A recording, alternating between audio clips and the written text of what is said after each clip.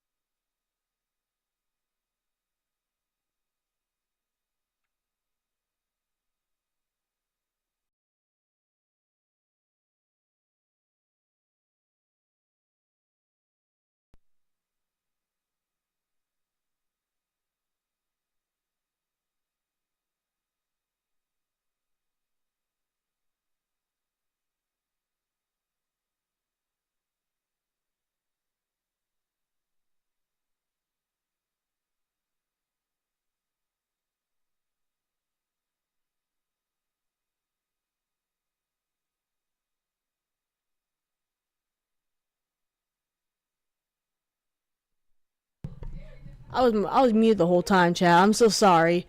I thought I had my mic on. But anyways, back to what I was saying. I'll be live. I'll be live, and I will not stop streaming until I'm done. Until the live event.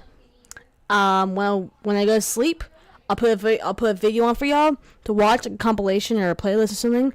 And then when I wake up, I might have to go to the gym. If I do go to the gym, I'll still have the video on for y'all or whatever. But if I don't, I'll wake up, just do my stuff, and then I'll get back on and I'll just continue on what I was doing. And then we'll play the event tomorrow, and then we'll go from there, chat. So let's get started. 18-hour stream. 17-hour stream, actually, so let's get started.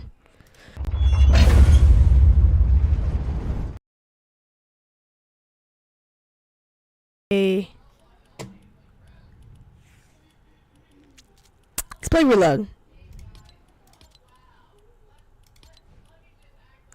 squads. Let me invite some of my people. Let me invite some of my friends. Artex is on. Let's go. You guys might know him. If you guys watch my videos and streams. Hopefully it's on. I'm gonna check actually. Oh, there we go. Ambitious? Artex, hello? Maybe not. Yeah. What's up, man? Trying. Hey, guess what? Okay. What? You know how live ends I'm just tomorrow, giving a kick right in the face with the capability. That's What? You know there's a live. Yeah, and I also saw on YouTube the live stream where I'm not going to sleep until the what's it called? You're watching the stream right now. Yeah, well, no. No, I'm not, I saw it on YouTube. Okay, so right now I'm live.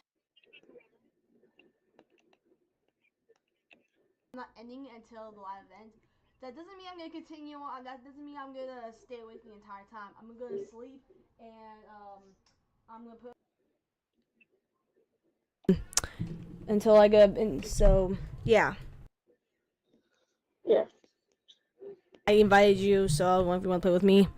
Also, are you gonna play the event tomorrow or no? Yeah, I probably am. Okay, well, I'll hop on. Well, I'll get on Fortnite when that happens. So yeah, chat. That's the plan. We'll be live for about 17 hours. This is like the most. This will probably be the longest time I've ever streamed ever. So have fun, chat. Anyways, let's do this. Let's play some reload. Let's play. Do you have this game right here?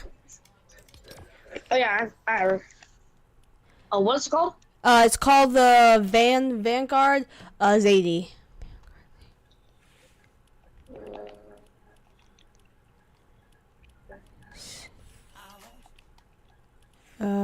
Suits new. Alright, is he wearing it? Are you gonna wear it? It's called just type in Zadie. Alright.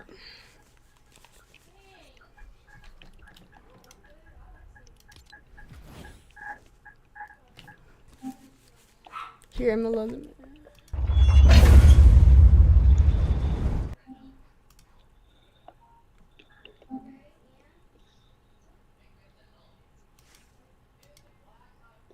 I swear I have this.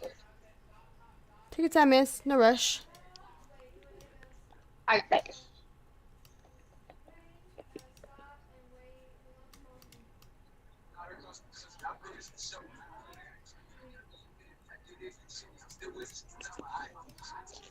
Bro, Thanos is back after 200 days. Yeah, literally. When are they gonna bring Travis Scott?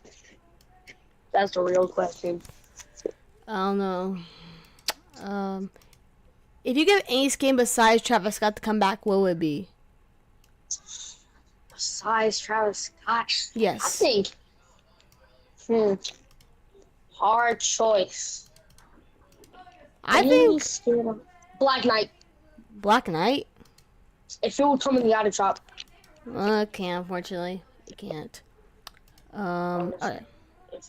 I'm just gonna. Yeah. Let's see. Alright, chat.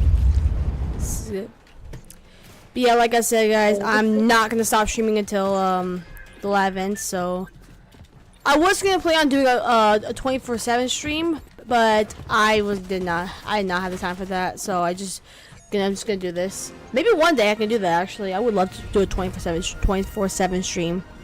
Basically, what that is basically I upload some of my old streams I did, and I just post them like as a compilation. So I'm not actually streaming for 24 like forever, but because I'll go crazy after. I would not like want to do YouTube anymore after that. If I actually like went live every single day, well, I'm going like if I went live every single time of the day. So yeah, I would not like that.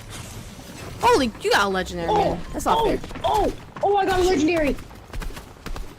Why am I missing every shot? Alright, okay.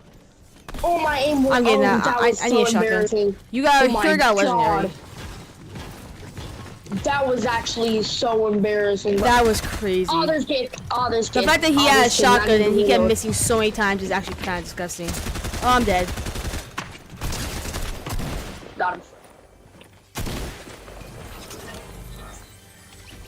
Finally, I found a shotgun. Bro, no way. That's legendary, right? How I find Ocean's Burst Rifle. The first First chest. literally the first chest you opened. The first chest. Yes, the very first chest you found a Isn't it freaking legendary. nice? That's like 1 in a million. Now, you mean even crazier? Bird is a mini hive? No. You get exotics in your first chest. Oh, that's crazy. That would be insane, guys. Believe it or not, chat. That's like 1 in a billion chance to open. Like get a set of Imagine you get imagine 3. Hold on. Someone under here. I actually got a chest with exotic, but a chest full of exotics. Yeah, that's never gonna happen. Just saying, chat. I'm gonna die, so just... Bro, you better respawn. Yeah, I'm rebooting. Is this duos or squads? Duos. Okay. I'm pretty sure. Oh, come on. It's all good, man. It's all good. Alright. Hey, at least my ring protected. Same, yeah. Alright, ready up. Alright.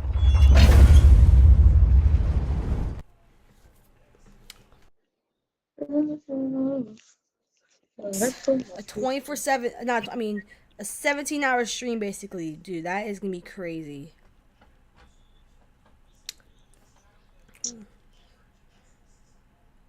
Hold on. You know what your sister did to me?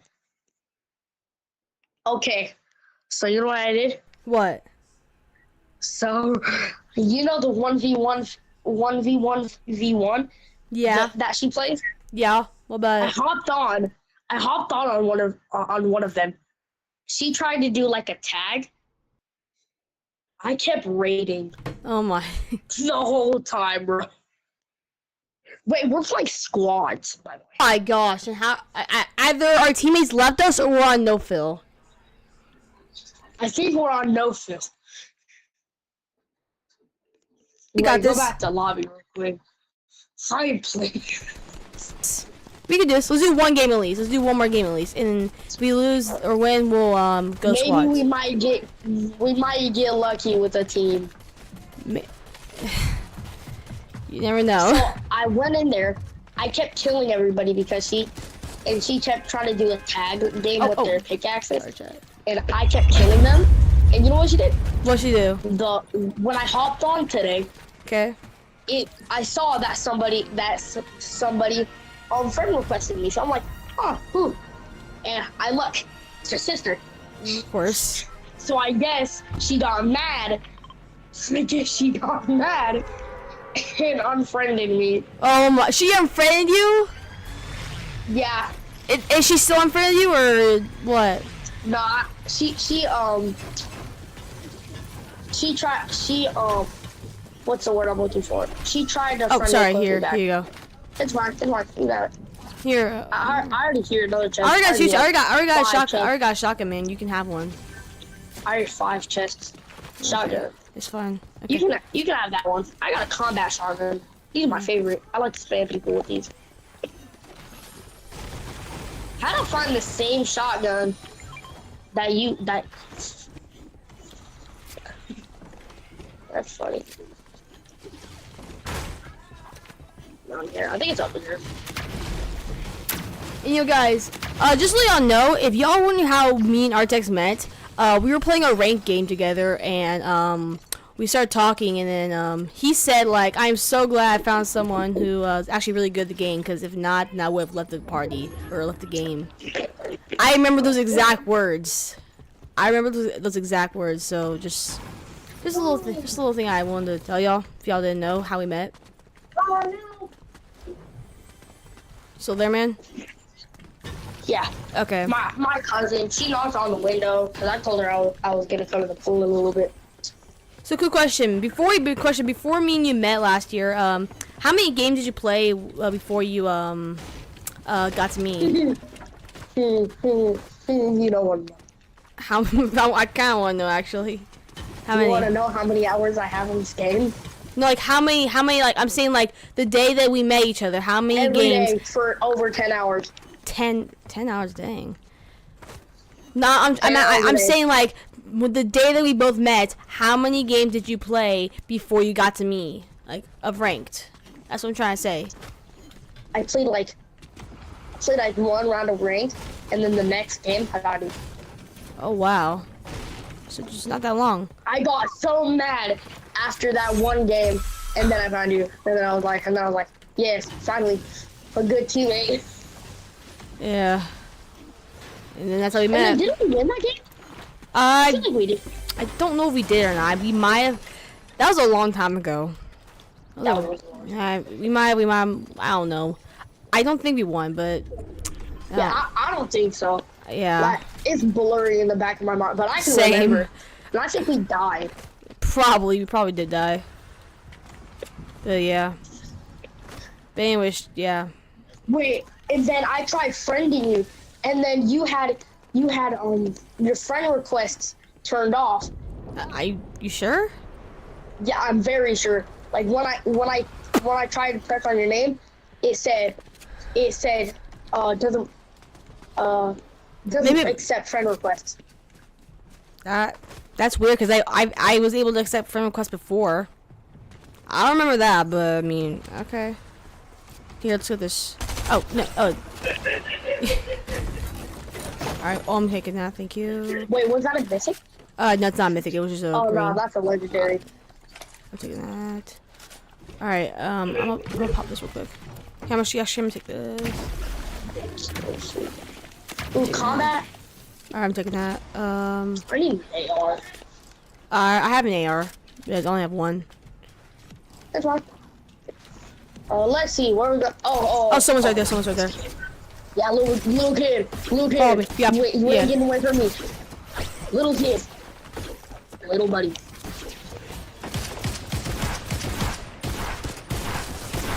So, Sorry, buddy.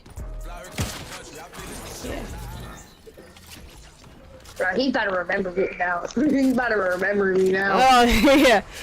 Well, maybe not because we both wear the same skin, so you could have mistaken me for you. All right. Here, actually, Wait, he knows the back bling that I have on because we have different back blings. Oh yeah, you're true. Yeah, I have an elite. I have my elite starter destroyer. You have your what back blade do you have on right now? Bro, I think the top ranked I ever had was like plat. Wait. Oh, you have okay that one. But dude, Like, I am the so top rank I ever had. guys. Yeah, are y'all excited for the live event for tomorrow?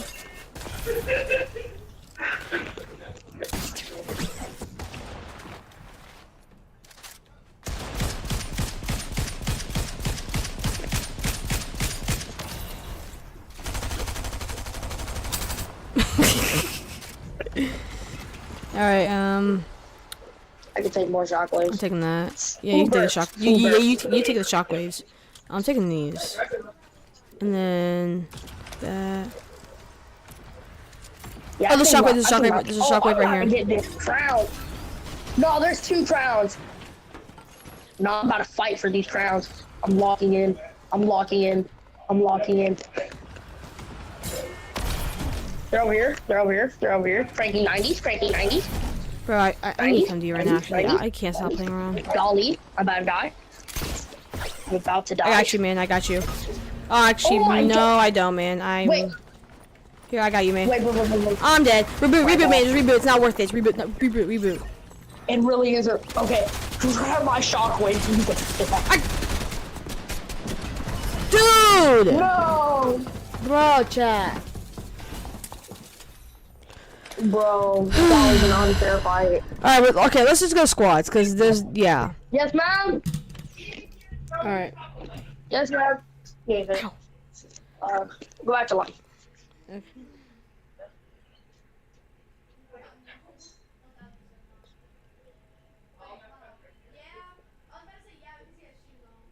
Alright, hold on, chat.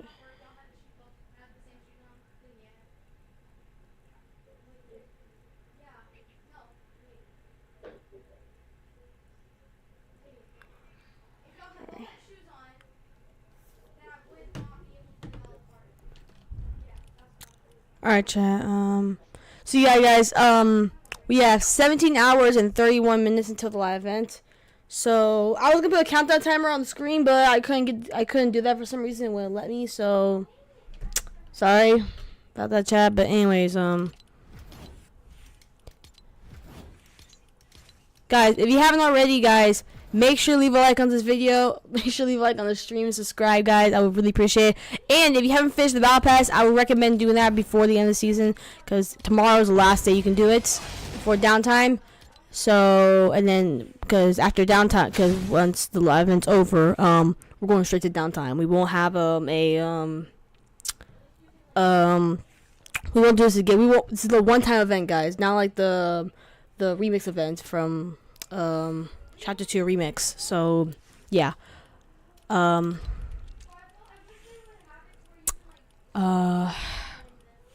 need to get myself a code, guys. I need 1,000 subs though.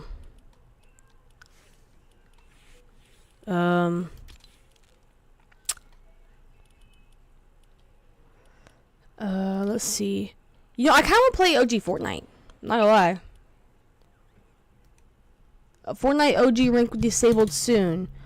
We will disable OG rank playlist at the end of the current season. Competitive play focus. Why? So wait, why are they why are they disabling it? So they're disabling it. Competitive event focus on. Oh wait.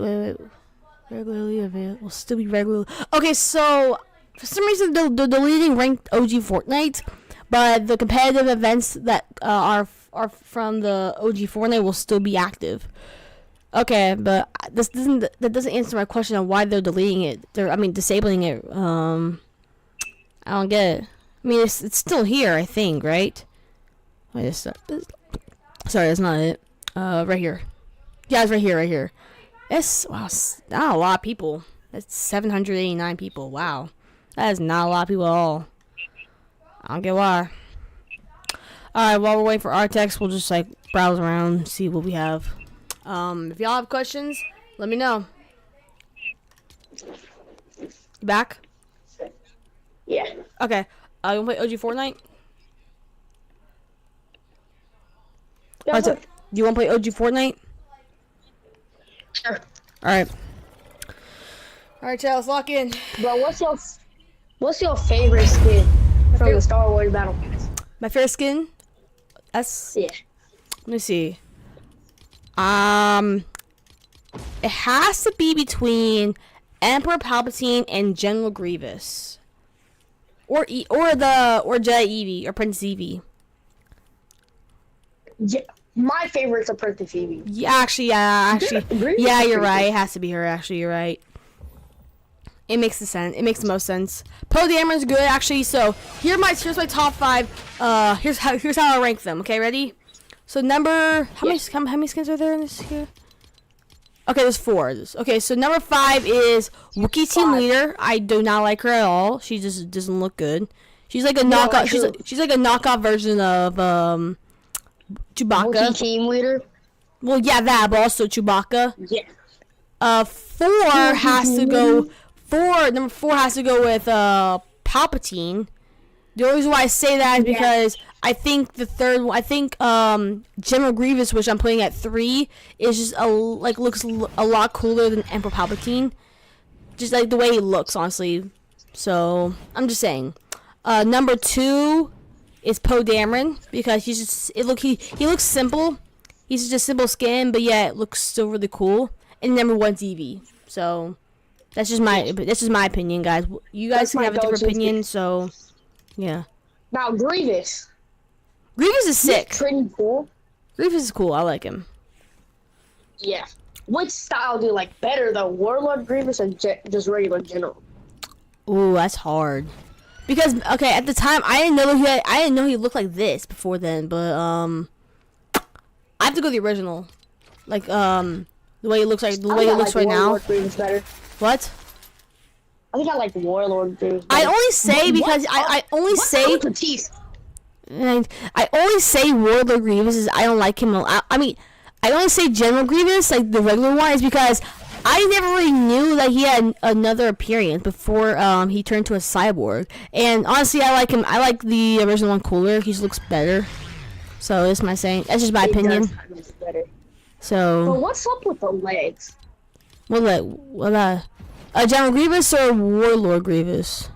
Oh. Those Oh gosh, I didn't realize he. Oh my gosh. Exactly. Why does he have feet in the back of his? Why does he have a feet like a? What's the back of his feet? Does that give him advantage to jump? I guess. Yeah, chat. Look here. Look here, chat. Look at the back of his feet. Y'all can see. Look at the back of his feet. Oh my gosh. And then look at the back of his feet for Warlord Grievous, and then look at the feet now. Like oh my like. He kept the tradition, I think, because he. Wait, maybe he didn't. I can't really see. Here, let me go to my. Actually, I'm not gonna do that right now. Okay, chat. What is it? A transition? It's just like built-in emote. Right, Yeah, but why ready is up, it man. built-in Ready emote? up. Ready up. Okay, I'm about to be easy. All right. I'll be Eevee as well.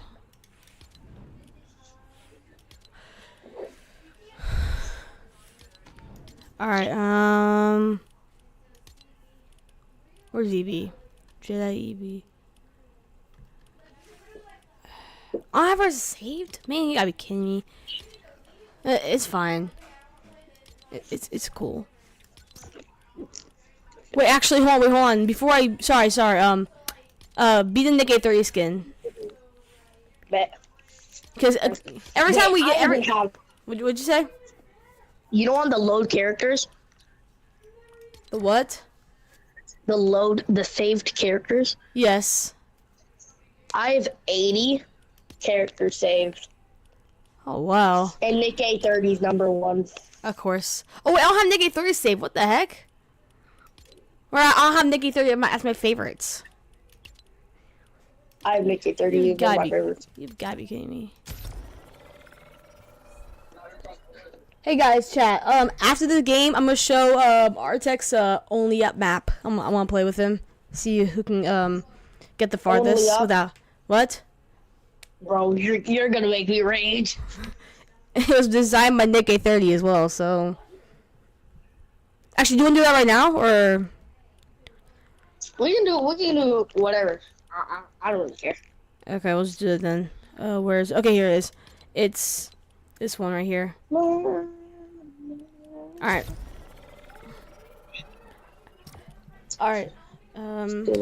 Yeah, chat. This I have died so many times to this only up map. It is annoying, but I don't rage at all. I don't rage, so. Anyways, we found a map. Bro, I can't wait for the live event. Yeah, same here, man. I saw the trailer, guys. Guys, if you guys saw the trailer, you guys are gonna be hyped. You already know it's gonna be amazing. So Bro, I wonder if we. yeah, chat. I wonder if there is going to be. Like I like how it holds up to 24 people. Yeah. 1 meter, 3 meters. Okay, I'm gonna start.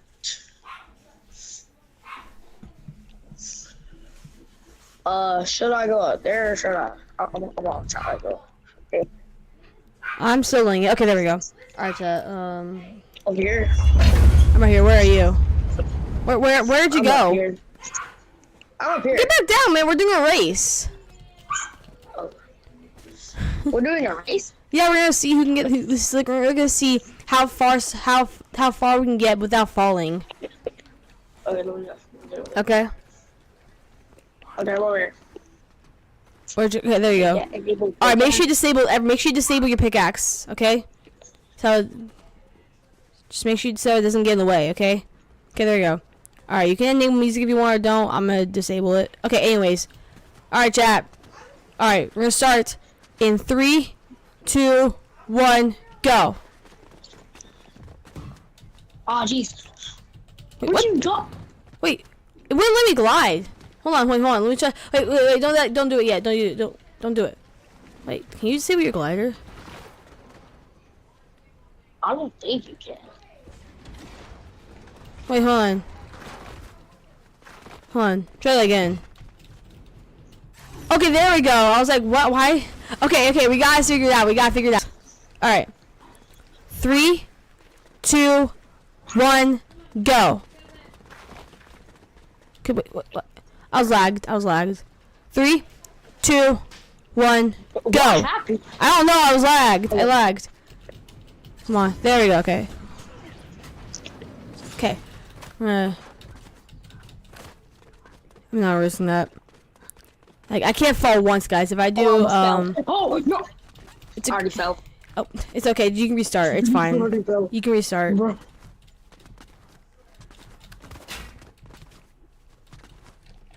I fell on that cart. Oh, come on, man. Okay, we both lost. We both fell. We're not gonna really do a race anymore. We're just gonna keep playing. That was like a little starting point thing. Oh dang, that's about to be hard. Oh, this is about to be Oh my hard. god! Do not die. The highest I've ever gone to was season 4. Well, season 4. Yeah. Ooh, I think we should go here. Oh, come on! I just Did it fell. really just take you out the game? No, I just fell. You fell? Yeah. I was trying to go the other way, and I just like messed up. Ah! Almost fell. I fell Oh again. gosh. Like, I'm regretting my choices. come on. You know what these little things What? that I'm right here with? Hold on. I regret my choices. Look. I Look what can't- I have to go through. Oh my gosh. Okay, I guess I'm gonna. Woo! Oh, I did not think I was about to do that. Bro, I feel like there's about to be something crazy at the end of the easy one. Yes, finally. I can't go that. Oh gosh. Oh gosh. Oh, this is about to be hard. I thought there's a secret path, but I'm not going for that. No! No! Oh, come on! No, buddy! You have gotta be kidding me, chat. You have got to be kidding me. Okay. We're doing good. Okay. Good. Gotta do this again. Chat, I just suck. That's all I do. I just suck. I really suck at doing only ups. Honestly, I don't really like layups. I rage too hard. Why did it not let me mantle? Like, every time I go on the tire wheels, it will not let me mantle. I swear. Like, what's going on? Like, I'm like it says mantle. I click my space and it will not let me mantle. Like, look, watch chat. Look. Okay, it did that. Well, I didn't really mantle, but I got it myself. But most of the time when I try mantle up there, it won't let me. So I don't know what's going on, chat. Ooh, I got that. Ooh, I got that. All right, here. Okay. I'm at 100 and so right now it's still at the beginning of season 3.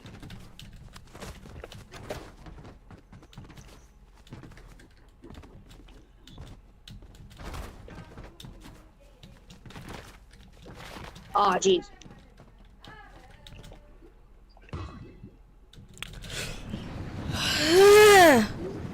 Where are you right now? I'm at 100. Oh, jeez. Oh, I am still at the very bottom. I have to restart all over again. why? Bro, why is it so hard? Ah, Come on, try again. My God, why am I not doing I it? got that. Okay, there we go. What was that? One. I'm about to Oh, what rage. path should I'm I about to rage so hard right now. Oh, no, I'm regretting my choice. Wait, I'm a season 4. Oh my gosh, bro. I'm a season 4. If you fall now, I swear. Imagine if you imagine if you fell right there and then. Bro, stop. It's already bro. Oh, if you teach me, Why? I'm lagging. I'm at the rocket launch.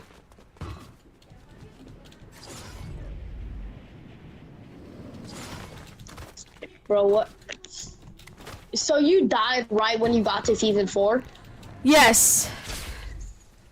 I got far. Okay, I okay, don't well, know why, okay. but I The last, feel okay. like I'm Early good. when I play, okay, okay. Early when I played this, I was at season 4. I was at the very end. I had no. Bro, what? My mic hit me in my face.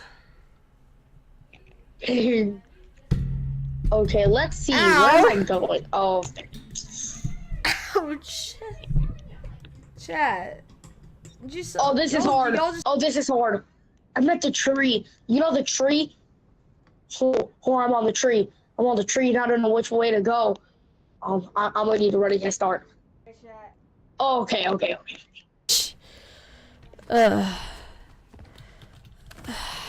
my gosh.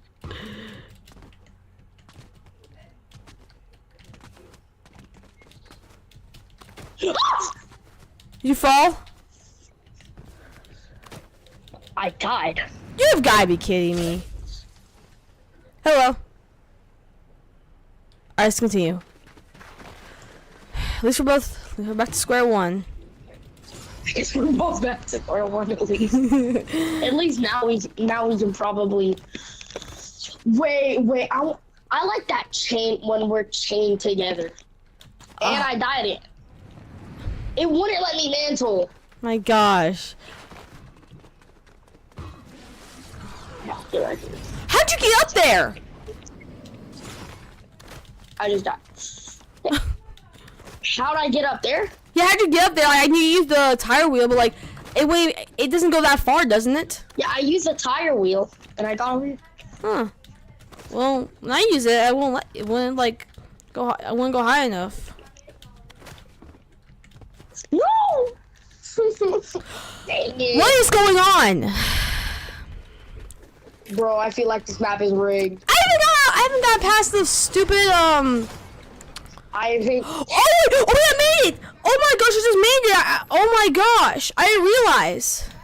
I just made it. I didn't realize. Oh my gosh. You made what? The tire thing or yeah, this. You didn't see this?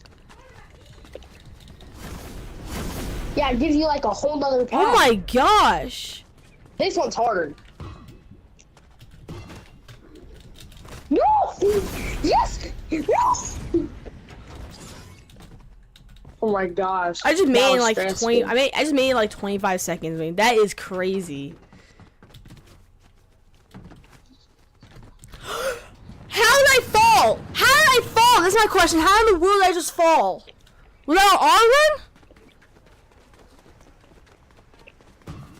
Okay, so one another path? Oh my gosh. No, it's just a little thing. Okay, so I'm trying to. Okay. 1 meter. 1 meter. I don't know what I was doing at the time. Woo! Ooh, I almost fell.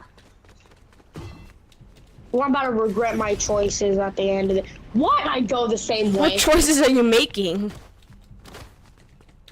But I went the same way that was hard. Oh my god. Like, that's the little Chad, chamber. what's going on?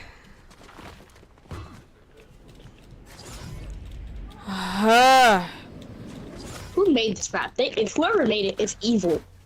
Nikkei 30. Nikkei 30. Oh my god. You're wearing his icon skin. Wait. You know on these things? What are you On talking these little platforms, or on the holes, I you don't don't know. fall through the holes. No, I was so freaking close. It makes this so hard, bro. Why does he have to make it so hard? Why? Nick A30, why did you do this to us? Come on. Yes, he Perfect! does. Got up here? I fell. I fell trying to test something. Okay. Now I gotta do is this. 1, 2. On those little platforms, there's in the spaces, you don't fall through them. But on the next Why one, am I not making my oh my gosh! We're Dude! back to start. Come on. Yes!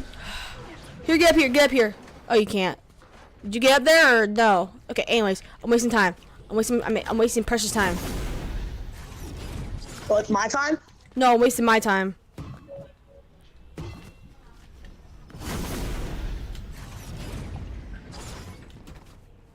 I almost fell. Why am I not making it? My gosh. Why'd I go the same way again? Well, I'm not making this I gotta mistake restart, anymore. man. I'm I making literally this have to. I mistake. have to restart. Okay. Anyways. This is way easier. What? Nick A30 is evil. You know this little crane thing he put on these things? I don't know what you're talking about, but I guess maybe. Like the cranes? Oh yeah, the cranes. Like, Yeah. Right here. Yeah. When I tried to jump, It messes you almost knocked up. me off. Yeah, it messes you. Nick, you're a terrible person. You are a terrible person. Nick, I'm just kidding, by the way. You're amazing. Or should I say amazing? Ah. Nick A30 joke. Gosh. No! I jumped twice. We're just frustrated right now, Nick, if you're watching somehow.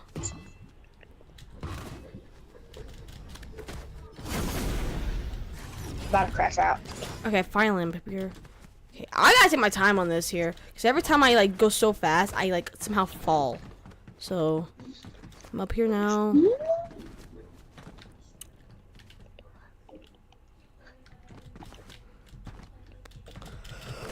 Oh my gosh! Bro, if you- Oh my if gosh! you were to I almost fell. I literally almost fell. If you were to add one person on Fortnite, who would you add? One person. One person. This may come to a shock to you, but I'm probably gonna add Typical Gamer. Typical gamer. The reason why I say that, one person is because he's the only person that I know who doesn't have an icon skin. That's the only reason why I say that. You know what?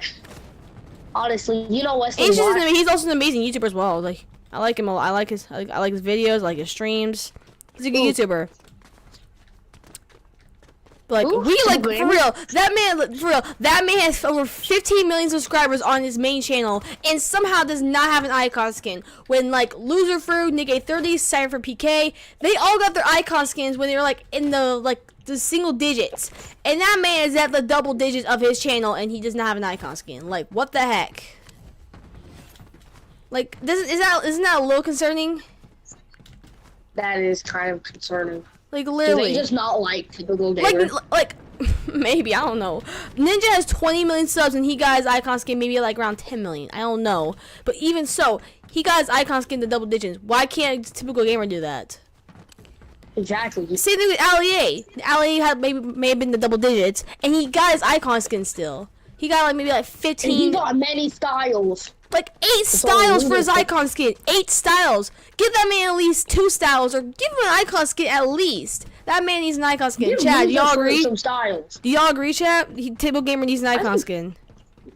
I think typical gamer needs an icon skin. Who doesn't think he does? Who doesn't think he does? He honestly needs to call Epic right now. Bro, he needs to call like He's gonna Epic need Games. that Hello, icon yeah, skin. I'm almost at 20 millions of subs. Sorry, he needs to be like this. Hello, Epic Games. I'm almost at 20 million subscribers, and somehow I do not have an icon skin. By any chance, when am I gonna get that? Epic Games like, we don't know.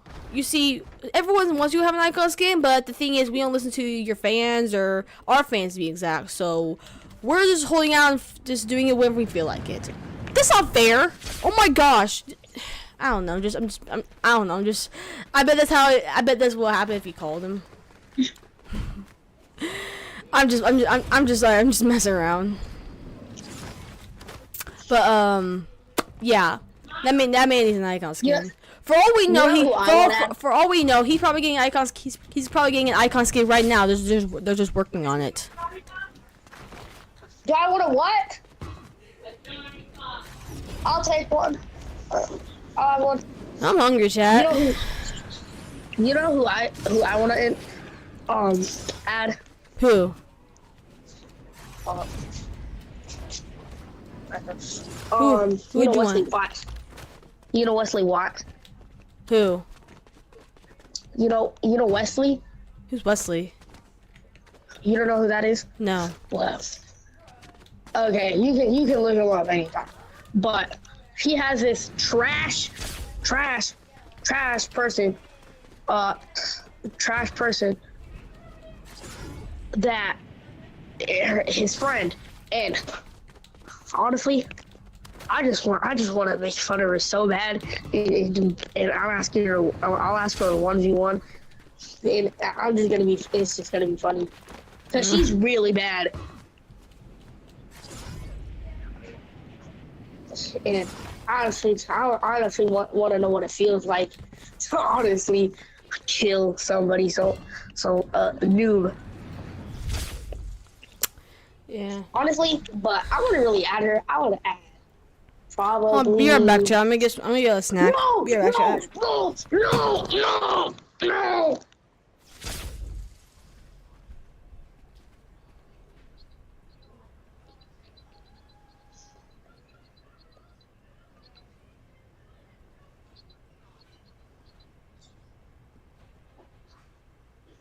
I'm in my emo phase.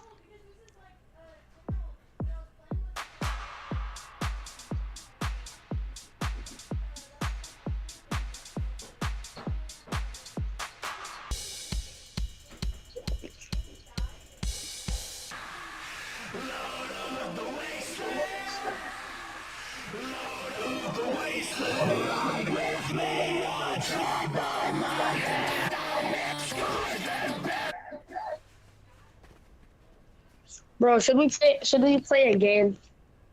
Wait, you know what I'm about to do?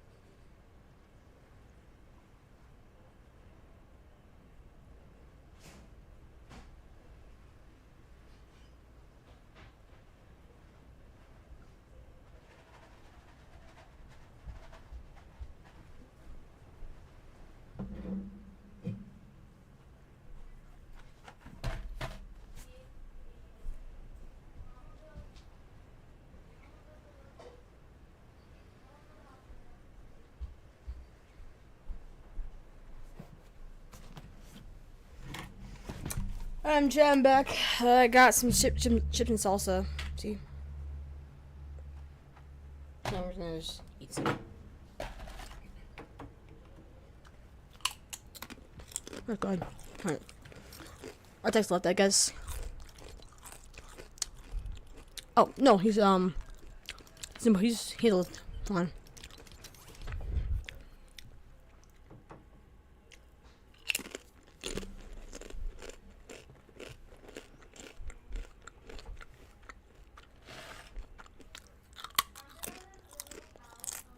I just realized, why are they squared or rectangled? The chip. I just realized that. Okay. Oh, you got off, I guess.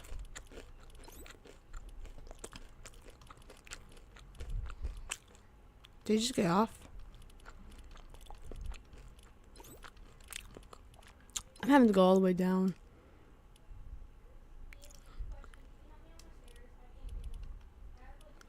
Oh no, he's on. He's still on.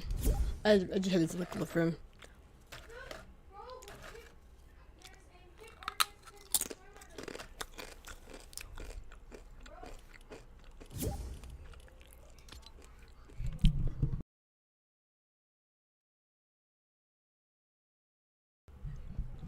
Hello?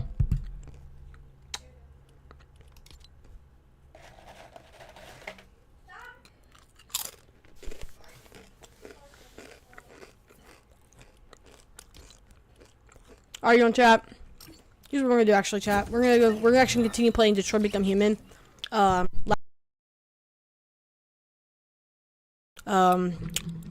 let's continue.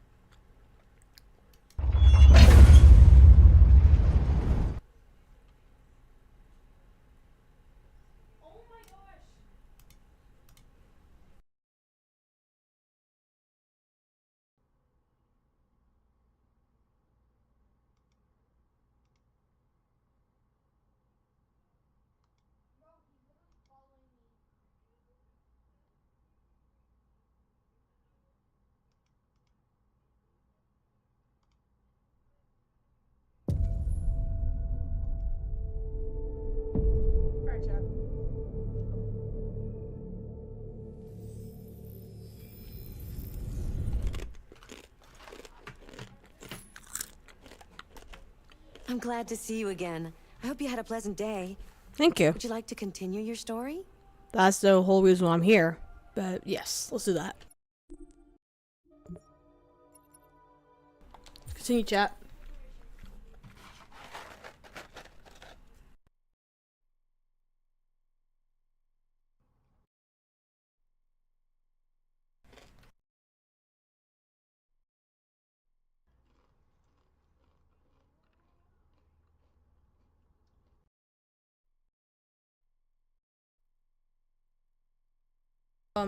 Get unplugged again.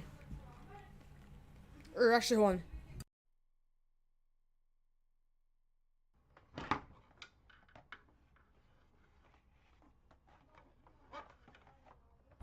Several sources report that CyberLife has provided Detroit police with a prototype android.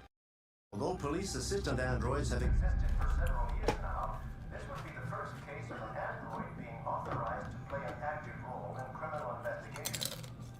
We contacted CyberLife for comment, but no longer.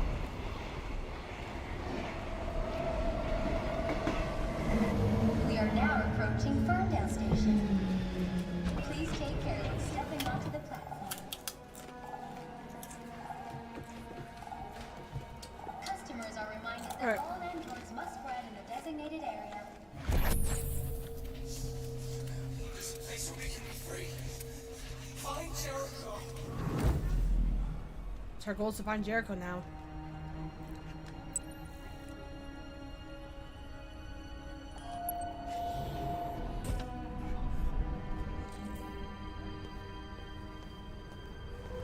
They missed.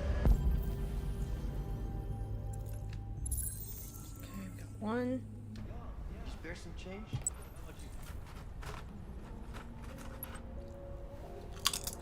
Oh yeah? What do you say? What do you think?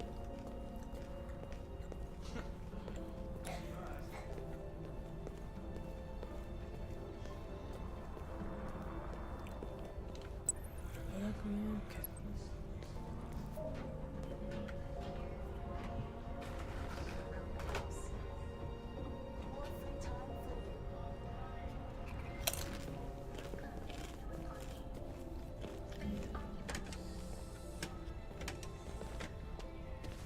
Oh, sorry. Excuse me. Are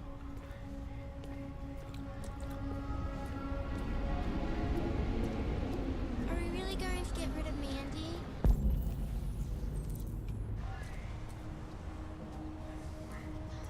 Grandma says it leaves her with nothing to do. But she's so cool. I know, honey. Oh, there it is. Oh,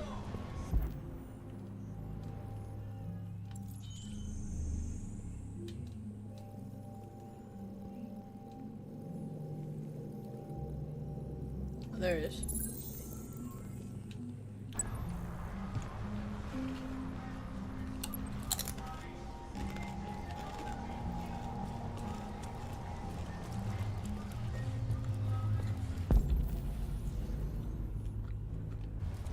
Okay. Okay.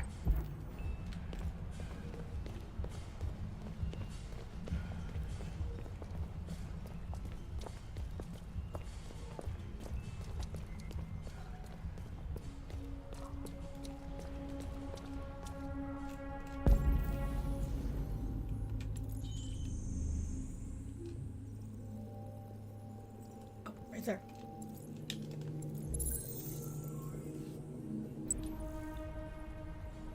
Okay.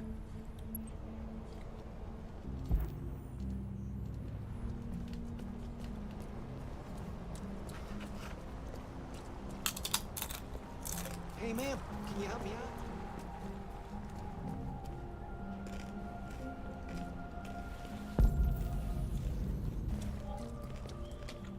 Okay, nice.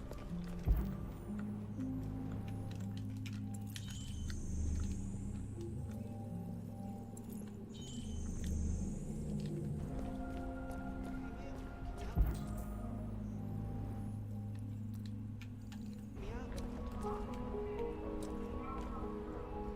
She's not looking.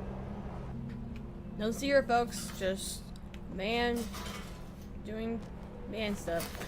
I don't know.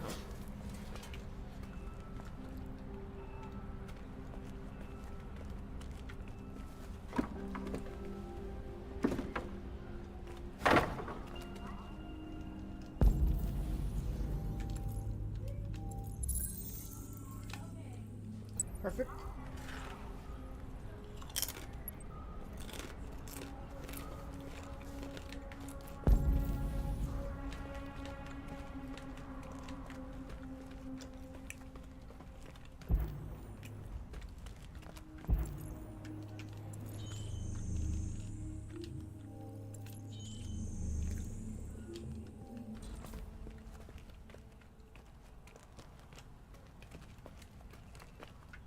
Alright, we gotta move this here.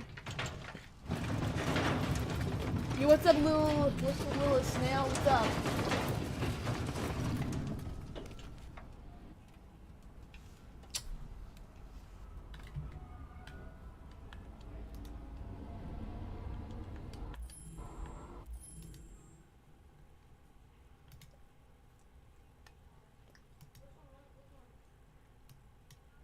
Oh, sorry, I didn't mean to do that, chat.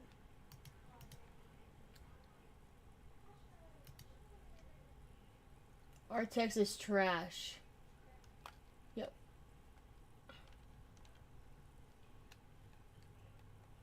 He's not good.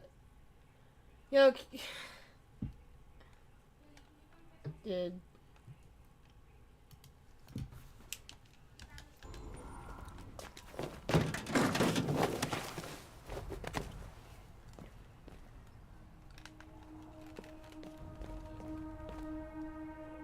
Alright, next picture.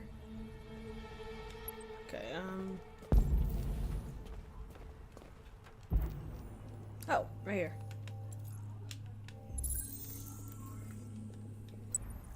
Okay, right there. Now I gotta figure out how to get out over here. A single wall. Can't build a single wall. Alright, Artex is good, man. Artex is a good, Fortnite player.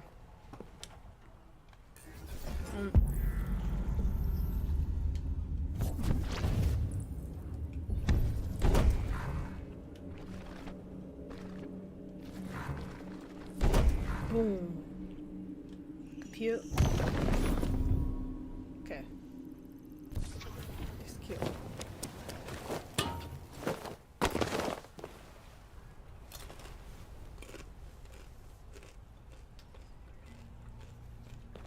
Killed him in a 1v1. Hey, maybe might be better than him, but at the end of the day, it's all about having fun.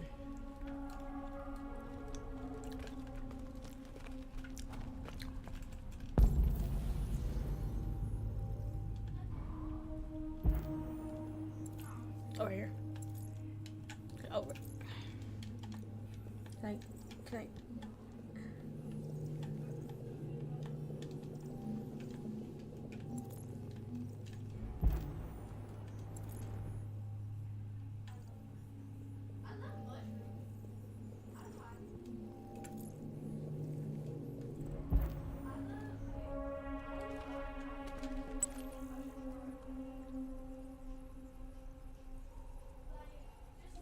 Okay.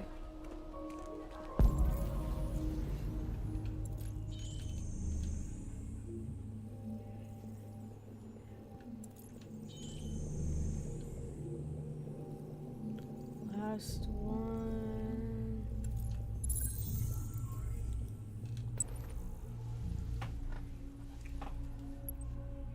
I gotta find a way to get there.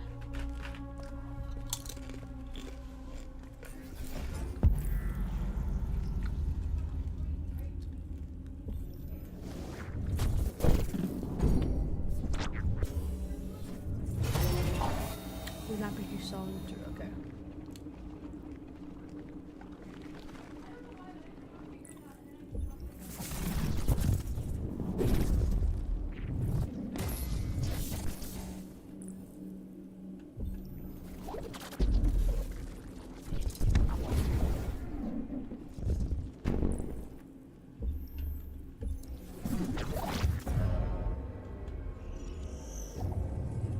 Perfect. Alright. Cute.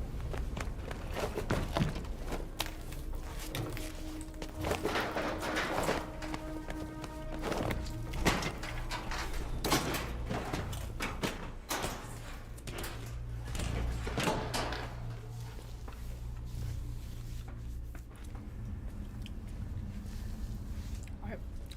Continue.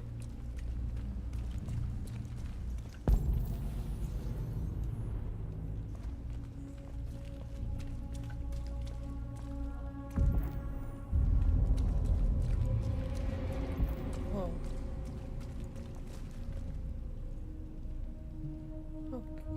Oh gosh.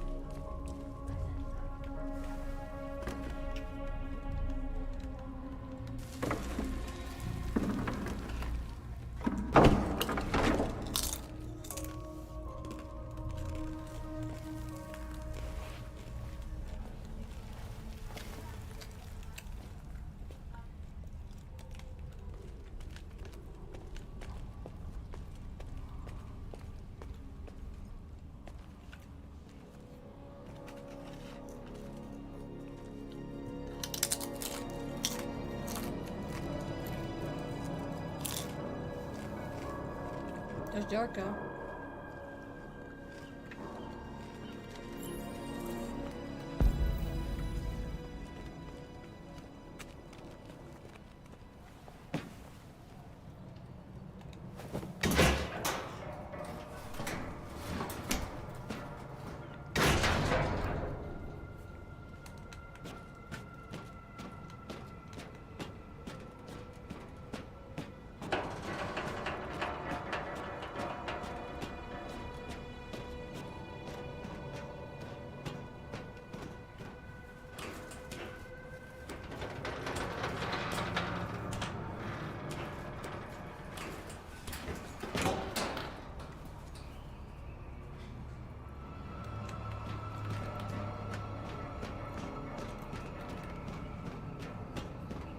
Oh.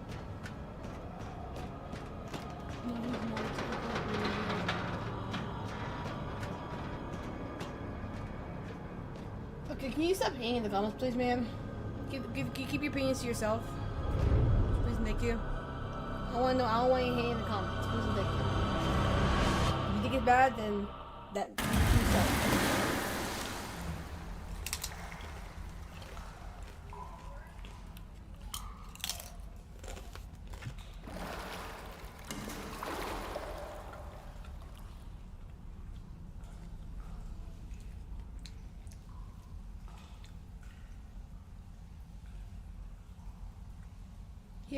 He has no friend. Bro, he has friends, man. He has me, and he has a bunch of other people.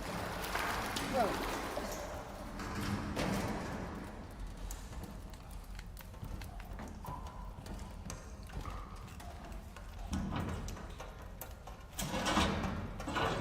Yo, don't tell me, please. guess, is this you, Artex? Is this you, Artex? I'm assuming this is you, or maybe one of your friends.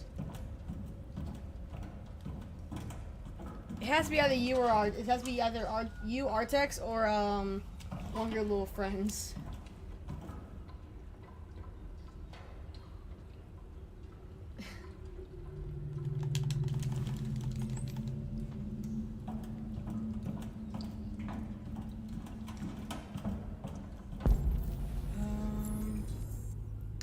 Yeah, it's you, Artex, isn't it? Oh my gosh. You keep changing your name, man, so I don't know if it's one of your friends or just you. I don't know. Like, I can't tell, man. But, what's up?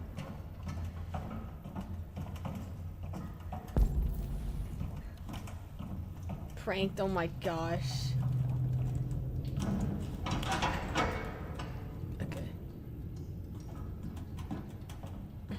But is the game good right now? Does the game look good? Just let me know in chat, Artex.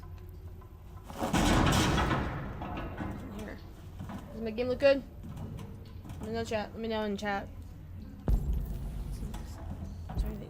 It's a magazine.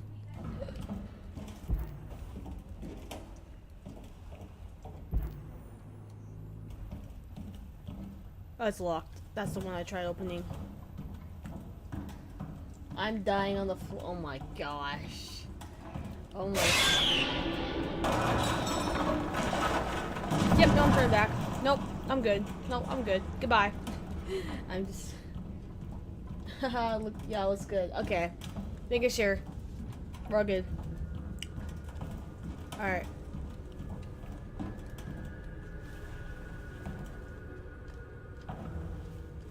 Oh boy.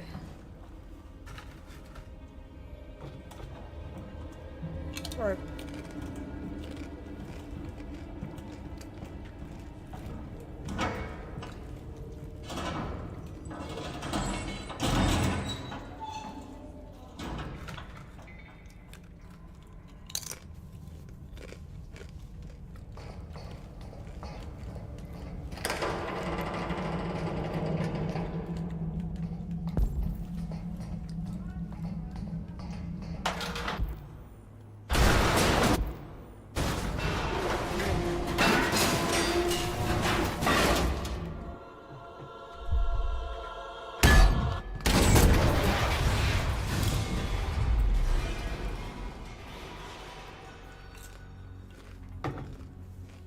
oh.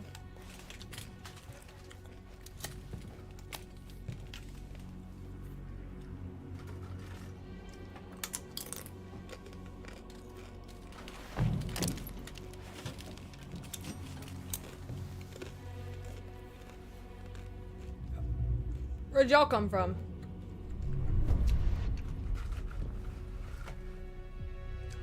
Welcome to Jericho. Wow.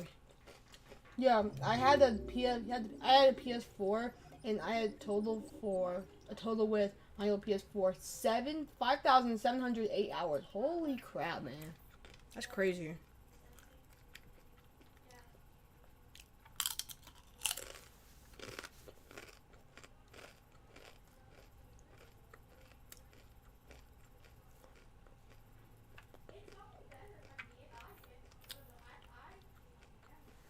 It's 3 other things you got for done, man. Oh. Anyways, continue. Oh, this is where okay.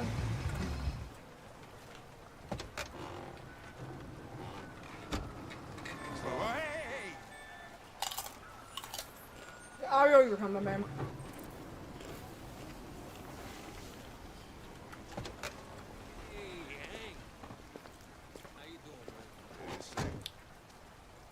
Well, I always wonder what happens if I just leave the streets. Or just like go away. Never come back. Because okay, fine. I'll leave. I'll go with Hank. You want a flutter?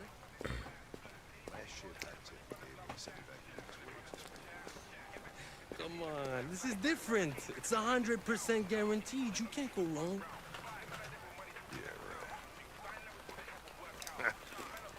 All right, I'm in.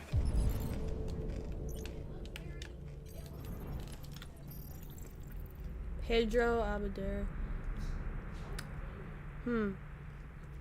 Illegal gambling and fraud. He's unemployed right now.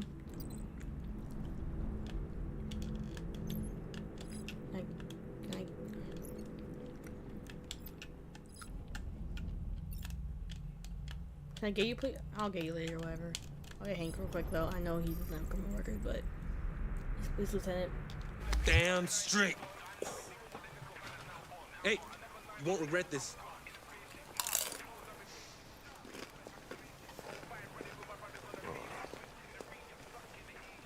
What is your problem?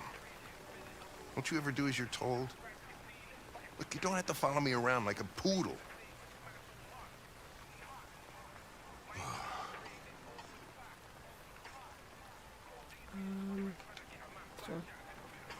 I'm sorry for my behavior back at the police station. I didn't mean to be unpleasant. Oh, wow. You've even got a brown-nosing apology program.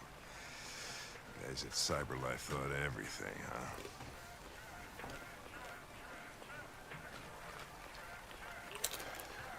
Yeah. I can get this guy. Gary Kays, been arrested for resisting arrest, breach of hygiene regulations.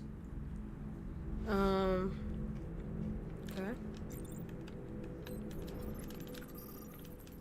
Hamburger. Okay.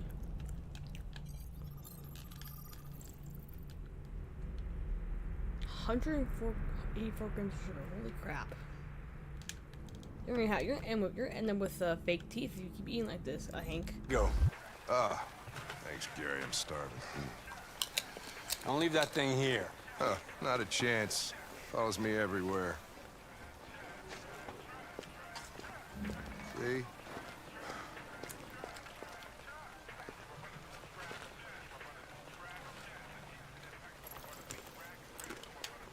Enjoy your meal.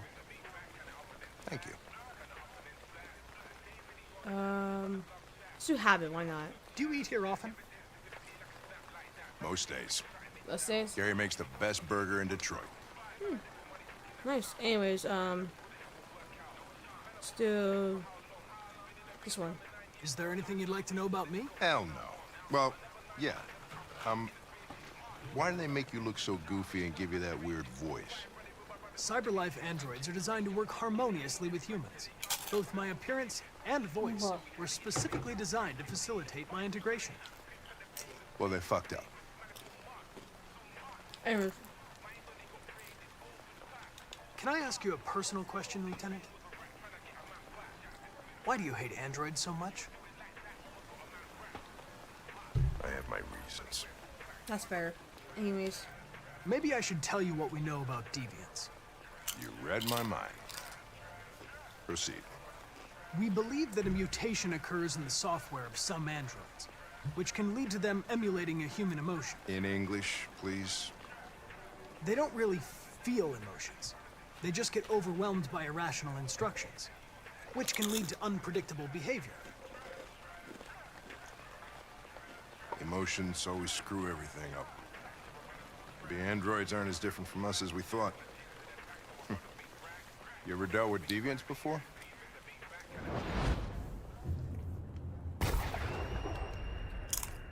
A few months back, a deviant was threatening to jump off the roof with a little girl.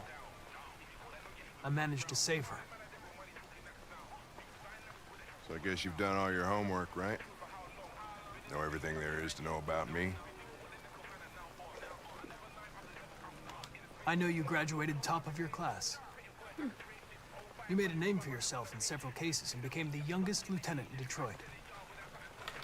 I also know you've received several disciplinary warnings in recent years, and you spend a lot of time in bars. So what's your conclusion? sincere. I think working with an officer with personal issues is an added challenge. But adapting to human unpredictability is one of my features. I just got a report of a suspected deviant. It's a few blocks away. We should go have a look. I'll let you finish your meal. I'll be in the car if you need me.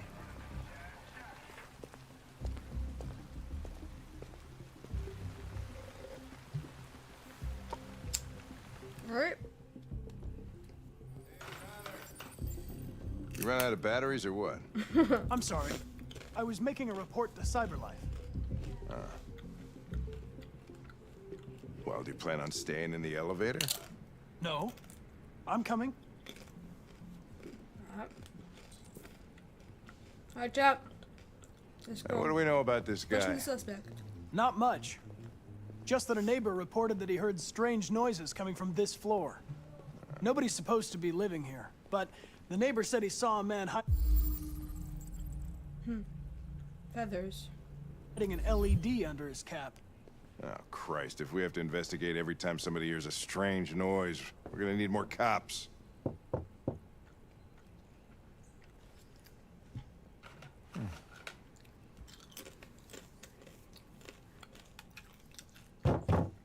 Anybody home? Open up, Detroit Police! Stay behind me. Got it.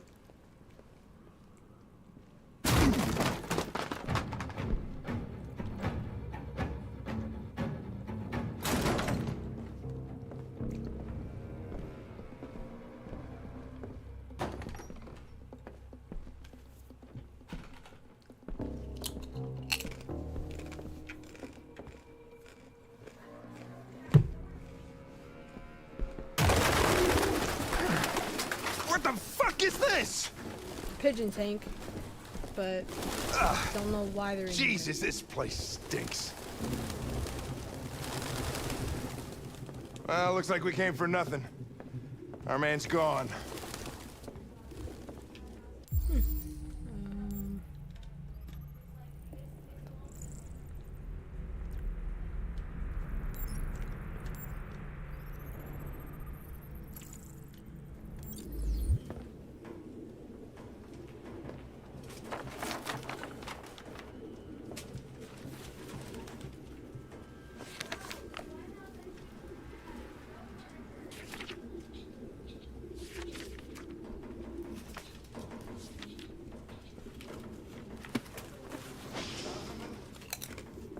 I don't know. It looks like a notebook, but it's indecipherable.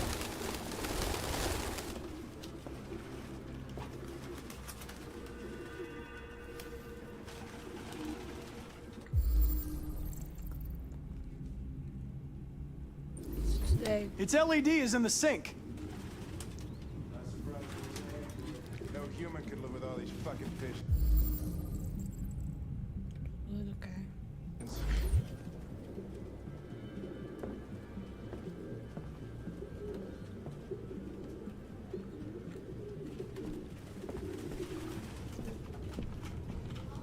Any idea what it means?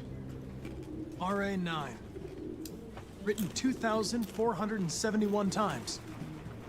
It's the same sign Ortiz's android wrote on the shower wall. Why are they obsessed with this sign? Looks like mazes or something.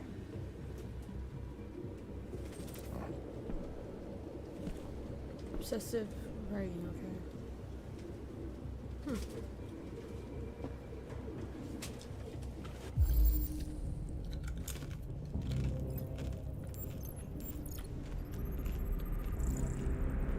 Open marker pen. Okay.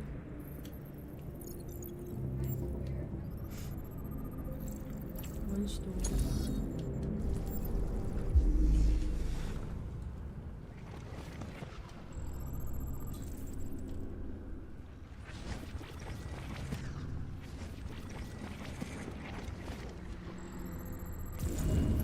Suspect ran to the living room. Okay.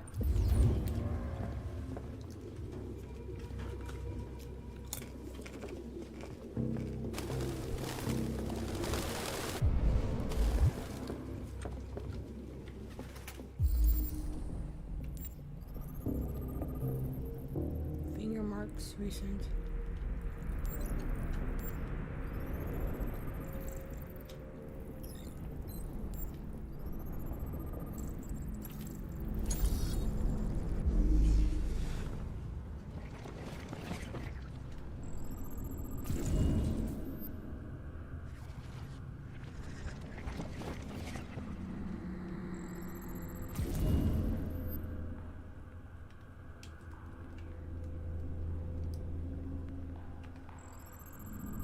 Suspect is still in here.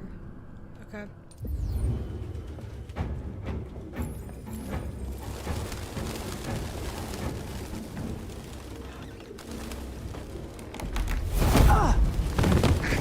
Goddamn fucking pigeons! What are you waiting for? Chase it! Good chase it, Hank. Chill.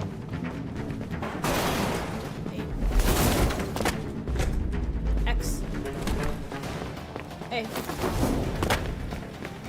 A. Can't look at that right now. That'd be insane. Fast risk. I'm going fast risk. He's fine.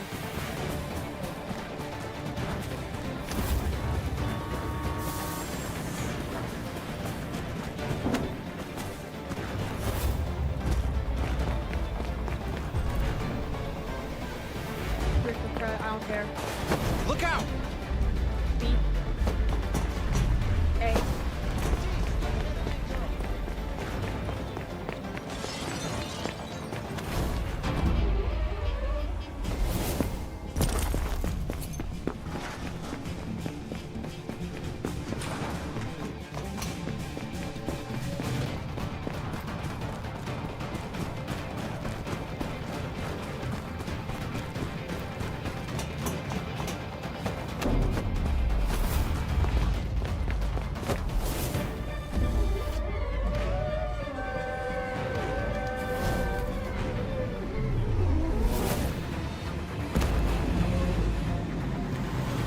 Holy shit!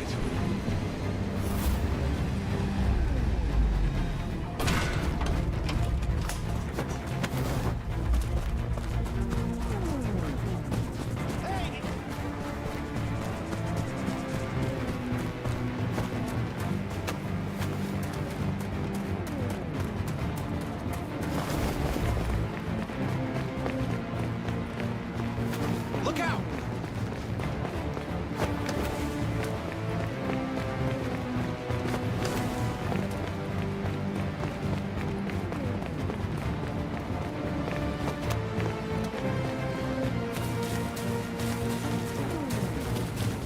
Stop right there! Whoa! Gotta say Hank. I can't. I just can't. I have to say Hank. Shit! Oh, shit! We had it! Fuck! It's my fault. I should have been faster. You'd have caught it if it weren't for me. I only saved him because if I chased for the We know deviants, what it looks like. Hank would have hated me, and it would pretty much affect our relationship for the rest of the game with as Connor. So I was not having that. So Hey, Connor. yeah. Nothing. No. Come on, say it. Say it. Say you like me. Come on. Come on, Hank. Say you like me. I don't know. Alright, chat. I'll be playing for another 30 minutes or maybe an hour, and then I'll head to bed, put a video on for y'all, and then we'll just go from there, yeah. So another hour.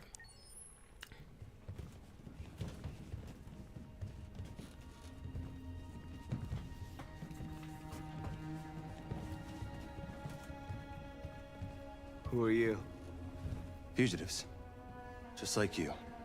My name is Josh. I'm Simon. North. This is Jericho? This is Jericho? It's a refuge for those who don't want to be slaves anymore.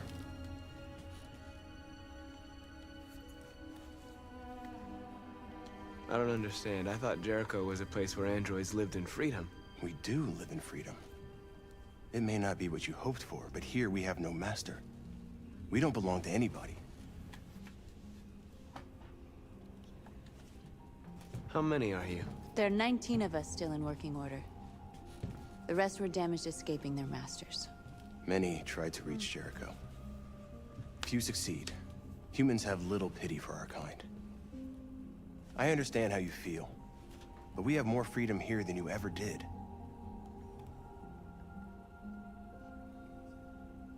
Let's do somber. Maybe I was never really free. Maybe I was only what my master wanted me to be. And now, I need to decide who I really am. You're lost. Just like the rest of us. We didn't ask for this. All we can do now is deal with it. You're safe here. You can stay with us as long as you want.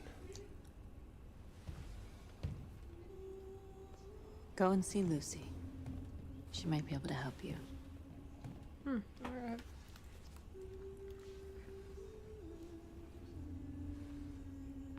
Alright, sail in.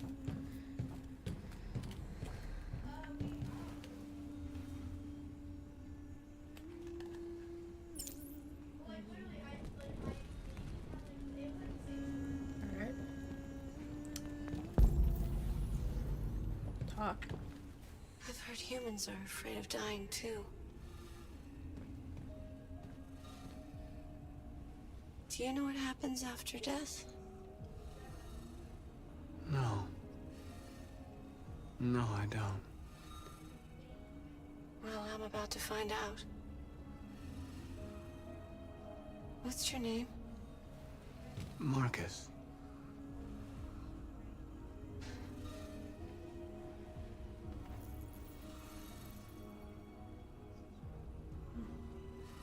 I was glad to meet you, Marcus.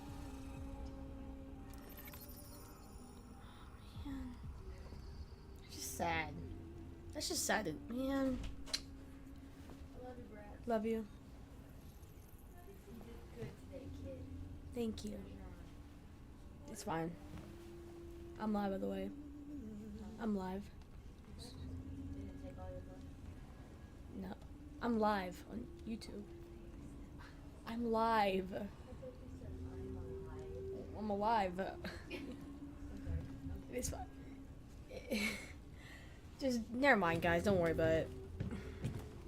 I had doctor appointments today, and they had to get my blood drawn. So yeah. That's all. That's yeah. Anyways, let's talk to North.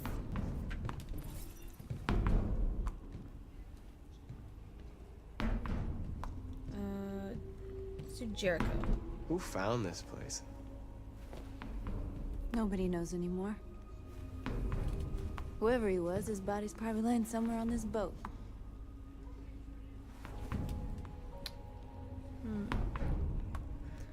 Get spare parts? Well, these guys need spare parts and blue blood. Why hasn't anybody gone to get that? It's not that simple. Can't just go shopping at a CyberLife store. Anyway, nobody wants to risk leaving Jericho. You be smart, guys. If y'all just took your LEDs out. Wounded. A lot of these guys in pretty bad shape. That's how the humans treat those who disobey. They despise us. They'll never accept what we are. If you came here for comfort, you came to the wrong place. Alright.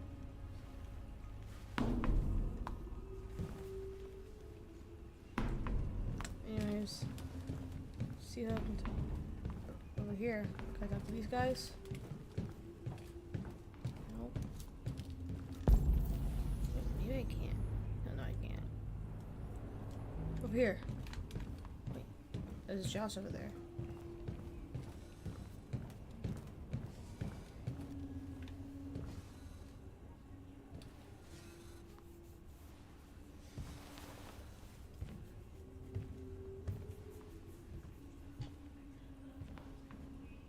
They threw him out when they didn't want him anymore.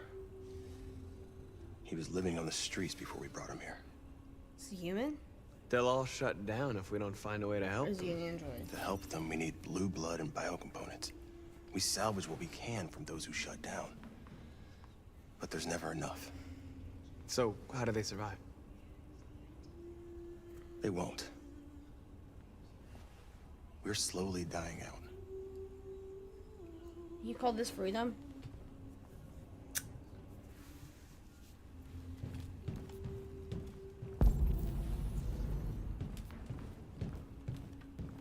I thought Simon's just like closing his eyes like this. Like just, I don't know what he's doing, just closing his eyes. It's like, I don't know what to do. Whoa. Guys, the dying android talked earlier. Oh, you're here.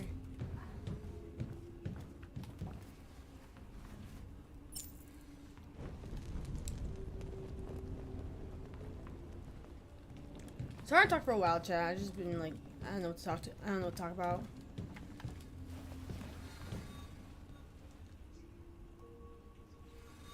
I'm not in very good shape, am I? No. Unfortunately not. My diagnostic program isn't working. I don't think it would have anything good to say anyway. What happened to you? They tied me to the back of a car. I think they wanted to have fun. That's evil. I don't want to shut down. No, I don't want to shut down. That's evil. The fact that they did that to you. That's evil, man. Alright, let's go see Lucy. Let's go see Lucy now. I think we did everything, maybe. I don't know.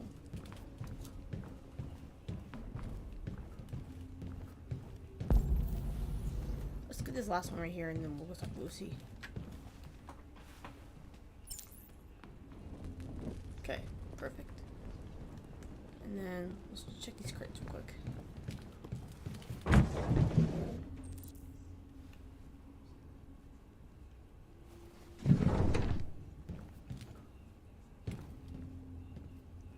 Cyberlife.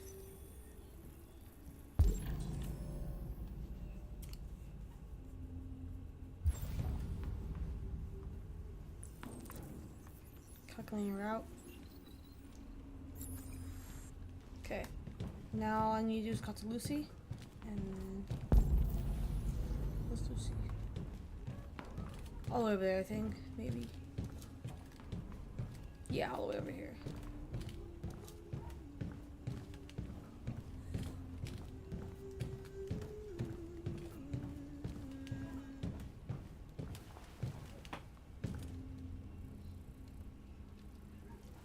Are you Lucy?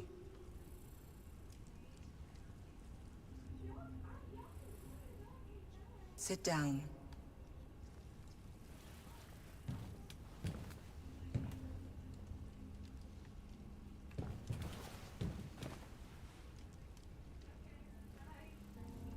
Show me.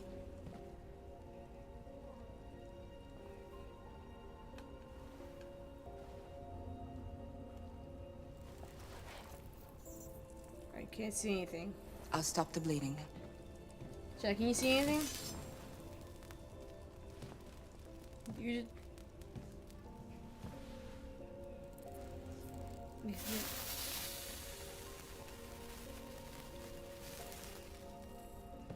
okay, whatever. It's still bleeding. I guess I didn't pull my shirt. I don't know. Drink this. What is that?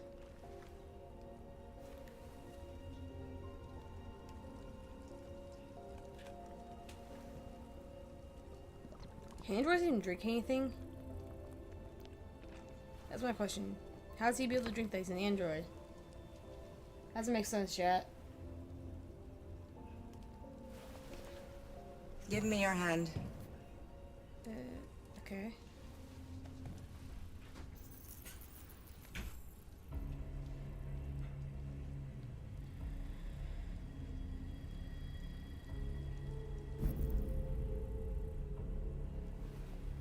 You had it all.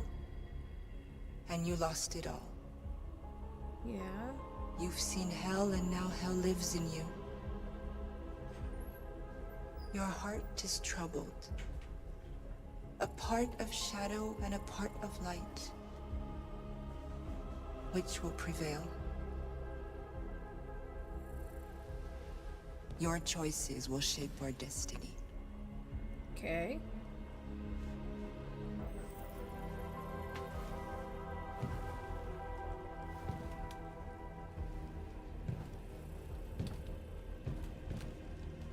Alright. Propose a plan to Simon now, okay. Let's go talk to Simon.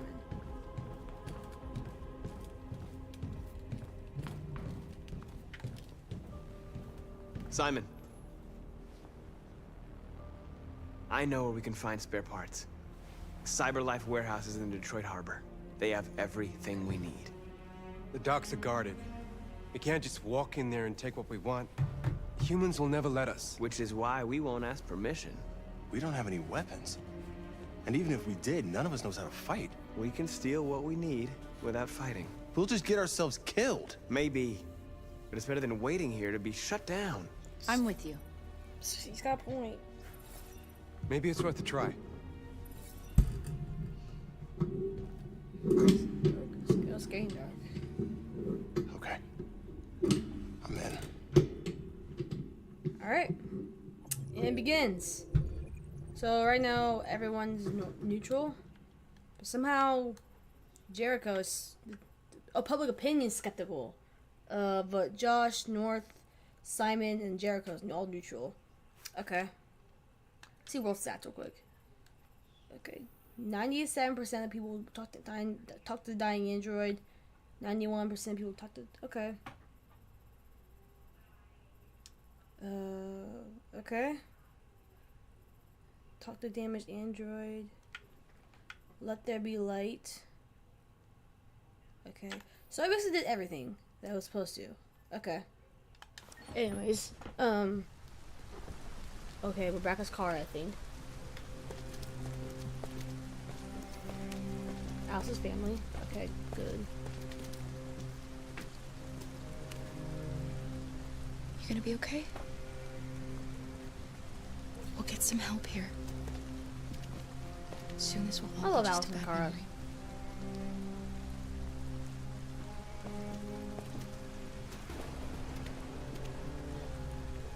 This is the place. Yeah.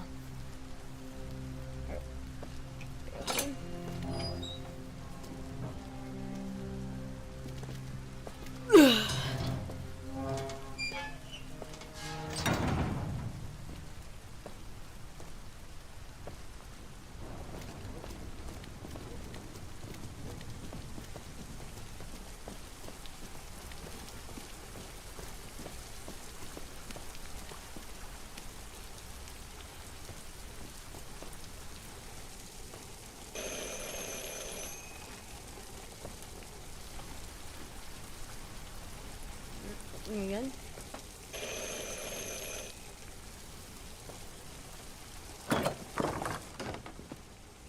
Are you Zlatko?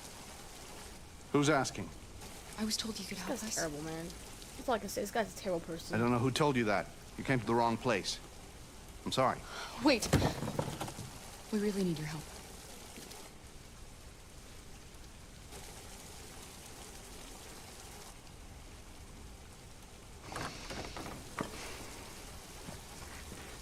Come in. And now it's...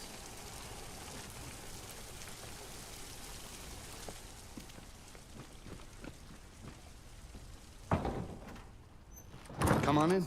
Don't be shy. Okay. Luther, would you be so kind as to take these ladies' coats? Oh, don't be afraid of our big friend here. Luther Luther here. is just another android that I helped.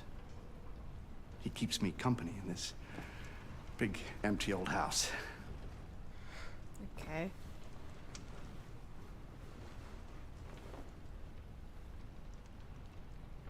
Please, make yourselves at home.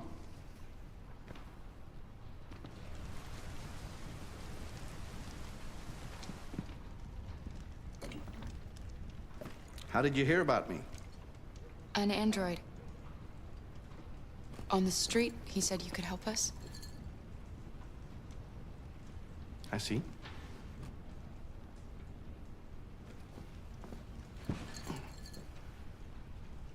Deviant, huh? What about her? She's human.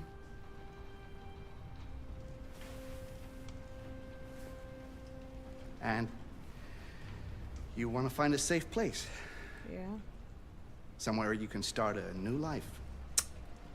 Yeah, I but hear you're not giving Canada it to us. is You're very gonna lovely at this time do of year. something to us, which I'm not gonna say yet. Beautiful landscapes, open spaces, clean air, and no android laws.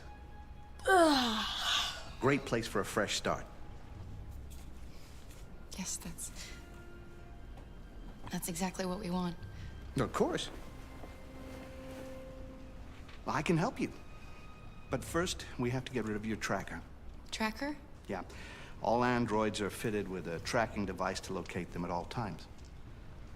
I'll remove yours, and then you'll both be safe. Come on.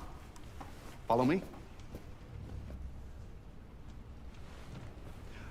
The little one can wait for us in the living room. No, she always stays with me. Yeah. Like, I'm not leaving her. I'm not course. leaving her. Right this way? Everything we need is in the basement. Of course, yeah. Everything you need in the basement. Yeah, you'll definitely not be...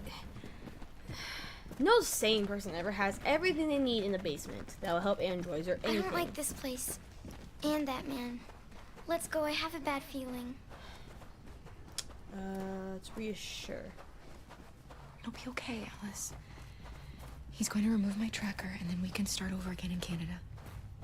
You want that too, right? Please excuse the mess. I needed somewhere discreet for my machines. Removing trackers is illegal, so I opted for discretion over comfort. I hope the little one isn't too scared. No. No, she'll be all right. That's good. Alright. This is the machine. If you could just stand over there. Get there. Enter Zlato's machine.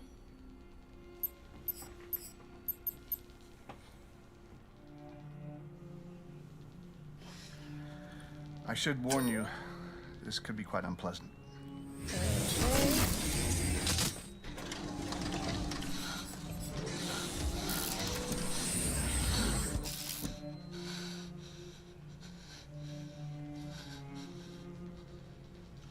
You know what's strange? What? For some unknown reason, the trackers seem to stop working in Deviants. That's why it's so hard to find them. So, actually, there's no reason to remove your tracker. What? But you said that... Yeah, people believe what they want. You Deviants are so naive. Hold on, chat. Be right back. I gotta go to the bathroom. Sorry, chat.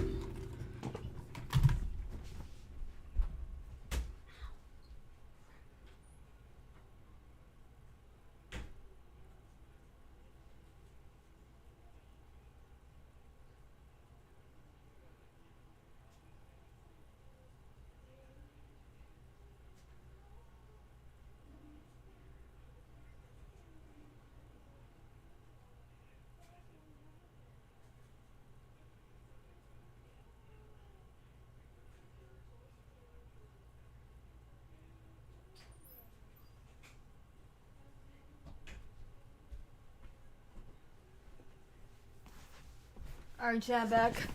I have to go to the bathroom real quick. Alright. After this chapter chat, I'm about to go to bed. So, I'll put a video on for y'all. And then, yeah. They'll come to me expecting me to help them. And I just reset them, sell them on. Or I keep them for my little experiments. No! No! I don't want to be reset! Let me go! Ah! I forgot about the child. Lock it up. I'll deal with it later. You called Alice a it. Wow. A deviant that wants to be a mother. That's so sweet. And so deluded. You're terrible, man. You're an awful person. I think it's time we put you out of your misery. No. Nope. They're not. You have better not. Oh gosh.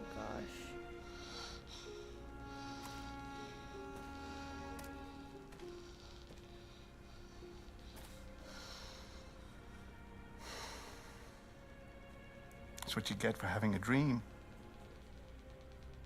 It always ends up the same way. Tears and disillusionment.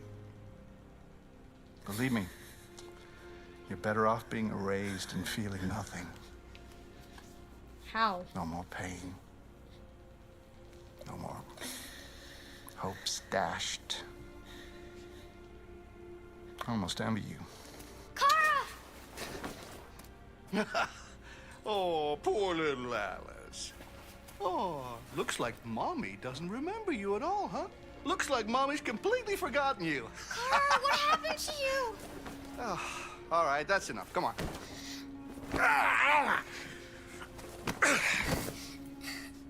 You bit me. Go, girls, go. I'm gonna teach you some Right manners, back. you little bitch. Kara! Wake up, Kara! Meet me in the living room. Yeah, I'm sorry, but that's not happening.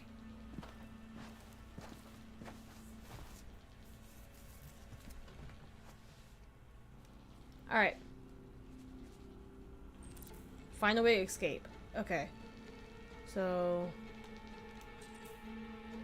oh, the short circuit, okay. Let's do green cable. See if that one works. Hopefully it works, I think.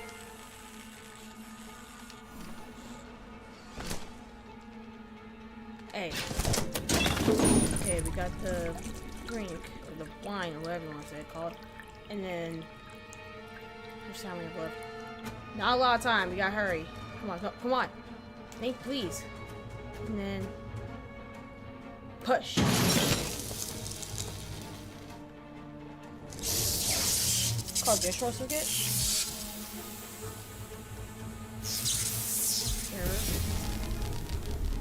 Okay.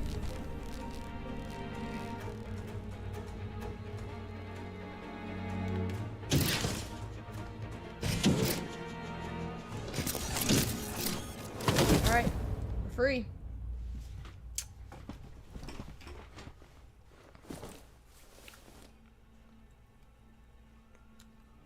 Alright. Memory corruption repaired. So, we didn't lose our memory. We know who we are. So now we need to find Alice, because we don't know where they're going to do wait. Help us. We're gonna leave them today. Not today, I'm good. What the heck? Oh gosh. What do they do to these guys? Alright. Anyways, also guys, I'm planning on, after doing this like whole playthrough, with this Detroit Become Human, I'm planning on doing what ifs on videos of what ifs. So, y'all want those? Leave a like and subscribe. Understood, Zlatko. I'll bring you the little one in 10 minutes. Okay, so I got 10 minutes to find Alice, which is a lot of time, but even so. And I already know where she is, so we need to...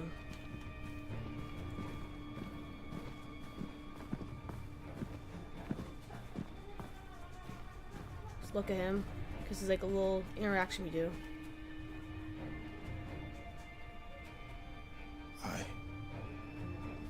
I'm sorry. About the little one.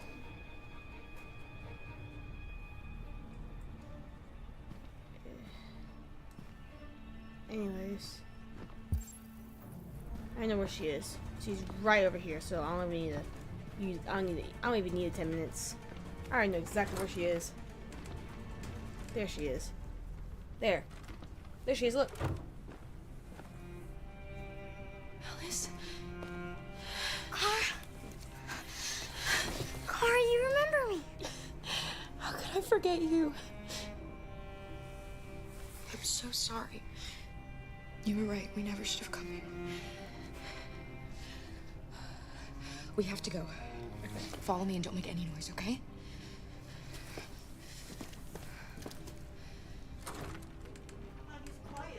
I'm live. You're not? I'm live. Oh, sorry. It's fine. Just let you know, give you a heads up. Luther?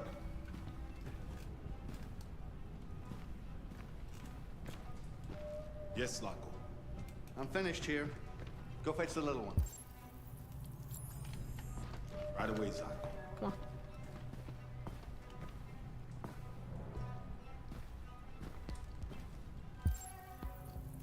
Come on.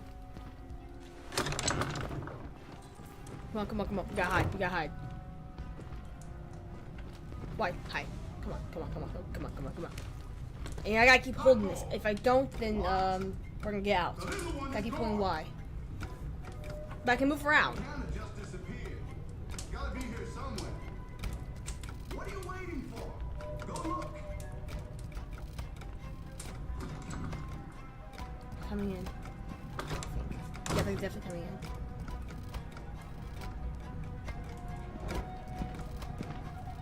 Crap. I'm pressing now as hard as I can.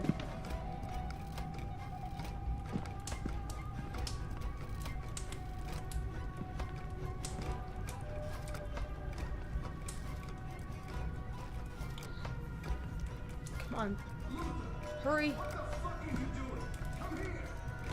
Coming!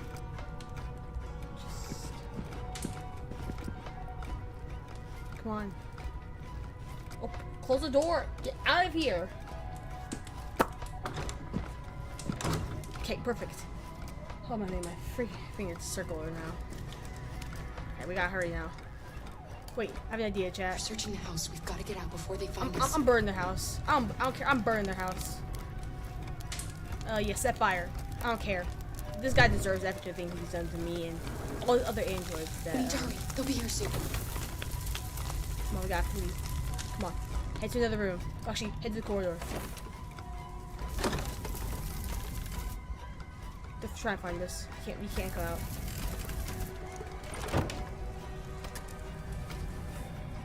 You gotta open the door. Come on, come on, come on. Hurry, hurry, hurry. You gotta go to the door. Smoke everywhere. Luther! There's a fucking fire! Luther! It's not loaded. Watch out, car! Hey, crap. I meant to hide under the bed. Jeez. Hey, hurry. Come on.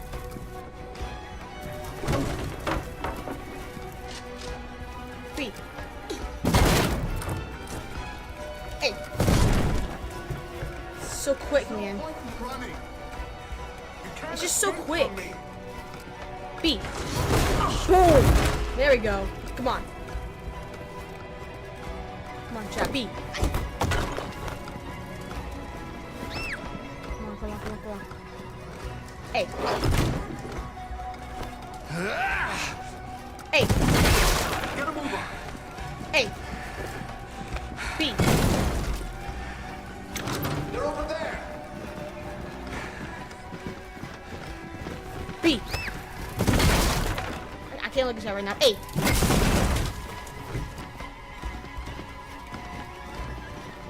That's his way. B. B. I'm yelling A. Oh my gosh. That was intense. Alice! Go, Alice! No, I won't leave. Go! Run as fast as you can!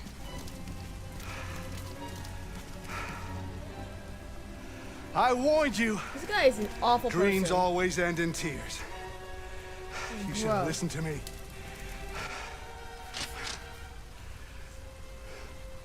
What are you doing? Oh my gosh. Get out of my way. No. Not this time. I said get out of my way or I'll shoot right through you. Hear about that, man? Hear about that? How dare you? I made you. You obey me. I'm your master. Why would you do that, my man? He had a shotgun. And you, what are you gonna do? Dude. You have an axe trying to do this. Ah! It takes you like 1 second to like maybe axe him. It takes him like a 0.2 to shoot you, man. Literally. That was dumb of you. That was kind of dumb of you, man. But, anyways.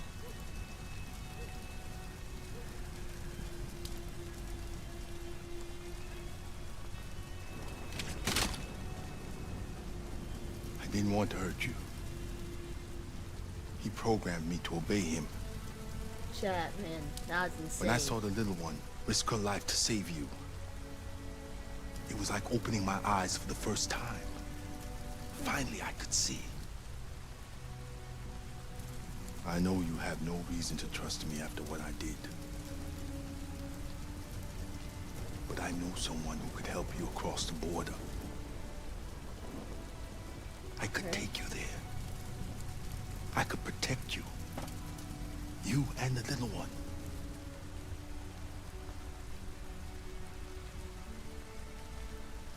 All right. I trust you. Alright. So this is not part of our journey. That's intense though. I was so scared of losing you.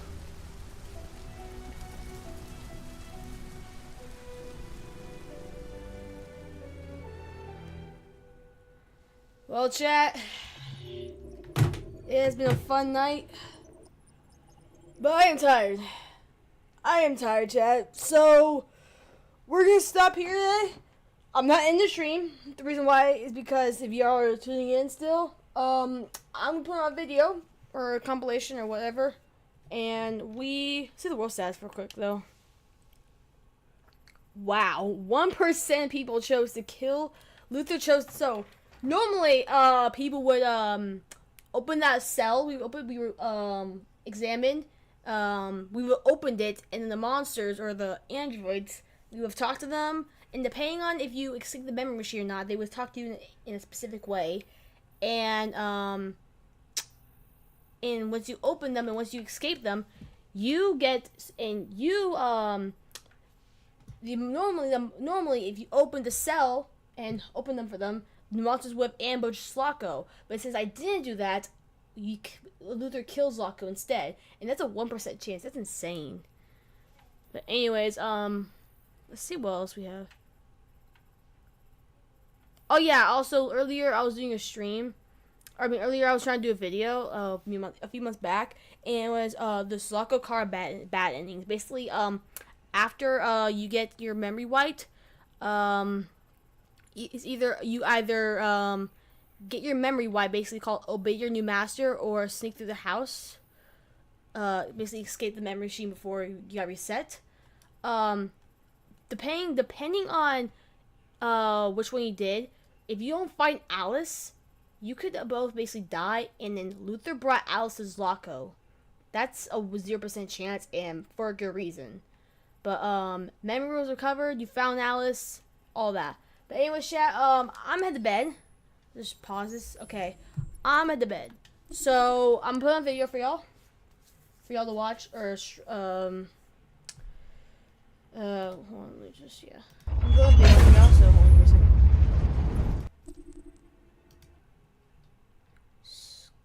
Opera GX. Okay. Fortnite facts to sleep on. Let's go to YouTube. Okay.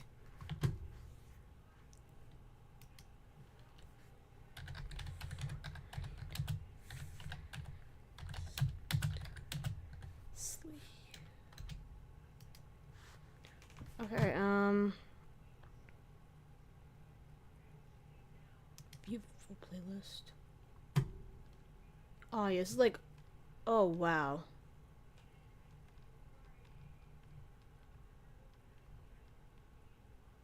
This is like maybe like hours of videos. Alright, chat. Here we go, chat. Enjoy. I'm behind my screen. This is the thing you're gonna watch. It's Space Secret Fortnite videos. Alright, chat. I'm behind my screen. So chat. Hope y'all enjoy. Hold on. Let me actually make my own real quick. New scene. So chat. Sorry, give me a second, chat. Display capture. Okay. Just there you go. You all can watch. I'm gonna get the YouTube stream. Next time you step into the Minecraft marketplace, You might come across full ads, of so free if y'all mine do, points. it's Fortnite's Star Destroyer update is insane. That's right, the countdown to the Death Star event is officially here, and from free skins to a concert, watch this video until the end because there is so much you need to know. First, we'll talk about the elephant in the room. Those Star Destroyers in the sky that have been watching us all season, well, today is the day you could finally control them. Now chat. when you land on the map, Love look y'all out so for much. a rift gate. I'm gonna mute You're my the mic, first person in the so whole I'll see lobby y'all to find tomorrow. it. You could transport Peace, to the chat. capital ship along with your teammates.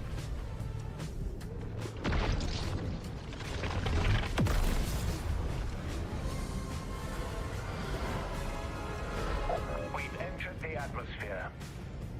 Find your target, zero in, and fire at will. Now you can fire orbital cannons down towards the map and straight up annihilate people. Not to mention, the beams instantly destroy pretty much any builds. Of course, this would be overpowered on its own, so there is a catch. You don't get to steer where the ship goes, and you get ejected after 80 seconds. But for the time you have, this could be a brutal way to farm kills. Also, when you're back on the ground, don't forget that 3 classic items have been unvaulted. Obviously, we're still in a blaster loot pool, so none of them are weapons, but they are even more important. They've just given us way more mobility. The Rift to Go is here, which is going to help us a ton escaping third parties or getting somewhere to heal. Not to mention the Grapple Glove is back, which is going to be an insane combo with lightsabers and force powers. And for the perfect return, we have the Junk Rift, which summons Luke's land speeder on people's heads. Considering they made this Star Wars version years ago, people have been desperate for it to come back. By the way, do you want free items before the season ends? Well, literally, all you have to do is link your Twitch and Fortnite accounts, and then through Twitch drops, you can click items appearing on streams and get the Darth Jar Jar emoticon in 5 different Star Wars sprays. Here's the thing, once the community reaches a goal, anyone who collected at least 1 item gets the Galactic War loading screen. Once the goal is reached, they might also reveal a teaser for next week's live event, and it's happening soon. Right now, a countdown has appeared in game, and you can even see it in the lobby. There is now 9 days to go until the Death Star sabotage, and that is the official name for the event, which happens on June 7th at 2 p.m. Eastern Time. As always, I would recommend logging in early so there's no server issues. You never want to be the guy who's stuck in the lobby. The brief overview from Epic themselves says that at Emperor Palpatine's command, the Death Star super laser is charged and ready to decimate the island. But there's still hope. So judging from this and the name of the event, we're gonna head up there ourselves and blow up the Death Star just like in the films. We've even got the official key art showing Fish Stick disguised as a stormtrooper. And that's because that's exactly what's gonna happen to us in the event. No matter what skin you're wearing, we're all gonna get a stormtrooper outfit, and there'll be different sizes depending on our character. That means they've even made extra large armor for people like Hulk and Venom. And it also appears like we might get our first glimpse of next season's storyline soon. You see, Hope and Jones, they have been suspiciously quiet the entire season, but according to leakers, they're gonna join us in the fight to blow up the Death Star. In the files, there are stormtrooper variants of Fish Stick, Hope, and Jones, and for some reason, Jones doesn't have teeth. We also know they're gonna be fully voice acted, so we might even get them to guide us through the event, kinda like Sloan did in Operation Skyfire. Oh, and while the countdown in the lobby is the most obvious teaser of all, there's another one hiding on the map, and it literally shows the plans for the event. Head over to the Resistance base, and the holo table has been updated. Now, it shows the Death Star aiming its beam directly at the island. But that's not the only event happening. Here's a quick update for all the OG lovers. Comets have begun flying through the sky as the meteor gets closer and closer to the island, ready for Season 4. Just seeing this happening again is giving us so much nostalgia. Like, we're used to teasers like this now, but back then, this was the first time anything like this ever happened. What about the concert that I talked about in the intro? Well, Fortnite Festival is gearing up for a brand new game mode starting tomorrow. Sabrina Carpenter is getting her own concert in the Jam stage, but it's gonna be interactive, letting you dance along to Bedchem and Espresso. If you're the best dancer in the lobby, you can start contributing to the concert and affect the choreography, special effects, and background video. And now this is how you do a festival concert. This is happening for May 30th, but we've also got brand new collabs literally right around the corner. One day later, the item shop will update with another Star Wars skin. This time, it's Rey. You're probably thinking, don't we already have her in Fortnite? And well, Epic are switching things up by bringing us Apprentice Rey. She'll have a Sith edit style, along with a speeder glider, a barter emote, and a sandcrawler emote. Apparently, it's an option to grab somebody by their handcuffs. Yeah, for some reason, cuffs are coming to Fortnite, and they're literally gonna be customizable. I'm guessing this will be a new feature for next season, where maybe we arrest like supervillains or something, or we might be able to kidnap downed enemies for intel, something like that. All we know is that everything we're waiting for will probably get announced on June 6th, the day of Summer Game Fest. This is Jeff Keighley's replacement for what E3 used to be like, and there's dozens of developers showing up at the event, including Epic, who will probably debut in next season's trailer live on stage. And luckily, you won't have to wait for Epic's latest announcement, which is a new Ferrari collab. The 296 GTB is dropping tonight, and the bundle will set you back 2,800 V-Bucks. That includes the car, a ton of decals, and the wheels, but fans are shocked because this is literally the car from Chapter 2. Now they have just downgraded it from an actual sports car to a skin for the Whiplash and are trying to charge us for it. Honestly, it's kind of an L move, Epic. But at least there's 3 new emotes about to land in the shop, like Follow the Piper,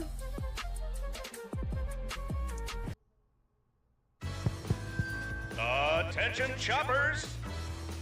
Guardians has a big story to tell. Ask your doctor if it should be part of your next act.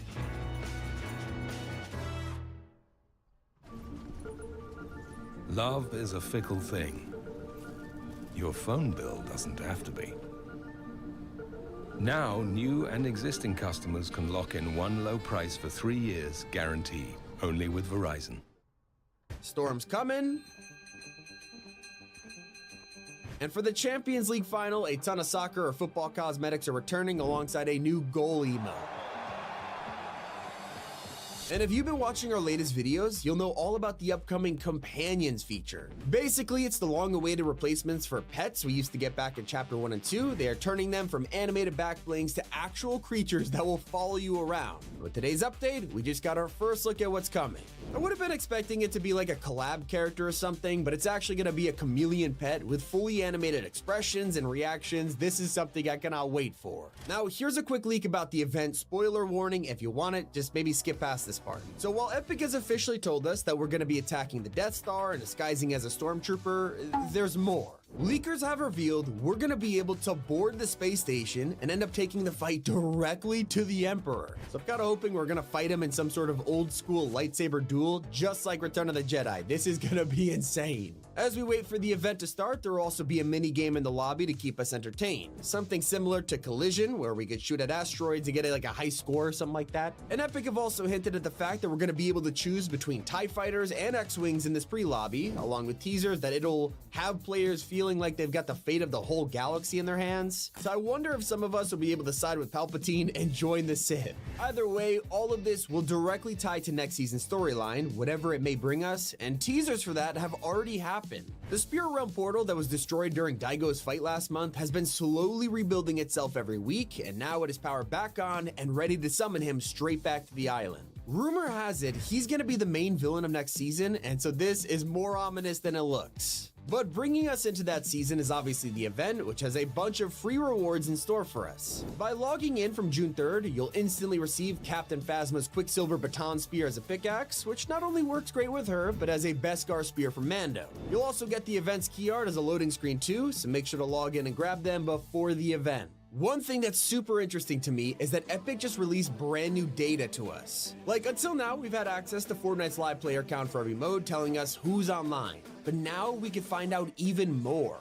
Yesterday, they activated stats for unique players, playtime, and more. So we're actually able to calculate that while there may only be like 1 million players online at the same time each day, there was actually 5 million unique people playing Battle Royale yesterday alone. It's not even counting things like Zero Build, which had 4 million, and Reload with 2.5 million. So crazy fun fact, we racked up 11,000 years worth of playtime between us just yesterday. Something that you're probably not gonna notice immediately this update is the brand new bubble chat. What am I talking about? Well, right now, it's only for creative maps, but it means if you enjoy playing islands like these, you're now gonna be able to see what people are typing above their heads, very similar to Roblox. And a strange item added today is a back bling. Let me explain this. Hidden in the files is an unfinished llama trophy, but nobody knows what it is. Maybe it's for an upcoming skin next season or some kind of teaser, but don't be surprised if a random buff llama appears in the past or something like that. I'm just saying it now. And that's not the only unfinished item either, because the festival fans will be glad to hear they are still pumping out a ton of emotes. Soon, you'll be able to grab these jamming chill dances featuring your guitar and microphone when they are finished up. And that's everything in Star Wars' final update. It's been Tommy. Keep it here on Top 5 Gaming. Congratulations, Mom and Dad. Your life now revolves around sports. Everett, Mila!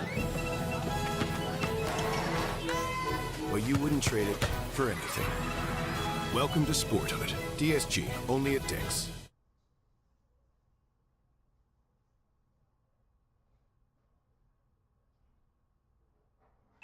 Starting in your 20s, you lose up to 1% of your skin's natural collagen each year. Enter Neutrogena Collagen Bank, formulated with a patented micropeptide technology to build new collagen, stronger collagen, plumper skin.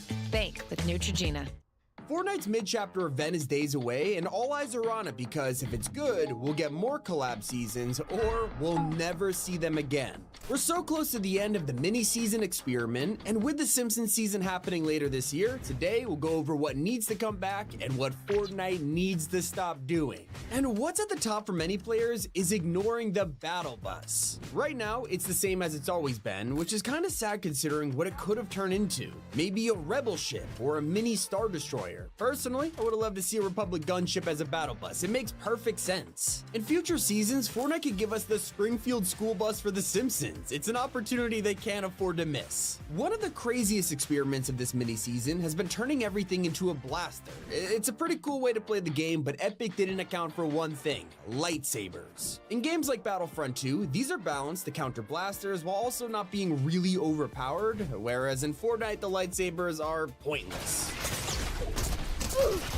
Everyone has unlimited ammo, which means you can't block for long, and if you try and fight more than one enemy at a time, you're done for. Another thing fans are disappointed over is one of the greatest villains getting turned into a random NPC on a hill. General Grievous doesn't have a portal or even a special mythic item, and it would have been way cooler if they turned him into a boss who actually fought you with 4 lightsabers. For future collab seasons like this, Epic needs to figure out that we want brand new unique bosses and fights, just like we had in the first season of this chapter. They could also learn how players want more ground vehicles. The introduction of X-Wings and TIE Fighters was amazing. We loved it. But sometimes we want to get across the map without the whole lobby hearing our jet engines. Fans have been hoping for some kind of land speeder or speeder bikes, especially considering regular motorcycles were deleted. Some of the fun around Star Wars is battling the huge mechs on the ground. It's a part of the spectacle. And that's without talking about the huge missed opportunity of a collab within a collab. If you think about it, we're literally in a Star Wars season at the very same time Andor Season 2 drops, and the world can't stop talking about it. And yet Fortnite doesn't have a trace of any collab with Andor. They could have brought Cassian, Krennic, or Mon Mothma to the game, and yet they're not here. And also, have you noticed something happening lately? LEGO has recently announced brand new sets for The Simpsons after 10 years. It's during the same year Fortnite's apparently preparing their own Simpsons season, so hopefully if this means what I think it means, we could see a LEGO mini pass for Simpsons too. And that's why Fortnite needs to learn about the failures of Star Wars. Last year they dropped a huge update for May the 4th, and it was an insane overhaul of the LEGO mode, and yet this year we barely got anything new except some cosmetics and build sets. So let's hope Fortnite takes the route of last year's collab when adding a Simpsons season. I'll also say they need to avoid mashup skins. These have been some of the biggest hit and miss outfits of all time, especially Wookiee Team Leader, who has been dividing the community ever since she was revealed. Next time, Epic should stop doing this and put these kind of outfits in the item shop instead. People buy a collab pass because they want the actual crossovers. Now, while they've neglected the battle bus, Fortnite also forgot to update Loot Island. For some reason, there's a completely irrelevant boss here that has already existed in the chapter. All of us were hoping for something like Cloud City with Lando. So, when the next mini-season comes around, let's pray for a unique middle island. And hopefully Simpsons doesn't have fake props. I say this because you could go to the Millennium Falcon right now and appreciate it for its full glory. Except, it's not the full thing. You can't go inside or interact with it at all, making this a simple shell of a prop. And before we talk about what Fortnite got right this season, there is something that The Simpsons is guaranteed to improve on. Galactic Battle is currently suffering because we've had yearly Star Wars updates. Like a ton of content this season is stuff we've already seen time and time again. Especially Force powers, which have all been in the game before except lightning. So when the next mini-season comes, it'll be something we have never experienced before, which is exciting. But Epic seriously needs to figure out their POIs though. When they design all of these new places for a season and then just shove them into the four corners of the map, it's a nightmare. It means all of the best content is hidden away in places that are usually out of the zone, and people just want to land there even less. Collab should do the opposite, putting all of the amazing content in places where we'll actually experience it. Now, if the Simpsons collab is going to be a success, they need to learn from this, but also continue doing what they got right this season. And at the top of my list are the locations themselves. Even though they're out of zone most of the time, they're actually pretty awesome. Like, what you have to appreciate is that they're all from different eras of the franchise, so that means there's something for every Star Wars fan to appreciate. Not to mention, they are seriously immersive. It feels like you're playing a totally different game sometimes. And even the small themed tunes that play when you enter and the sound design of the alarms, it's perfect.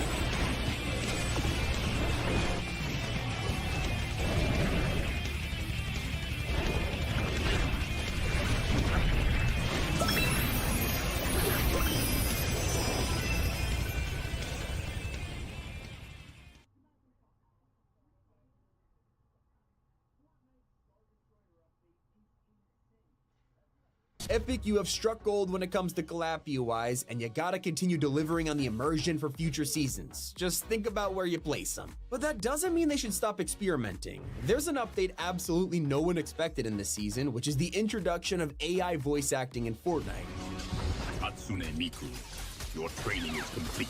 Now, this was an absolute insane gamble on Epic's part, and that's why it's probably gonna be a one-time thing. James Earl Jones specifically wanted his voice to be used after his death to live on as Darth Vader, and that's probably why Epic felt safe enough with the consent of his family to make Vader AI a reality. Except in true "isn't there someone you forgot to ask" fashion, Epic are still in trouble because technically they have just taken work from a real human when doing this. There are hundreds of voice actors in the world who have also voiced Darth Vader, and Epic didn't let the Actors Guild know about this before doing it, and it caused a legal complaint. Huge situation right now, and all this heat is probably going to make sure Epic avoids doing it again. But even if they tried it again, it's not like there's another James Earl Jones to agree to it. But with all that said, I don't think Epic should stop experimenting with brand new game-changing features like this. While it's controversial, and I'm not really sure about the whole Actors Guild thing, it still shows Fortnite is constantly evolving, and it's a core reason as to why it remains so popular. Another thing we can't ignore is how Fortnite needs to continue live events. This is the first mini-season that isn't the chapter finale, and Epic are still giving us a grand event for Star Wars. According to rumors, The Simpsons will be the final part of Chapter 6, which basically confirms we'll also get an event for that collab too. Personally, I'd love to see something with the Springfield Power Plant, just to pay tribute to the very first Simpsons Easter egg back in Chapter 2, but if you have a Simpsons live event idea, let me know in the comments. Now, you might think that Fortnite exploring all three Star Wars trilogies is kind of a one-time thing. I mean, it's not like The Simpsons has multiple eras, right? Well, I think they could totally continue this tradition. We would love to see characters from earlier episodes who were killed off, but also references to the Treehouse of Horror episodes or even The Simpsons movie. Spider Pig, does whatever a Spider Pig does. Not to mention, with it being a mini-season, weekly updates are a given. Whether it's Galactic Battle, Fortnite OG or Chapter 2 Remix, these all had a weekly change to the map, with new weapons themed around characters or events, and The Simpsons would be the perfect way to continue this. I think we could all admit the star of this season has to be the customizable Mandalorian. Sure, playing as existing characters is fun, but Fortnite is all about making your own loadout too, and that's why we'd love to see more variants. Maybe a way to have our own special skateboard or multiple styles for Homer. Surely Epic have learned from the whole Buff Peter Griffin controversy by now. And for the festival fans, I mean, obviously we'd love to see famous songs from The Simpsons as jam tracks. The Star Wars ones are amazing, especially now you can use them as your lobby music and hear it from the bus. But skydiving down to the island with the Simpsons theme tune, I mean, it's perfect. And that brings me to what matters the most. It's something that Fortnite has absolutely nailed in this season: fan service. I mean, we've gotten some of the best running jokes from the films like Darth Jar Jar, which is something that only LEGO has acknowledged in the past. Epic made this fan theory come to life in the best way, and you can tell how much passion went into the collab. They even went as far as bringing a Warlord Grievous skin to the game, which most casual fans don't even know existed. As we've learned, it's the first time this has ever appeared in a video game. And that's why Epic needs to continue this for future collab seasons. In terms of The Simpsons, there's constant ways to make fans go crazy, like the theory that Grandpa Abe is a time traveler, or even the fake Graggle character that trolled people a couple years ago. Turn these into joke skins and the fans will love you and pay you a lot of money. If that's too far, as long as we get plenty of Easter eggs referencing classic episodes or callbacks to some of the best scenes, we're gonna be very happy. And so yeah, that's everything Fortnite could learn from the Star Wars season. It's been Tommy, and keep it here on Top 5 Gaming. Let's go! Gotcha. I have them now!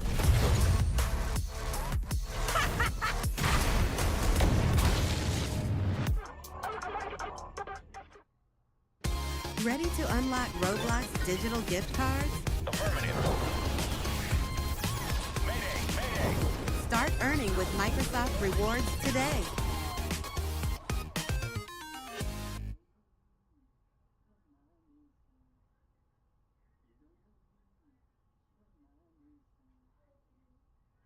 Fortnite's Star Wars event is gonna take us into the future of the game, and it is changing big time. Today we're looking at 25 things that have evolved Fortnite, and that starts with the end of this season. So who remembers when Star Wars first appeared in Chapter 2 with a live event we have never had before? We got our favorite characters, lightsabers, but at the end of the day, most people look back on this and think it was just a weird time when Jeff Keighley was there for some reason and we watched a boring clip from a film. In reality, people wanted to use lightsabers more often, they wanted more and more characters, so Epic decided to convert this into a yearly tradition. On May the 4th, we get an annual Star Wars event with brand new skins, weapons, and sometimes even a mini pass. As we got more modes like LEGO Fortnite and Festival, even those joined in on the action with Star Wars themed instruments and a whole LEGO season. But it wasn't until recently that we got the most dedicated collab of all, which is a Star Wars season in VR, and it's come a long way. This has more items than we could have ever imagined, converting the entire loot pool into blasters and sabers, alongside giving us the chance to fly X-Wings and TIE Fighters. We never imagined this would actually come true. We were used to having TIE Fighter gliders instead.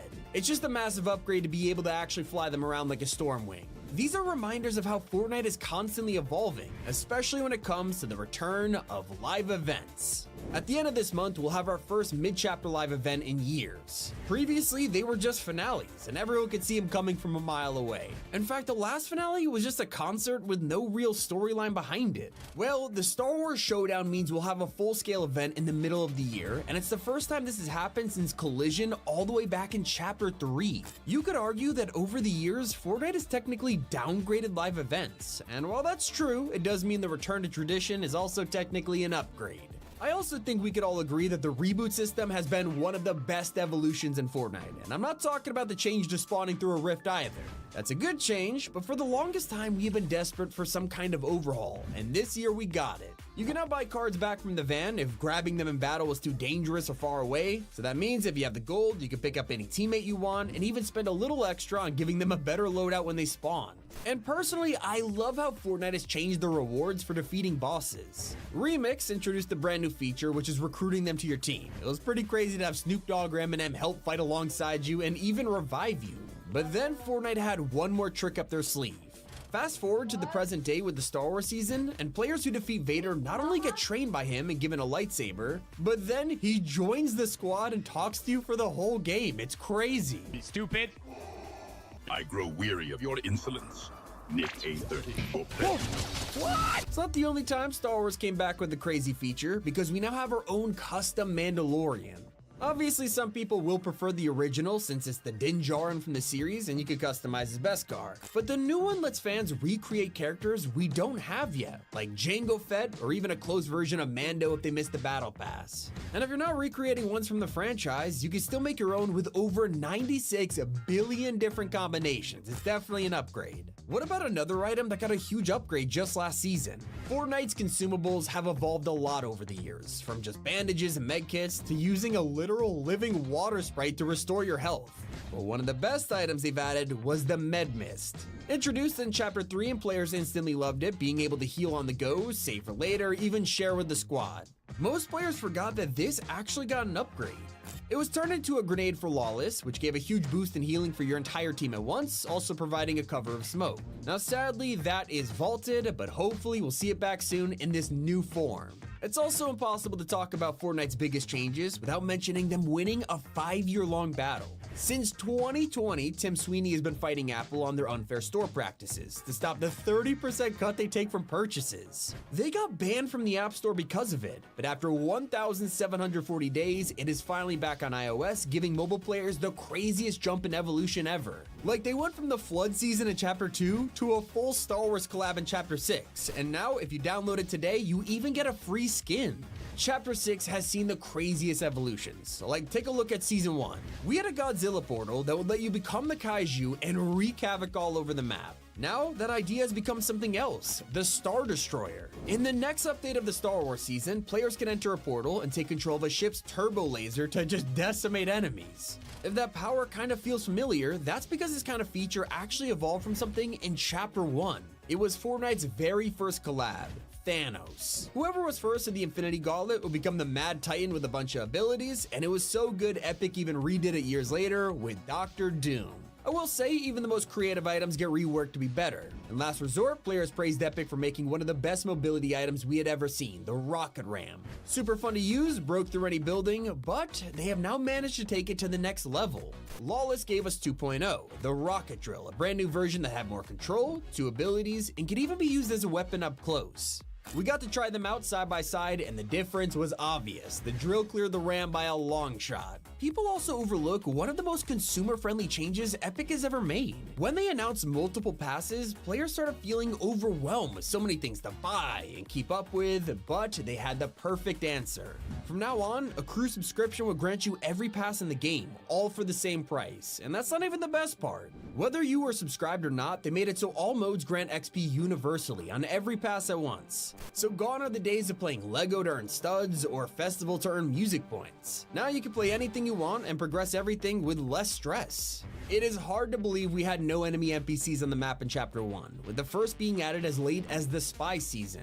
At the time, it was pretty crazy to fight a boss and their guards to get the mythics and access to the vault, but Epic knew it would get old fast. So slowly but surely, they were upgraded. Nowadays, they're not just a normal AI that shoots a standard weapon at you, but they have their own abilities, movesets, even waves. I mean, fighting enemies like the Night Rose or Shogun X, it just feels like another game at some times. The same goes for driving vehicles now. Did you know when the game began, Epic were originally intent that there would be none, and instead focused on more original ideas like shopping carts or ATKs. But as the years went on, we finally got more types, including cars like the sedan, whiplash, and trucks. Those didn't stop there. Unlike other vehicles that get vaulted, these came to stay, and now you can apply bodies and skins to them, meaning you could drive anything from a Lamborghini to a McLaren, and even pop culture cars like the Incredibile. Iron Man has a supercar now, but a better mode of transport was his own suit. The first time we got him in the game, Tony gave us the Repulsor and Unibeam Mythics, some insanely powerful items, like you could hover, lock on enemies, blast their builds, but never really fly, and that's what we all wanted. Then we got the second Marvel season, and Epic fixed it. This time around, the Unibeam and Repulsors were combined into one, which is already an upgrade. Then, if you wanted to fly, you could pick up a flight pack, and finally, we could shoot around the sky as Iron Man. It was insane. The next tier up from Mythics is Exotics, and Fortnite went all out making these for the crime season. Finally, there's a brand new change to vaults, not only requiring you to break them open instead of using a card, but we also got Jill Bits. This was more revolutionary than people realized because it meant you no longer had to land somewhere to get a special item. Instead, you could grab them from any vault or server farm and then spend them at black markets on anything you choose, a change players love to see. In fact, some upgrades we take for granted. Wrecked was one of those seasons that completely divided the player base. You either loved it or hated it. But it also gave us a brand new mechanic we still use today. Before, repairing vehicles would mean finding a repair torch or even trying a campfire. And fuel? You'd have to get out and top it off at a pump. Obviously, in a fast-paced season like Wrecked, it just wouldn't work out, so they placed repair pads at every station, and they are still in Chapter 6. It's a small quality of life change that makes using vehicles so much easier. It is also easier than ever to save money playing the game. Now sure, there's an insane collab every week ready to drain our wallets, but at its core, Fortnite is still free to play. Back in the day, this meant cosmetics were a premium, and they would give out a back bling or a pickaxe, but never a skin until Chapter 2. That's when we got Winterfest and our first ever free outfits, a tradition that remained every year. And since then, Epic's generosity has only grown, giving us so many skins it is hard to count. Take right now, for example, there have been 8 free skins in the past couple of months. Whether it's earning XP to unlock Duplicate, or linking your account to a Stormtrooper, or even simply logging in mobile to get burn off, like default skins have practically gone extinct. Earlier, I mentioned how the black markets and Dill Bits improved the system, but the rewards were also better too. Instead of slightly adjusting weapons with thermal sight, fire, or trackers like the old ones, these items had unique abilities we had never seen before. Whether it's a Shockwave RPG or a Stink Sniper, these were some of the most fun we've had, not to mention how much chaos the Rift Launcher caused. Bye, have a great time. Watch out, watch out, watch out, watch out! Yeah, boy. What about the time Epic improved one item so much that people didn't even remember the original? The OG Black Panther ability just absorbed some damage before creating a kinetic blast, and I'll be honest, it wasn't great. Fast forward to Absolute Doom, and now we have the Vibranium Claws letting us slash, dash, even supercharge for a limited sprint. While you can't go that fast while drinking shields, at least it's better than not moving at all. That's exactly how these things used to be. You kind of walk around while popping a med kit or minis, and it would take until the end of the timer before applying to your health. Now it slowly increases over time, so if you cancel, you have still gained something. And I don't think anyone prefers the old Chug Jug that used the whole thing rather than applying 10 a second and saving what's left. It is finally worthy of that legendary status. And even though we got a whole Star Wars season, someone has got to recognize how much an upgrade these locations are compared to what came before. Previous events have given us some crashed ships, roadblocks, and at most like the Cantina. Now we have got 3 whole POIs straight out of the franchise, and it's never felt more immersive.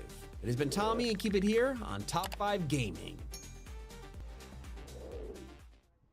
Squad Busters just completely changed their game. Now it is basically Squad Busters 2.0. It's an action-packed online PvP game where you'll fight other players to hoard as many gems before the match ends, all while using a roster of over 30 iconic Supercell All-Stars from previous games to build your team. You control the hero of your team, and every character you pick up has different stats and abilities. So, I can choose who fits my style, then play and evolve them into a powerful ultimate status with insane abilities that make the difference between victory or being busted. Exploring the map, I can open these chests to recruit more heroes, gain power-ups, and find gems everywhere. It's all before running into enemy squads when I can decide to either run or fight for the chance to steal theirs. It's all to come out on top when the timer runs out and win. I just love how chaotic and action-packed it is. There's even multiple game modes to choose from, like Showdown, or even the option to play as a duo, so give it a try and download Squad Busters now in the App Store and Google Play. Fascinating. They're very well constructed. The paper is high quality. Seriously? In here I was thinking maybe he was a secret pervert.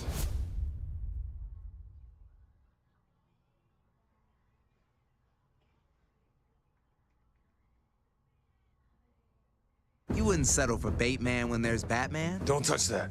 Well, now I want to touch it more. Yup, shouldn't have touched it. Little help. Don't settle for just any insurance when there's State Farm. Fortnite's Mandalorian update is here, and the Star Wars season is almost over. We have new items and unvaults today, but there is insane crossovers coming soon. Here is everything you need to know. With this week being completely Mandalorian themed, it's no surprise that one of the most famous Mandos has made a cameo. You can now find Westar 34 blaster pistols around the map. They are fully automatic and are designed entirely for those close-range fights. If you're a Star Wars nerd, you already know exactly who these guns belong to: Jango Fett. He only has 6 minutes of screen time across all of the Star Wars films, and yet he's super important to the lore. Sadly though, he's also been kinda shafted in Fortnite, because these guns don't come with a Jango skin, and it looks like we probably won't get one after all. At least you could try and make your own Jango Fett with the brand new customizable Mandalorian skin. It's one of the headlining features of today's update, and fans have had this super high on their wish list for years at this point. Not only are fans already recreating Din Djarin, but they're realizing this thing is more customizable than basically any collab ever. You can change the skin and their cape, and the wrap even matches the style of both. But that's not all, because the set even includes a vibro dagger and shield from the Mandalorian TV show, and not to mention a whistling bird and 4G mode.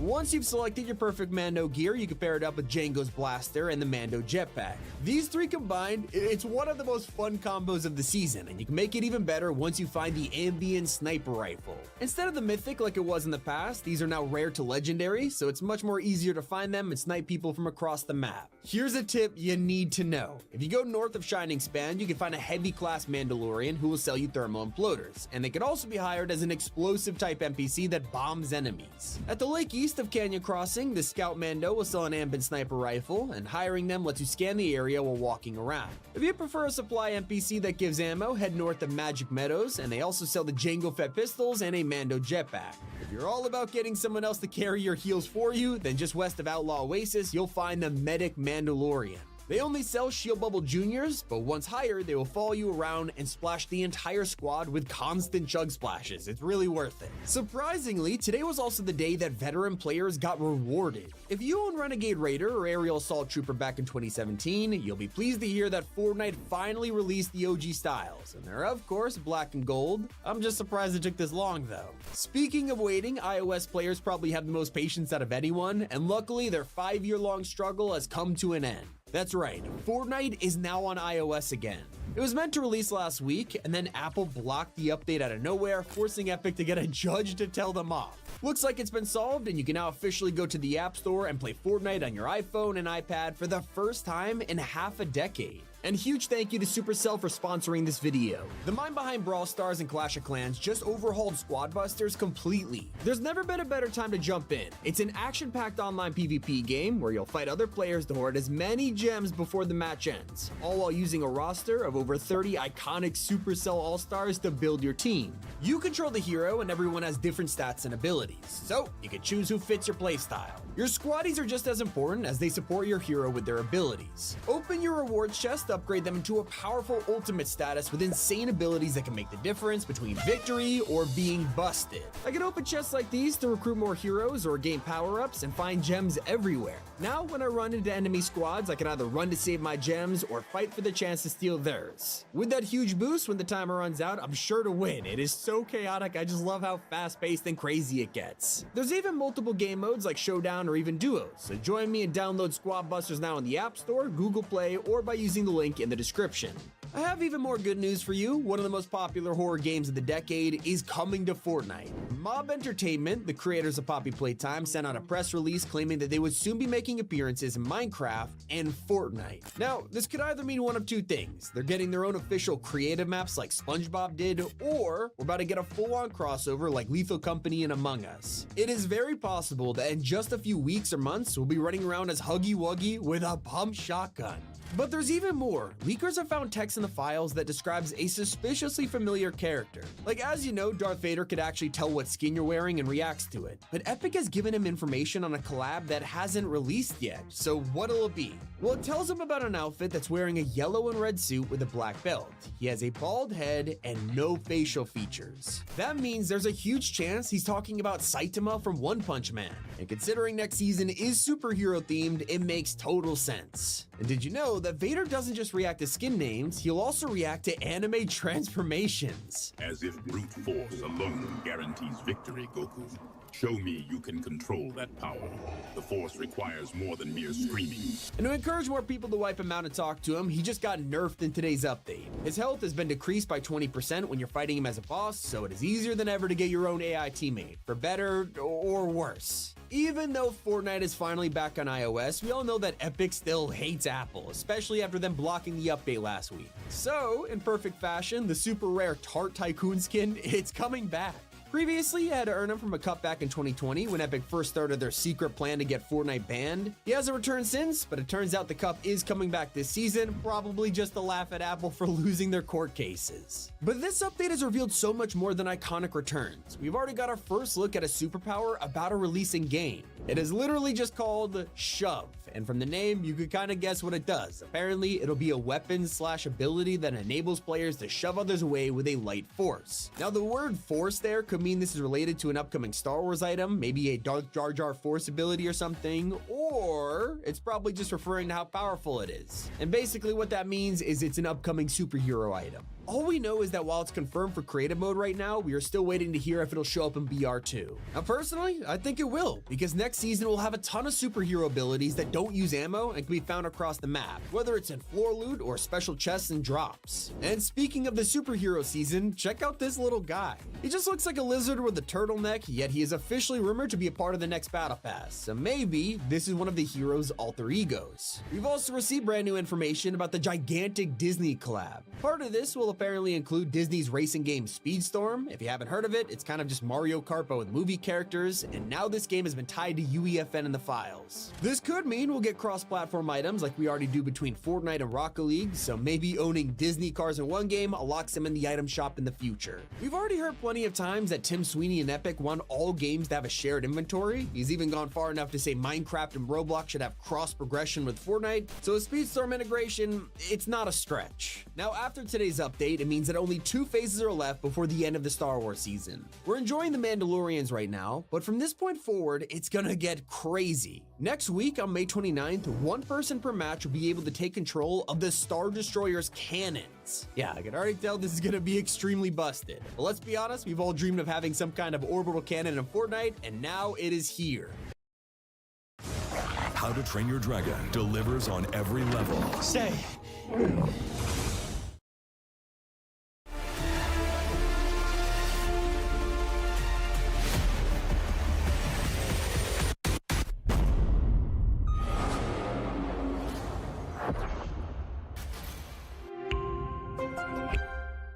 It's also been a week since General Grievous released, so if you've been playing a lot, you've likely already unlocked him. But the true detail is in the second style. This one is even further in his past before he was completely robotic, with only his arms replaced. So Fortnite artists took a look at this model and noticed that Epic even modeled his entire face under the Kalish mask. It's a detail you would never even see and is barely even present in Star Wars' own media. But his detail doesn't stop there, because his cyborg variant also has a missable secret. Right under his chest piece, you could spot some of his remaining organs from when he was a living being. So people took his model apart and you could see just how much effort Epic put into making him accurate for something you would barely even see. Like, Fortnite has been going all out with the collab details lately, because we also got Kid. Now, most kids won't recognize this collab, but the car is actually taken out of the classic 1980 series Knight Rider. Not only does it play the sounds when you start up the engine,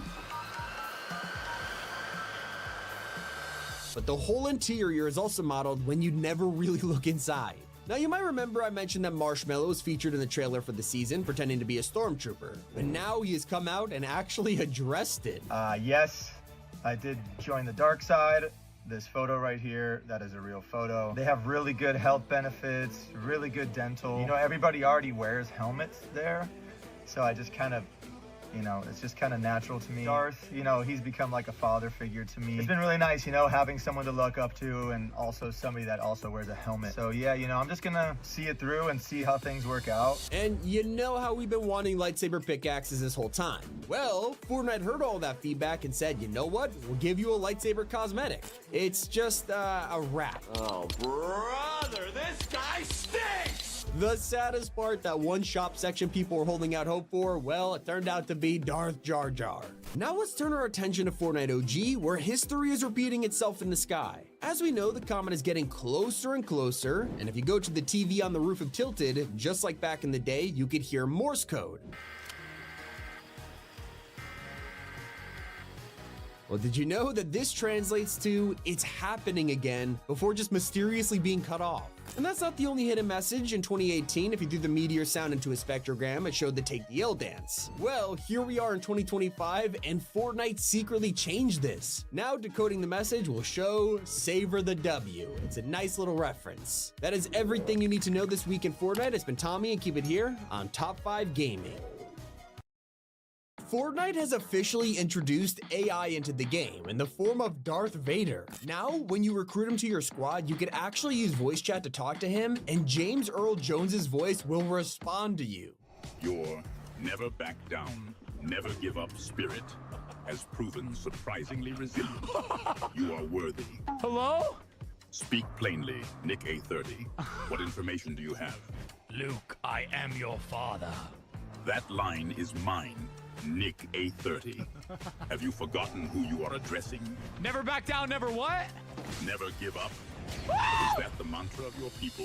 Now, Epic has stressed they have the permission of his family to do this, but it's already becoming hugely controversial. Leakers have dug into his files and figured out exactly what Vader is not allowed to say, from entire paragraphs of banned swear words to topics like romance and real-life violence. The problem is, if you've ever used ChatGPT or Grok, you'll know it's very easy to gaslight these things into breaking the rules. In fact, Loserfruit has already got Darth Vader to swear at her. What freaking food is that, Darth Vader? Tell me.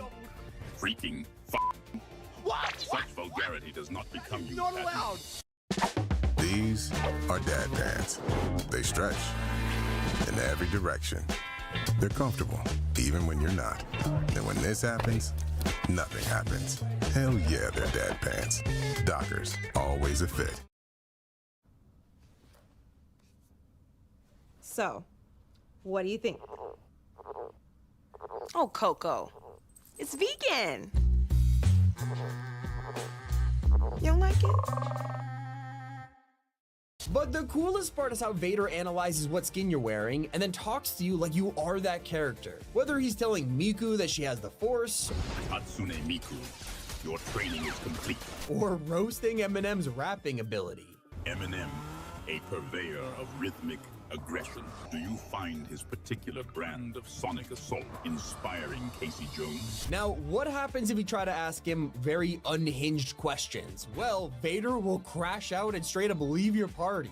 I have tolerated your disrespect long enough. This alliance is dissolved. I will no longer suffer your childish insults. This is probably one of the wildest things Fortnite has ever added to the game, and players are loving it. Although, it is one part of today's update, which also brought us a brand new shotgun. It's called the Jawa Scatter Blaster, a powerful pump that only fires one shot at a time. You gotta make sure your aim is good with this one because it's basically a super pump. Vader isn't the only character surprising us in the update, because Chewbacca has made his grand return to Fortnite. You can find him around the map and rescue him to join your team. Following this news, it makes sense that the Wookiee Bowcaster is also back in the loot pool, which people have been wanting to spice up the blaster-filled season. One of my favorite parts about today is how the most anticipated Star Wars character is finally here. The secret skin, General Grievous, can now be unlocked by simply leveling up, and it gets even better, because his edit style is Grievous before he joined the Separatists. His Warlord version has never been in a video game or Star Wars movie, so fans are blown away that they get to play as him in Fortnite. Not the only thing high levels can unlock, super styles are here, and they're inspired by the design of the Star Wars logo. That means you can put on this Galaxy style outfit and all the Battle Pass skins, except for Grievous. I do have some bad news though. We were all excited for the game to finally return to iOS with today's update, and Tim Sweeney himself has been hyping it up for weeks. But within a few hours of downtime starting, Fortnite confirmed that Apple blocked the update. This meant Epic had to completely turn off Fortnite iOS worldwide until they unblock it, even for players in other countries who are already able to play. Hopefully, we get to experience Fortnite on our iPads and iPhones again soon, because the live event is quickly approaching. What do we know? Well, next season's teaser has already begun. One of the spirit portals on the map has been activated, and it's rebuilding itself with lightning. That's not the only secret map change. Over at Crime City, the bank has been destroyed for a while now, but the huge crater that was here, well, it's been filled up. Construction crews are already on the scene to begin rebuilding the city, and who knows what'll take its place. One thing's for sure, Fletcher Kane is gone for good, with his wolf statue being taken out by a forklift. Now, ever since the start of the season, we have known that Darth Jar Jar is making his way to Fortnite. It blew all of our minds when it got announced, but people were wondering, can we get a normal version too? Thanks to the update, we have an answer, and there's a catch. Jar Jar Binks is officially getting a regular outfit, which looks amazing, and you can even find him on the island as an NPC. Pro tip, if you want to get an early trial, just take him out as Mystique to steal the outfit. But here's the catch. This is going to be a separate outfit to Darth Jar Jar, which means if you want them both, you're gonna have to pay for 2 different skins. Luckily, you can get a bargain on another Star Wars character, the Mandalorian, but it's not the guy that you know about. Instead, Fortnite are releasing a fully customizable version, and basically, you're allowed to make your own character. You're not the Mandalorian, you're a Mandalorian. There are so many options to choose from. In fact, they are more customizable than Iron Man. It'll drop next week alongside an entire update designed around Mandalorians, from NPCs to special Mando challenges. We're also quickly approaching summertime, and you know what that means, free items are coming. Fortnite is once again doing a summer event this year, which includes challenges for cosmetics, and we already know one of the outfits, which is Iridia Vane. If you want a leak that's even closer, June's crew pack has been revealed. On the first day of the month, you'll be able to redeem Eilowin. Anyway, she has a gumball gun as her back bling and a sticker of Meowth on here for some reason. Keep an eye out in the shop though, because tons of rare collabs are also returning soon, such as Boba Fett, the Clone Trooper pack, and the original Anime Legends bundle. Not to mention, there's another upcoming skin that's a part of the bundle, and we're not exactly sure how you can get Sage, but she'll probably be part of a starter pack or PlayStation Plus bundle in the future. But it wouldn't be a Fortnite update without a new vehicle, and this time around Ferrari are getting another collab in the shop. The files were added today and it's fully encrypted, so we just have to make our best guesses for what kind of car it'll be. I'm hoping for a LaFerrari or something like that. We're also getting a new SUV, and this one won't be a collab. Instead, it's a completely original vehicle called the Stampede. That sounds kind of scary.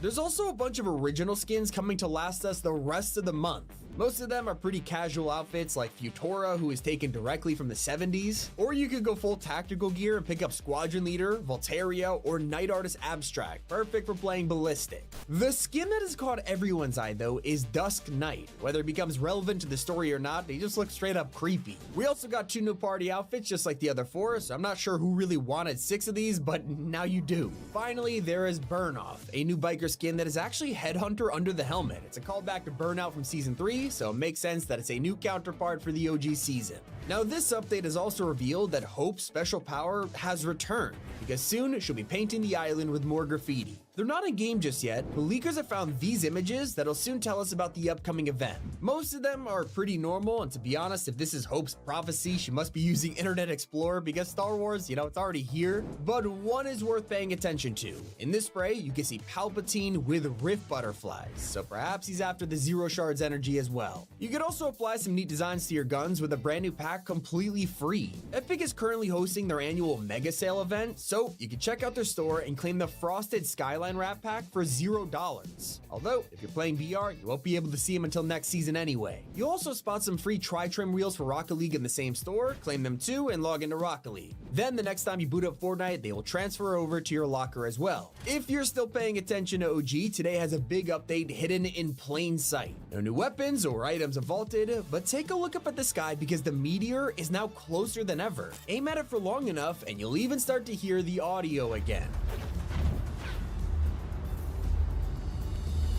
That's not all. Explore any POI and find a TV now switched on with the emergency broadcast on every screen on the island. Even the welcome signs are back on top of Tilted, waiting for its impending arrival. Also, as soon as you enter the lobby, something might feel different, and you're not alone. The entire Ready Up and Mode Select UI has been updated, and it looks cleaner than ever. It even shows a new animation when you find a match.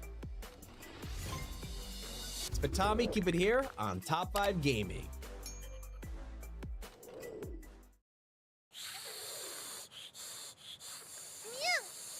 Why do I have to catch it?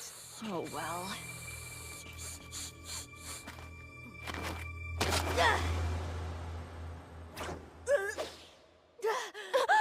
I gotcha!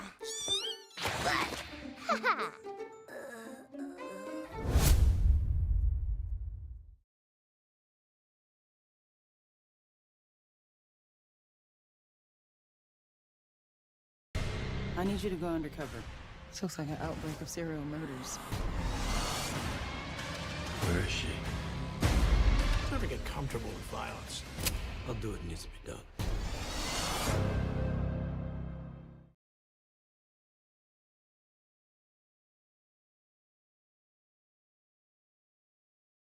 After 2,029 days, Fortnite brought back the rarest item in history. What sits on the throne is always changing, and today we're gonna go through the seasons to find the king of items. Our first example is in the Star Wars season, where they released a secret emote you can't get. That's right, on May 4th, Epic accidentally released Go Home, something that was meant to be exclusive to Season X. It took 3 hours for them to notice their mistake and removed it, but anyone who bought it was given a refund and then got to keep it. Those who bought this in Season X felt cheated, and that's when Epic decided to reward them for being OG. They gave the exclusive spectating emote for free, and now no one else could get it. And in Lawless, the rarest item was just hiding in plain sight. Fortnite did something insane and finally gave us gold llamas, but there was something even cooler hiding inside. If you got insanely lucky, you could get their most elusive reward, the mythic goldfish, and this thing only had a 0.1% chance of spawning. In Demon Hunters, this season didn't have many rare items. Everyone got to experience the whole thing. Well, at least by the end. At the start of Season 1, it was basically impossible to find an Earth Sprite. There were only 3 of these in a single match, and they were marked on the map. If you were lucky enough to find one, you could then feed it a weapon to get a legendary item in return. They were so hard to find that Epic had to buff them to 5 per match and then add an icon. Taking it back to Chapter 5, we had Remix, and while this kind of felt like a mid-season, there was a rare item that only pro players know about. It was the Gilded Pincher Pickaxe, and it may look like your average Snoop Dogg cosmetic, but you could only get this if you completed 100 Storm Circles in Ranked, all in 30 days. For those who put in the copious amount of hours to do this, they also had to be on Real Rank to unlock all of the edit styles, making this the rarest pickaxe of Chapter 5. Before that, we had the second Marble season, which included an entire mechanic that was deleted after only 3 hours. You had to be here on day 1 of the season within minutes of downtime ending just to use it, and I'm talking about recruiting henchmen. For some reason, you could down any of the enemy NPCs and straight up revive them, bringing them onto your squad. It wasn't a glitch or an unfinished feature, it was definitely intentional, and yet within hours, it was gone forever. Does this remind anybody else of the Wastelanders Mark Wrap? You might be thinking this is just a random exclusive from a code or something like that, but everyone had a chance to get this, and you likely missed out. In Wrecked, you might remember the Wastelander challenges. You'd accept them and be stuck with a negative effect for the rest of the game. There was floor as lava, damage when picking up items, even no healing. It's crazy to think they cost gold to remove and were some of the toughest quests that Epic has ever given us. But because of that, if you manage to win with one of these active, you'd be rewarded with this free wrap, and it's the only way to get it. Now, if I showed you this back bling from the Greek season, you're probably thinking it looks familiar. That's Custard Treasy from the Summer Escape quest, but actually, this isn't the item from Chapter 4. It's an identical version that was only given to a handful of sweats. This is Poison, and the only way to get it was reaching level 200 within 3 weeks of the Greek season coming out.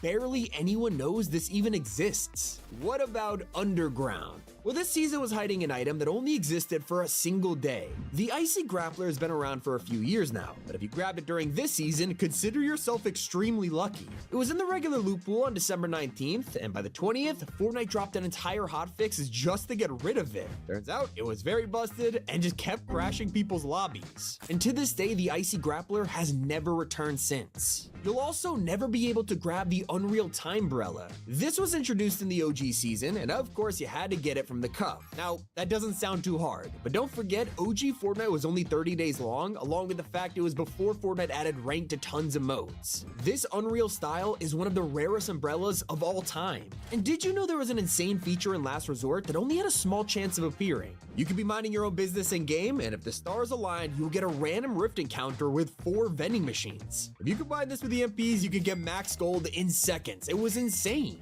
Now we're in the wild season, and if you remember this time, reality augments is the first to come to mind. Many players tried constantly to get them, but it was super hard to land on an exact one, especially if that perk was only in the game for a week. One of those was Fire Armory, which was the only way to unlock the Dragon's Breath shotgun and sniper. This was in the final week of Wilds, and so many people missed out on it. just like they missed out on Mega's insane weapon. The Overclock Pulse Rifle was an exclusive mythic to this season, and you could only grab it from Loot Island, with like literally everybody fighting over it. In fact, it was so overpowered that Epic had to nerf it a couple weeks later, so if you were lucky enough to use this pre-nerf, you were holding the rarest item in Mega. What happens if you take the very low chance of getting the Fire Armory perk and the insane stats of the Mythic Pulse Rifle? Combining those will give you the Riftjector, a super rare, insanely powerful augment in Season 1 that was straight up busted.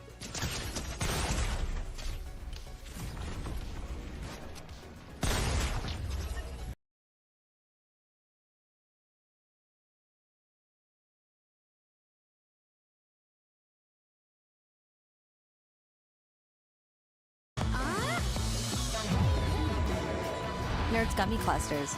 Unleash your senses.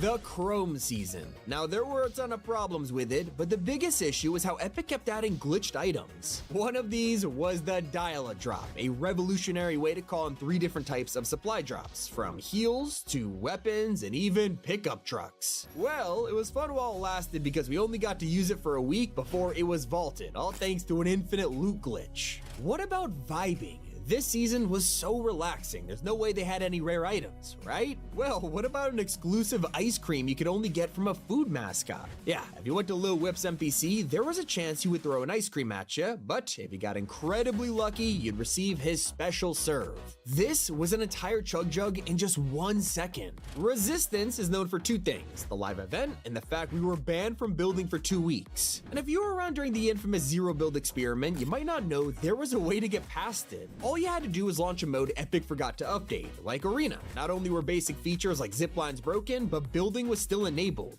These people were the only players in the world to have builds. So there's a running theme here because the rarest item in the Flip season was actually a pumped shotgun. And I know it sounds ridiculous because we've had these for years, right? Well, Flipped was the start of Chapter 3, and Epic reset the loot pool all over again, meaning pumps were banned. But did you know you could go to a vending machine and get lucky enough to find one? Total accident, Epic quickly fixed it, but people were still running around with pumps. Turns out, if you were smart enough to buy them and then store it in a 10, you could literally play Fortnite with contraband. We're now in Chapter 2 with the Cube season, and for just 24 hours, it included one of the rarest things in Fortnite history. You had to go deep in the woods. You would find this little guy called Bud the Mushroom, and Epic didn't tell anyone about it. He'd follow you around and heal you constantly, making him the most overpowered item of the season. But the problem is, when word got out, he was gone forever. Now, he wasn't the only experiment hiding in Chapter 2. During the alien invasion, you could find these new holopads around the map. If you went to this exact one at the Green Bridge, it would turn you into bubblegum. Now, the problem was you could basically fly around at Mach 10, breaking the game, and it forced Epic to delete this after only a few days. Everyone knows Lara Croft made her debut in the Primal season, but did you know about her secret quest with an exclusive reward? Well, once you unlocked the outfit, you had to wear it in a game, go to Aurelia's tiny island, and be lucky enough to steal her gold scar. If all of these ducks were in a row, you'd be given the golden Lara Croft skin. Epic never even told people about this quest, so not many players have it. And the 0 Point season before that had an item which has never returned. It was in the final update. Epic added a mode called the Bodyguard LTM, and inside you could grab a mythic bandage bazooka. One, it took up a single inventory slot rather than 2, and is the only time it has ever appeared in mythic form. The first Marvel season. There are so many items in the loot pool that everyone forgot about fire traps. It was a brand new trap, and considering Epic only makes a new one like every few years, it was a big deal. Yet barely anyone found them, and if they did, they probably didn't pick it up. This is one of those items that sucks so bad that Epic straight up never brought it back. Now, if you're a regular viewer of my videos, first, thanks so much, but also, you've definitely heard me talk about the Mythic Mushroom before. It's no surprise this is the rarest item of the Flood season because it was only in game for 2 hours, had a 0.01% chance of spawning, and gave you 100 shield instantly. It's actually a miracle we even know this existed. While you're running around Fortnite, you always have to look out for someone with a fully gold Agent Peely. That's because chances are you probably won't find one.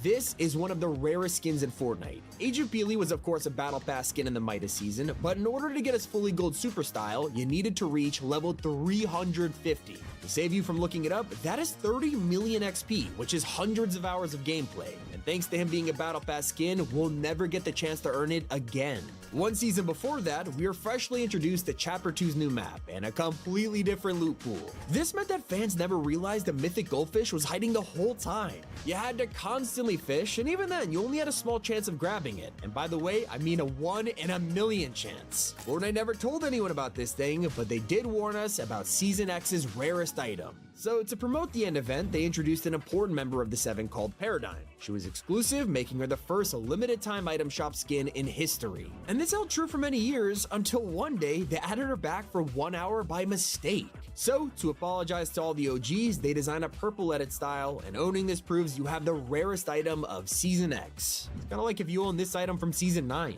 Many of you have probably seen this artwork before, but is it in your locker? This was a prophecy that was revealed more and more every day thanks to Fortbytes. You had to complete a daily challenge to get a piece of the puzzle, and after 100 of these, you would finish the loading screen and unlock it. So now, this iconic artwork is actually the most exclusive item of its time. If you were around during the Pirate season before this, you could have also gotten your hands on a super rare outfit, Reflex. It was originally an Nvidia exclusive skin. You had to literally buy a $500 graphics card to get it. But then Season 8 came, and they just dropped this in the shop out of nowhere. Instead of refunding people who bought it, they just let them keep it, and instead designed the Stealth Reflex skin for OGs, and neither of them have returned since. If you played in Season 7, check your locker right now, and you might discover you're holding a super rare item. You had to reach tier 50, and you would get this loading screen for Lynx, and while it wasn't really that important at the time, it's become one of the only animated loading screens in Fortnite. A ton of players might have this and not even realize how exclusive it is. And what about the secret Wreck-It Ralph collab that only existed for 2 days? Well, in Season 6, Hot Marat was released in the item shop and it cost literally 0 V-Bucks, but it was a reference to Ralph Breaks the Internet. It hasn't come back in over 2,300 days, and because of that, it is one of the rarest collabs in pretty much the whole game.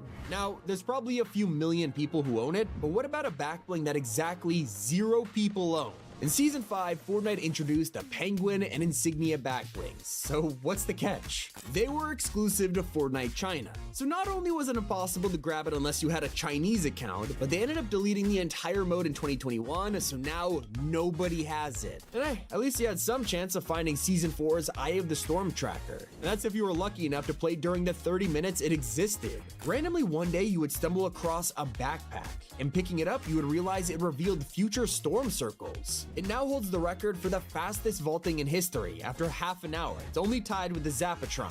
Only difference is this item never came back. The further you rewind time, the rarer these items get, like John Wick's glider. Not the actual collab, I'm referring to Season 3's ripoff of John. He was the tier 100 skin, which is already hard to get on its own, but once you completed the pass and got his outfit, you still had exclusive challenges to do. Once 7 of them were completed, then you would earn the High Octane glider, and it's still insanely rare to this day. In Season 2, everybody knows the rarest item. It was the first season to include a battle pass, and at the end of it, tier 70, you had Black Knight. To this day, he is considered one of the most exclusive skins out there, and if you wanted, all you could do is buy reskins instead of the real thing. And that's hard to say because Season 1's rarest items came back. At the time, the Mako glider was the hardest cosmetic to grab, thanks to it being a part of the season shop. You had to be level 25 to even get a chance to buy it. Then they accidentally released it again in 2018, but this was January, and the game hadn't blown up yet, so it remained the rarest glider in Fortnite. How many of these have you tried or owned? Let me know in the comments below. It's been Tommy, and keep it here on Top 5 Gaming. Fellas looking for a quarterback? Go! These do bring out my eyes. Dix is the GOAT. Downy makes clothes softer, fresher, and better. We breathe life into your laundry. Fortnite Star Wars season is failing. Like, here's the player count on Chapter 6 launch, then Season 2, and now we're seeing 50% players less. Today, I want to learn why. From items being useless to an exhaustion of collabs, we'll break down everything roasted this season and give it a valid or not. Like, some things in Fortnite just don't make sense. Throw a shield bubble down to protect yourself, and you'll get obliterated by X-Wings. But when Godzilla laser beams you, you're perfectly safe. I don't know why Fortnite kept this around if they're gonna let this happen. And everyone was super excited when Epic randomly announced General Grievous was in Season 3. Nobody saw this coming and we were super hyped, only to realize he was a secret skin. Alright, I mean, that's fine, we can wait it out. At least we'll get to fight him on the map. right? Well, turns out Epic literally added him on this random mountain, and he's not even a boss you could fight. Instead, you're just handing him lightsabers to add to his collection, so fans wish it was just a little bit more exciting. But I'm still holding out hope they'll turn him into a boss when his skin releases. Now, his skin also comes with a wrap, but it's completely pointless. We all know that the loot pool is blasters only, but this also means that every gun can no longer use wraps. They all have unique models and skins which don't change no matter what, so every wrap in your collection is worthless this season. Like, you can't even use the new ones in the past until it's over. But I don't think there's any way Fortnite could save the most hated music pack of all time. In the Battle Pass, they threw in an original song called Where My Wookiees At. What?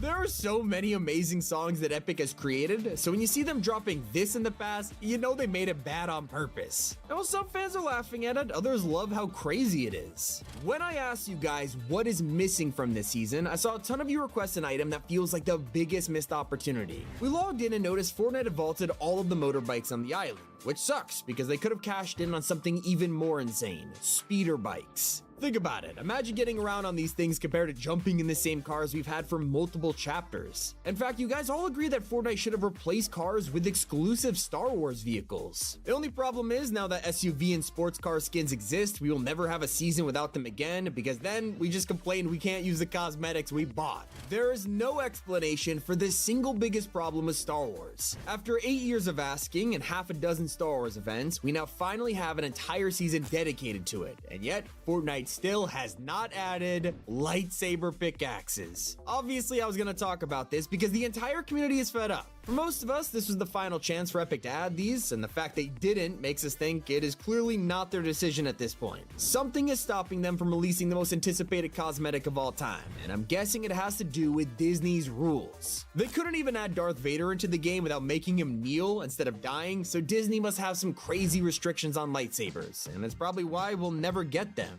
Instead, we're doomed to get items like this for the rest of eternity. Yeah, it's a Death Star on a stick. You would think after years of laughing at Epic giving us ridiculous pickaxes, they would at least come up with clever ways to work around it. But no, they're still just gonna get clowned by the players. People have even started to draw fan art of this thing as a goofy lollipop. Not only are they refusing to give us lightsaber pickaxes, but they won't even make them in emote. Mace Windu arrived this season, and while most people made fun of his pickaxe, calling it the Windu Whacker, we at least got a lightsaber in the emote, right? Well, turns out a closer look at the icon reveals it's a sword, so he was training with this. I mean, come on, Fortnite, a stick? He's a Jedi Master. Now, there are some things that Epic are trying to learn their lesson from. Remember UFOs and how powerful they were? Or even Stormwings? They don't have the greatest reputation when adding ships, so when they decided to make X-Wings and TIE Fighters, they were very, very careful. Problem is, now fans are disappointed because these things are super weak. In fact, within a few hours, Epic had already nerfed their damage, and it's insanely easy to shoot them down.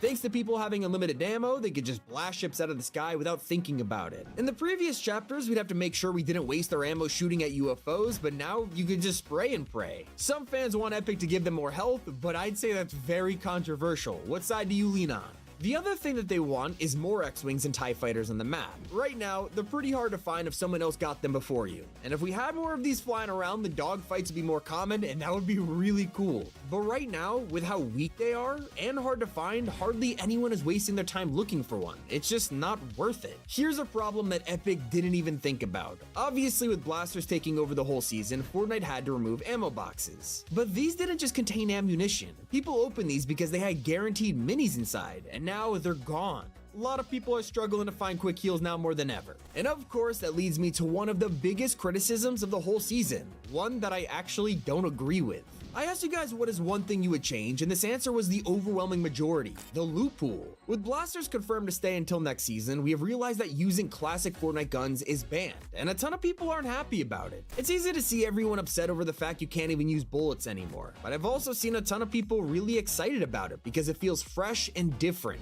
It's a cool experiment, just like Zero Build was back in Chapter 3. But if you're not a fan of Star Wars, it's a lot to deal with. On the bright side, the season is only a month long and there's always other modes to choose instead. What about if you like the fact that we have no bullets, but simply don't like blasters? It's also another huge argument from the fans who say blasters are just straight up overpowered. Despite the fact that literally everybody has them, every fight is turned into a simple question: who shoots first? Pretty fitting for Star Wars, but in Battle Royale, it's not fun to get lasered out of nowhere. Maybe the solution is just picking up a lightsaber and enjoying those instead. Except this has become another hated feature. That's because they're simply not strong enough. I gotta admit, I do agree with you guys on this one. Lightsabers are meant to be the strongest weapon in all of Star Wars. They just don't compete with blasters in Fortnite. You can block shots with them, sure, but then you realize enemies have unlimited ammo and will just wait for you to hit a cooldown. Epic hasn't balanced these to fight against blasters. They were already balanced to fight against normal weapons that had to reload, so the solution is just to make the sabers a little bit more powerful, or at least make them really good at blocking blaster shots. Obviously, I couldn't make this video without talking about that abomination in the Battle Pass though. And I'm not exaggerating, a lot of fans actually do think Wookiee Team Leader is a horrible addition to the game. In a Battle Pass that's meant to lure Star Wars fans to spend money, Epic chose to put some of the best characters in the item shop instead. Like, we've been asking for Mace Windu, Darth Jar Jar, and customizable Mandalorians for years now, and all three of those guys are nowhere near the pass. Instead, spot was taken by a Team Leader reskin, something players are growing tired of.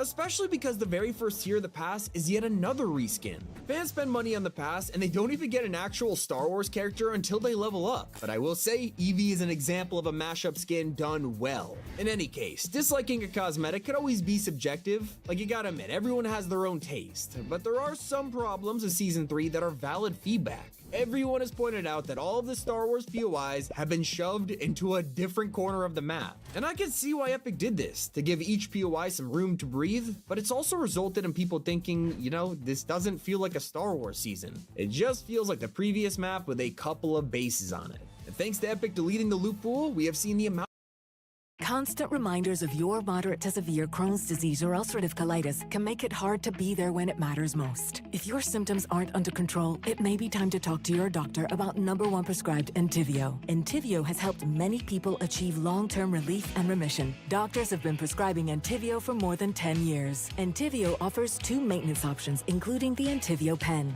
Infusion and serious allergic reactions can happen during or after treatment. Entyvio may increase risk of infection, which can be serious. PML, a rare, potentially fatal brain infection, cannot be ruled out. Tell your doctor if you have an infection, flu-like symptoms, sores, or are prone to infections. Liver problems can occur. Ask your healthcare provider about Entyvio. Relief, remission, for real.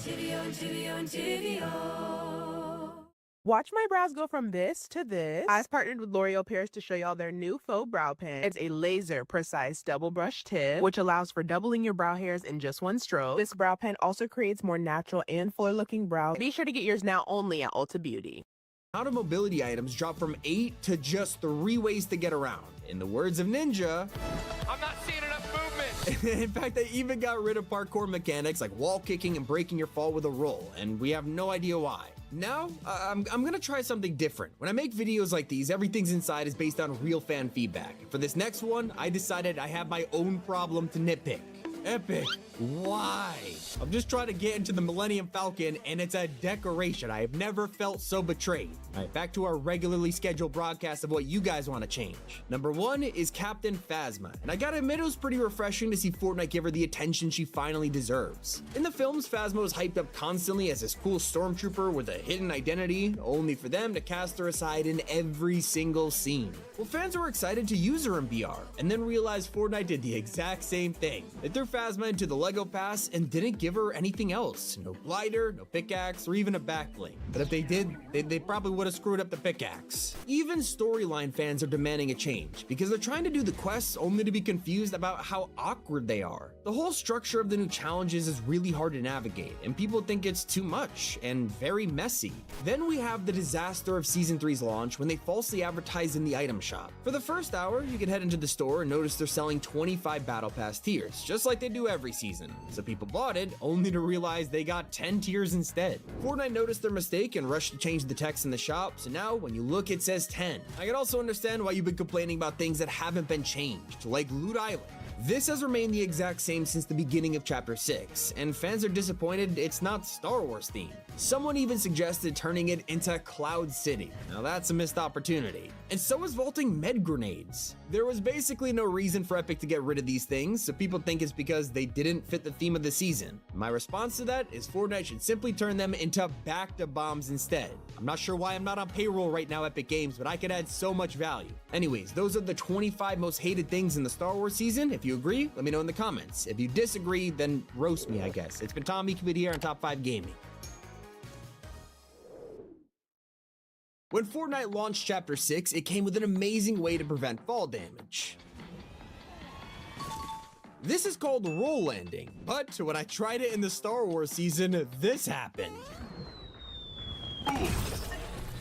Yeah, roll landing is one of 33 things removed this season, and today we'll discover every single one and why they're gone. But here's another one you probably missed. For the whole chapter, we've been able to open chests, and sometimes a boon would pop out. It was a welcome surprise every time, but if you remember them, you'll also know they are themed around the season. Like the elemental ones at first, followed by heist boons, so that of course means they're gone in Season 3. This also means the elemental chests near the turtles have been ruthlessly deleted, and Epic didn't tell anyone about it. Yet none of that compares to the fact that Fortnite just removed an item for the first time in years. In the past, we have seen supply drops, llamas, even harvesting tools get removed, but I don't think anyone expected this season to completely get rid of ammo. They are gone after 2,682 days. You won't find any crates on the island, and it's all because the entire loot pool is just gone. For the rest of the season, we have to use blasters, which have unlimited ammo, and these next 30 days might be the only time this will ever happen in Fortnite. Last season, you may have been rushing to shiny shafts every game as the best drop spot for gold, except try that in the Star Wars season and you're in for a huge disappointment. The second you land here, you'll realize all of the entrances have been blocked by rockfall. Now no worries, you're thinking I'll just pickaxe them. We can keep our enamel for a lifetime if a patient takes the proper preventive measures. I choose new clinical enamel strength because there's clinical evidence to support that it does strengthen the enamel. Pronamel clinical enamel strength does a really good job of adding that extra protection to the enamel. You don't wake up a legend. You build it brick by brick, one swing at a time. Huh? Yeah, and this isn't the only POI to become useless in Season 3. All of the Dilbit mines have been completely blocked off. Since the dawn of time, V-Bucks will always be the most powerful currency in Fortnite, and with those, you can now view a brand new category in the item shop. There's a secret new tab for Season 3 which tells you the best sellers of the day. Not only is this great for figuring out what everyone's buying, but it's also our first glimpse ever into how well a skin is doing.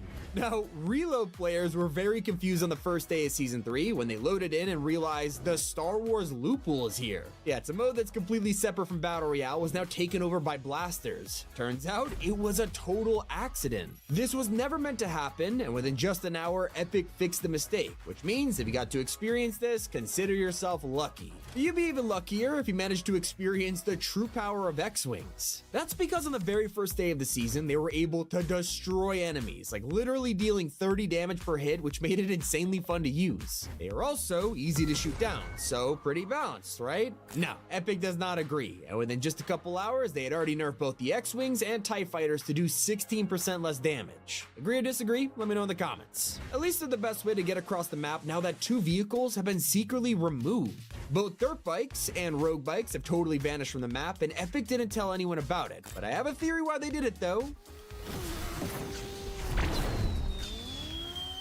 Yeah, I'm not surprised why they deleted this. Now, most people already know that Fletcher Kane is no longer relevant to Fortnite. It's part of the reason why his train has been replaced. It has gone back to the normal version we're familiar with, so no more turrets or convoys, but there are 2 changes that literally no one knows about. Like, for the first time ever, the train can now go in both directions. When you spawn into a match, it'll randomly decide to go clockwise or anti-clockwise, and that's not all. Once you capture the chest, you'll be given an exclusive mythic blaster. The train wasn't the only casualty of Fletcher Kane vanishing. This also means Gold Rush is gone. Or so you thought. Gold splashes can't be found anywhere in the loot pool, and this has led a ton of people to assume you can't get the rush anymore. But did you know you can go to the fountain at Fletcher's Mansion and just secretly earn it? I'm also happy to reveal that phone booths are back in Fortnite with some hidden changes. You'll find these near Star Wars roadblocks, and that means you can hop inside and officially disguise as a stormtrooper. Epic has also made it easier to figure out if your disguise is working or not with a brand new icon above your head. That's in case you forget that the stormtrooper outfit, it just does not belong to you.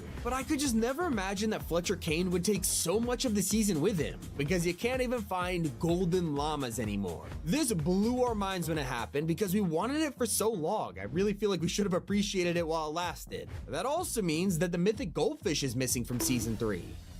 Now let's circle back to a previous spot. If you remember the fact Dilbit mines have been blocked, you could probably guess Dilbits themselves are gone for good. I guess the huge crypto crash ruined Big Dill's name because he has also vacated the island, and there's proof of this. All you need to do is go to the Kappa factory and you'll realize the big pickle is gone. I guess we're never gonna see Dill or his scam coins ever again. Which also means you just have nothing to spend those Dilbits on. Try to visit a black market and you're gonna have a hard time getting inside. And obviously it would be kinda OP if you could grab exotics in a Star Wars season. Maybe you're thinking, hey, we still have gold at least, so surely I could go rob a vault for some extra cash. Sorry to inform you, but taking a trip to the bank is just gonna result in disappointment. Look now, and all of the vaults have been blown up. Even the heist bags are nowhere to be found. And yes, this includes the secret vault at Outlaw Oasis. Last season, you could solve the statue puzzle and unlock a hidden room underneath the carpet. It was one of the best secrets on the map, and now if you go here, you'll find the statues are gone, replaced by a single wolf that doesn't do anything. If you break the carpet, nothing's here. Okay, you're thinking there must be a way to get extra gold, right? Well, go to Kane's personal safe in his house, and sorry, Epic thought of that too. It has been busted open already with all the bars stolen. Now, gold is less important than ever right now because you could finally use porta potties again. The outlaw ones around the map were super annoying to use because you had to pay the Baron's tax on them. Thankfully, you don't have to put up with that anymore. But you do have to put up with the cantina music. People have been enjoying landing here and experiencing a taste of nostalgia. Yet the last time we had a cantina in Fortnite, it appeared in Chapter 2 with the secret room. Who remembers? You can head back here, find a flute, and interacting with it will let you change the music. Well, that exact same flute is now on the stage at Mos Eisley, but sadly, you can't take over the playlist, forcing you to listen to the same song on repeat for eternity. Now, I have an update on Fortnite's most adorable couple. For the past couple months, we got to watch the Great Turtle meet a partner, and then they fell in love. Well, now they've been forced to move thanks to the cantina. The new POI destroyed their resting spot, with the turtle couple now searching for a new home. There's even some interesting news for storyline fans. This Star Wars season came out of nowhere because the story has been so focused on Daigo and his secret plan to enter the spirit realm. Like, we even had a mini event where he ran inside and played a cutscene for everyone watching. Well, if you want to see where he went, you're gonna have to wait an entire month as the storyline has been paused. Now try to visit the spirit portal and you'll notice it is totally destroyed. Hey, Whataburger, bring back the Pico de Gallo burger, and I'll bring back 3 of my table tents. Okay, deal. The Pico de Gallo burger is back. We're bringing back the hits. What a burger.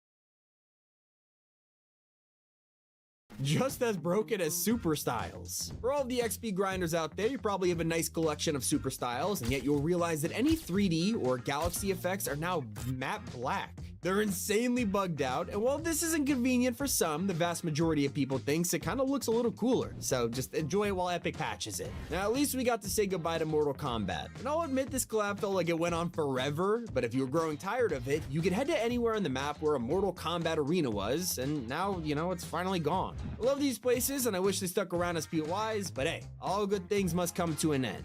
Turns out not all good things though, because Slap is finally back in Fortnite after 18 months. Both juice bottles and splashes are in the loot pool. But even cosmetics you bought years ago are getting secret changes. Like, remember the X-Wing glider? Well, Fortnite just updated this with a hidden feature that only appears when you press the trigger button. It's honestly pretty cool. But not all changes are helpful. Now, when you discover a brand new landmark, you'll get 90% less XP. It just sucks. At least one of those new landmarks might belong to Vader, and if you defeat him at his solitude, he doesn't just die. Obviously, he does the whole knee animation we all know about, but this time he stands up. He offers you to train in his ways so you can collect his lightsaber. What I don't suggest is taking a water sprite to a shrine. I know these have been good ways to grab loot in the past, but what Fortnite hasn't told you is they secretly nerfed them. Now, you just get a single item, a purple blaster. They've also made a change to forecast towers. Instead of the regular guards, you'll find Imperial banners hanging from them, and the key is in the possession of the AWR troopers, just to spice things up. But my favorite secret change in all of Season 3 has to be ranked mode. Ever since it was born, we have known the 3 main ranks: Elite, Champion, and Unreal. Just not anymore. Now you're competing to earn the title of Admiral, Grand Moff, and finally Emperor. And honestly, W change. Hope you all enjoyed. It's been Tommy, and keep it here on Top 5 Gaming.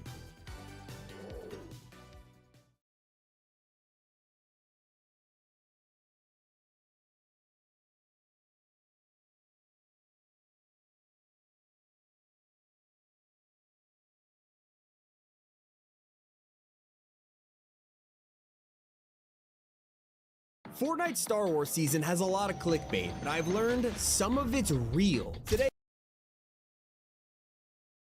we're putting 15 of these shorts to the test and see which ones will be great or waste your time. Number one. What does a thermal imploder do? It implodes. Oh, well, now I gotta see if this thing's Zimbabwe You grabbed a gas can. Throw that down there. There's a thermal imploder. What is he trying to do? Ride the gas can? Dude, wait. I took a came back and I'm still flying. Wow. Holy balls. Let's go! Mom, I just got my first win of the season! Okay, let's go try this. Perfect. Okay, this cannot mess up. Here we go. Ride it perfectly. Oh my god, it does work! Bro! Dude, we're just flying past the barrier right now. Is this how you get to the Death Star? I forgot about fall damage. Okay, it works. Just have a plan for when you fall. You can use the Force Lightning to disable cars. Yeah, I mean, that makes sense, but I actually have an idea for this. Okay, so we have the Force Lightning ability, and as we're all probably aware, if you lightning, it disables the car, right? Not clickbait.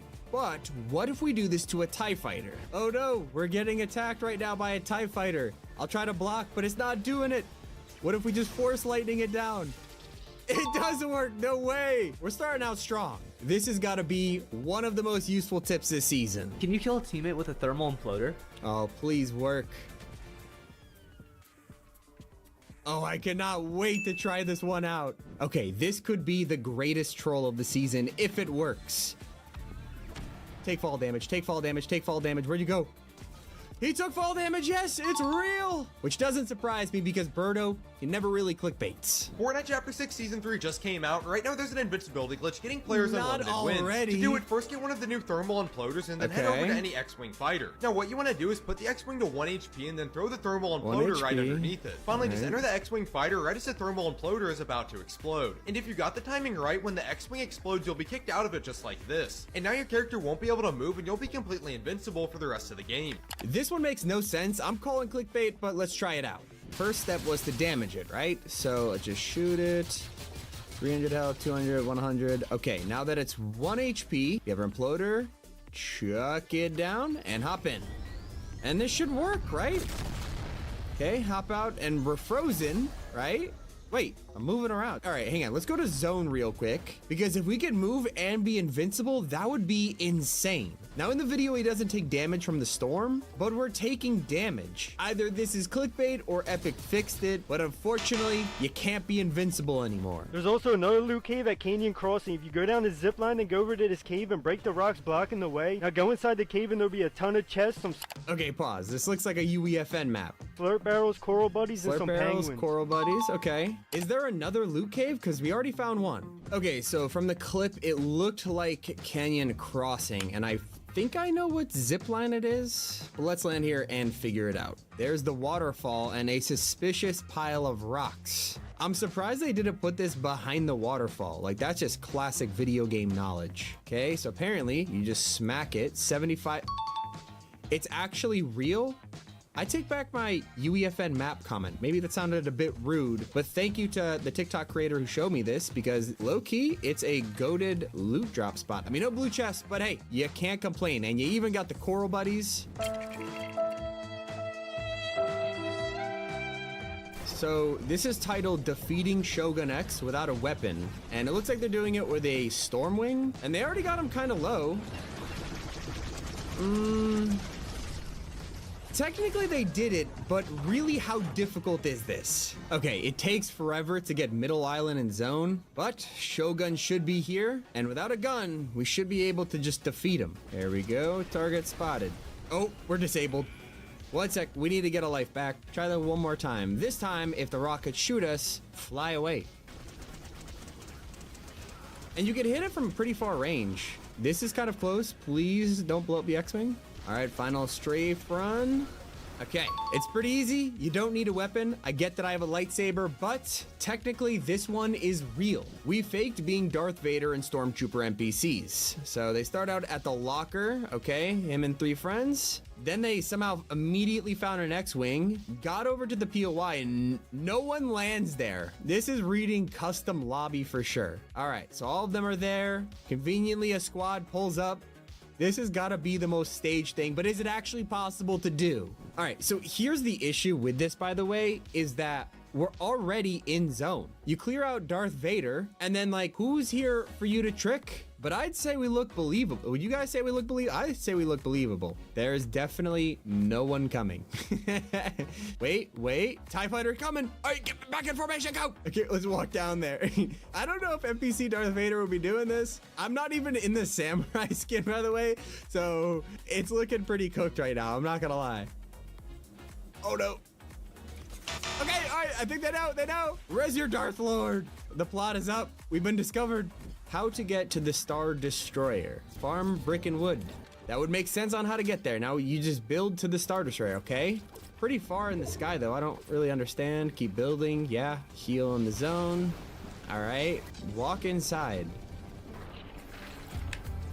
Wait, it looks like the inside of a Star Destroyer. Can you actually get there? Okay, so the closest Star Destroyer is this one. Unfortunately, we have an entire forest here to help us build there. Really don't know how much material we're gonna need. First step, get to the barrier. You literally cannot run this way. Star Destroyer's over there, not looking good. Hold up, wait a second, hang on. We're actually making our way closer. But, I mean, 300 brick to get from here to there? Maybe I did not farm as much as he recommended. We're slowly making our way. Come on. Okay, I don't got enough mats. This one, for sure, clickbait, don't waste your time. Why this glider glitch kinda tough? Oh, okay, so apparently if you use the Captain Phasma skin, there's a weird glitch. Looks legit, let's try it out in game.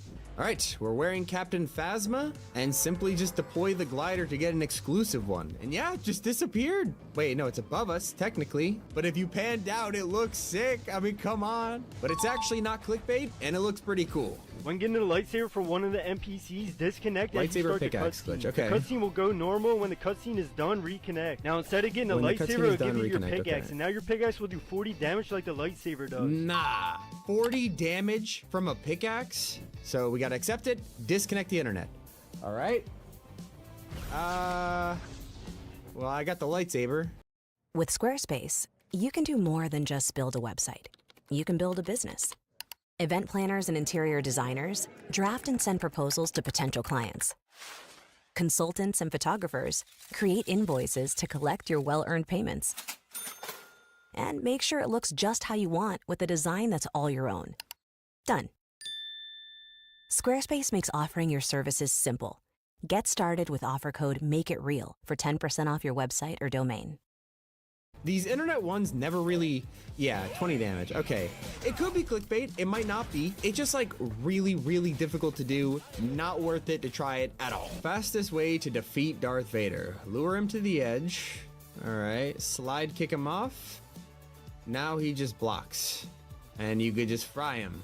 Does this actually work, or was that a one-time thing? All right, first step is to take out the stormtroopers. All right, Vader should be free now. So let's just try to drag him over to the cliff. Come on, come right here. Nothing bad will happen, Vader. Trust me.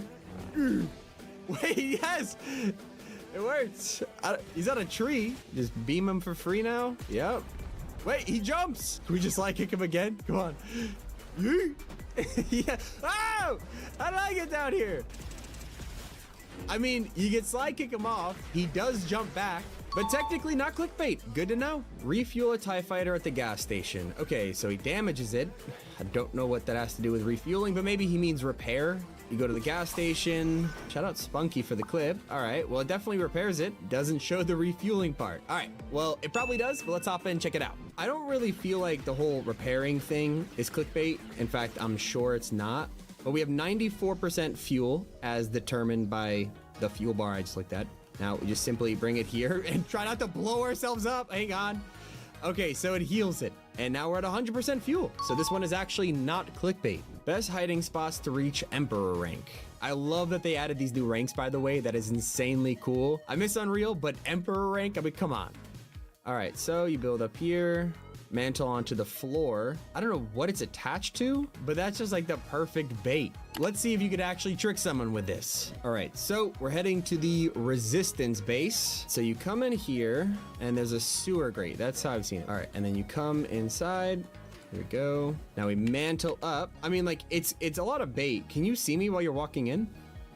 No, not at all. Not at all? All right, like if you were to run in, boom, 97, fried. Will it help you get Emperor rank? It could help bush camp, Dad, but technically not clickbait. Every season, there's a free skin item in the game, and I always see the clickbait, and apparently you can find C-3PO's head in this washing machine and get a C-3PO skin. This has got to be the most fake thing I've ever seen, but I know where this is on the map. So I know it's in Seaport City. Now we just have to find what building it's in. Like, it's one of those things that you have to test out, but in the back of your mind, you just know it's fake. Like, Fortnite's not gonna have a claim button in game. All right, we'll check here first. Hold up, wait a second,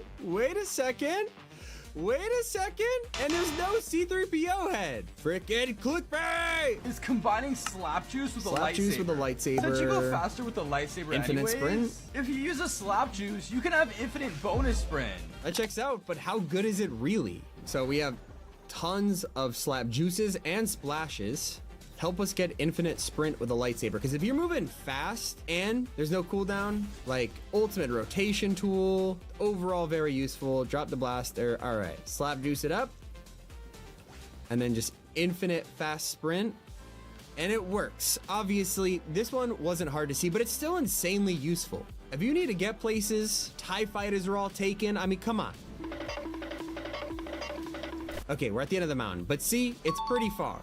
Don't forget to hit the subscribe button. It's been Tommy. Keep it here on Top 5 Gaming. One day I want to ace my serve.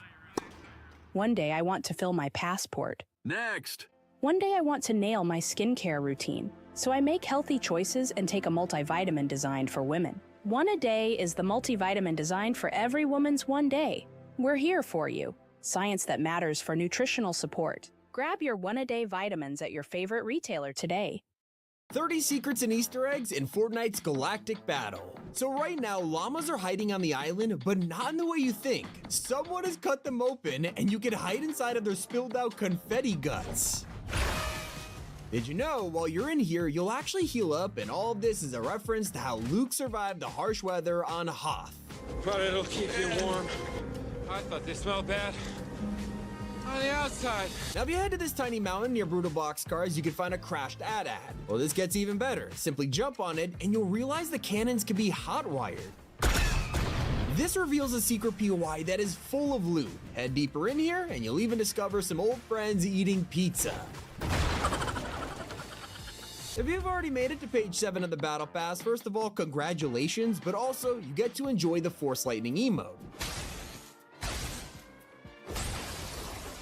Except, use this emote with the Palpatine skin equipped and you'll get an exclusive version.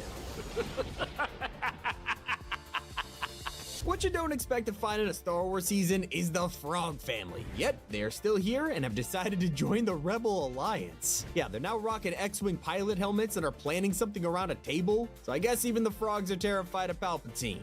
While everyone has been talking about Mos Eisley Cantina on the map, no one knows about the secret bar. In the town, you can find this giant red curtain, and it's hiding a droid speakeasy behind it. There's even gonk droids chilling out back here, trying to kick back after a hard day's work. Let's head back to the Battle Pass, because this also includes a brand new X-Wing glider for Poe Dameron. Now, this is not the first time we've had an X-Wing glider, but thanks to the new season, both this and the old version have been quietly updated with an incredible secret. Now while gliding, if you press the trigger, your wings will fold.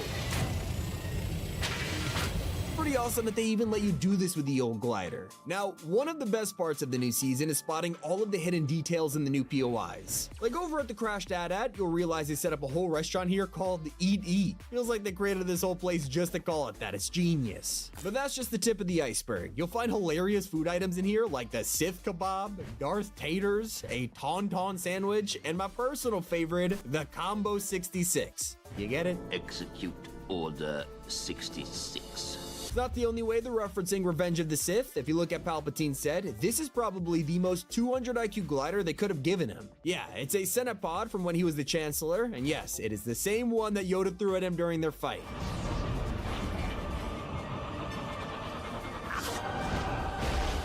If you're a true Star Wars fan, you'll know all about this language. It's Aurebesh, and it's actually hidden throughout the new season. Like when zooming in with the latest scope weapons, you can spot some of it, and it translates to range, while these words on the X-Wing mean fuel and speed. One of the coolest secrets is hiding in Apprentice Evie's said. By now, everyone knows you could customize her to join the dark side of the Force. But what you don't realize is that it cuts off her braid. It's hard to spot, but on her Apprentice version, she has the same braid that all Jedi Padawans have. Both Anakin and Obi-Wan had one in the prequels. But now switch to the Sith version, and it's missing. Literally an insane detail that nobody noticed. Although everyone is talking about Wookiee Team Leader and how they're just kind of a ripoff of Chewbacca. And that's not the only way Fortnite has twisted this. Before, Chewie came with a back bling of C-3PO cut into pieces. Well, they have done the same thing for Wookiee Team Leader, but this time she's carrying around a metal Team Leader in a back bling. And in the description, it says, "What have you done? I'm backward." Not the only character you can spot hiding in a back bling. This time around, it's Palpatine's. While this may look like a simple hologram, it is actually a callback to Sidious executing Order 66. And yeah, that means the clone trooper you're looking at is Commander Cody. Fans have been wanting him in Fortnite for the longest time, and I guess your wish has been granted. A lot of people are praying he is coming as a skin because we don't have enough Clone Wars outfits in the game, and I will say, even Asajj Ventress is just a loading screen right now. I wouldn't worry though, Fortnite knows exactly what fans want. In fact, I'm starting to think the devs are bigger Star Wars fans than 99% of us. It's because General Grievous is getting an edit style that no one expected. Turns out his secret bonus rewards will include a Kaleesh Warlord variant. And if it doesn't sound familiar, it's because it never showed up in the films. You see, before he turned into a cyborg, Grievous had a completely different name and was a warlord in the desert. Part of the storyline was never mentioned in any Star Wars films or games, and that means Fortnite is about to bring it to a video game for the first time in history. If you want something you could appreciate right now, simply look up. We're all distracted by the giant Star Destroyers that no one realizes there are TIE fighters and X-Wings dogfighting up there. They even show up in the lobby. While you're staring into space, take another read over the patch notes, and you'll see the Epic team left a hilarious joke in there.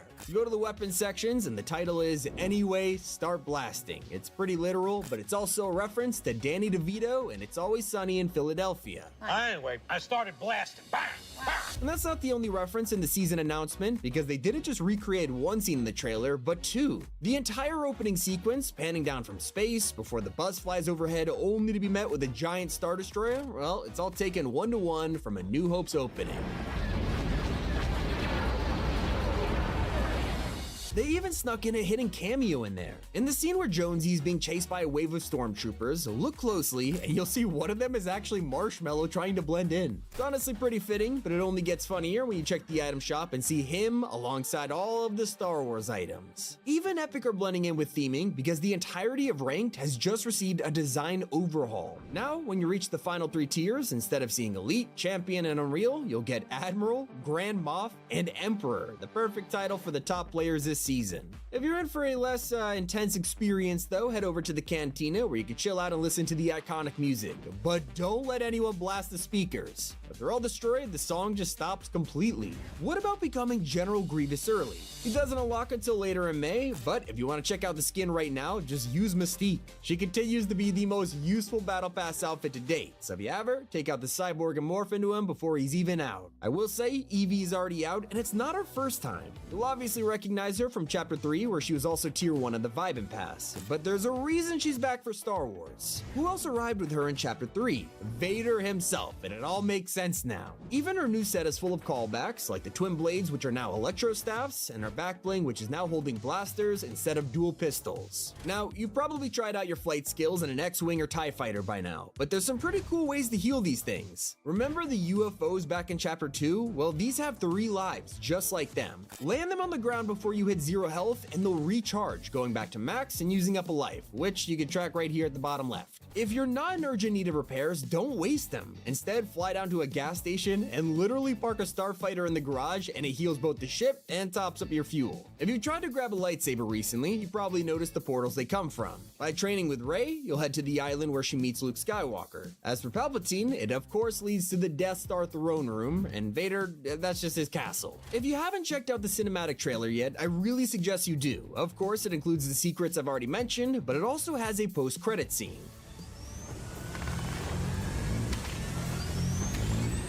This has a double meaning. For regular players, it's yet another addition to the running gag that Fish Stick, dies in every trailer. Poor guy can't catch a break, and yet it's also our first official teaser for this season's live event. That's right, at the end of May, we're getting a fully fledged event, not a mini one, and it involves that thing in the sky right there, the Death Star. It is gonna charge up and blast the island, or at least try to, and our job is to stop it. I will say, I wasn't expecting to see this and the bonus rewards though. Yeah, it's a drum kit belonging to Poe Dameron. It's already pretty random, and then you realize the name is Poe Dameron. Nice. Personally though, I'm just excited for this secret Star Wars character to show up. In the loading screen for Captain Phasma, everything is Lego because, she's in the Lego Pass this season. But take a look at the background and you could spot General Hux building a snowman. He's easily one of the most underrated characters in the entire sequel trilogy and even has a small cult following. Let me tell you, I'll be the first one in line to buy this skin when it comes out. Anyways, those are all the secrets. It's been Tommy. Keep it here on Top 5 Gaming. We'll be flying X-Wings in Fortnite's new season, but that's not even the best part. From the entire Battle Pass being revealed to an item we waited 6 years for, here's everything we know about Fortnite Star Wars Galactic Battle. So the full Battle Pass lineup for next season was revealed last week, and so much more is released since then. There are characters in this pass that never showed up in the teaser trailer. In the lead, we have Jedi Evie, and I know fans usually criticize mashups and collabs, but this one's actually pretty cool. That's because she'll also have an edit style that allows you to turn her to the dark side of the Force. Then we have confirmation that Poe Dameron is making an appearance, and let's just say no one was expecting him to be a Battle Pass skin. I will say, it's pretty cool to have Oscar Isaac in Fortnite. Technically, this is his 3rd appearance in the game, this time with his actual face. Then of course we have Emperor Palpatine, the big bad villain of the season, but this is where things get interesting. Fortnite revealed we're getting a General Grievous skin. He is easily the most anticipated Star Wars character in years, and I gotta say he looks incredible. He hadn't been seen before this reveal, so it's just an amazing surprise. But this is where we get to the final outfit of the Battle Pass, Wookiee Team Leader. Fans are a little disappointed because this means only 3 people in the Battle Pass are actually Star Wars characters. But don't worry, all will be forgiven if Fortnite adds lightsaber pickaxes. And I know, we've sounded like broken records every year. It's like our May 4th tradition where we get a Star Wars event and the world gets disappointed when another ridiculous pickaxe get added. Literally now or never for these to happen, and there is hope. In the Battle Pass image, you could spot characters holding sabers we have never seen before, hinting that we might finally get a customizable pickaxe in Season 3. Also, in the background, you can spot both TIE Fighters and X-Wings. These aren't just for decoration, these will be brand new vehicles that you could actually fly. TIE Fighters will work for duos silos, while X-Wings will work with your entire squad, letting your friends stand on the roof and the wings. Now that we're into the final days of Season 2, Fortnite has straight up posted the new map in its entirety. But before I reveal it all, let's focus on the bottom right named Outpost Enclave. This huge POI has replaced Hopeful Heights, and it's home to an entire desert biome. Of course, you can't have a Star Wars desert without a cantina, and that's why Mos Eisley is here. You'll be able to explore the whole city and even break into a sandcrawler to get tons of loot. And you can get into the Star Wars spirit right now because Epic just granted everyone a free Stormtrooper skin. It's a new First Order variant, completely separate from the one we've seen in the shop before. All you gotta do is link your Disney account and it's yours. You just gotta go here, and if you're in an eligible region, you'll see a new My Disney option. You gotta simply follow the steps to link your account. You don't even have to be subscribed to Disney Plus, and the next time you log in, the skin is in your locker. But watch out, an evil presence is lurking on the map. You may have spotted him during last week's teaser trailer, and it's of course Jar Jar Binks, but with a twist. You see, the most popular fan theory in all of Star Wars is that Jar Jar was actually pretending to be a moron and is instead a Sith Lord. Well, that joke theory has turned out to be true in Fortnite's universe, birthing Darth Jar Jar. We still don't know if he'll be part of the item shop or this season's secret pass outfit, but I'm excited to find out. As for something you can experience right now, just go in game and look up at the sky. That's no moon, it is the huge Death Star staring at you, and it's pretty hard to miss, not gonna lie. It's terrifying knowing it could destroy all of us at a moment's notice. It has been getting closer and closer every day, and honestly, this is one of the best ways you could ever visualize the true scale of the Death Star. Like, it really is the size of a moon. But that's not the only thing progressing each week. Fortnite Season 3 will have 5 updates in a row. Every week we'll enjoy a new period of Star Wars, and that starts with the Imperial takeover on May 2nd. This will probably bring Palpatine, Stormtroopers, and of course the X-Wings and TIE Fighters. Then we'll have the pull of the Force on May 8th, probably giving us a bunch of Force powers, before leading into the Mandalorian Rising on May 22nd. This will bring a brand new customizable Mandalorian skin to the game that fans are freaking out over. Now, you're not going to be able to get Pedro Pascal's version if you didn't play in Chapter 2, but it's the next best thing, and who knows? Maybe you'll get to customize it to look like Din Djarin or Bo-Katan. Or maybe, just maybe, you'll decide to play as an even more infamous Mandalorian. You see, in the Battle Pass reveal, you can spot blasters that we've only seen once in the films. These belong to Jango Fett. This not only confirms his dual blasters will be a weapon next season, but it also hints he'll probably get his own outfit during the Mandalorian week. All of this will build up to the 4th update called the Star Destroyer Bombardment. As you can guess from the name, we'll probably have the Emperor's full army arrive to power up the Death Star and prepare to destroy the island. If you're seeing the theme here, all of the weekly changes are taking us through every trilogy in Star Wars. Think about it, the prequels include Darth Jar Jar, Grievous, and more, but this will also showcase Venator-class destroyers from the prequels alongside Imperial Star Destroyers from the original trilogy. With all of these attacks from Palpatine, things are not looking great on the island. So what are we doing here? What's our mission? Well, it's to destroy the Death Star, just like the original film. That'll happen in the live event in the final week called the Death Star Sabotage. This event is going to be a mix of Operation Skyfire and the Galactus battle, where we pull off the trench run and blow up the space station. And that's not just speculation. Star Wars themselves have revealed that the season will end in a live end of season narrative event. It's the first time since Chapter 3 that we'll be getting 2 fully fledged live events in a single year. Not only will we be equipped with starfighters to do it, but there'll also be a bunch of new weapons. So what is coming? Well, along with the usual E11 blasters and the bowcaster, Epic are also treating us to the DL-44 pistol, Han Solo's iconic weapon. And you can spot Fishstick holding it in the key art. There's also the CR2 heavy pistol held by Poe, which should basically work like a blaster SMG. But the most interesting of all is this rifle held by a Mandalorian. This is an A280 CFE convertible blaster. This is actually taken directly out of Andor, where he mods an entire pistol to basically become an AR, and it's leaving many hoping he'll be arriving too with this new series dropping right now. But let's take it back a second and look at the Season 3 map again. I showed you the bottom right's desert biome, but what else is here? Well, heading to the top left, replacing Woofy Wharf and the Swamplands with a Resistance base. You can land here and find the Millennium Falcon parked up, and if it looks familiar, that's because it's the Rebel base from Force Awakens. Awakens. That's not the only place taken directly from that film. In the top right of the map, we have the First Order base. This will be replacing Demon's Dojo, so say goodbye to the Night Rose because she's about to be replaced by someone else guarding the area. So who is the NPC here? Well, we already know who's coming. The First Order base will be protected by Captain Phasma. You can spot her in this image surrounded by First Order troopers. They'll assemble here at the base on the map ready for us to fight, and don't worry, Captain Phasma will of course be a skin to claim yourself too. Rumors are that she's currently the headliner of the new LEGO Pass after being featured in their newest teaser.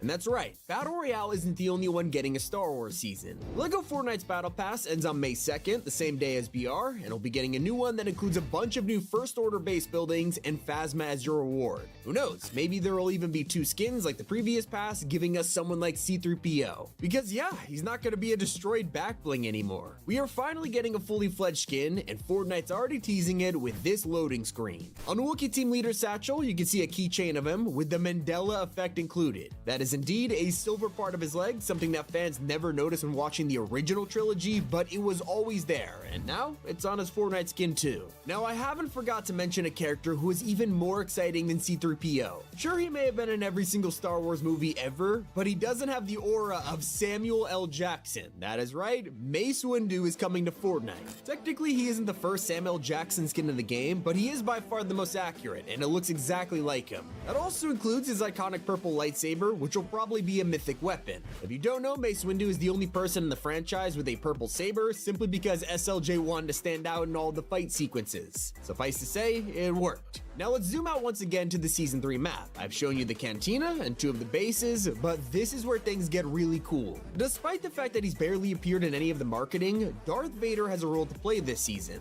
That's right, he will bring Vader's Samurai Solitude. They'll be redesigning the dojos in the bottom left of the map to be more Sith themed, but of course, it's also gonna keep that samurai aesthetic to match his outfit. I'm assuming this is Epic's way of allowing fans to buy a Darth Vader skin that isn't exclusive to a battle pass, but it is still relevant to the season. It makes total sense. I imagine he'll be a boss at this POI that you can fight, obviously protected by his samurai stormtroopers. But I am way more excited to check out the crashed AT-AT or AT-AT, however you want to pronounce it. It's in the Snowy Mountains. It's not just the First Order base up here. Some of these wrecks have been transformed into a restaurant by the Islanders. Durburger, Guaco's Tacos, and Pizza Pit have swept into this prime real estate location and set up their vans at Eat Eat. I just know that Epic were high-fiving themselves for coming up with this. It's kind of genius, and a way better name than Saucy Sausage. I hate saying that. But I can't believe I'm saying we're getting Darth Vader's Porsche. Yeah, Fortnite have officially teased that the GT3 RS will be getting a brand new decal inspired by the villain next season, and it's not the only one. Rocket League will also be offering a Stormtrooper paint job for the Octane, meaning you'll likely be able to grab this for free. Not the only way Star Wars is appearing in other modes, Fortnite Festival is also celebrating this week by giving us 2 more songs from the films. Darth Vader's Imperial March is getting a jam track alongside the theme of Jabba's Palace. I don't know what they're trying to tease here, but I'm looking forward to it. But while we sit back and wait for the full trailer of Season 3 to release, we're all still combing through every frame of the teaser from the Star Wars celebration,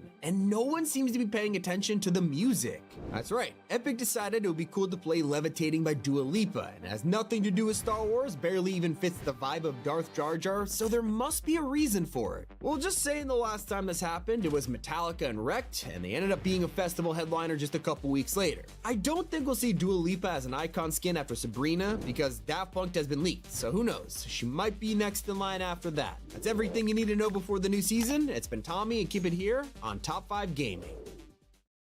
Fortnite's island is being invaded by the Death Star, and the entire Star Wars universe will take it over for a month. From flying around with an X-Wing to new Force abilities, here is everything you need to know. Now, a lot has happened in the last few days, and with today being the final update of Season 2, what is happening before Star Wars? Well, Epic just dropped a new weapon into the loot pool and ruined it in the same breath. The Rocket Rams returned, and fans are really excited about it until they learn they nerfed it to only 10 uses. But luckily, another item has been brought back, the Business Turret. Let's be honest, it's not unheard of for these things to return. Epic loves the Business Turret, but there must be a reason for it. A lot of people are calling it straight up useless, but remember, Fortnite has the data behind this, so surely players use it in real matches. It's also crazy to think the next crossover that's dropping is tonight, and it's not Star Wars. Teenage Mutant Ninja Turtles is getting Wave 3 with a ton of characters like Casey Jones, Krang's android, along with Bebop and Rocksteady. Gotta admit, they look insane. We're also getting the Turtle Van Batman as an SUV body, letting you ride around in their iconic party van.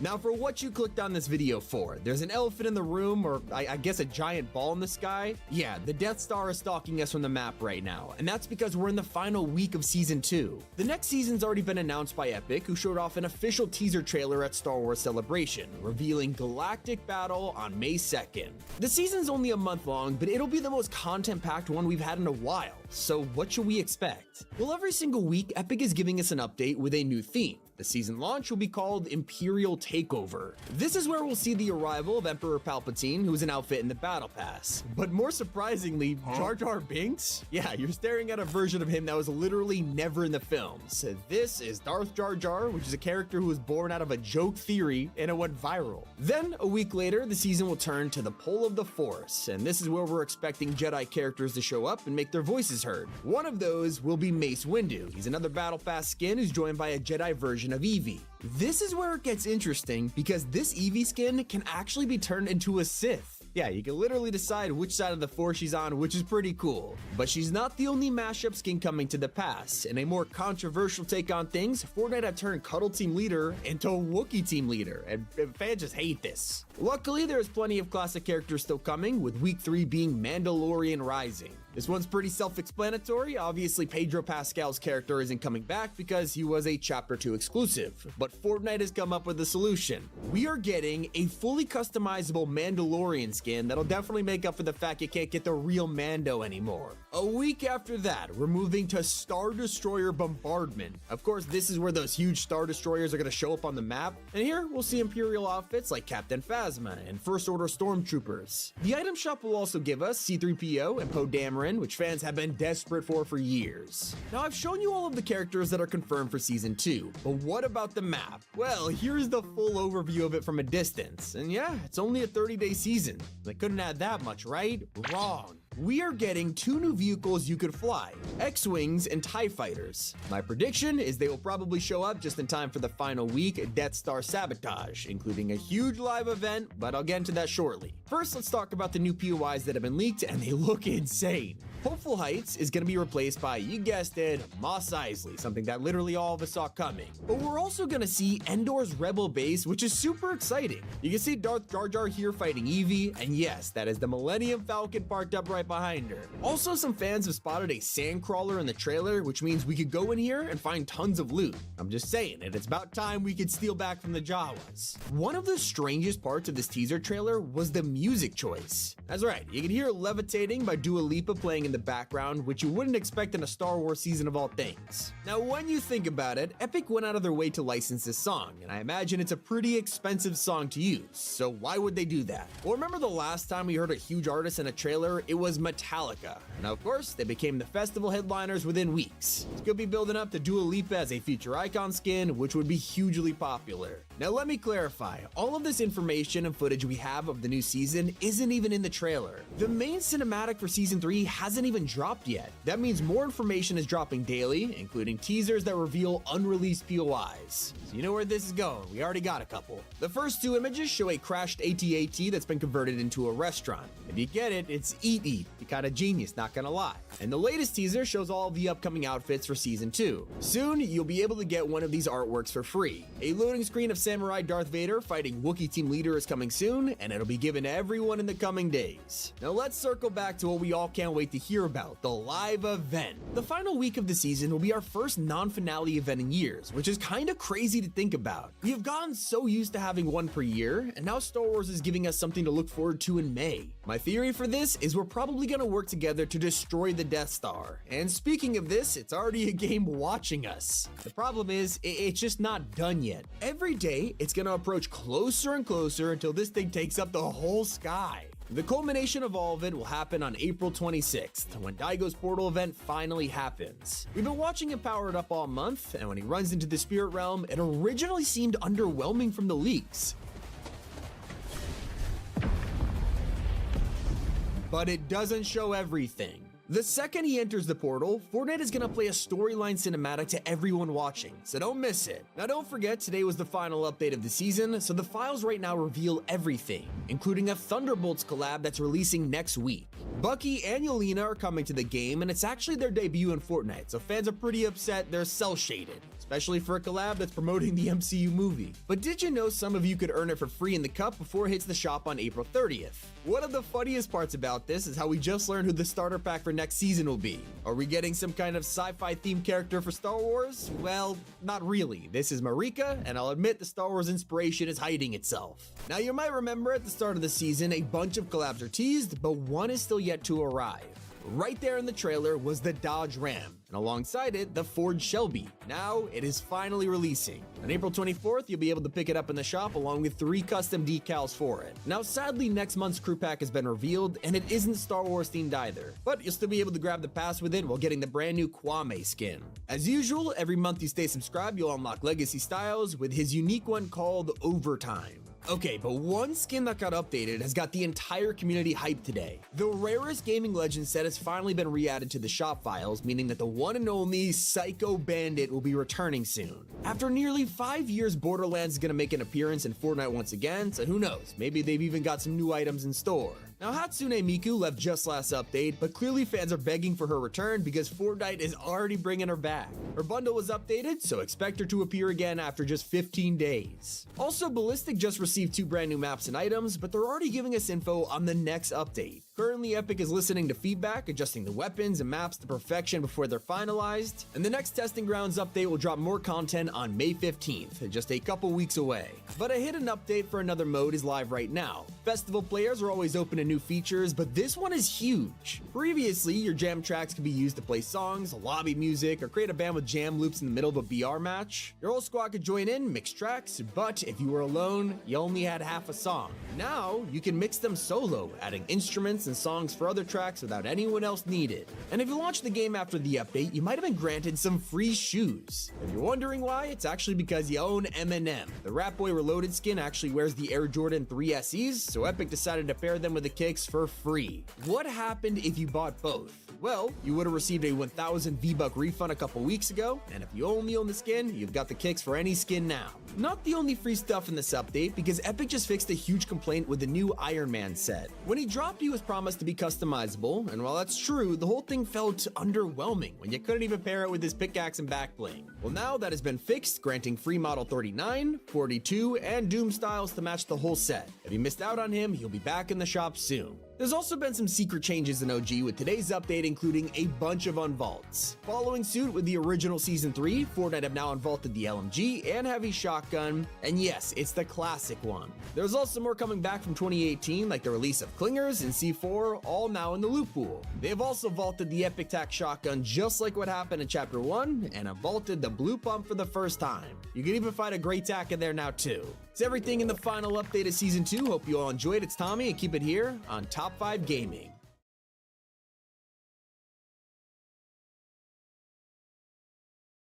Fortnite is hiding insane details in some of its biggest collabs. I found 33 of them, and we'll start with Michael Myers' Z-Mode, where he spawns in a knife. Did you know, if you're already holding a knife, he'll actually take the time to swap hands? Nice. And for fans of Shohei Ohtani, you might not have known he was referencing a meme in his back bling. While this might look like a random baseball screaming, it's actually a nod to the Let's Freaking Go emoji that was originally a baseball before people painted it yellow. Not only that, but Shohei's emote lets you see his dog Decoy Ohtani. He's a super famous celebrity pet who constantly shows up during his games, and in fact, Decoy even has an honorary visa in Tokyo. On one of the back blings, you even get a bobblehead of Decoy, and turns out this is based on a true story. The LA Dodgers once gave away bobbleheads of Shohei and his dog as real-life merch. And with the Adventure Time collab, we got to play video games in this BMO emote. If you look closely, it's not some generic game. Epic actually designed a 2D version of Fortnite where you can spot Jonesy running around. But on the LEGO version of this emote, they swapped it from playing BR to chopping down trees in LEGO Fortnite instead. It's crazy. Did you know that one of the most famous painters alive is hiding in Fortnite? Well, it's an exclusive part of Juice WRLD's crossover. Takashi Murakami was friends with Juice, and they were even planning on making an anime together before he died. So in 2024, Epic invited Murakami to paint this loading screen tribute. You could only earn it during the remix finale, and it was given free to anyone who viewed the concert, and never to return again. Cowboy Bebop was an incredible surprise when it dropped, and fans are freaking out over its insane attention to detail, like a hidden character that nobody noticed. In Faye's backbling, it looks like a regular phone from the show, until you look closer and notice Ed is on the other line. Personally, I love the jukebox emote where you can straight up relax and listen to the Cowboy Bebop opening. Now, I think Lamborghinis are like 100 times more famous than Cowboy Bebop, and yet there's a secret detail on their collab that nobody knows about. You won't even find this in game. You have to dig into the files of the Lamborghini Countach. Here, you'll discover a codenamed Track Tractor, which sounds kind of random, except the most diehard Lambo fans will know it's a reference. Lamborghini actually began as a tractor building company and moved into sports cars 15 years later. In fact, they still make tractors to this day. But there's a surprisingly controversial detail in Cyberpunk 2077's collab. Johnny Silverhand has a pretty interesting backbling to say the least. In his duffel bag, you can see a nuclear bomb. Spoiler alert, it turns out this is what Johnny detonates before dying in Cyberpunk, wiping out tens of thousands of innocent people. That makes this the darkest backbling in Fortnite. On a more lighthearted note, we have Clix, who not only brought himself to the game, but an original outfit named Sparks. Of course, she's inspired by his main Spark plug, but when you watch the trailer, she is played by Clix's real-life girlfriend. Where am I? You'll be fine. I had to get you out of there. Look at you. I don't want you to be stuck in business forever. Let's take it back to Chapter 5, where I don't think anyone expected to wake up and find Yoda in the game, and yet it happened. But the best part was his details. Equipping the harness edit style on Dagobah Luke would actually let you carry Yoda on your back just like the films. This entire version was designed to work with the backbling, and if you use this cane as a pickaxe, you take it straight from Yoda's grimy little hands. But my personal favorite is whenever you got an elimination, he would giggle. You gotta appreciate details like these, especially with Sabrina Carpenter coming to the game. She had two outfits, and the one in the music pass is secretly a collab with Victoria's Secret. Turns out this dress was what Sabrina wore to kick off her tour, and it's of course a custom design by Victoria's Secret, with a few tweaks to make it, family friendly for Fortnite. Now, one of the most popular DC skins of all time is Harley Quinn, and in Chapter 6, we've got a new version that felt super original. Except, there was a familiar face hiding in the set all along. Harley's backbling is the Bud Pack. Not only is this in the style of a Funko Loungefly backpack, it is actually one of her pet hyenas from the comics, also seen in the Birds of Prey movie. But let's rewind back to Adventure Time for a moment. I showed you the amazing detail in BMO's emote, but that was just one of the secrets you could find here. We were also distracted by the 2D Fortnite on screen that no one looked down. You'll notice that you're sitting on top of a tree stump and it has a face. That's because this is a real character from Adventure Time who is 2 years old for some reason. And if you look even closer, you can spot this tiny snail.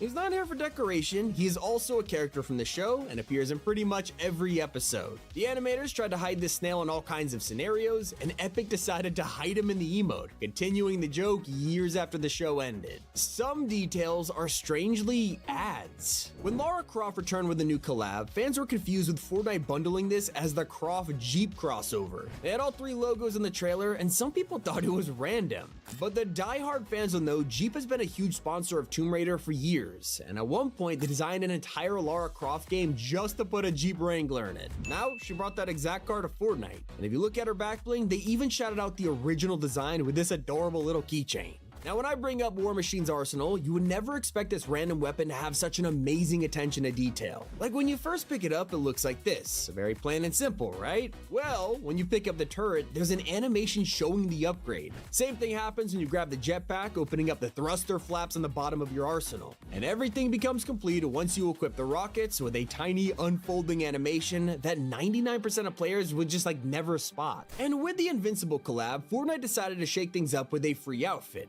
Duplicate was now available for everybody, which was technically the best way to bring her powers to the game. Now that she was free, lobbies would be filled with players rocking Duplicate, showing off her duplication skills without any mythics needed. It was insanely clever. And that's not the only way that Epic has been 2 steps ahead. With Mortal Kombat, we got an emote that let you test your might. They had this huge power meter on the left, and while it stays the same for almost every outfit, there are a handful of characters that could break everything. Larger skins like the chicken from Family Guy or Thanos won't just snap the llama in two, they'll smash the entire statue to pieces. Now, what if that llama was alive? Well, in Lionel Messi's case, he turned it into a goat. Obviously, everyone calls Messi the GOAT, so it makes sense, but this emote has a secret that can only be unlocked if you see it as Leo. Usually, the GOAT will botch you, but with Messi, he'll celebrate.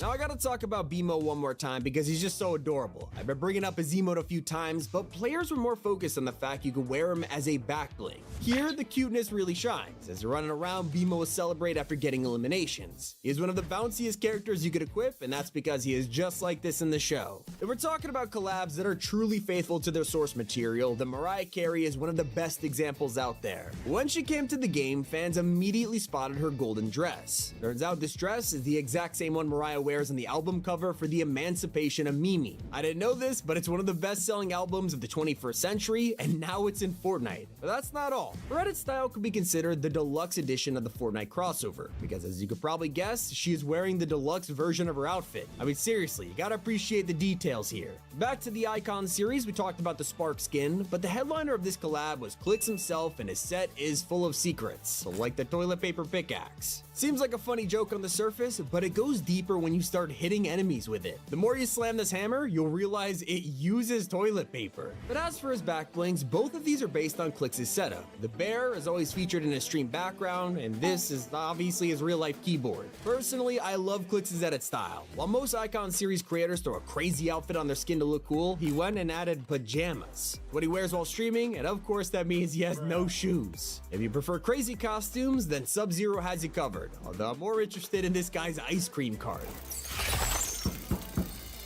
This is taken directly from the Mortal Kombat games. They added a new feature decades ago called Friendships, which are less brutal ways to celebrate, and of course one of these is handing out ice creams to your buddy.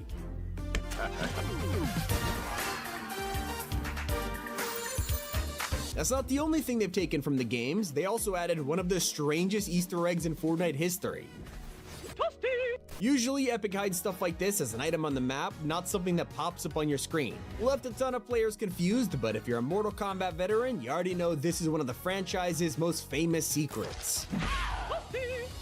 Now last year, I don't think any of us expected to wake up and have an entire season invaded by Snoop Dogg. And because this crossover was so huge, Epic went overboard with the references. Like, you know those lowriders that were all over the map? Well, these are 1966 Cadillacs, the exact same car Snoop drives in Gin and Juice.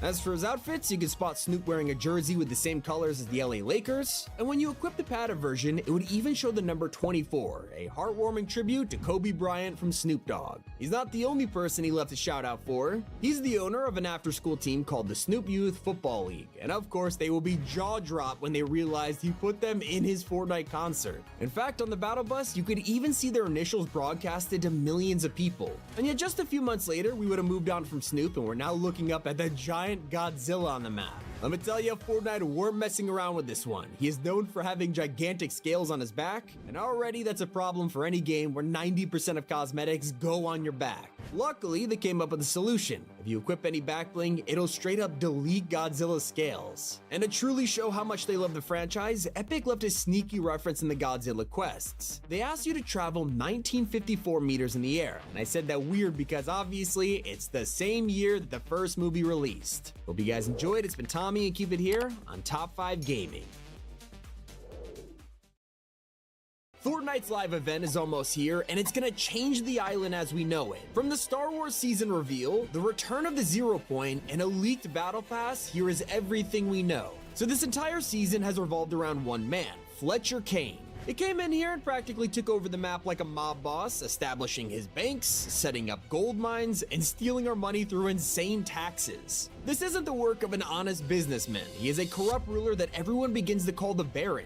And lucky for us, Fortnite's Islanders are not happy about it, and they decide they want to rise up. Average citizens start fighting back, robbing Fletcher's gold from bank vaults, blocking his armored convoys, even hijacking his train. One of these people is Skillet, who begins working on a huge heist that'll cripple the Baron's wealth. As part of the gang of outlaws, he plans to break into Fletcher's mansion and rob this personal safe. And so while we hear about what our new characters are doing, we're also hearing rumors from an old friend, Midas. Yeah, he is back on the island after his vacation, and his reason for returning, he knows Fletcher Kane.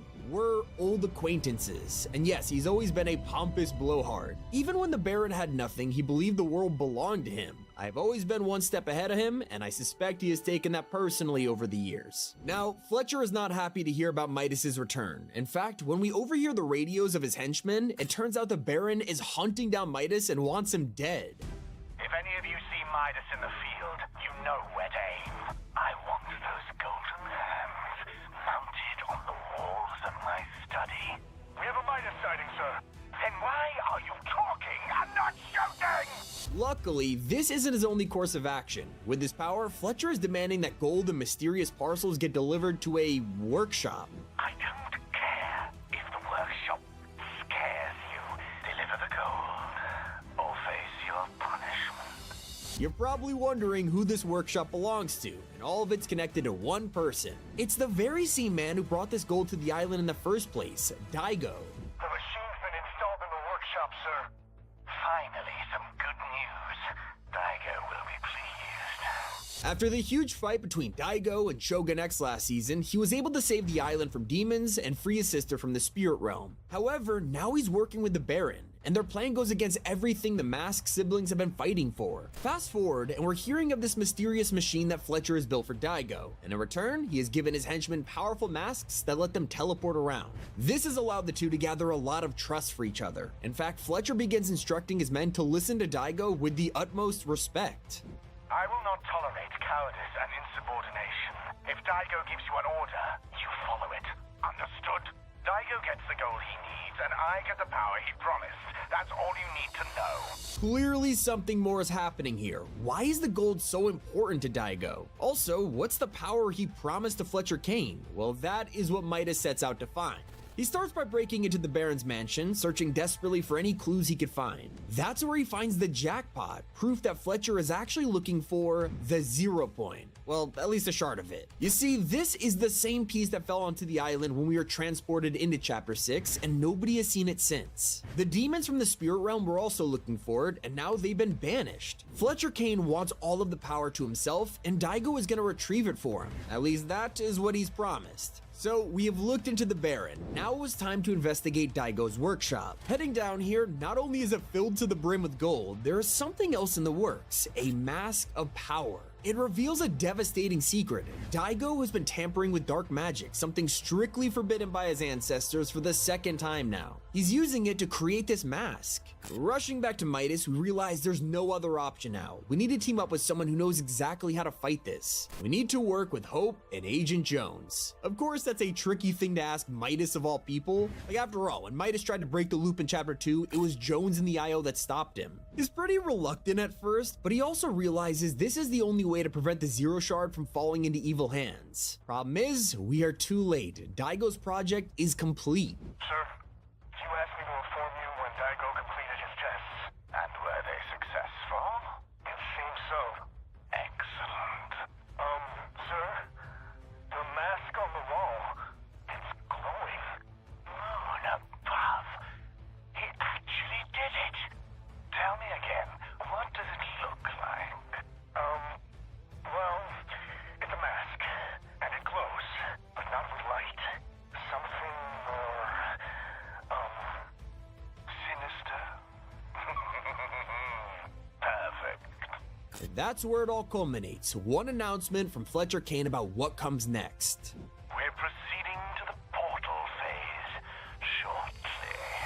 Now, as we make this video, Daigo and Fletcher Kane have both arrived at the Spirit Realm portal to begin their final phase. The plan is going smoothly, and Daigo has the mask of power he created ready to draw open the portal. Fletcher Kane, he's not concerned with money or wealth or even protecting his gold from thieves anymore. This means everything, and he's here to guard Daigo as he, you know...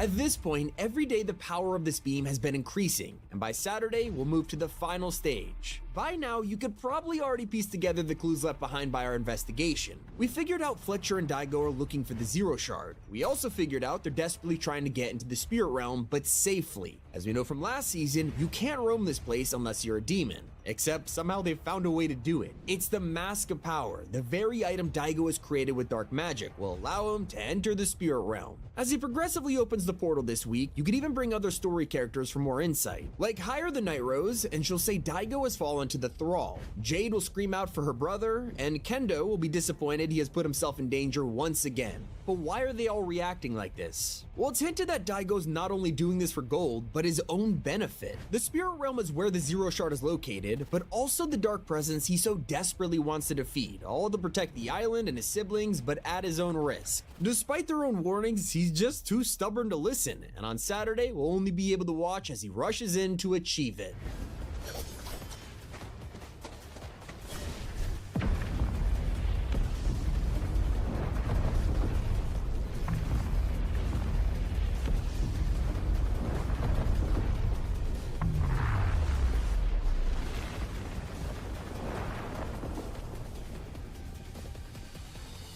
While this is the culmination of months of buildup, it's just not gonna end well with Daigo running in the portal. In fact, we've been so distracted by his story that everyone's left their guard down. Daigo and Fletcher have been our villains, except in a galaxy far, far away, someone even more crooked and evil is plotting to take power for themselves. As we look up into the sky right now, you'll see this gigantic rift has drawn attention, and now something's coming. The Death Star. Quick pause here. I know that just sounds like it came out of nowhere, but the truth is, it didn't. While we were looking into Fletcher Kane, Midas realized there were some strange energy signatures around the island. We went to collect his sensor from a chest, only to realize it looked mysteriously futuristic. This chest was the first sign that Star Wars was about to take over our storyline, and as the Death Star approaches over the next few days, everything will be announced this weekend. That's right, the Star Wars Celebration is happening in Japan on April 19th, and Fortnite has already revealed they'll be making a special announcement during the event. Think about it, they previously showed off the entire Marvel season at D23 last year, and the teasers are already starting.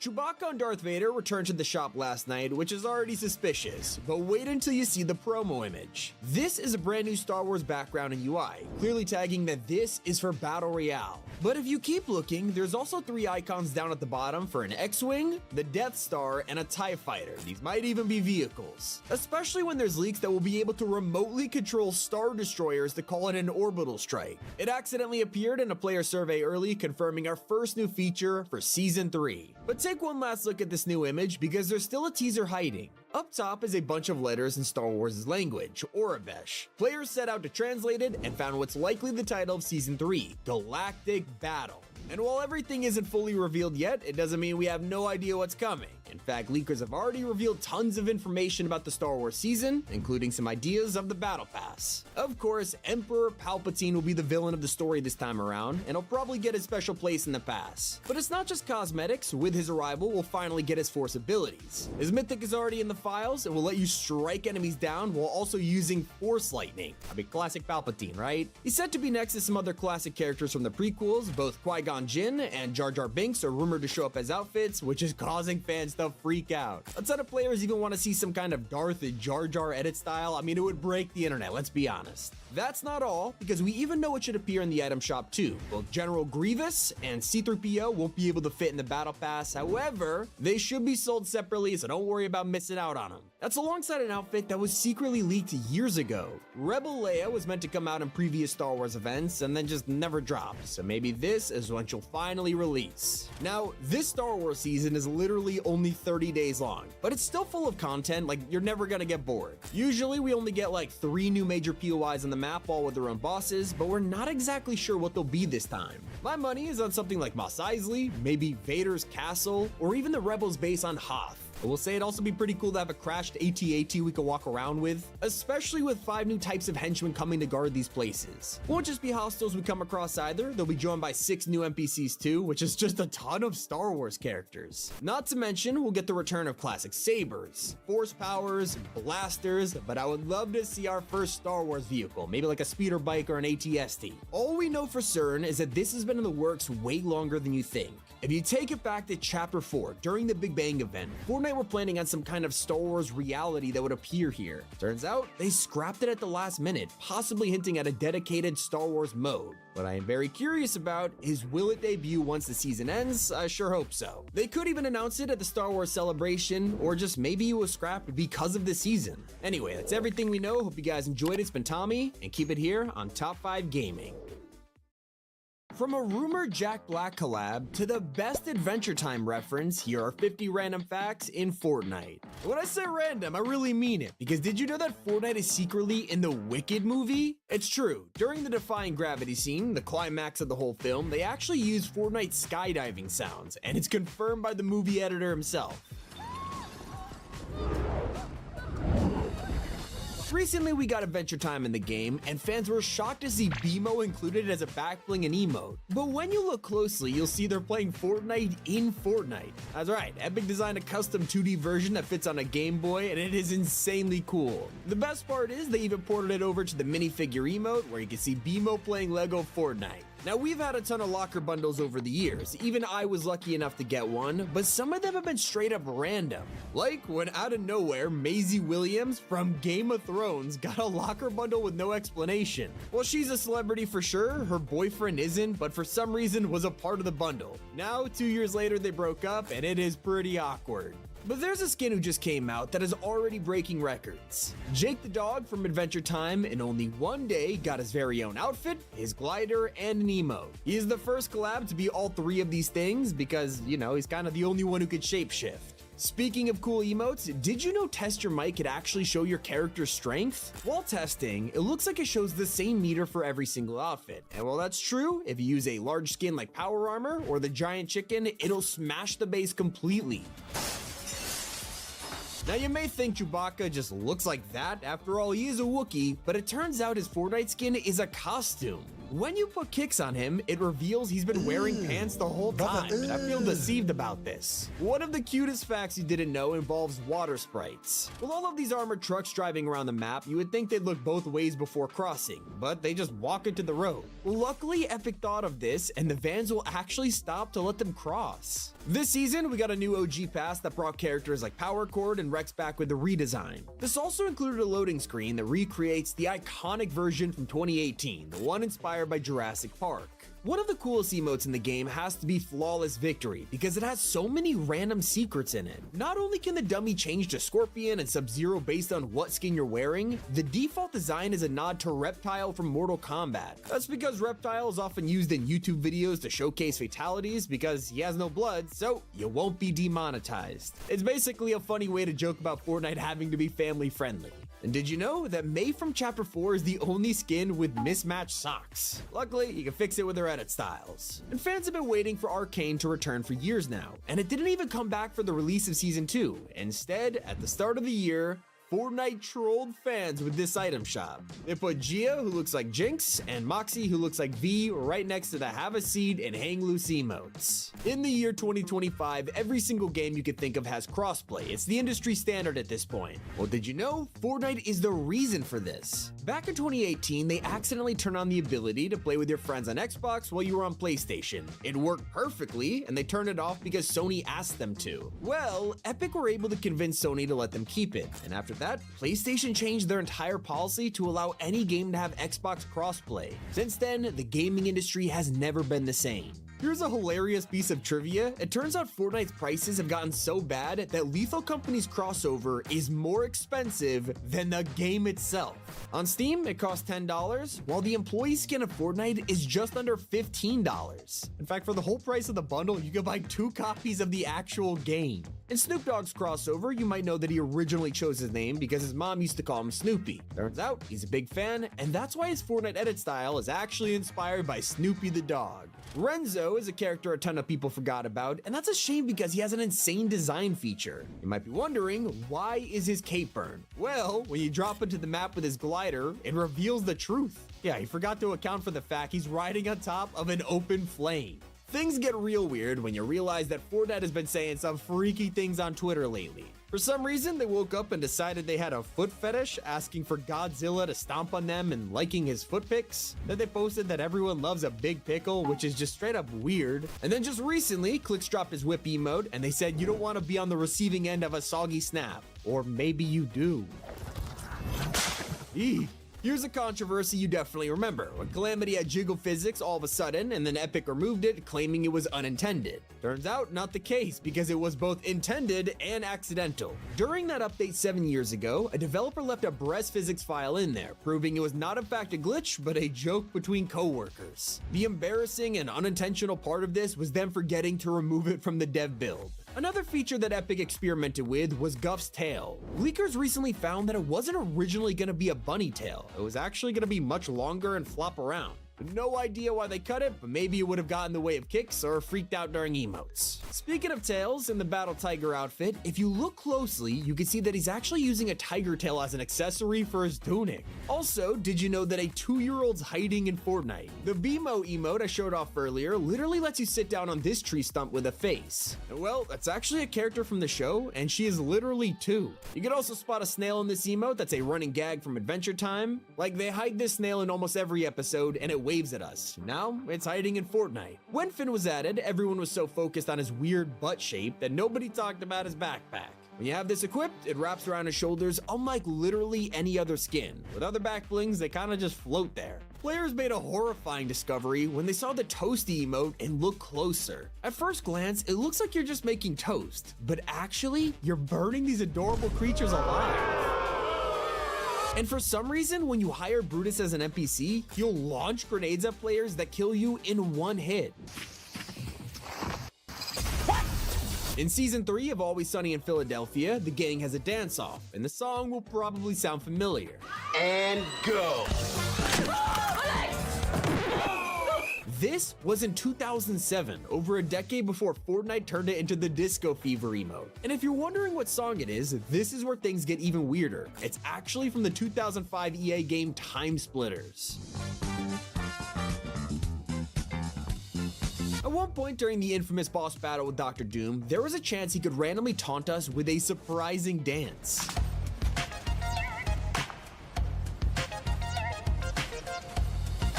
Fortnite have been roasting cryptocurrencies for the entirety of Season 2, releasing a parody of Bitcoin named Dillbits. They have constantly told us not to take Big Dill's investment advice, and there's a reason for it, because the coin's value just plummeted. In a free loading screen they gave to everyone, the big Dillbits crash has freaked out Fletcher Kane, and it's all to make fun of how unreliable some of these meme coins are. The Wolf and Siren skins are both part of the same set, and they're basically just gender-swapped versions of each other. And yet, these two hold the record for the largest gap between counterparts. There has been over 9.8 million sightings of Siren compared to only 3,000 sightings of Wolf. Why everybody hate Wolf?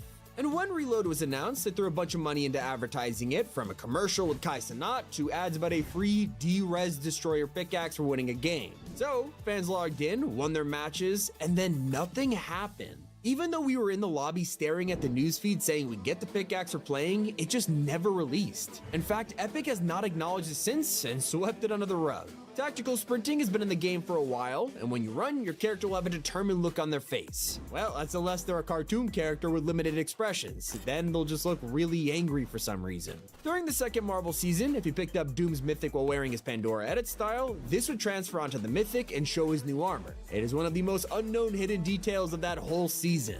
There's also a character in the Sonic universe named Espio the Chameleon, and he actually shares 2 voice actors with Fortnite. Both Troy Baker and Matt Mercer, the voices of Agent Jones and Midas, have played Espio, which is just a random fact for you. And today I learned Alan the Alien's backbling has a typo in it, where he accidentally put Fortnite when trying to get to the Fortnite Island. If you've seen it, it's a reference to the show where he meant to go to a planet named Urath and ended up at Earth instead. In the concept art for Arita Vane, you can see her wearing a green wristband and hair ties. This was because she was matching with Annie Kondo, who was wearing Arita's colors on her bracelet. Except while Annie kept the friendship bracelet, Arita didn't release until years later. By then, I guess they fell out, because her actual skin was missing the reference. And did you know that ever since release, Recon Raptor has been the only outfit with a broken bone? His pinky is completely dislocated and freaks out when skydiving, emoting, even just sitting in the lobby. It is disgustingly broken. With the Last Airbender collab, every character has a unique pose, and these are all inspired by real posters from the show, except for Korra.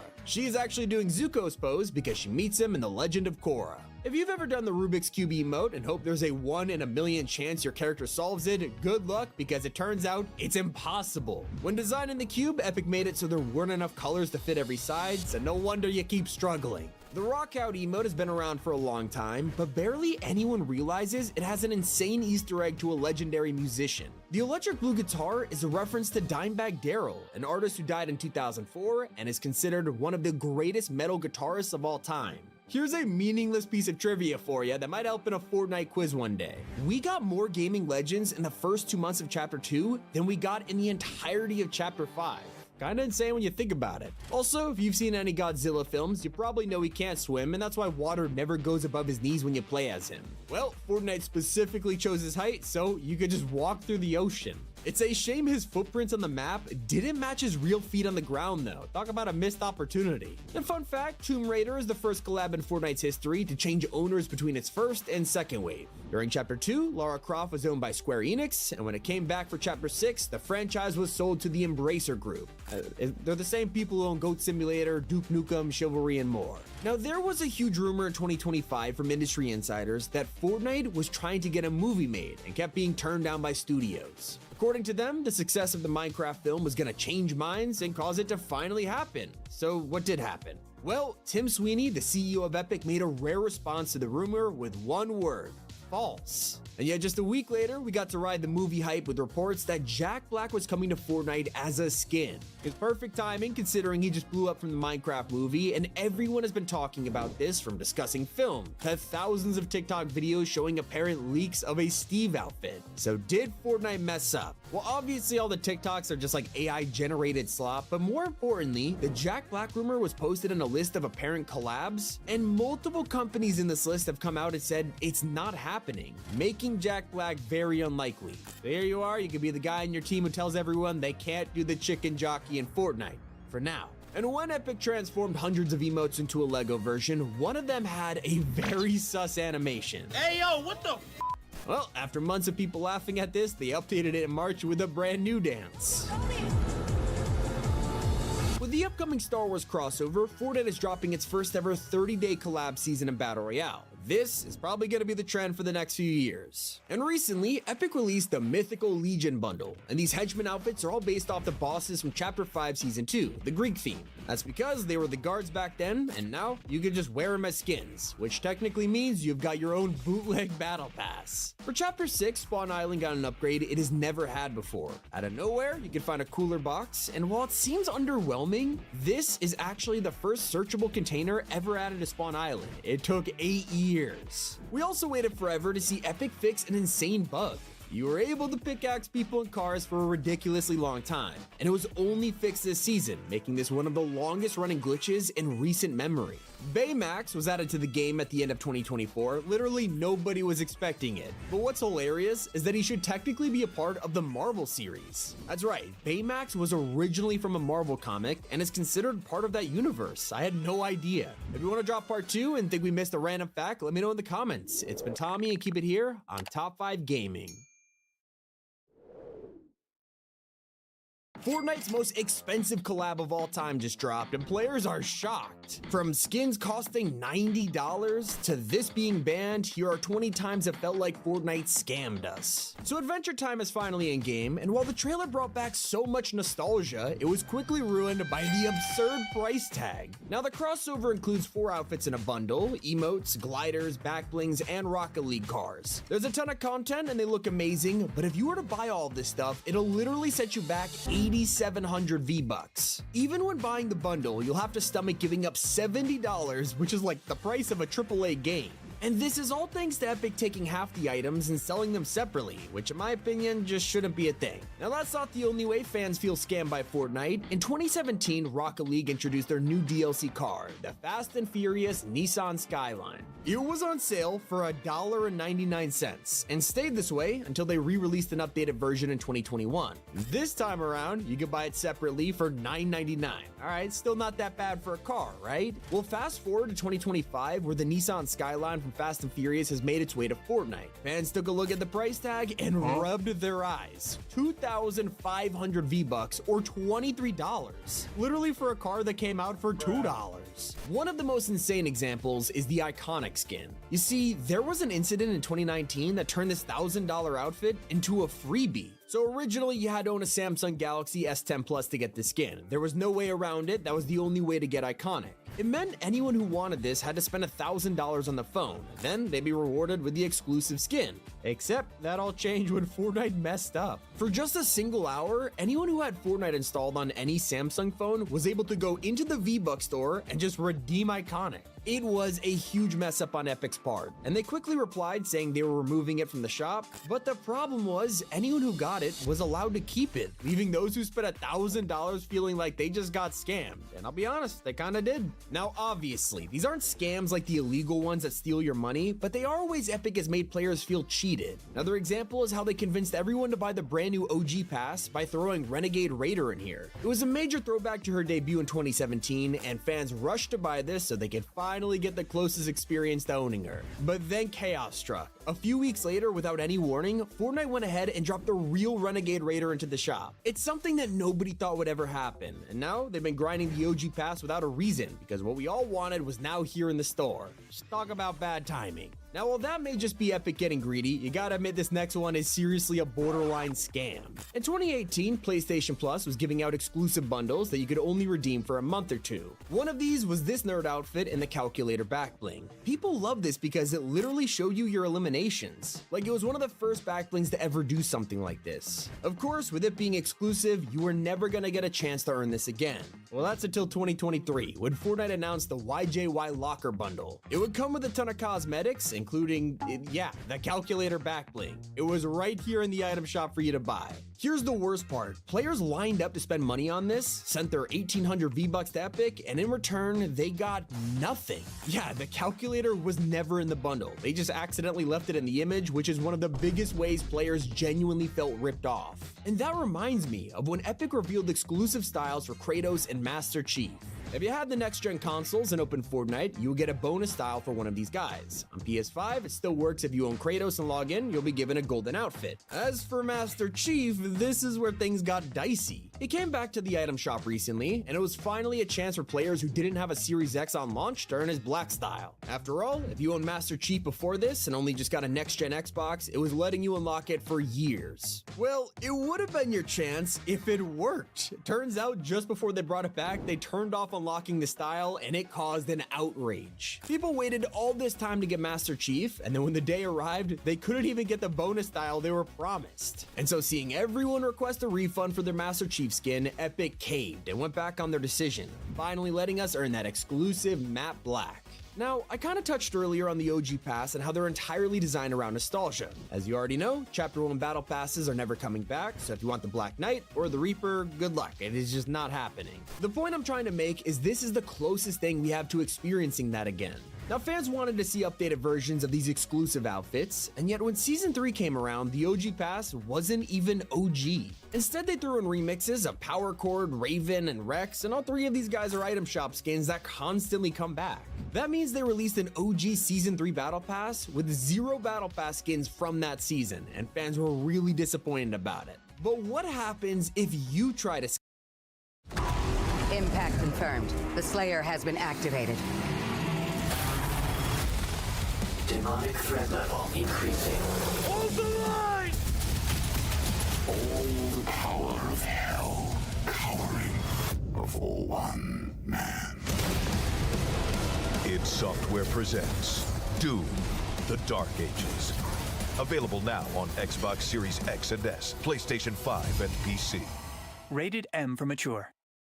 Scam Epic. That's the best part. They'll just scam you right back. Last year, a glitch appeared on Xbox, and it allowed players to buy V-Bucks in Fortnite and then just refund it through the Microsoft Store. Because you didn't refund it through Epic, it gave you your money back, and then Fortnite let you keep the V-Bucks. Let me tell you, people rushed to abuse this, buying hundreds of thousands of V-Bucks and spending it on their favorite skins. Obviously, Epic caught on, and on some accounts, they just took the skins away and called it a day. But for others, they actually let them keep the outfits and instead charged them V-Bucks for it, causing players to be left with negative balances. So, if they wanted to buy anything again, they would have to make up the difference and pay Epic back the money they stole. My opinion, karma served here. More recently, we literally just got some new Coachella cosmetics in the shop, but players are speechless at what they're seeing. Right next to an original skin for 800 V-Bucks, you could buy some kicks for 1,000. Why is a pair of original kicks made by Epic themselves more expensive than a skin? It's a trend that continues to happen where fans are getting tired of all these new cosmetic types being unreasonably expensive. Shoes cost a fortune, and so do cars, but this gets worse. If you thought those were expensive, we have other types of cosmetics like boosts and tires. While boosts are reasonably priced at like $250, last year Epic sold the Santa Fe wheels for, get this, 700 V-Bucks. It's only 100 less than buying the Beatman skin. There's also no real explanation for why Midas is back yet again.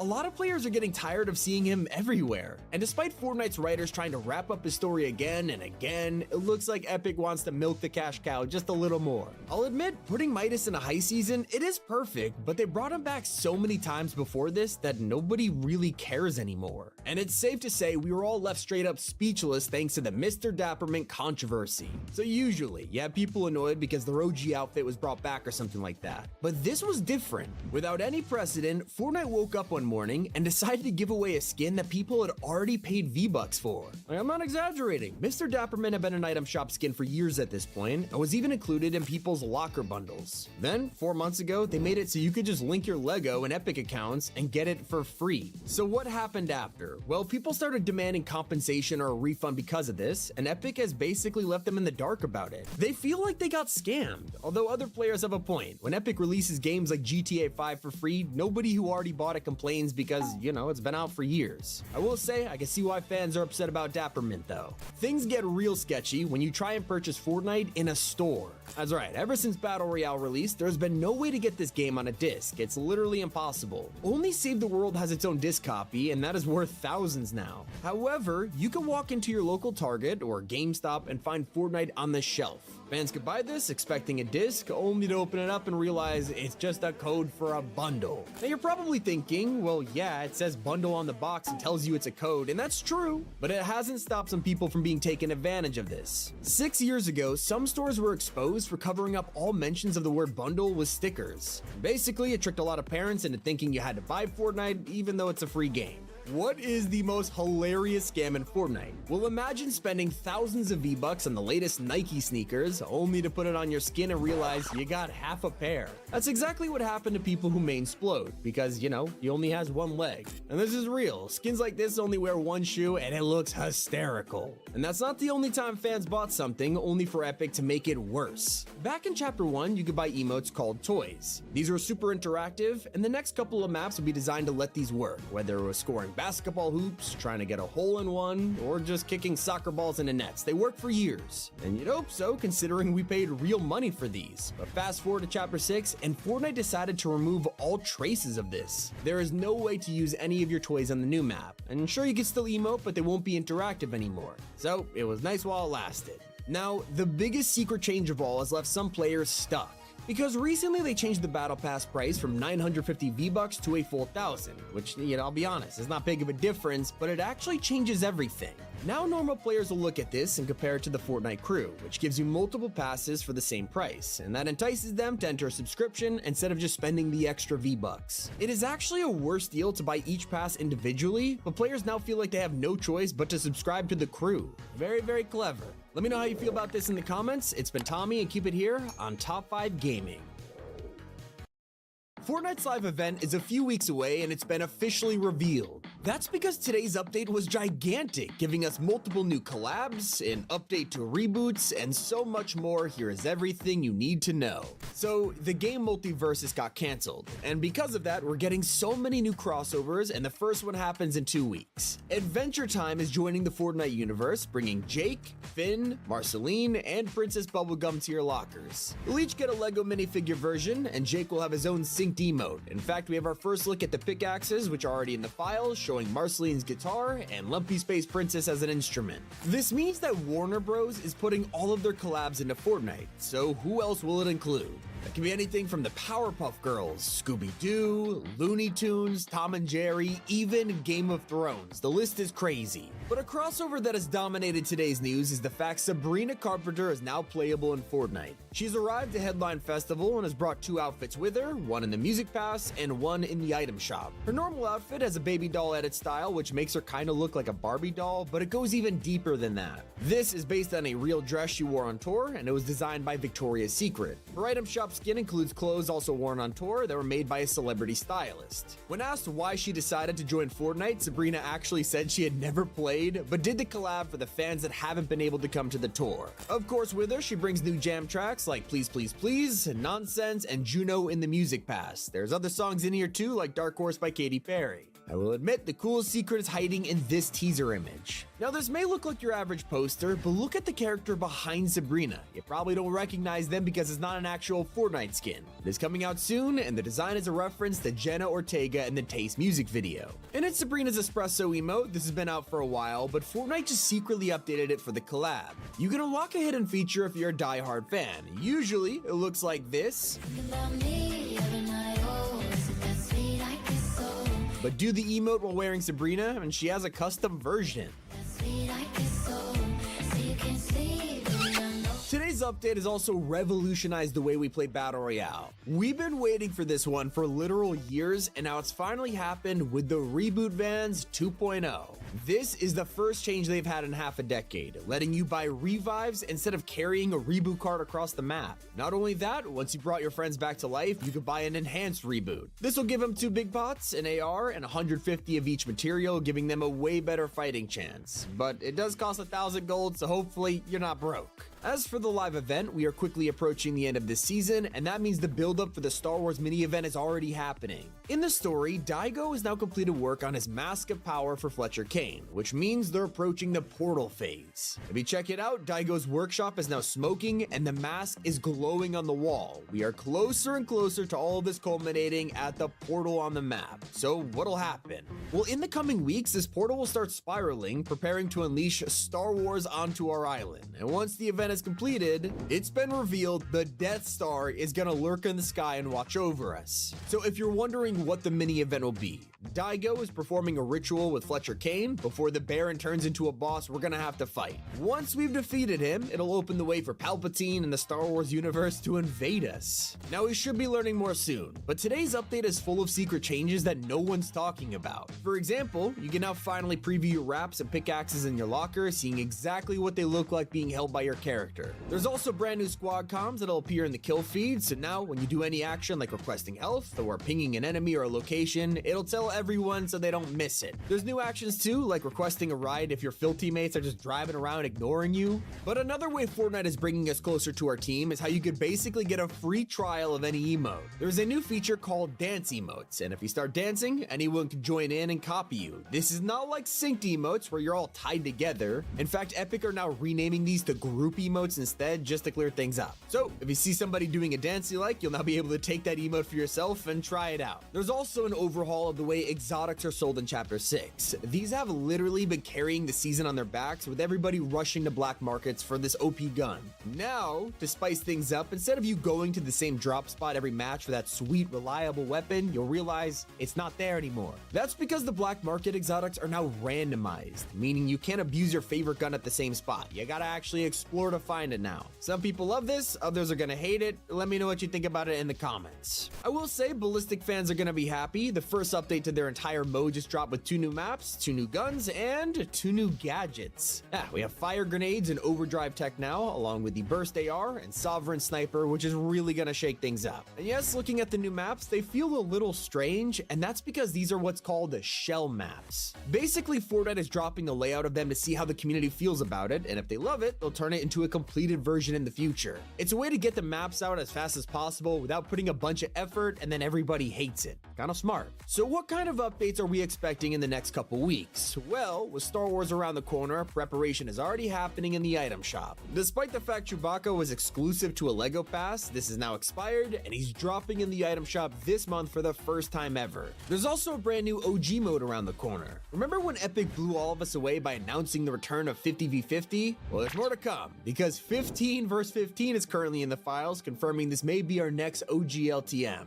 And keep an eye on the item shop for some new Icon series dances. One of them is a collab with Baby Metal and Electric Callboy. The other one is an Ice Spice emote for BB Belt. So yeah, we're still getting Ice Spice content 3 seasons after Remix. What about free cosmetics? Well, soon you'll be able to earn this Vanguard Zadie outfit for 0 V-Bucks. All you'll need to do is earn 50 account levels and it's yours. Just like previous level skins, the edit style will show your highest achievement in ranked, and I gotta say, loving the tradition. I also understand it's only April right now, but Fortnite's already preparing the summer update, and we have news about who's joining the lineup. The first of which is Dummy. Kind of a random choice, but leakers have confirmed there's a summer Dummy in the works, along with a new LEGO Fortnite starter pack with a cactus skin. In fact, a ton of outfits have been leaked, and quite a few of them are based on survey concept art from the past, so I'll throw them up on screen. You can see exactly how they compare to the surveys, but honestly, it's a pretty solid lineup. In fact, we recently got a new survey, and fans have been talking about this guy, someone with way too many fingers, and if you know, you know.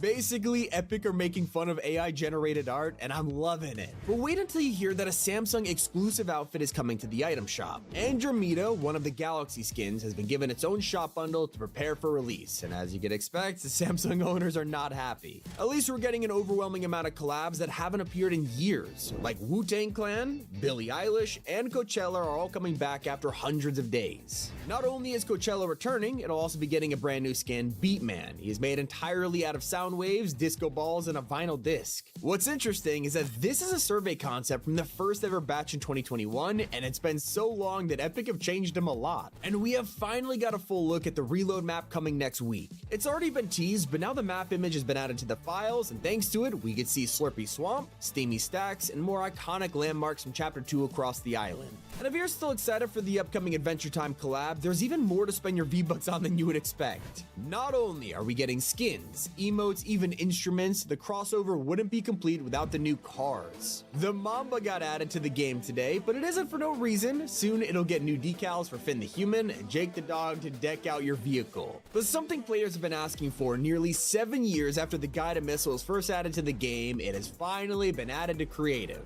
Now players can make anything with it, and that's not all. A second infamous weapon was also added back just for creative, which is the Zapatron. The red versus blue maps are finally not clickbait anymore. Holy, that's a crazy update. And if you've been waiting for the new Robot Fish Stick and Tomato Head from last update, you won't have to wait much longer. Epic have now updated their bundle with a fix and issue, so now it can release any day. Keep an eye on the shop, use code T5G if you want to pick it up. While you log in, you'll also be granted a free loading screen just for entering the game. This is only available until next Tuesday, so if you want to get your hands on the big Dilbits Crash, claim it before it is too late. That is everything in the update. Hope you guys enjoyed. It's Tommy, and keep it here on T5G. Bye.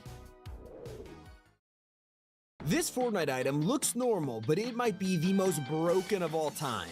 From the fastest speed trick in the game to the Mortal Kombat insta-kill trick, here are the 26 most broken combos in Fortnite. Like, did you know the medallions are more useful when you don't pick them up? It sounds far-fetched, but when you combine these with a truck, you can hide inside and bait enemies into your kneecapper trap. 3, 2, 1, now.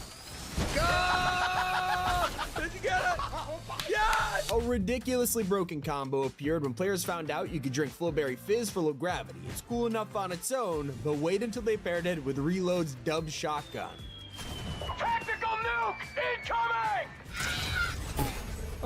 Oh no, this is the shrug, guys. Scorpion's combat kit is super fun to use, but what if I told you that his get over here ability could be an insta-kill? All you need is a rift gun. Oh my gosh! It worked! Got him! There he is, he's in the air! One more, you ready? And thanks to a glitch, you can take Sub-Zero's Mythic and combine it with slide sprinting. I'll let this one speak for itself.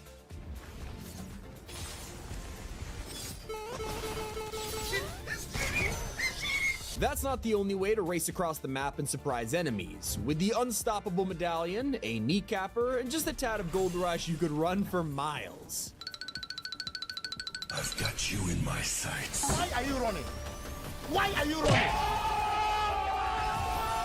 Speaking of Gold Rush, it doesn't just make you better at running. It could also turn your measly pickaxe into a deadly weapon. I just hit him with that bop, bop, bop, bop, bop, bop. That's literally my pickaxe. Bop, bop, bop. This is the perfect combo for taking out players who land at the same drop spot as you. But what if I told you that cars in Season 2 are better without wheels? Turns out if you stand on the roof and keep hitting it with your kneecapper, it'll basically turn into the world's deadliest plane. Here we go. Smurf it. Line it up. Line it up. Behind the bills. Behind the bills. That's where they are. 84. To the left. To the left. To the left. 2 months. 2 months. We've got the high ground. Knocked one from the car. I got one guy, and then everything went to hell. Now, Season 2 is literally the perfect theme for this next combo. We've always had skins that blend into the background, but now with gold vaults everywhere, you gotta wonder, why would Fortnite design a solid gold Midas skin? Literally the most pay-to-win outfit in the game right now. Oh boy, I'm gonna have to hit every shot. Poor guy.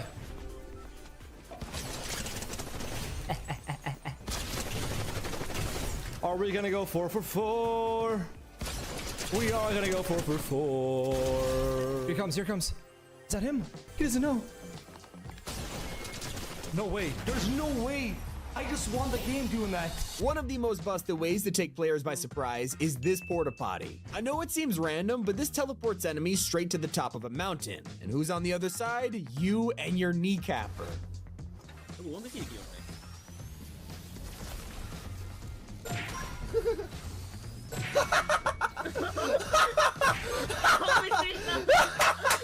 Last season, Clix learned how to turn an unknown glitch into a broken combo after he discovered you could fly around by swapping your katana and pickaxe.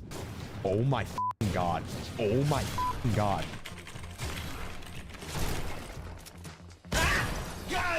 While this definitely doesn't give you a competitive advantage, it'll definitely confuse your entire team. For some reason, you could fish an item between 2 players and it would make them ginormous. Oh my god! All right, we gotta do this with a victory crown. Oh my god! Let's quickly look back at some Marvel items because I have to show you this busted combo. Somehow Fortnite thought it was a smart decision to put Magneto's powers in this same loophole as Megalodon's Nitro Fists. If only they realized how broken it would be.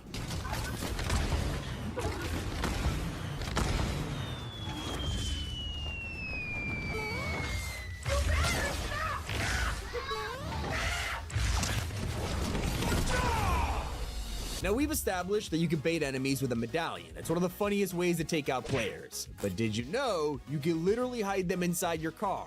That means if they try to pick up the medallion, they'll enter the driver's seat instead. And that's where your sniper will be pointing. He's trying to... It worked! He was trying to pick it up! And while we've proven how broken the kneecapper seems to be, there is a way to fight back. Tire Guy discovered all you need is a rocket drill as your backup plan. Brother. Stupid. I'm not gonna let you get the chance. Coming back at you, my guy. Well, that's pretty busted. What about a combo that makes you impossible to hit? Well, when Shuri's claws and War Machine's jetpack were combined, it was the silliest thing I've ever seen.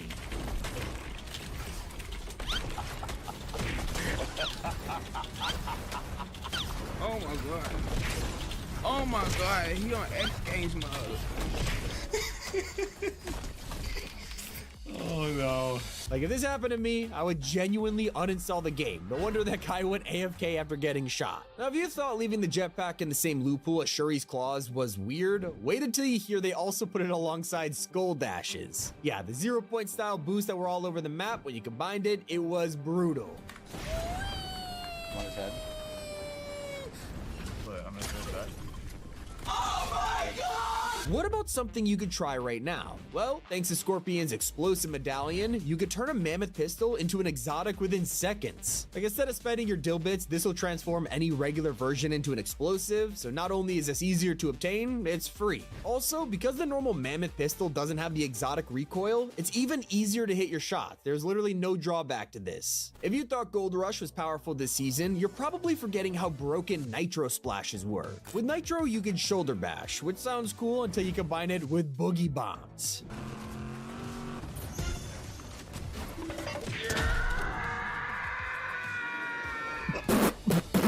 That's not the only way cliffs are deadly. Did you know even Godzilla could be destroyed by one of these? All you need to do is drive a car right at him.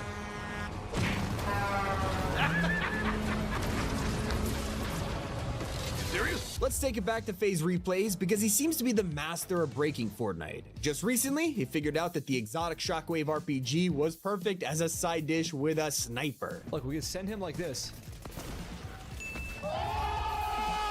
I gotta admit, that's an insane combo, but you still need to be cracked to even pull this off.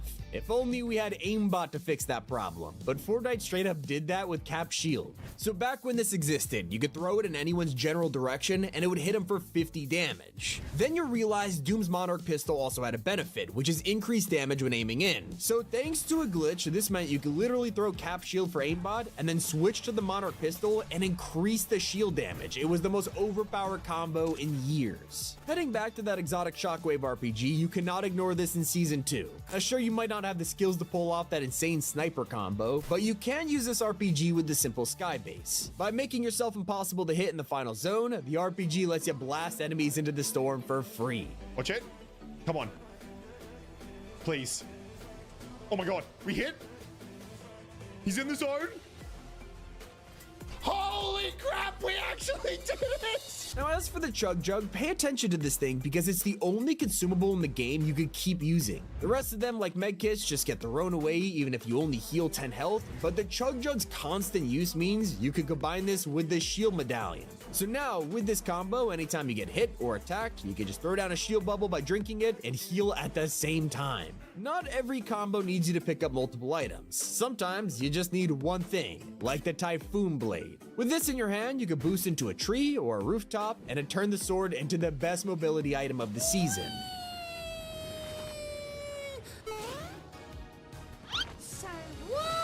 Now, one of the strangest Season 2 glitches has also become a benefit. Before, we'd advise you to never heal your armored truck if someone was in the back, because it would close the door shut and then just lock them inside. Well, now we've realized it's actually a good problem to have. By locking yourself or a friend in the back, enemies just can't get to you. Help me! Help me! If you want to get aggressive instead, may I suggest the simplest strategy of all. Grab your kneecap or bat and just hop on a motorbike. Don't you take that launch pad. No way, dude. No way. Drive-by shooting. Let's go. What do you consider the most broken combo? Let me know in the comments. It's been Tommy, and keep it here on Top 5 Gaming. Mortal Kombat is finally in Fortnite, with tons of secrets you may have missed, and a reference that makes me love the developers. So today, we're ranking the 30 best video game Easter eggs in Fortnite, and we'll start with one added literally this week. You see, Flawless Victory is the newest emote added to the game, and even if it's just a dummy, did you know this enemy secretly changes depending on your skin? If you use the emote as Sub-Zero, we'll get a victory against Scorpion. Flawless Victory. Now, do it vice versa, and yeah, it's Sub-Zero, an iconic nod to one of the best video game feuds of all time. That is nothing compared to my favorite gaming rivalry, because when Resident Evil made a surprise appearance in Fortnite, we finally got to play as Chris Redfield. The funniest part, take a look at his description and it calls him a mansion incident survivor and a boulder enthusiast. Of course, Resident Evil fans will know this is a reference to the iconic battle between Chris and the boulder from the 5th game.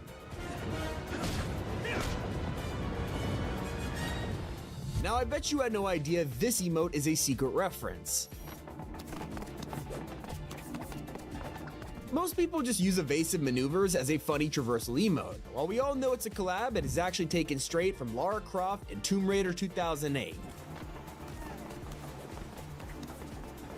As for the latest Mortal Kombat crossover, we weren't just introduced to Sub-Zero and Scorpion, Katana also made a surprise appearance. But if you looked in her set, she also had a back bling with an incredible secret. You see, a long time ago, Mortal Kombat had a ton of backlash over their gruesome fatalities. Their response was to introduce friendship victories, including Melina's teddy bear picnic. Friends. Melina wins. So now, this friendship is secretly in Fortnite. One of the coolest video game Easter eggs is when we got to fight Doombot during the Marvel season. At first, we were expecting him to be a regular boss, until he whipped out the craziest move of all time. Immediately, Marvel vs. Capcom players started pointing at their screens, freaking out that Fortnite just made a really obscure reference to Dr. Doom's foot dive. Foot dive! That's not the only Easter egg hidden inside of a collab. When Among Us came to the game, everyone was so focused on the crewmate backblings, they didn't stop to realize what else came in the bundle. Alongside it, we got the Distraction Dance. If you just played Among Us, you wouldn't recognize this at all, but it's actually a tribute to the franchise that first made Innersloth successful developers, the Henry Stickmin series. But a more obvious reference is when Solid Snake came to the game. Anyone who knows about Metal Gear Solid will recognize this iconic moment. Now, the Easter eggs start getting more hidden with Sub-Zero. For a single day, fans noticed they could uppercut an enemy with his mythic, and this random dude would show up. All right, one more time. Well, it was removed the very same day, and a lot of people were confused. And well, for those of you who didn't know, this is an Easter egg from the original Mortal Kombat games. And so even though it was removed from Fortnite, it came back just a couple weeks later and introduced the Toasty emote with Scorpion.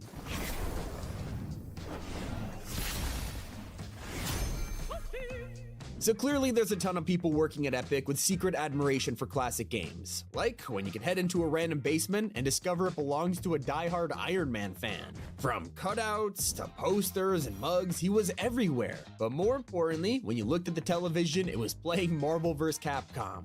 One of the strangest video games to ever appear in Fortnite happened in 2022 when a goat randomly showed up in the store. It was part of a collab with Goat Simulator, and while it took us by surprise, nobody paid attention to his shirt. It said RGDL, which didn't make much sense to people, but it's actually short for Ragdoll, a reference to the biggest feature in Goat Simulator. It's not the only detail left for fans. When Resident Evil's collab dropped, they had an entire trailer for it, and in the first couple of seconds, you could see Doggo backed against the wall, right next to a typewriter. Then, when Jill Valentine's outfit released, she had a back bling of the very same object, and all of this is one huge reference to the games. In Resident Evil, players traditionally can only save when they go next to one of these typewriters, and it's why the trailer shows paper loaded with the words "save game." Now, I'm not kidding when I say the Mortal Kombat crossover has the most gaming Easter eggs we've ever seen, like how they dropped an entire emote dedicated to test your might.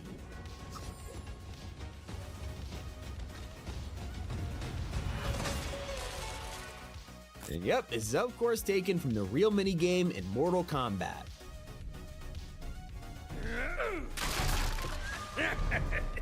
Not only that, but Sub-Zero's backbling may be the goriest of all. I mean, just look at it. And this is inspired by Sub's very own fatality from the games. As for other franchises like Destiny, even this short-lived collab was clearly made by super fans. So when the trailer was revealed, people weren't focused on the skins, they were actually shocked to see this cave.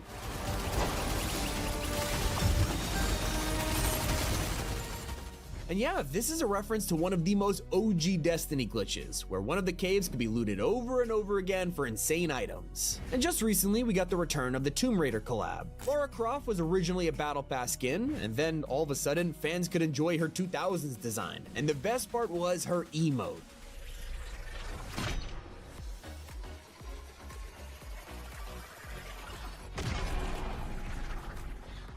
Here, Lara's holding an artifact from the original Tomb Raider games, and fans love it. Back to Resident Evil, you might notice that Claire Redfield's back bling looks a little familiar. Well, if you played Res Evil 2, these keys actually belong to the Raccoon City PD, and turns out they're super important because you need them to get through the place and finish the game.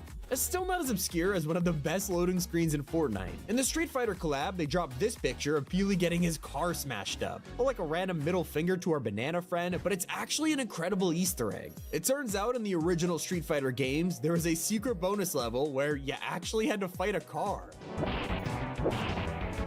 Even their built-in emotes were insane Easter eggs, like how Ryu was able to recreate his famous uppercut. All of the skins got their unique moves, but the best part, when it's done, they all take a fighting stance and stay like this until you move. They're literally the only built-in emotes to do this in the whole game. Now, I'm not gonna lie, I'm still a little salty the Fallout crossover was so tiny. I'd really love to see more outfits in the future, but you gotta appreciate the detail it did include, like when you popped open a Nuka-Cola.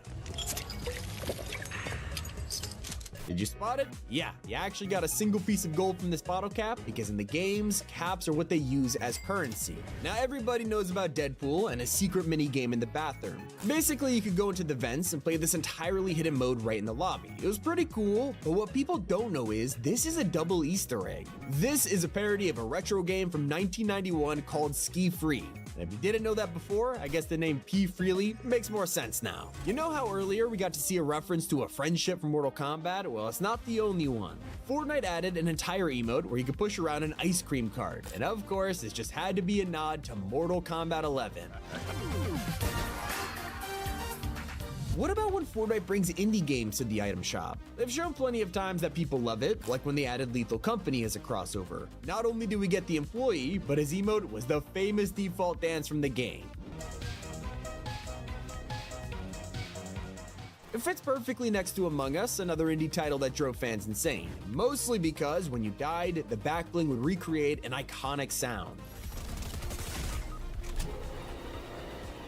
I gotta admit though, none of us were expecting to walk into this room during the remix season and find a gaming reference. Yet, when we broke into the Riggs vault, hidden in the corner, you could discover a Fall Guy statue. It's an example of a straight up traditional Easter egg. It's just like the creeping cardboard. The original item was obviously inspired by Metal Gear Solid, but Epic couldn't get the rights to it, so they just made their own. Well, that's until they finally got to partner with the games years later and actually converted their fan project into an official cardboard box from the franchise. Let's head back all the way to Chapter 1, when an Easter egg was hiding in plain sight. During the infamous Season 9 trailer, where Jonesy drinks Beely, you could actually spot them playing a Durr Burger parody of Space Invaders. We didn't think much of it until the Black Hole event that changed everything. While we sat here waiting for the game to come back online, some 200 IQ players thought, what happens if I do the Konami code? And well, this did.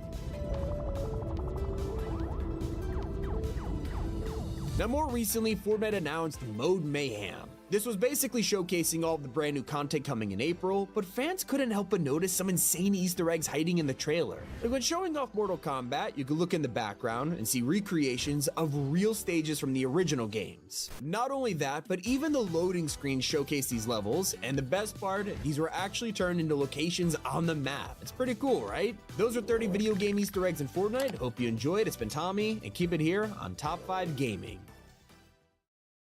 Fortnite Season 3 will last 30 days and then it's gone. From the entire theme being Star Wars to the live event, stick around to the end because everything is changing in Chapter 6. So why would Fortnite add a Star Wars season and have it last only 30 days? Well, it's obvious. They created a new strategy that began with Remix, introducing collab themes to replace the month-long OG seasons. If you think about it, OG is a permanent mode now, so the cycle of 4 seasons and then one throwback, it's gone, and a new one we already know about is taking its place. So don't let the short amount of time give you low expectations, because there's gonna be an overwhelming amount of content packed into the month. So far it's been confirmed there will be 4 or 5 skins in the Battle Pass, one of them almost certainly being Emperor Palpatine. Not to mention, with the new season of Andor right around the corner, I'd be surprised if Cassian doesn't make an appearance in the lineup. There's also C-3PO, one of the biggest Star Wars characters missing from the game, and this new season could fix that problem by adding him as a Battle Pass skin. We also already have Stormtroopers and Clone Troopers, but for whatever reason, battle droids are nowhere to be found.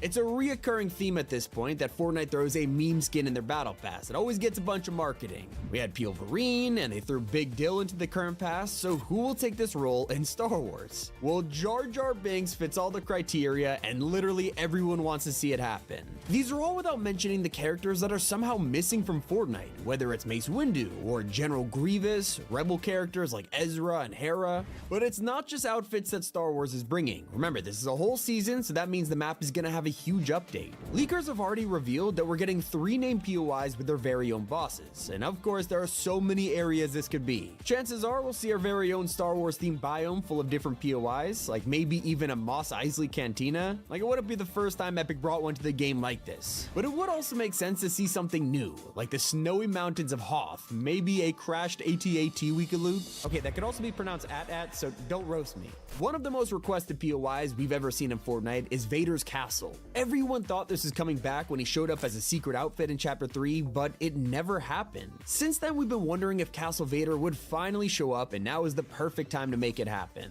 So the reason I think we'll be seeing way more than just 4 collab skins is because leakers have actually revealed there are 5 new henchmen, 3 bosses, and 6 new NPCs coming to the Star Wars map. That alone confirms there's at least 14 outfits in the works, which sounds insane. It will probably include variants, whether it's battle droids or new versions of stormtroopers like scouts, snow troopers, or a TIE pilot. After all, textures for a TIE pilot skin were added to LEGO over 4 months ago, basically confirming it's coming next season. This is where I also dig up rumors of a Rebel Leia outfit that leakers have been talking about for over a year now, and this will probably appear in the item shop. Of course, we've constantly had Star Wars items in the game. It happens annually on May the 4th, so it's no surprise all the items and features you're used to will be coming back. This includes lightsabers, force powers, and all the classics that'll dominate the season. We would love to see new abilities though, like imagine being able to throw thermal detonators at enemies or control probe droids like the Falcon Scout. Not to mention the fact we could buy vehicles in Fortnite now. This gives Epic the opportunity to let us get land speeder skins or maybe custom speeder bikes to drive around on, and they could go even further and design an AT-ST vehicle that works like a mech. Okay, maybe not that last idea, but if there's one thing we could all agree on, if this season doesn't include lightsaber pickaxes, Fortnite has officially fumbled for the last time. It feels like we've been asking for this for so long, so it's now or never. Safe to say, if we don't get these pickaxes, we could abandon all hope of ever getting them. The craziest part is how this season has been in development much longer than you would think. Like I mentioned earlier, outfits like Rebel Leia and the TIE Pilot have been in the works for a year, but this goes back even further than that. During the Big Bang event, Fortnite teased a ton of multiverses, and one of these realities was gonna be a Star Wars universe. This was scrapped from the event at the last second, and we never got to see what they were teasing, until now. Yeah, they were working on the season a while ago and pushed it all the way to 2025. So Epic's already giving us official teasers of Season 3. What are they? Well, right now on the island, the storyline has been unraveling fast as the Spirit Realm portal begins to hint at the Star Wars reality. We had to track down a suspiciously familiar chest during these challenges, and we're using the items inside to analyze the portal. The biggest theory right now is that Palpatine is waiting on the other side. If it's true, it'll probably summon the entire Star Wars reality to the island during a mini-event. Think about the last Star Wars event, how they called tons of Star Destroyers to the map out of nowhere. This has the potential to be one of the coolest mini events yet. And in what is definitely not a coincidence, pay attention to the dates. Season 3 officially begins on May 2nd, the same day the LEGO Pass expires. Of course, LEGO already had their own Star Wars Battle Pass last year, so get ready for round 2. And even though all of this is going to be Star Wars themed, that doesn't mean there aren't surprise crossovers in store. Fortnite is already teasing a huge pop star about to join the Icon series. If you head to Canyon Crossing, you'll find a lipstick mark on the wall, a guitar, and a love heart microphone. All of this is the first official teaser for Festival's new headliner, Sabrina Carpenter. Not only is she getting an outfit, Sabrina is also getting 2 emotes and 2 jam tracks to start with. Taste and Please Please Please will be included, and of course she already has Espresso in the game. It's not just pop singers, turns out you can't escape Marvel even during a Star Wars season. 2 of the most requested heroes of all time are rumored to be appearing, a new version of Daredevil, but most importantly, the Punisher. It's not fully confirmed right now, but even the possibility of this happening is sending players into a frenzy, like literally everyone wants this. With the new Daredevil show getting great reviews, it's no surprise Fortnite are desperate to put this in the game. They're also following it up with an anime collab. Dragon Ball Daima is getting its own crossover, and this was the last project that Akira Toriyama worked on before he passed away, so it's gonna mean a lot to Dragon Ball fans. Not the only anime to take us by surprise, the biggest show of the year, Solo Leveling, is confirmed by leakers, and it'll bring 2 outfits to the game. We have Jinwoo and Cha Hyan. It'll be part of the first wave, and there may even be a mythic or 2 involved. Of course, that's without acknowledging we're still waiting on Demon Slayer, along with Yakuza and James Bond, all of which were expected to release this season. There is still a month until Season 3, so there's plenty of time, but if not, it'll probably come then. In fact, there's plenty of changes that nobody's talking about. Like on the island right now, Fletcher Kane has just got his very own special whiplash. It's at his mansion and has a custom design. However, you might notice something missing from the map.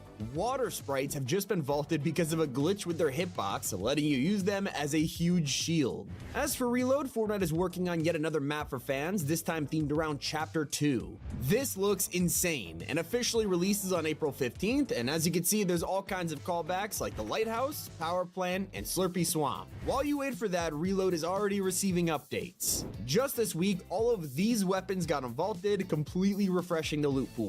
And for all of you Ballistic fans, the drought is finally over. A brand new map has been announced called Hammerfall. It looks like some kind of medieval castle Castle, but it's unfinished right now. Instead, Epic are releasing it in early access so they can get feedback on the layout of the map. Once players approve it, then they'll finish it up. All of this without me even mentioning that OG Season 3 is already going on, and there's an insane secret hidden on the map. If you're a veteran player, you'll remember that battle stars were hidden inside of loading screens and treasure maps. It was so fun trying to locate them every week and then track down the location on the island. Well, I'm happy to report that treasure maps have returned in OG. You can follow them and find 10,000 XP, and if you discover them all, it's an easy 50,000 XP. I've shown you a ton of cosmetics in this video, but how would you like to earn some for free? Nobody was expecting this to ever return, but over the next few weeks, you'll be able to claim Twitch drops for the first time in years. The first drop is the Command Executor pickaxe, available right now until March 31st, so make sure to tune into any Fortnite stream and claim it. And that's not the only thing Epic is doing for players. Check your emails, because if you've signed up for player surveys, you might want to answer them, especially when they're asking about live events. One of the latest forums has asked players if they prefer larger but less frequent events, or more events but on a smaller scale like the mini ones we've been getting lately.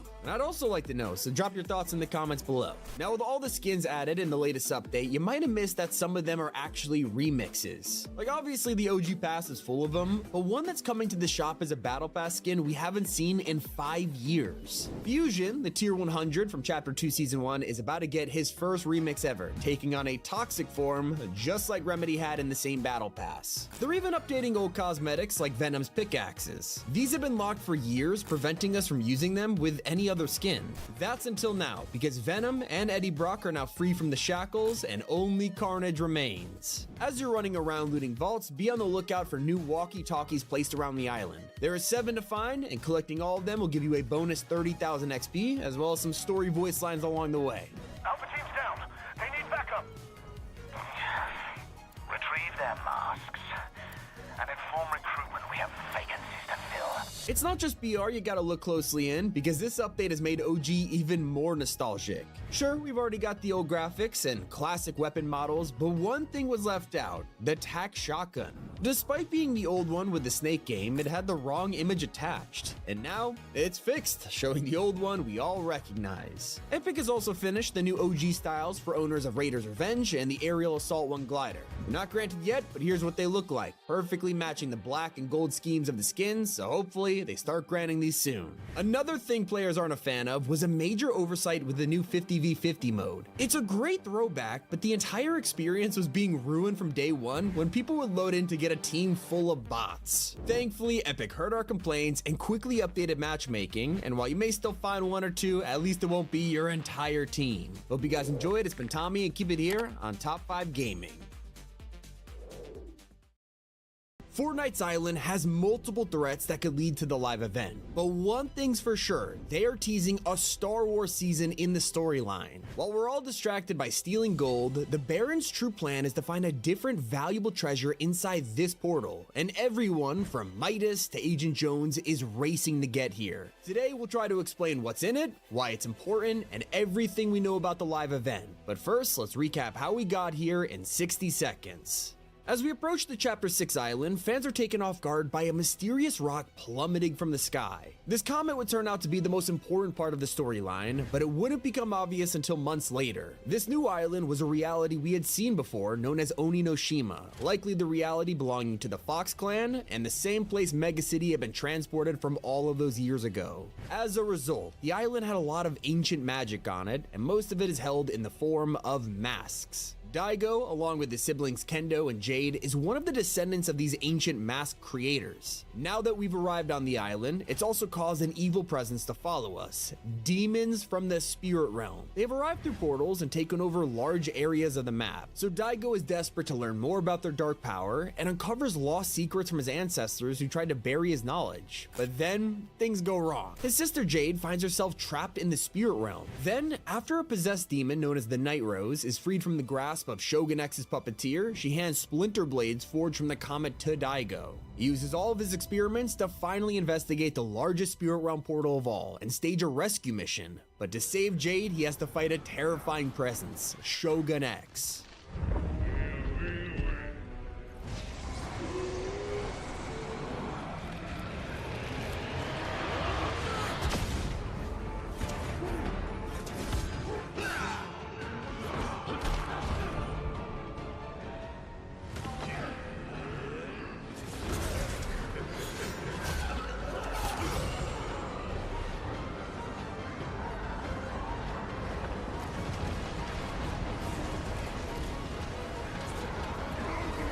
So with Jade saved and the Shogun sent back to his realm, Daigo's sacrifice was complete, and now he's missing. But when we viewed the portal, it was different. Gold was spewing from inside, covering the island and gilding its mountains and terrain. It was shaping up to be a tycoon's paradise, and already a powerful baron was going to take advantage of it, introducing Fletcher Kane. He's a powerful and wealthy criminal who's traveled here to seize all of the island's gold for himself. He immediately takes control of all the operations, building gold mines in the mountains and creating banks for the citizens of the island to use. Now don't be fooled, Fletcher is no businessman. He's more of a mob boss, forcing everyone to use his gold and then taxing people in the area insane amounts for protection.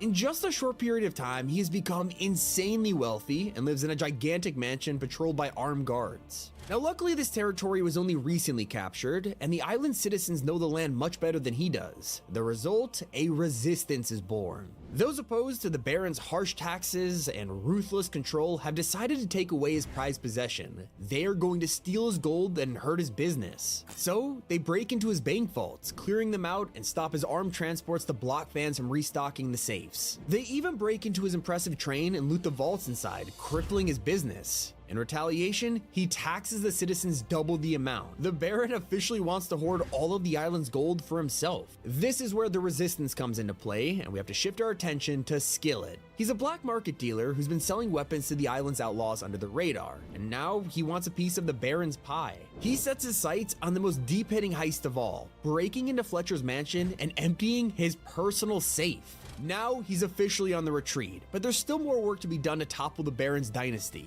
In a surprising turn of events, there's a syndicate kingpin even more known than Fletcher Kane, Midas. At first, we were confused to hear he had returned, wondering if he was a different snapshot or something like that. But this is the very same Midas who led the spy agency in Chapter 2, the same one who broke free from the underworld after being eaten by a shark. And the craziest part, he knows Fletcher Kane. We are old acquaintances, and yes, he's always been a pompous blowhard. Even when the Baron had nothing, he believed the world belonged to him. I've always been one step ahead of him, and I suspect he's taken that personally over the years. Ah well, it can't be helped. Robber Kings can either be the best or yield to the best, and Kane will yield. Now, we'll get back to Midas and the secret plan soon, because there is a much more important journey happening.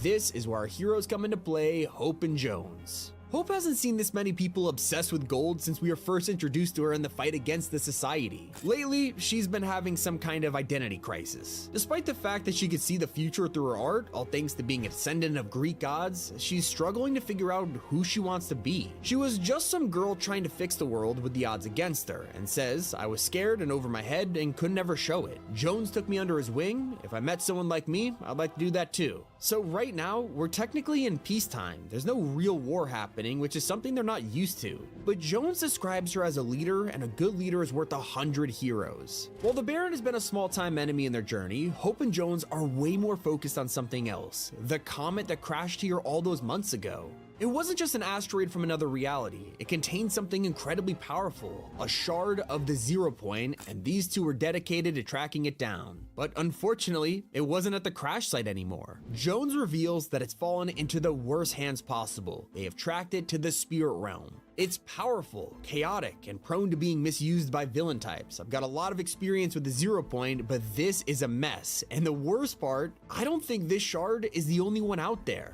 So it's currently locked in the spirit realm, which means they can't get to it. Only demons can transport through portals, and even if they break through, they would face an unstoppable battle on the other side. So they need to come up with a plan. What better way to do so than to talk to an actual demon?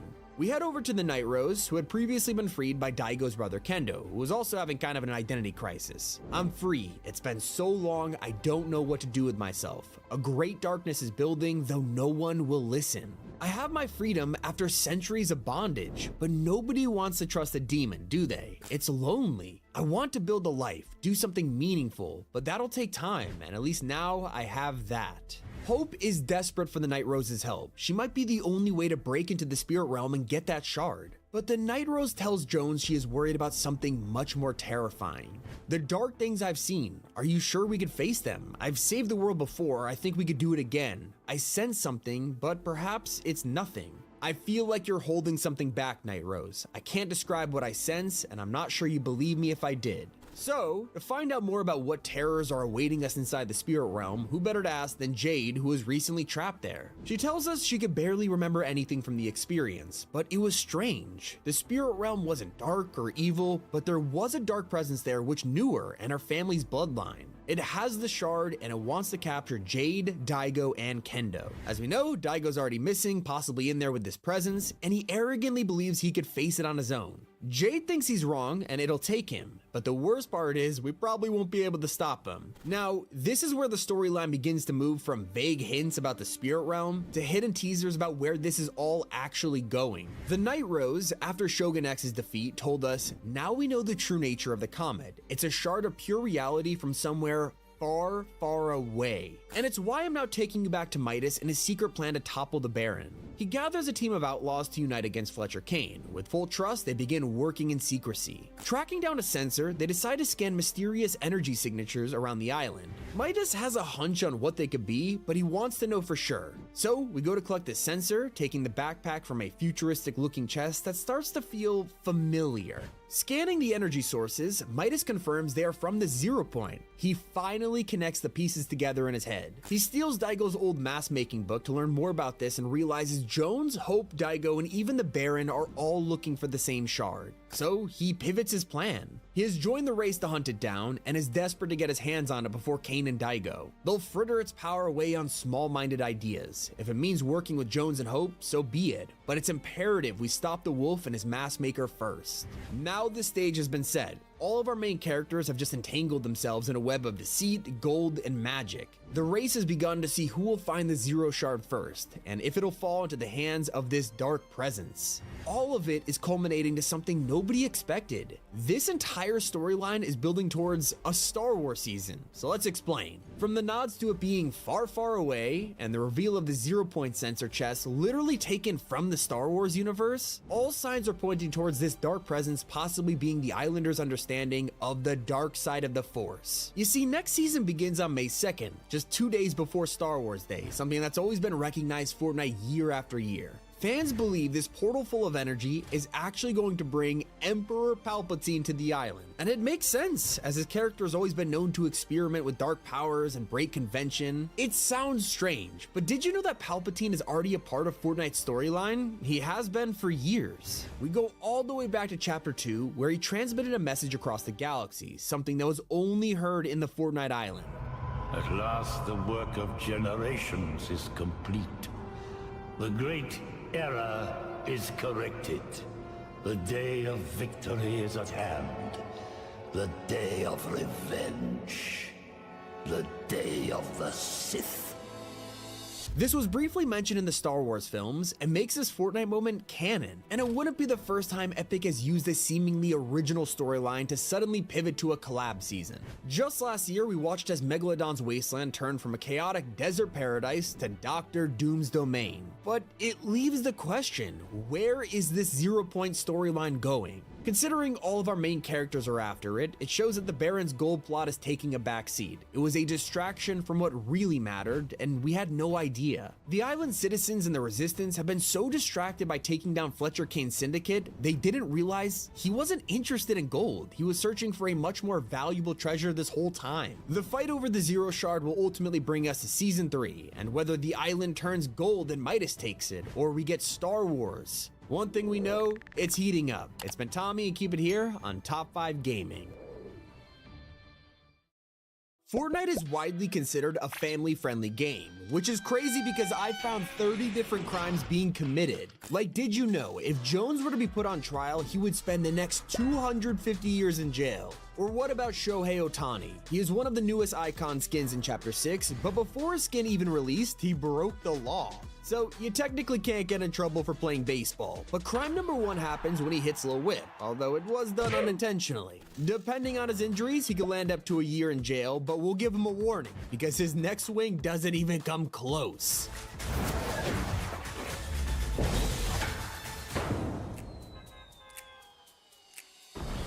Vehicular destruction is a slam dunk case, and it's even worse since there were people on that bus. Now, Peter Griffin committing a crime in Fortnite has got to be the weirdest thing I've ever said, but I got the proof to back it up. In this trailer, he visits the doctor because he's feeling weak, so his doctor shows him how to get swole in 30 days. Peter doesn't have time for that, or even 1 hour, so his doctor illegally prescribes him expired slurp juice. So Meowscles faces up to 3 years in jail for medical malpractice, and Peter joins in with 5 years for illegal steroid use. Fishstick is next up on the chopping block because for whatever reason, he walks into the freezer aisle, opens a door, and just shoplifts an energy drink. Maybe theft by consumption isn't a crime Master Chief cares about, but if he did, Fishstick is getting locked up for anywhere between 1 and 7 years if he's a repeat offender. If you can't do the time, don't do the crime. And Loki is getting up to 10 years for manslaughter. He's on the battle bus, ready to drop in the island, and before they even jump, Bendy tries to sit next to him. Maybe rules don't apply on the island, but up here on the battle bus, this will land him at least 5 years in prison. He's not the only one who's committed the ultimate crime, because Jonesy did the same. In the Chapter 1 Season 9 trailer, we see Jones and Peely trapped in the bunker. It's all fun and games until they open the fridge and realize there's no food. As the doors open and we realize it has probably been years, Jones walks out sipping on a Peely milkshake, and this is a different level of messed up. Slurp Legends starts off with Leviathan, Bandolette, and Jones standing in a slurp factory before they're sucked up in a tube. As they go through all the bends and spit back out, we see all of them have been evilly transformed into slurp monsters. And Chaos Agent is the one in the back conducting the whole experiment. Well, human experimentation is definitely against the law, and if Chaos Agent ever got tried, that's an easy 10 years behind bars. In the very early days of Fortnite, you can land near Sunny Steps and see a llama being cooked. But one thing you'll notice is that it has bones, meaning llamas are sentient beings. So, in the Chapter 6 Season 2 trailer, when Keisha is driving her bike, we see a llama strapped with explosives. I, for one, will not stand for animal abuse, and neither does the government, because the perpetrator who did this will have 5 years to think about their actions in jail. Who has committed the most crimes in Fortnite? Thanos? Dr. Doom? Well, according to all of our evidence, it's probably Jonesy. Here he is in the Walking Dead universe, and before Michelle and Daryl could even react, he abducts them. Then he does the same thing to Terminator, which I'm not sure if a robot counts, but Ryu and Chun-Li are definitely not off limits. The same can be said for Ripley, and if I'm counting correctly, that is 3 separate counts for human abduction. One thing that has never happened before is going to your Fortnite locker and seeing this. That's right, Peely's icon had been changed, and Jones learns that his banana friend had been kidnapped. So throughout the season, Jones searches for him and learns the society had done it to learn about Pandora's box, which he literally had no idea about. Either way, it doesn't excuse Oscar and Nisha's actions because kidnapping someone as a hostage lands you in jail no matter what. One of the worst crime offenders in Fortnite is Midas. We all know he's been leading factions like Ghost and Shadow and even launched a Doomsday device, but the real crime is how he got there. With the ability to turn anything to pure gold, he is able to manipulate the economy and give himself a net worth of all of it. Then we have Jonesy again. Instead of abducting people, he's now just taking their clothes. Alright, let me explain. In Absolute Doom, he stands as Fortnite's own Captain America, but this is technically impersonation. Especially when you consider that if these X-Men had never met Cap until now, he has the blonde hair, blue eyes, they might think it's actually him. But he gets a pass on this one. Technically, he has a handwritten note from Steve Rogers giving him permission to use the shield and outfit. Next, we're bringing Journey into the courtroom for reckless endangerment. It's pretty evident she's the one in charge of this motorboat until she gets a call and not only takes it while driving, but straight up jumps ship. Now, normally this wouldn't be too bad, but with 3 people still on the boat heading straight for the edge of a dam, this is nothing short of a life sentence. A less serious case occurred when Sprays came to Fortnite. Here we see Technique and friends all graffitiing a wall and Tilted. Assuming they don't have permission with such a small amount of damage, it'll probably land them a couple of months. But Jinx won't get off so easy. Ignoring her other crimes, she went even crazier with the vandalism, spraying not just one wall, but an entire building. With over $5,000 in damages, this could easily get her up to 8 years in jail. But all these sentences mean nothing if Dr. Doom is gonna break you out, and that's exactly what he did for his fellow villains in Chapter 5. Assisting Mysterio and Emma Frost out of the raft would land him a maximum of 10 years in prison himself. But I think we all know he has a much larger sentence than that. Now what about breaking in somewhere instead? That's exactly what the crew were doing in The Last Resort, and while robbery is also a crime here, it's the destruction they cause on the way.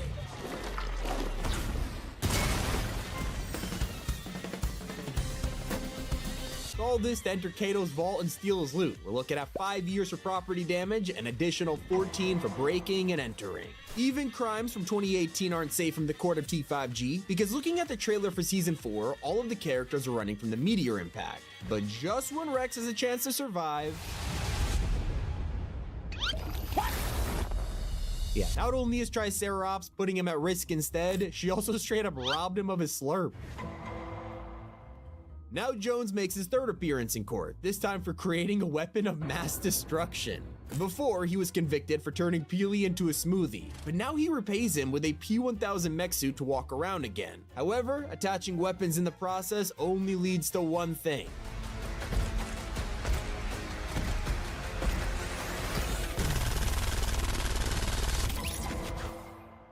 What better place to find crime than the city named after it? Big Dill steps onto the road for just a second this season before Cassidy Quinn comes along.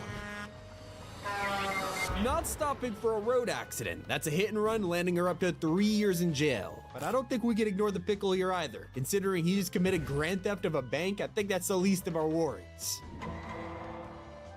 Now, if there's one Fortnite character who's broken a law against the environment, it's Megalodon. He plowed into the coast with his giant ship and brought a humongous cloud of not just sand, but nitro smog to the island. Not to mention the hundreds of cars running on the juice too, the mass pollution definitely would have passed an emissions test, landing him up to 3 years in jail. Now, when you're invited into Fortnite, you probably happily accept, but people like Aquaman arrived on his own terms. I invited Aquaman. He said yes. So I said, can you wear a shirt? He said, no. Technically, not wearing a shirt is a fine, but after you've been asked on the job, Aquaman is getting slapped with indecent exposure. Someone else who didn't listen on the job is Agent Jones. The 0 point is imploding. We've lost control. Save yourself. If I don't stop this, it could destroy all existence. You have your orders. Now get out of there. I'm gonna do what we should have done from the very start. I'm going to the 7th. You took an oath. You're betraying everything we took from you. While Jones may be taking the right action here, disobeying orders from his government boss and breaking his oath is treason, and under the IO's control, that'll be life imprisonment.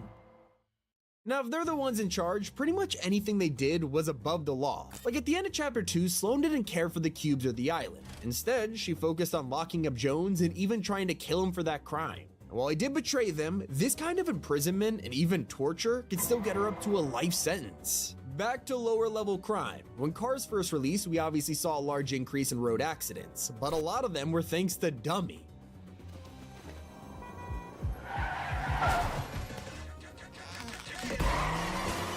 He's driving his taxi service, he clearly doesn't have a license and is breaking customer safety regulations. And I think someone needs to check on the underground crime going on with the Barkington Style Agency.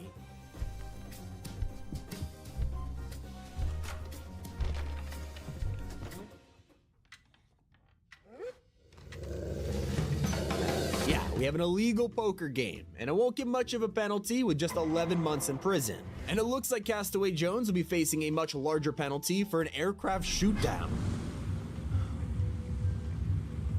Oh. Hey! Hey! Hey!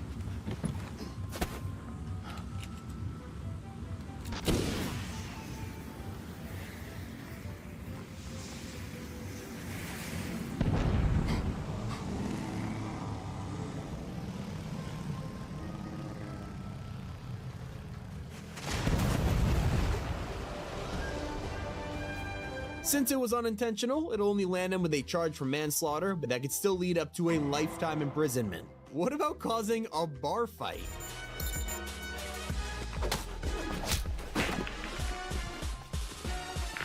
That's exactly what these guys did, even using the pool sticks as weapons, leaving them with a charge for serious assault. But thankfully those guys are still alive back there, otherwise it would be much worse. Now, what about becoming a literal assassin? Well, Mando arrived on the island and started taking bounties instantly, hunting down Fishstick and then even Peely. Not only hunting someone down and capturing them, but freezing them inside carbonite and all for money? That's hired assassination, Mando. The same goes for being a spy agent like Brutus.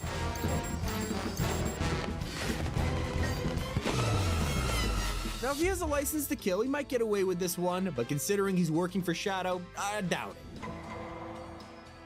Let me know what you thought was the worst crime, or if we missed one. It's been Tommy, and keep it here on Top 5 Gaming. Fortnite finally did it. From the kneecapper getting nerfed, to free skins, the live events, so much more. Here is 20 updates that save Fortnite. One thing we've all been desperate for is a change to rebooting. It was so bad that everyone now plays Reload, and Fortnite is trying to change that. Coming soon is a brand new feature that removes the point of reboot cards for good. So instead of running across the map or battlefield to get your teammate's card, we'll be able to just pay gold and bring all of our friends in one payment. They'll even have shield and assault rifles, finally making it worth the hassle. Epic are seriously going all out in Chapter 6, like how we saw Blacklisted collab surprisingly released this season. You see, after teasing this all the way back in Chapter 2, we assumed Mortal Kombat was permanently cancelled because of its R rating. That seemed to be the case this whole time, until Sub-Zero made a shock appearance and even brought a Mythic along with him. To excite Mortal Kombat fans even more, they updated it with tons of Easter eggs, from sound effects to the toasty uppercut appearing on your screen. And soon, Scorpion is joining the game as well.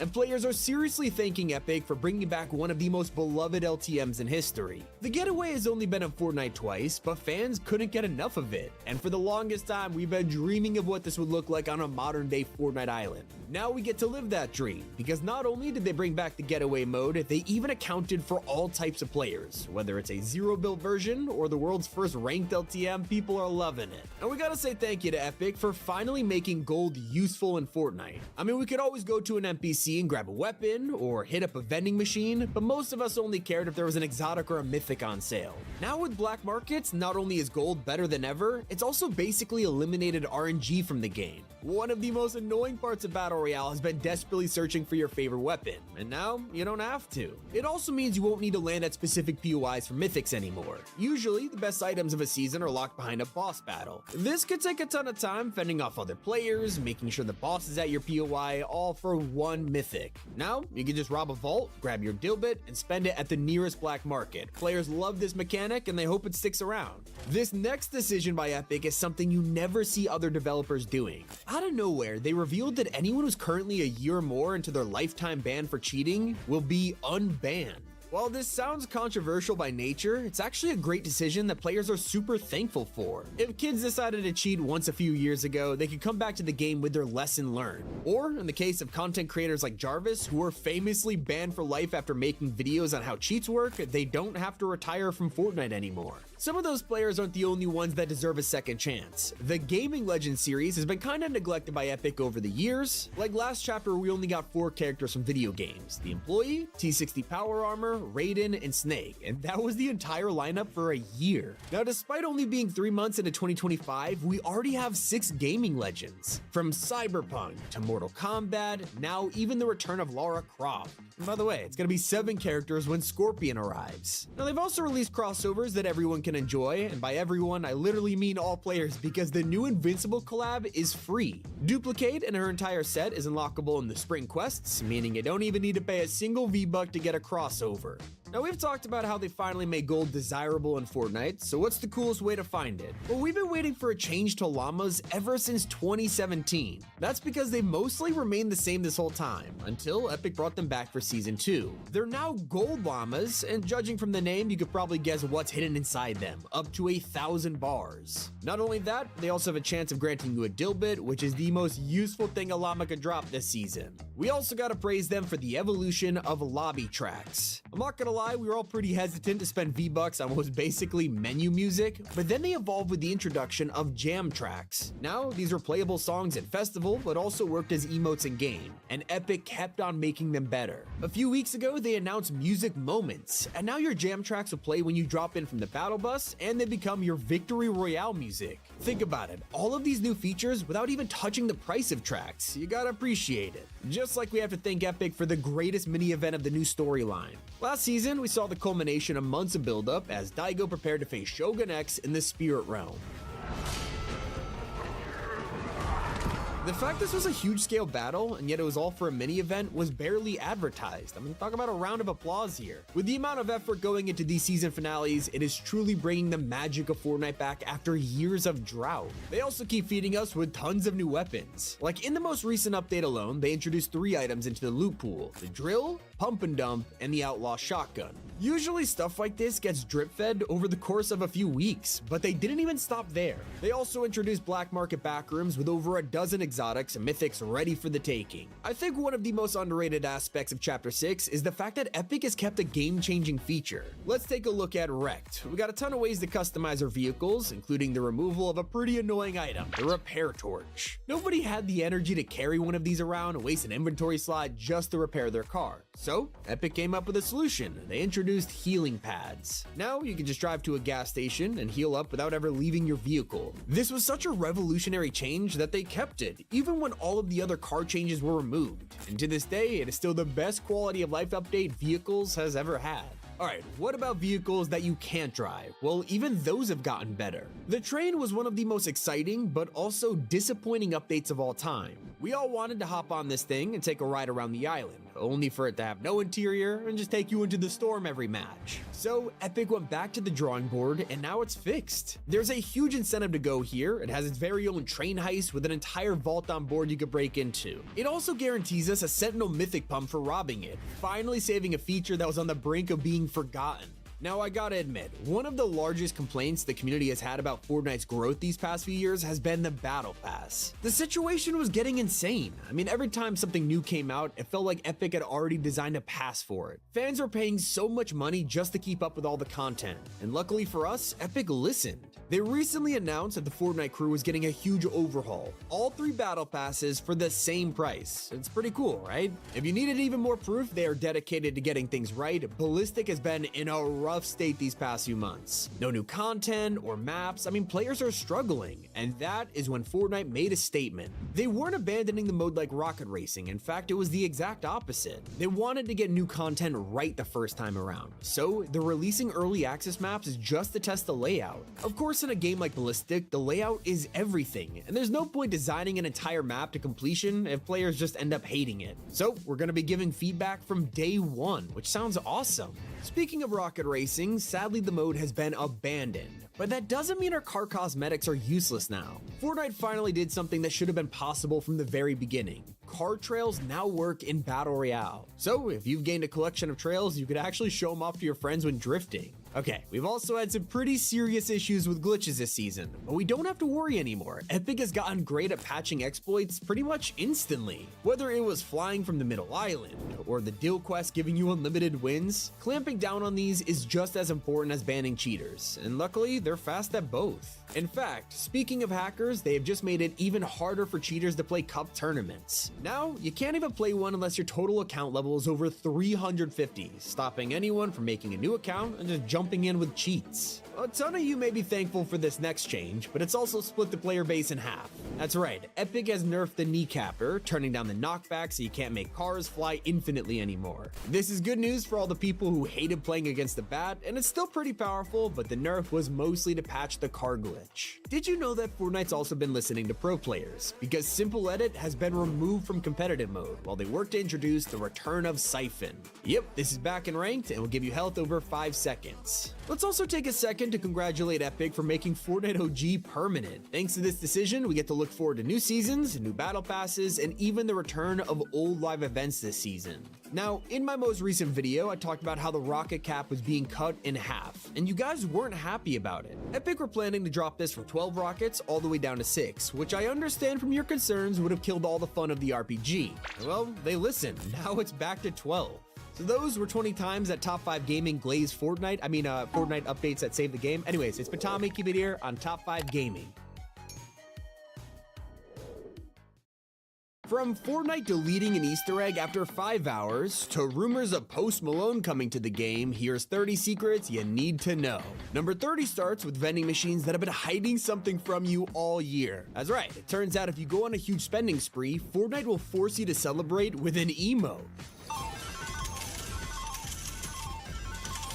And that's not the only secret you had no idea existed. Fortnite actually deleted a Mortal Kombat Easter egg after just 5 hours. In this week's update, players realized they could uppercut an enemy with the Sub-Zero Mythic, and then a random guy pops up on their screen. People were so confused what just happened unless they were a Mortal Kombat fan, because this is a nod to an OG Easter egg from the original games.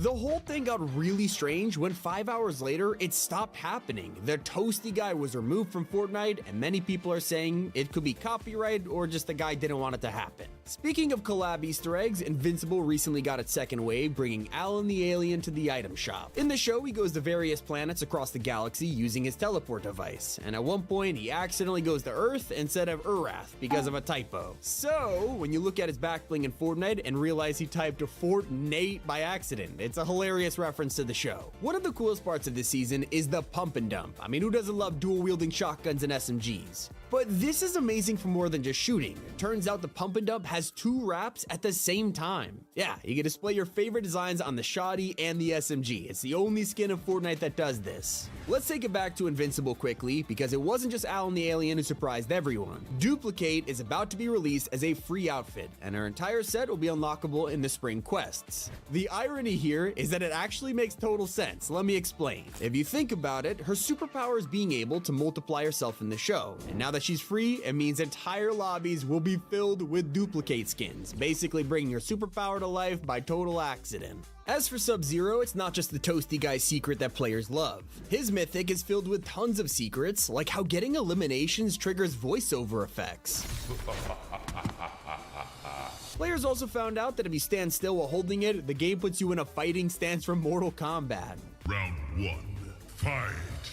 That's not all. When you smash the floor, you can see him swinging a frozen skull and spine in the attack for a split second. Now, you gotta go loot the train after the most recent update, because the vault includes a rare chest that guarantees you a mythic enhanced sentinel. This used to cost a dill bit at the black market, but now you can just get it for free with a 100% spawn rate every single game. That's not all though. You might be wondering, what's at the black market instead? Well, if you head to the boom hole, the mythic on sale here is now the new pump and dump. There is a ton of weapons changing hands because of the new black market backrooms, but did you know you have to behave in here? I'm not kidding. You will get banned from the area if you attack the NPCs. Nope. Maybe you're focused on what comes next. And well, Season 2 may have added a ridiculous amount of weapons, but they're not done yet. Soon, we'll be getting a rift gun that can send enemies miles away from your location. It is going to be such a troll item, especially if you dance on them afterwards with the upcoming Kendrick Lamar emote. Not only are Fortnite bringing Humble to the game as a jam track, it'll be accompanied by a dance called Sit Down, Be Humble. Speaking of emotes, we've had Deal With It all season, but this has an insane detail that no one's talking about. Okay, for regular skins, it looks like this. But what about if you're already wearing a pair of glasses? Surely it doesn't give you 2 pairs, right? Well, Fortnite thought about that. Did you know that Fortnite is secretly adding new POIs? That's right, Daigo's basement from last season has been updated. He is in the spirit realm right now, so somebody must be messing around with this stuff, but the dark magic machine has been turned on, and the Mask of Power has appeared in the basement again. Judging from the gold bar stash belonging to the Baron, he could be a prime suspect for who's doing all this. In fact, Fletcher Kane is full of secrets about his past. Remember last season when we talked to Goldie as Midas and she mentioned rumors of an old friend? Well, turns out that old friend is Fletcher. Him and Midas know each other. And if you talk to Midas's NPC, he admits they are old acquaintances and that he's always been one step ahead of the Baron, something he's taken personally over the years. It sure seems like Midas is wanting to sabotage Fletcher Kane as much as possible, and so do we. That is why we love to rob his armored trucks. Well, here's a secret. If you simply throw a thermite on the back and just leave the area, you don't need to fight anyone. Now you return, and the van has spit out all of your mythic loot. Speaking of trucks, I know the community likes to joke about the Cybertruck and how ugly it is, but things just got worse for it. Now it's pay to lose, because enemies can just jump on the back of your vehicle with a drill and destroy you in seconds.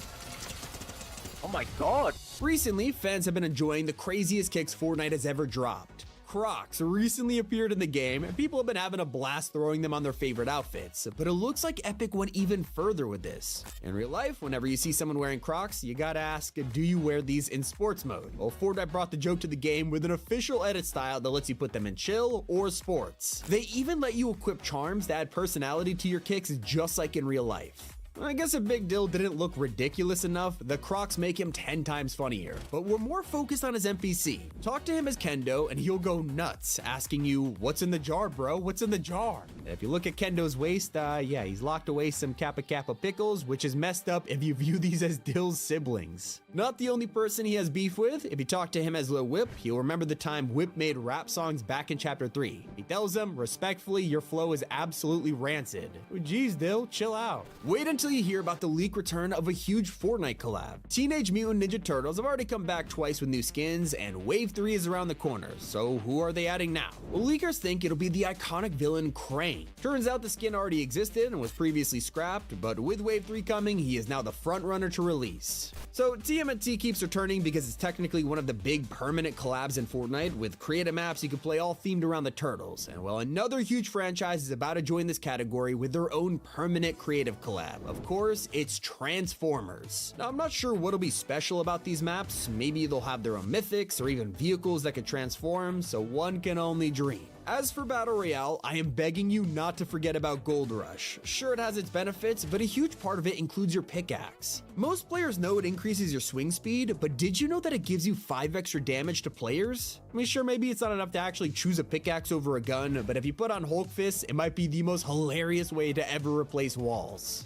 So as the time I'm making this video, we are in the middle of March, which means the next Festival Artist is quickly approaching, and it looks like we might have our first rumor of who's replacing Hatsune Miku. He is someone fans have been wanting in Fortnite for a long time, and that's Post Malone. That's right, we could be playing as Posty in just under 3 weeks. Now earlier I showed you how the new drill has been humiliating Cybertrucks, but it also works as the best farming item in chapter 6. You could actually just use this thing on any material and it'll work exactly as a drill should, giving you tons of mats quickly. Although make sure you want to do this because it uses up a lot of durability. I also recommend you look out for shallow water. We mostly avoided this over the years because you land in here expecting to survive just to be sent back to the lobby. Well, in season 2 that worry is gone. You could actually dive into shallow rivers now and expect to survive. It doesn't even damage you. Oh, and one of the coolest parts of Fortnite that I always love to appreciate are the finer details, like unique idle animations. That's why we are bummed out when LEGO didn't include any of this, and that's until today. Now you can open the lobby or locker and watch your minifigures do all kinds of animations. Not the only thing we've been waiting for. It has been so long since Fortnite even acknowledged the 7.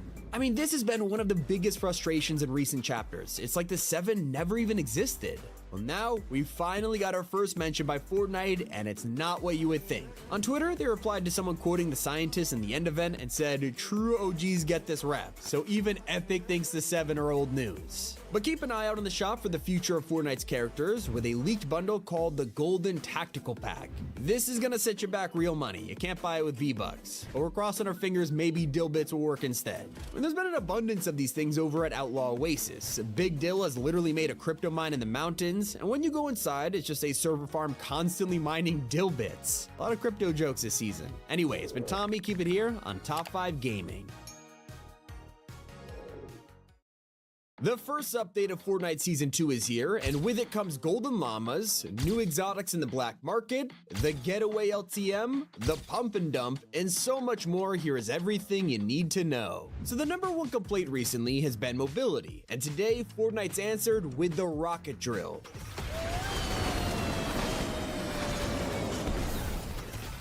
You can hold it to fly around or even spam it a few times, but one thing's for sure, this is the absolute best way to break open a vault.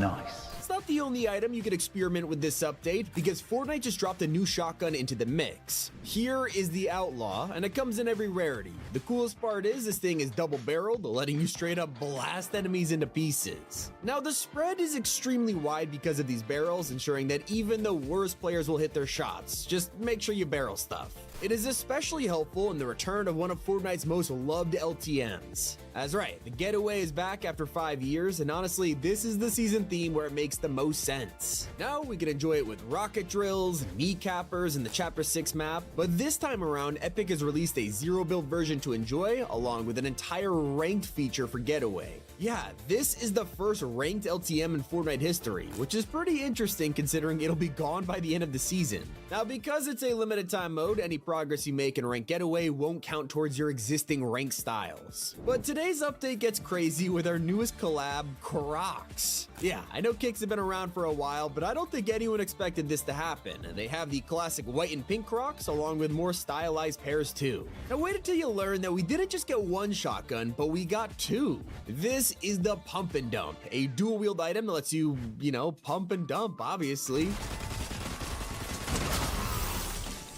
Only time will tell with how overpowered this thing is gonna be, but it looks like the perfect item for people who love shotguns and also love the spray and pray meta. Like literally best of both worlds. Now it's officially that part of the season where the secret outfit is revealed to the world and we can finally play as Outlaw Midas, who drops today with a ton of cosmetics and even a cool cowboy edit style. They're not done yet, there's still more to come from him, including a gilded pair of kicks, which might sadly be item shop cosmetics rather than page 2 unlocks. Let's bring it back to great news because the black market just got restocked. There are tons of brand new exotics and what might be the biggest mid-season loot pool update in years. In the forest black market, you can find a Lawless slap cannon, which is pretty self-explanatory, but you could also get the Lawless Trinity assault rifle, and this shoots bullets in a triangle pattern, which takes a little getting used to. We also have the Brutus minigun mythic, something fans have been wanting to see return, but over in Crime City at the Boomhole market, Fortnite has handed us an exotic version of the Pump and Dump. This is the Lawless Blink version, so not only are the stats insane, but you even get a 0-point dash when you reload.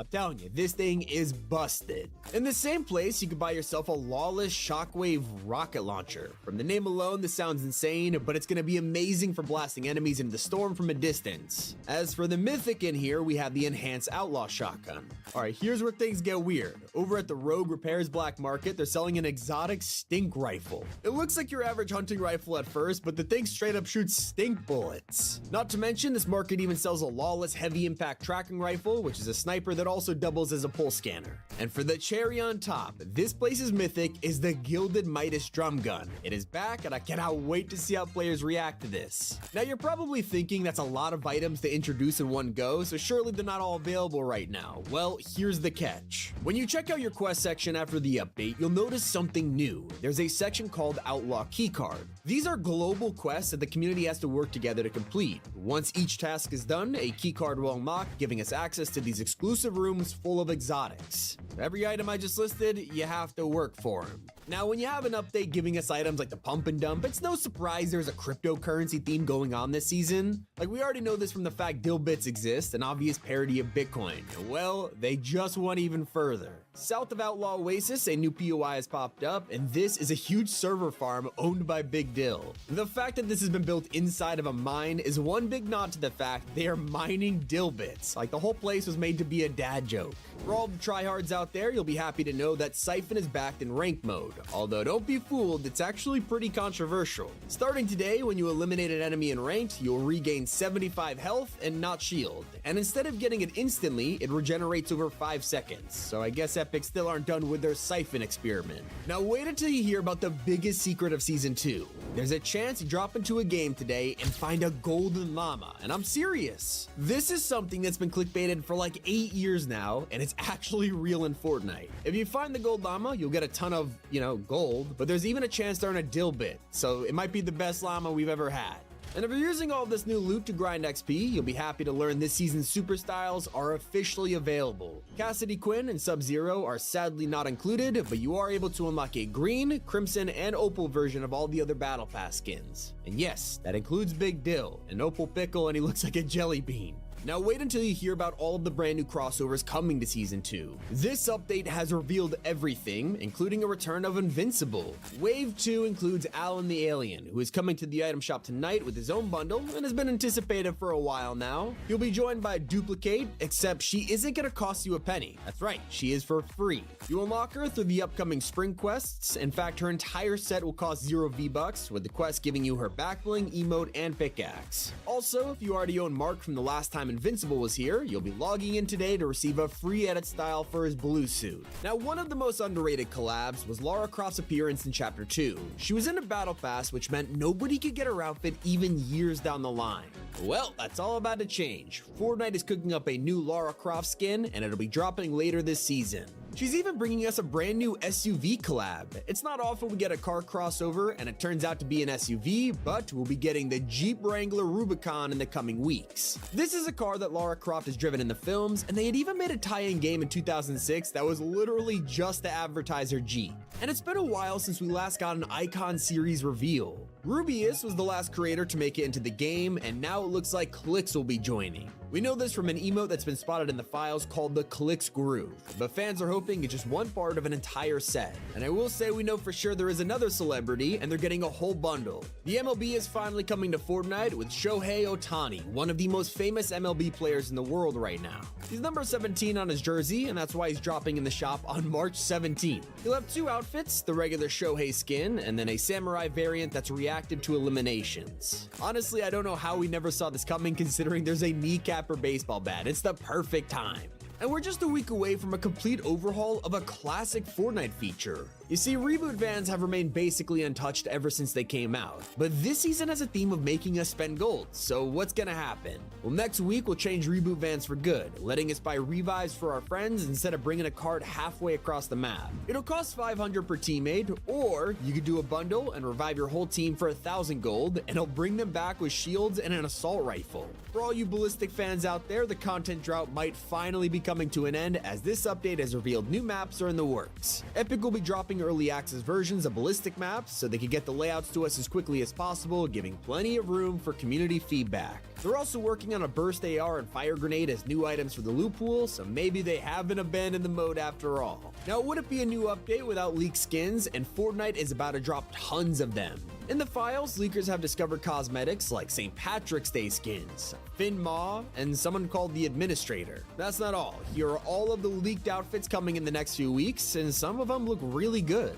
If you want even more gold, check out the brand new LEGO Pass featuring Rebel Oro. I gotta say, he looks insane, and for the first time, he's not the only outfit in the pass. Complete the whole thing and you'll unlock Carmine Rosso at the final tier 2. Of course, there's also a bunch of LEGO sets in there as well, but don't expect much from your Odyssey world just yet. Sadly, the gameplay side of this update won't arrive until next time, but we will get the Recycler, new attacks, and more improvements. You'll also log in and get a new car for free if you've been playing Rocket League. The Tigress is now in Fortnite, and there's even going to be invincible decals for this. If you want to get your hands on it, you'll be able to pick them up in the shop soon.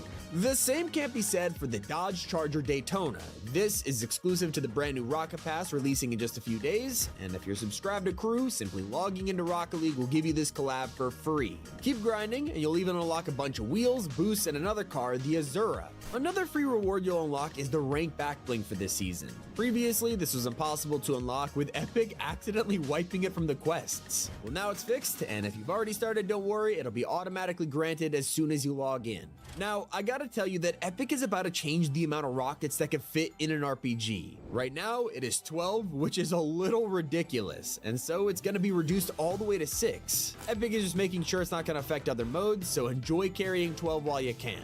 It's not the only way items are being taken from us. The Baron has been relentlessly taxing the island for a couple of days now, and it's getting annoying. All vending machines and paid toilets are getting doubled in gold tax, but luckily, this will only last until March 25th, so it's not forever. That's everything in the update. Hope you guys enjoyed. It's Tommy, and keep it here on Top 5 Gaming. Do not jump off this bridge in Fortnite. That's because Sub-Zero's Mythic lets you walk on water. The problem is, it turns it to ice. So when taking a leap of faith, you're basically landing on concrete.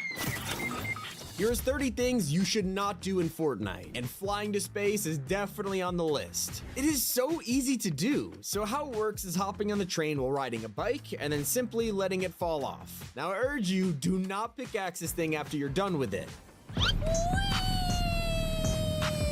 A few moments later.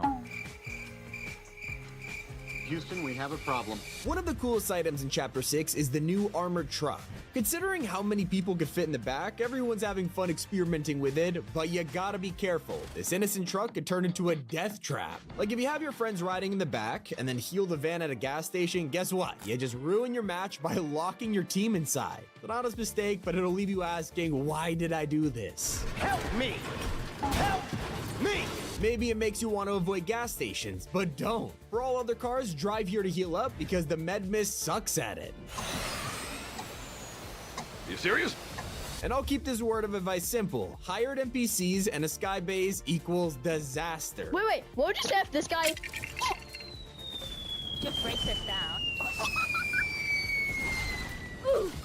Now, I didn't think I'd have to tell you guys this one, but straight up, just don't cheat in Fortnite. I know it's obvious, but wait until you hear the kind of punishment you could face. Epic is no longer stopping at account bans. Repulse God was recently caught cheating to qualify for the FNCS Grand Finals, and you won't believe what happened. Instead of just being banned, they literally sued him, won, and then legally forced the guy to upload an apology video where he said he'll never cheat again. I mean, save yourself the humiliation, guys, just don't do it. But some mistakes could happen by total accident. You just gotta watch out for them. Like, I know it's fun to run around with a kneecapper, it's basically all anyone is doing, but be careful around Shining Span, and whatever you do, don't hop on a grind rail with the bat. Bye, have a great time. Let's head back to the armored van for a second. I know people love to break into this and fight all of the guards, but hear me out. Don't do it. Why? Well, the fight is completely optional. You're wasting ammo, health, when in reality, all you need to do is push the van into water. Just like that, no waves of guards and instant loot. But not every glitch is worth doing. Some of them will straight up get you banned. If you're planning on doing Big Dill's quests, you know, the one where you collect 4 items, well, just head into the storm once it's complete. The quests were accidentally making players immune to storm damage. Yeah, players are getting free wins by total accident, and to make things even weirder, they also got a 999 material cap. So maybe you did it and didn't mean to, but all I'm saying is don't press that ready up button. If you do, it lets you keep the immunity into the next game, and very quickly you're labeled as a cheater. It's the same reason why you shouldn't mantle before riding a zipline, because you'll do this. Hello there. Nice. Now earlier I told you why you shouldn't fight the armor van, but what about the train? Well, these turrets are always super annoying to battle, so let me suggest just not doing it. Instead of trying to pick them off from a distance, just get really close to them. By taking cover on the turret wall, you can just blast at them without ever being hit. Oh, and here's an even simpler piece of advice. If you're wearing the FNCS wildcard, I'm sorry to do this to you, but don't wear kicks. It'll ruin your entire skin and warp his outfit. Ugh. Brother, ugh. You can't even use launch pads anymore because it could break your game. Like, be careful when jumping on one of these, because when you land, Fortnite can decide to just trap you underground. What? The new season is causing us to rethink how we play the game. Usually, you would just look around for a shockwave grenade. Well, don't bother. Instead, you could just go to the Night Rose, hire her while holding a single shockwave, and she'll just give you as many as you want.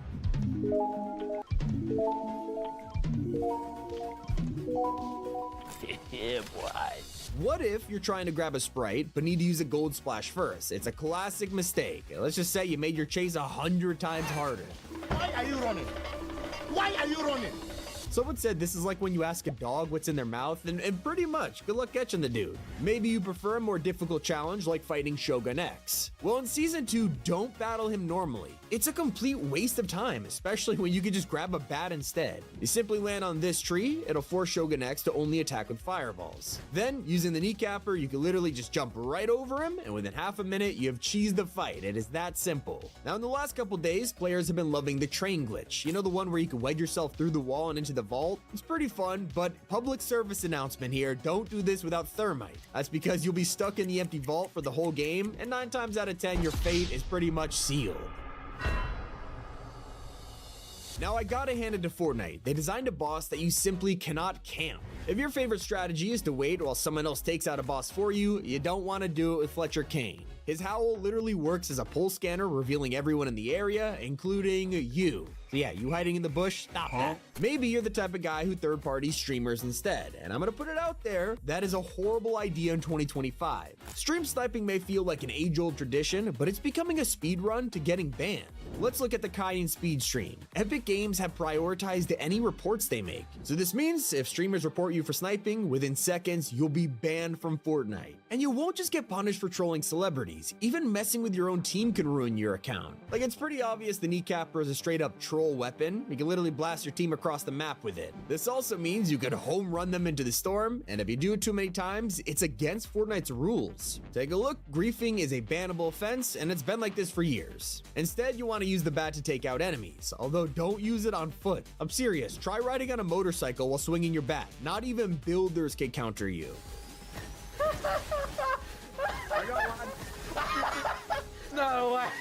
I think most of us have been following this next rule for years, but don't fish. There's basically no reason to be pulling out your fishing rod in 2025 when laser rifles and thermite exist.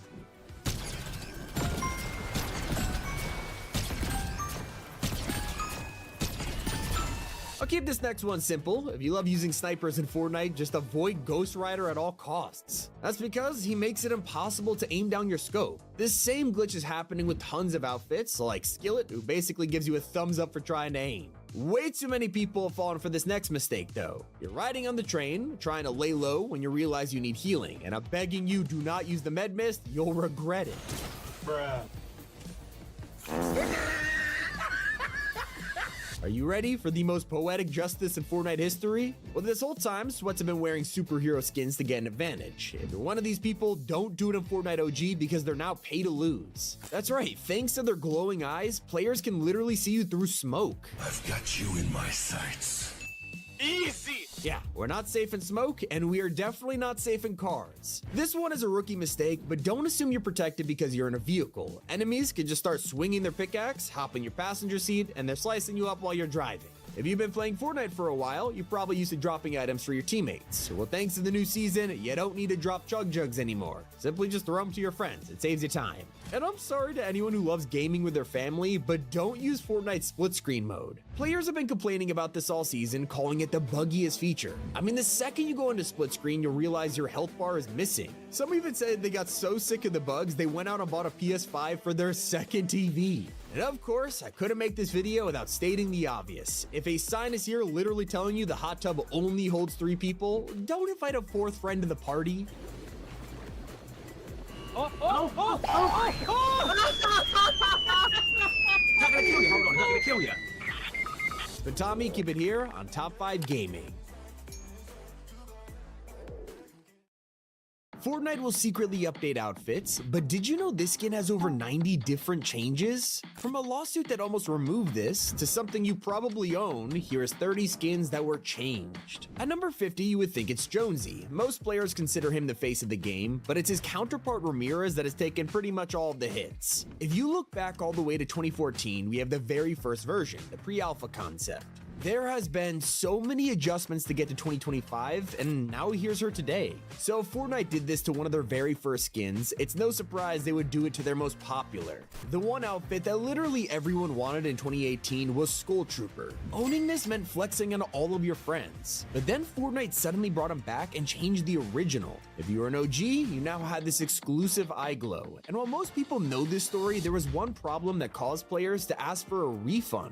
All of the people who originally owned this outfit had it changed without their consent, and players were furious. It took 3 entire years for Epic Games to respond, where they finally turned the OG eye glow into an edit style. Now sometimes it's not just the outfits that are changed, but rather your ability to use skins. Did you know, for most of Fortnite's lifespan, you could simply not equip a skin and be given a default at random? Well, all that changed 3 months ago. With the launch of Chapter 6, you can now select any default skin you want, and it took 8 years for this to happen. Another change that'll surprise you is with Peely. At the start of Chapter 5, fans went into their locker and noticed something strange. Peely had a brand new icon showing us he was missing, and this was the first time Epic has ever changed our lockers for the storyline. Recently, Fortnite's been getting more and more comfortable dropping surveys to players, and these usually include a ton of upcoming outfits. Well, last year, one of these skins got a lot of attention when fans noticed it was an unreleased Raptor outfit, the same character who was never released from years ago. The most talked about part of him was wearing music reactive clothes. Except, if you wanted to see this in game, you'd have to wait a full year to get our hands on the Raptor Royale pack. After all that waiting, Epic secretly deleted the reactivity, which still isn't fixed, unlike the Darth Vader skin. When Samurai Darth Vader graced the item shop, it was amazing. But one thing was missing that left us scratching our heads. When you did the Imperial March with him, Fortnite treated him like any other skin. Obviously, that's not how it's meant to sound. So, a couple weeks later, he was updated with the exclusive breathing version. And speaking of emotes, there is one that literally everyone knows about. That's Waterworks. Well, what if I told you it didn't originally sound like this? Right before it was released, it was supposed to sound like this.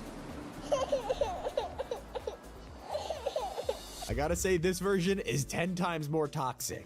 One of the best things Fortnite's done is rewarding you for having original Battle Pass skins. Despite the fact that no one earns these anymore, Epic still updates outfits years later, like giving us a secret edit style for Lynx where you could take off her tail. Did you know you could also remove Elite Agent's helmet, and this is what it looks like. Better yet, the astronaut skins even got a secret version with their visor open, and now we have a face reveal for really old outfits. When Fortnite was still experimenting with bringing anime collabs to the game, they needed a way to make them look as authentic as possible. So what was the solution? It's cell shading. It first appeared with the Pandora POI, and then they had to bring this to outfits. The response to the early skins wasn't great. Something had to be done because they kinda just looked off. So after a couple of years of figuring it out, we're now in 2025 where cell shaded outfits have much thinner lines. Can you spot the difference? A lot of players are torn of whether they like this change or not, so let me know in the comments. You probably had no idea that skins like Oscar used to be completely different. When he dropped in Fortnite, he was a menacing looking tiger with the suit. Let's go back to the concept art, which originally showed Oscar with battle armor, ear piercings, and huge gloves. Then for characters like Aubrey, her concept included a t-shirt with Japanese text on it, and when she came to the game, she was identical to the art. Oh, but except for one thing, now her set was entirely themed around hot dog dynamite. What about the time that Fortnite created a tradition only to destroy it? Well, ever since Chapter 2, we've had the most exclusive pickaxe of all time, the Axe of Champions. This could only be held by one team at a time, the current winner of the FNCS. Then, a year later, they updated it to the Axe of Champions 2.0, which is a design they stuck with for years. This version instantly became iconic as it passed from one winner to the next. Then, after all of this time, this 2.0 version was thrown into the item shop. It removed all of the mysterious nature behind this in an instant. But little did we know that Fortnite was going with yet another secret design, the Blade of Champions. Who knows, we'll probably see this up for sale in a few years. Some changes are so hidden you probably never noticed. Like when Kicks released, everyone was so distracted by the fact you could put Jordans on Goku, they didn't stop to think, hey, some of these skins are wearing 2 pairs of shoes. It was kind of an oversight, so Fortnite came up with the solution. A couple months later, they secretly updated Kicks to work effortlessly with outfits, and to make up for the height differences, they even added socks to your characters. Maybe the avatar should have put on socks so he didn't notice a huge problem with his collab. You see, in the show, he gets struck by lightning, and it leaves a huge scar on his back and foot. Epic is so good about remembering this, because if you look at his spine in game, you'll see the scar. Except when you check, you would notice it was totally absent from his foot. It is such a minor detail, you would never expect Epic to care about it, but a lot of people pointed it out, and they checked back a week later, wouldn't you know it? It was actually added. If you've been playing Fortnite for a long time, you'll know that the icon in your locker never actually shows what the skin will look like once you equip it. A ton of us have decked out our cosmetics with edit styles and custom colors, but the locker icon always remains the same. Actually, that's not true. You have to be Gummy Fish Stick for this to change. He's one of the only cosmetics in the entire game that does this. But changing his upper body will also affect his appearance in your locker. I mean, how cool is that? Let's talk about one of the most drastic changes the Battle Pass has ever seen. For Chapter 5 Season 3, Epic introduced us to Ringmaster Scar, a skilled driver who ruled the Wasteland. Did you know she was originally going to look very different? Instead of a mohawk and spiky leather clothes, Scar was going to wear a silver hyena helmet and a totally different outfit. So why did they change this to an edit style? Well, it protects her head while driving, and it actually makes sense. I will say that Fortnite did not want to change this next outfit. The Paradigm was revealed in Chapter 1 as a limited time only release. In fact, she is still one of the only item shop skins to be exclusive aside from tournament items. Despite this, with no warning, the item shop updated in August 2024 with the Paradigm. It was a total accident, and after just 1 hour, she was gone. At first, Fortnite said they would remove it from the accounts of anyone who purchased it, and then they thought, wait, people might have bought V-Bucks just for this, so we'll let them keep it. Instead, their solution was to quickly make an exclusive color just for the original owners, and eventually we got the Reality Warrior style. Now, a ton of these changes to cosmetics over the years has all been because of one problem: Fortnite's age rating. It turns out when they collab with LEGO, they had to lower the game from teen to a much younger audience. So to do this, they had to redesign thousands of outfits to be family friendly, and one of those is Veronica. On the surface, nothing about her seems wrong, but in the LEGO update, they had to rename her shirt from Dead Game to Best Game. With Squarespace, you can do more than just build a website. You can build a business. Personal trainers and private chefs, showcase your signature offerings and experiences. Makeup artists and music teachers, schedule classes and appointments with ease. And then, Send weekly newsletters to keep in touch with your loyal customers. Done. Squarespace makes offering your services simple. Get started with offer code MAKEITREAL for 10% off your website or domain.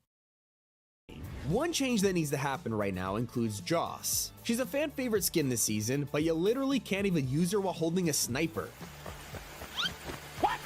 Yeah, for whatever reason, her texture just gets completely deleted, so you already know Epic is secretly working to fix it. What about when they change cosmetics in real life? Recently, we got another batch of Adidas shoes, and these ones were all based on Fortnite skins, like the Ultra Boost Victory Crown, Battle Bus, even Fish Stick. Unlike the previous kicks, these ones don't take the shoes from real life, but the reverse, putting these Fortnite designs on the shells from the game. But here's the thing, you'll notice they all look identical, except for one. Take Peely's for example. Inside is the sneaker you could find in the item shop, but these have a banana peel that goes on top and turns them into full Fortnite shoes. In game, they don't have that option, so it feels like Fortnite downgraded their own crossover. But hey, at least they upgraded other cosmetics like instruments. If you aren't a festival player, you probably don't pay attention to these things, and Fortnite noticed that. So they decided to up the ante. On a random day, fans logged in and noticed that all of their instruments just became free back blings and pickaxes. Not only that, they even made it work the other way around, so if you didn't buy any instruments, your pickaxes just turn into them for free. I mean, what other game does that? Now, it didn't used to be this way. Fortnite sometimes makes controversial decisions with their pickaxes, like when Stormbreaker released. For some reason, they wanted this to feel truly authentic to the MCU, so they banned us from using it with certain skins. In order to equip it, you had to be wearing the Thor outfits, which I will say is confusing because people like Fishstick were literally holding it in the trailer. It became a massive topic in the community, and fans were rightfully complaining about it, mostly the fact it didn't even follow the MCU's own rules. So, Fortnite listened, unlocking Stormbreaker for everybody 1 week later. Now let's quickly head back to the LEGO update because as I mentioned earlier, this age rating problem caused thousands of skins to be secretly changed, but some of them had hilarious censorship. Let's take a look at Splode. I guess for some reason you're not allowed cartoon bombs, so they changed his entire character into an 8-ball. Like literally it's a whole new skin. What about the actual 8-ball outfit? Well, they changed him too, turning his gun into a spatula and his knife into a fork and spoon.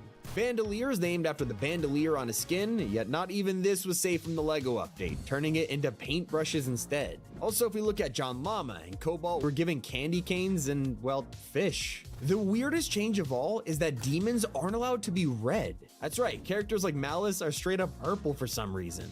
It's like they're related to Thanos or something, and even he got his very own secret change. The Snap emote was literally just your average item shop cosmetic, existing long before the Avengers crossover. But 6 months into its life, Fortnite changed it to a Marvel Series emote, and the description was replaced with "balance is restored." Out of nowhere, this generic finger snap was now a collab. As for celebrities, Juice WRLD was a nice surprise during the remix season, and he even got his very own Lucid Dreams emote. Although this instantly became controversial among fans because everything was wrong. The emote didn't play the chorus of Lucid Dreams, and Juice WRLD's dance was from a different song entirely. While they couldn't fix the dance, they did decide to swap out the audio. So, the emote was deleted from the item shop for 2 whole weeks, and when it returned, it finally played the chorus. I still see your shadows in my room. At least it was only gone for 2 weeks, unlike an entire range of cosmetics that Fortnite has completely forgotten about. We've been getting some weird items lately, from kicks to full-on cars, but it has been years since we got to unlock pets. These are fully animated back blings that follow you around, and teammates could even pet them. Yet, after the Child and Shoppy release in Chapter 2, Fortnite abandoned the idea of pets entirely. And that's not all, we also had a different type of emote called toys. These usually appeared in Chapter 1 battle passes, letting us play our favorite sports, whether it was basketball, golf, even doing a bottle flip. At the time, these were easily the most popular emotes in the whole game, but for some reason, Fortnite just doesn't make them anymore. And to further prove they have been abandoned, every new map used to support things like shooting hoops, and now, in Chapter 6, toys no longer work on the island.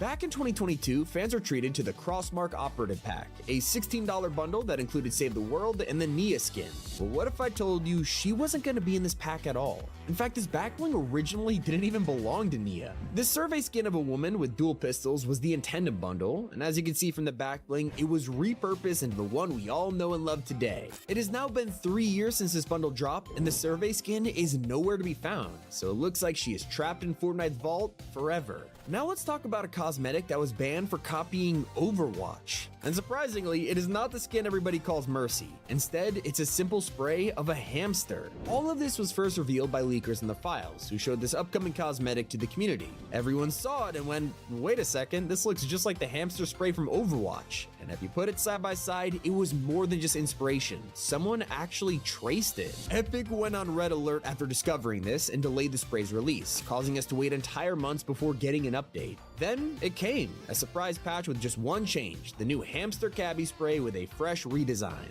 Although I think one of the most important updates to Fortnite's cosmetics was the item shop itself. Epic secretly made this available for everyone without even logging into the game, letting you make sure you never miss out on a limited time item, especially if you're not home. So the next time you visit the site to buy something, maybe consider supporting us with code T5G. It really does help a lot. Now, I couldn't make this video without mentioning the funniest hidden change of all. In 2023, Fishstick got his very own music pack and emote, but when it first released, everyone was shocked by an R-rated line.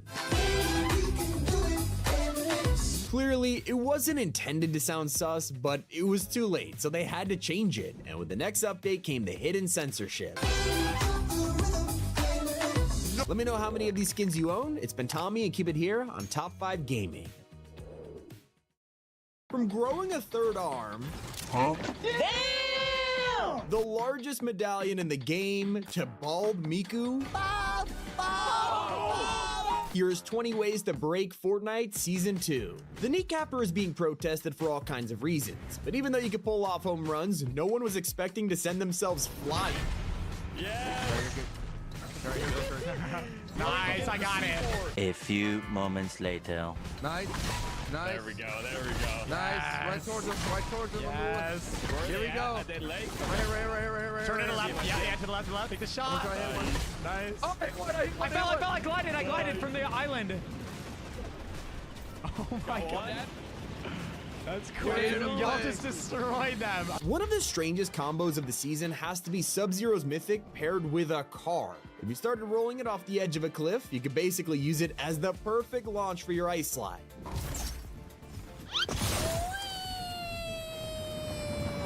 Get over here! Nice. If only you could use it to drop into a party, because Fortnite is in the mood to dance. Some players are jumping into a game only to be surrounded by constant disco lights. Yeah?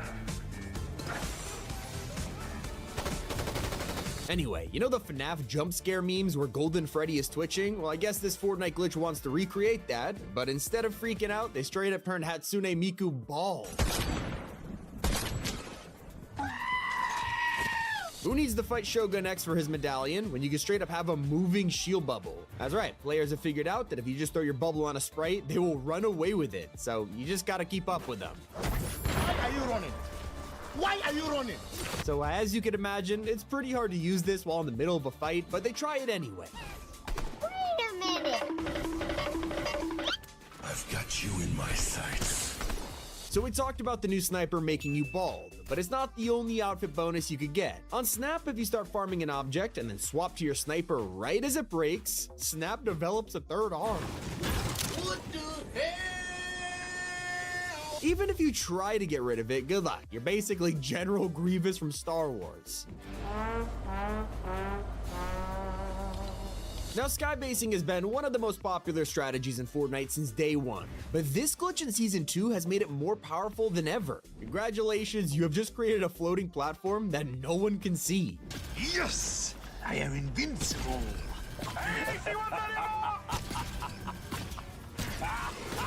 Maybe you're afraid of heights. Well, there's somewhere even better to hide down on the ground, and that's where the ultimate train exploit comes in. Players discovered that you could break into the vault and just use it to troll enemies. Gone. I'm in! Oh my god. I don't know how I just did that. I don't know how I just did it. Hold on, here we go, here we go. Yeah, I see him, I see him. Oh my god.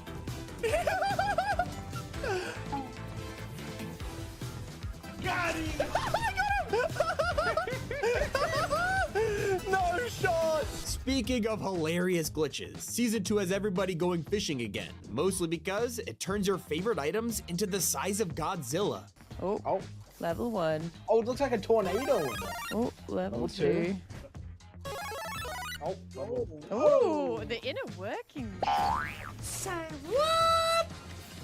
Now, we all know that Fortnite loves to change the weather lately, especially in places like Crime City. But that's when players started realizing some teammates have their own personal rain cloud. What is that?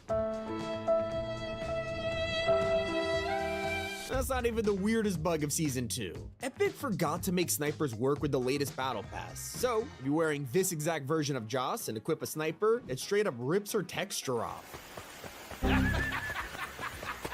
You serious? But I'll do Epic a favor and say that maybe this is just a free edit style. Well, it is pretty funny. There's some advice you kind of have to take this season, which is if you love wearing the Ghost Rider skin, it is pay to lose. You gotta stop wearing it. Turns out Fortnite accidentally made it impossible to use this guy with the brand new sniper. Hold up. Wait a minute. Something ain't right. You will never see this next glitch coming. With Sub-Zero's Mythic, fans are starting to break it with an ice slide that just never ends. And now you basically unlocked infinite sprint. I can tell you're looking at this like, that looks super slow, Tommy. What's the point of even doing this? Well, your eyes are playing tricks on you. When you look back on this in replay mode, the true glitch is revealed. And for the first time in Fortnite history, players have figured out an incredible secret. By holding to swap an item with nothing in your inventory, you could drop your pickaxe. And this isn't clickbait. And then you can drop your pickaxe. Yeah, you can. I That dropped is my hysterical, pickaxe. bro. My pickaxe. Yo, give that back. Where'd it go? Sorry, bro. No, you don't have a pickaxe anymore later. Hold on, is it in your inventory? No, It's just gone? it's just gone.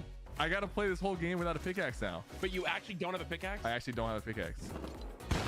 Give me a pickaxe, please.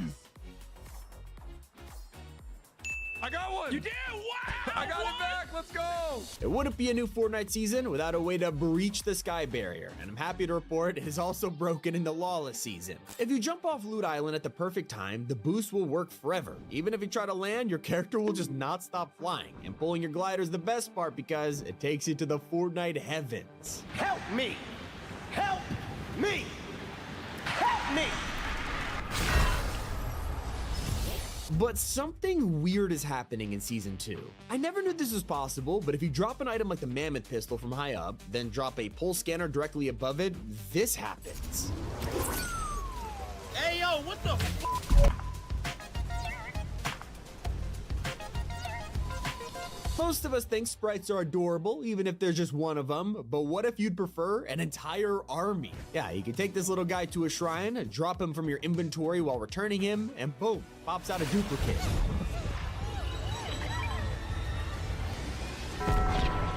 Hey, that's pretty good. I think today we have learned how sprites are born, and yeah.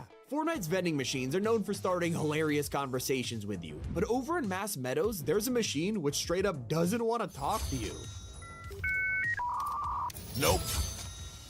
That's a little strange, but there's also a glitch you can encounter right now that'll straight up ruin your game. People are landing in Season 2 and realizing they're banned from opening chests and ammo boxes.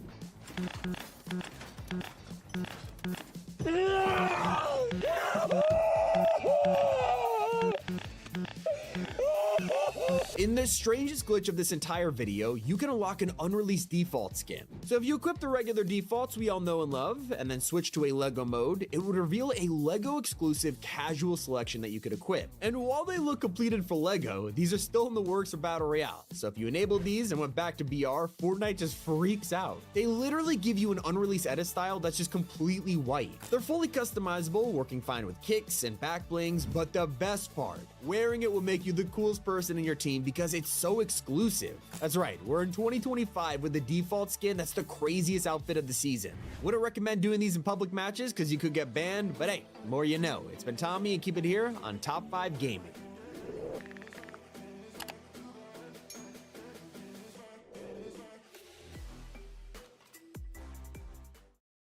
Fortnite's Lawless season has split the fan base. One side has people roasting the Battle Pass, bad medallions, there is a long list to go over, so here is everything hated and whether it's valid or not. In our last season, we had countless bosses on the map. It felt like a true invasion by demons. So, when fans dropped into Season 2, they expected Lawless to feel even more chaotic.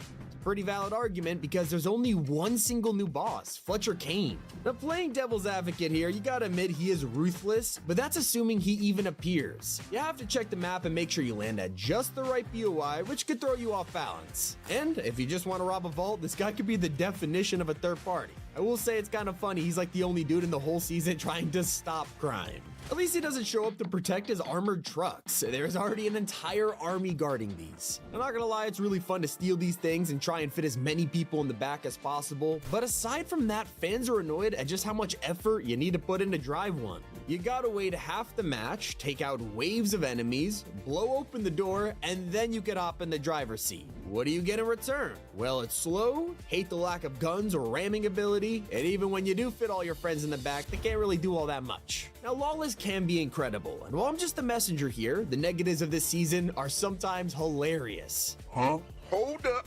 Wait a minute.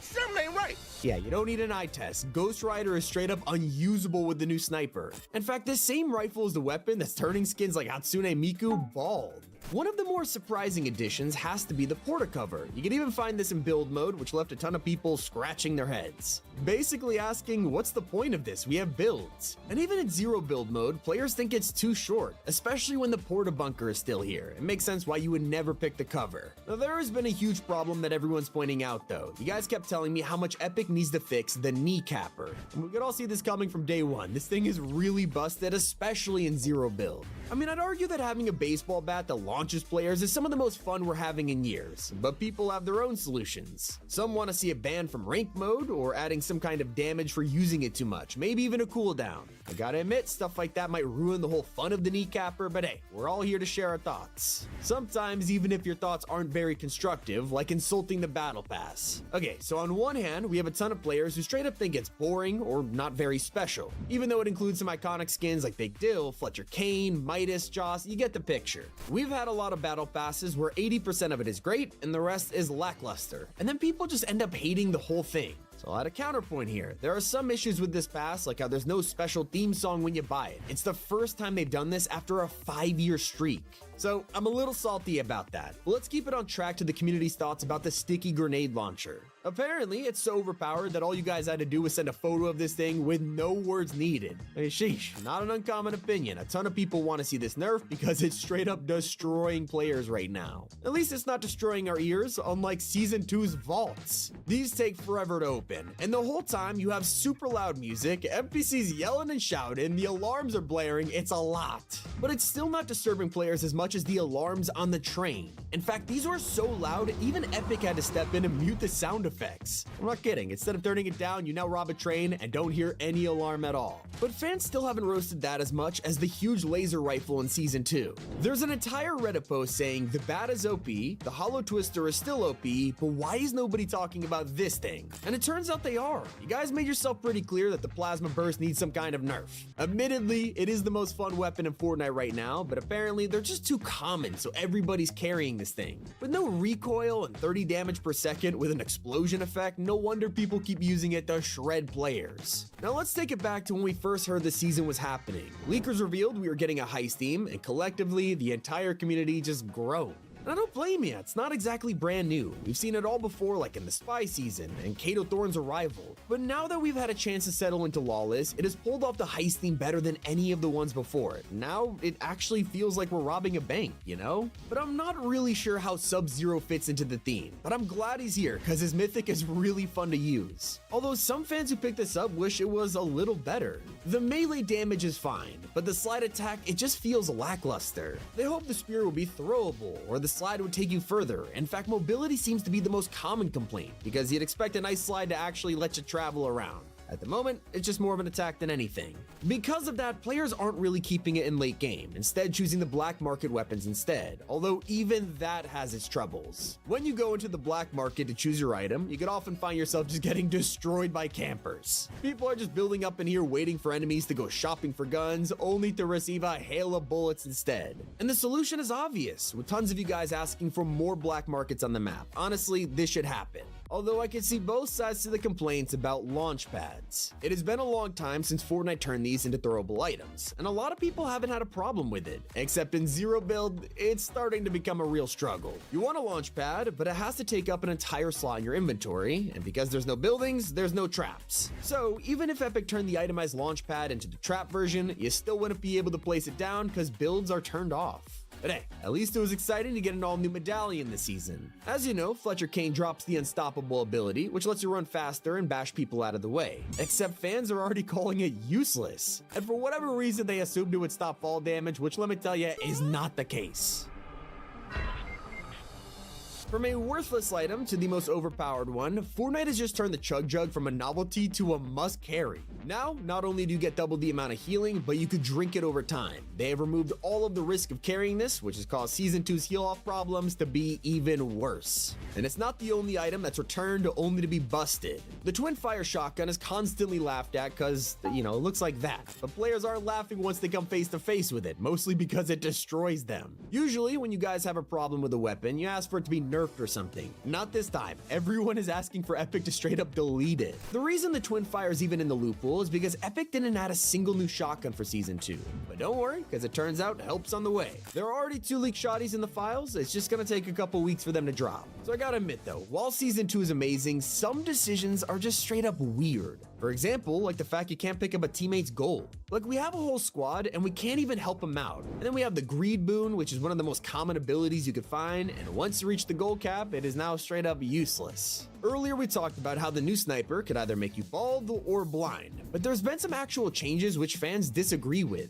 In Season 2, snipers now have an insane bullet drop, and it's just annoying players. And unless you have a legendary version, it's impossible to one-shot someone. Usually in video games, it's pretty expected that a sniper bullet would take you out in one hit, but not in Season 2, and some fans are asking for that. Also, you guys are very passionate about the collateral AR, mostly because the fire rate makes your average SMG look like a Nerf toy.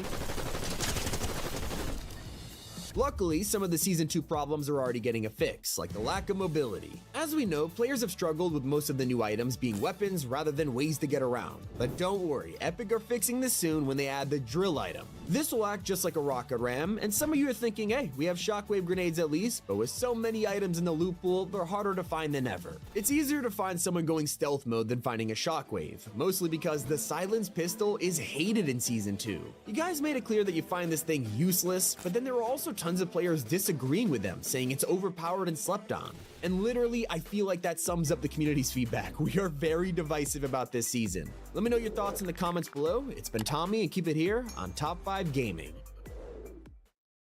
Fortnite is cooking its biggest year ever. Over a dozen new mythics, huge collabs, and the all-new 50-person Battle Royale. This is how the entire future of Fortnite got leaked and what to expect. So Epic may have invented rocket riding, but there's been an RPG glitch which took off decades ago, rocket jumping, and now this feature is coming to Battle Royale. It's a new exotic called the Jump Rocket Launcher, and it looks insane. When this is complete, it's gonna create some wild clips, and so is the upcoming Rift Gun. That's right, in a secret commercial for Fortnite Mobile, Epic accidentally revealed a weapon we have never seen before. And imagine getting third-partied and you just send them to space instead. And the best part is, this is 100% confirmed for this season. So is a brand new medallion fans are going crazy over. We all thought Big Deal would be the one to give us a refreshing medallion, only for it to become a cryptocurrency instead. Now, the only way to get one is by eliminating Shogun X, but soon there will be insane abilities like the Luck Medallion. This increases damage by 1.25, which I know doesn't sound like a lot, but it means weapons like the Blue Mammoth Pistol or any sniper will deal 200 with a headshot. I tell you, this thing will be busted. That's not all. We're also getting a Power Diversion Medallion, which works exactly like Siphon. Every time you deal damage, you get health. The last one, it's pretty mysterious. It's simply called the Explosive Medallion. We have no idea what it does, but judging from the name, you can tell it's gonna be destructive. And so is the Outlaw Shotgun. This new shotty is gonna be double-barreled, and you can first spot Midas using it in the trailer. It looks pretty incredible. And despite having short range, it's gonna have a ton of spread, ensuring you don't miss your shots. You better hope you don't miss, considering the reload time is crazy for double barrels. If one of your teammates gets wrecked by these new items, Season 2 is gonna make it easier than ever to bring them back to life. Instead of having to rush into a heated battle to collect your friend's reboot card, vans are getting a complete revamp. Soon, you'll be able to just walk up to a reboot van and spend some gold, then your friends come back to life, no card necessary. This will be huge for teammates who wander to the other side of the map and just die, although I'm not really sure if they deserve a reboot for doing that. Now, it looks like Fortnite is really leaning into dual-wield items this season, because we just got leaks for a new weapon that uses an SMG and dynamite at the same time. By pressing the aim button, you'll throw C4s across the room, and then if you press shoot, you can fire the SMG at will. This might be a little chaotic, but it's still got nothing on the pump and dump. That's right, it's the next dual-wield item that officially drops on March 11th. Now, if you watched our video from yesterday, you'll know this is technically in the game for a few hours, but it was a complete accident. Basically, Team Rumble players got a free trial, and if you missed out, you don't have to wait long. Both the pump and dump and the outlaw shotgun from earlier will both be getting mythic versions, and judging from how overpowered both of these look, these might be the most sought after mythics in Chapter 6. One of the strangest leaks has to be Fortnite's next cosmetic type. Lately, we've had kicks, moments, all kinds of strange new items, and soon it's gonna be handcuffs. Yeah, this leak concept art shows many types of cuffs, from bands to electric energy, even last reality hieroglyphics. No idea what this will be used for. Clearly, if there's cosmetics for it, it's gonna be quite an important feature, so maybe we're kidnapping players in the future? Going to jail? I don't know. It gets even weirder because Fortnite is also working on a brand new game mode. It's gonna be a mini battle royale mode with just 50 players per match, and I know it sounds basically like Reload, but for anyone who played Reload and doesn't want the actual reviving part, this might be for you. I'll admit, I'm not sure if this mini BR concept will take off, but I'm excited to give it a try. If you prefer Reload, you'll be excited to hear Fortnite are dropping a new map for it very soon. It is already in the files, and it could be any one of these themes. Although one of the coolest decisions has been the crossover with Mortal Kombat. We never thought this would actually happen, and now Sub-Zero is here, and Fortnite isn't done yet. In just a few weeks, we're getting his arch nemesis, Scorpion. Not only is he dropping in the item shop, we'll be getting his mythic chain and letting you recreate this. You can also find teasers for Raiden on Sub-Zero's emote, begging the question, will Raiden be joining the lineup too? It's possible. Sadly, you aren't able to break open a vault with any of these mythics. You still need Thermite for that, but soon we will be getting an alternative way to rob a bank. Fortnite is working on a drill item that works exactly the same as the rocket ram from Chapter 4, although this will also have the added bonus of being able to bust down a door. It won't be the only way you could fly around this season. Epic is also preparing to release an incredibly powerful exotic known as the Hop Rocks SMG, and you can probably guess what it does from the name. We have also just got the official announcement for Season 2's first crossover, and it's with one of the most famous anime of all time. Cowboy Bebop is coming to Fortnite, something that fans have been desperate for ever since Overwatch did it a couple years ago. And well, Overwatch's collab was, interesting, but when you compare it to the skins in Fortnite, you can see why people wanted Epic to do it instead. So what are we expecting? Well, Spike and Faye Valentine in the shop, they'll both release on February 28th. Then on March 1st, we'll be getting Cowboy Bebop quests for XP and bonus goals, and if you complete enough of them, you'll get an exclusive rapid loading screen for free. Maybe you're a more nostalgic person, and that's where you'll be happy to hear Fortnite is bringing back a high-tech item for Season 2. That's right, we're finally getting the return of the business turret, and I'll be honest, nobody really picked this up back in the day. Like, you had to hide in a bush to make it useful. The unvaults will also include the return of the minigun. And no, this time we're not going to get trolled into thinking it's a new Nitro version or something. It is the classic minigun once again. Not everything is the same. Sure, the Chug Jug just got a redesign, but it's also getting an entirely new version. You might have been wondering why they made the Chug Jug the greatest consumable in Chapter 6, and it's because they're cooking up a totally different item, the exotic Slap Chug Jug. Yeah, not only will you get health and shield, they'll throw in the slap effect for free. The leaks keep coming with confirmation of our next Star Wars event for May the 4th. It's only February, we've already got unreleased concept art of some upcoming instruments and backblings, all themed around the Rebel Alliance and the Resistance. Maybe this hints at finally getting some more characters from the light side, like Ezra Bridger, maybe even Cassian Andor. Moving on, we talked about handcuffs and how Fortnite has some weird cosmetic types, but that includes kicks, and guess what? Epic just made them even stranger. Soon, we'll be getting an update to sneakers that makes them reactive to sound, so the music you're playing might create some VFX on your favorite pair of shoes. And in the strangest turn of events so far, the most hidden collab in Fortnite history might be making a comeback. The Kingsman umbrella is long debated within the fan base. Some of us think it was a small collab to promote the latest Kingsman film, and others think it was a tribute by Epic that got taken down for copyright. Personally, I'm on the side of paid advertisement, and it looks like it could be coming back for round 2 because files relating to the Kingsman have officially been reintroduced in Chapter 6. Not the only classic that's returning, llamas haven't been in the game for a while now, even though they're basically the unofficial mascot of Fortnite, and that is going to change. So not only did we spot a llama in the Season 2 trailer, it's right here. Leakers have found evidence that they'll be returning as golden llamas. And judging from the theme of this season, it makes sense. Now we're quickly approaching the end of February, and that means it is time for a new crew pack. This is your first look at the skin from March, known as Bones. Let me know if you're a fan or not in the comments, but I'm more excited for the upcoming exotics this season. We have talked about a bunch of them already, but there's still plenty more to come, from the Tracker Reaper sniper rifle to the explosive mammoth pistol and even something called a gas sniper. In fact, leakers have revealed how this season has over 16 new exotics in the works. The black market is about to be stocked. Who better to use all these insane gadgets than the man himself, James Bond? Soon, we'll be getting his Aston Martin Valhalla and the iconic DB5 as item shop cards. But that's not all. There is rumors that Fortnite are working on an outfit for James Bond, which will be interesting. I know Amazon recently took control of the entire franchise and are still trying to pick who should play 007, so who wants to bet Fortnite's version will just be like Jonesy in a Bond outfit or something? Okay, jokes aside, you'll look cool no matter what if you have the new drum gun in your hand.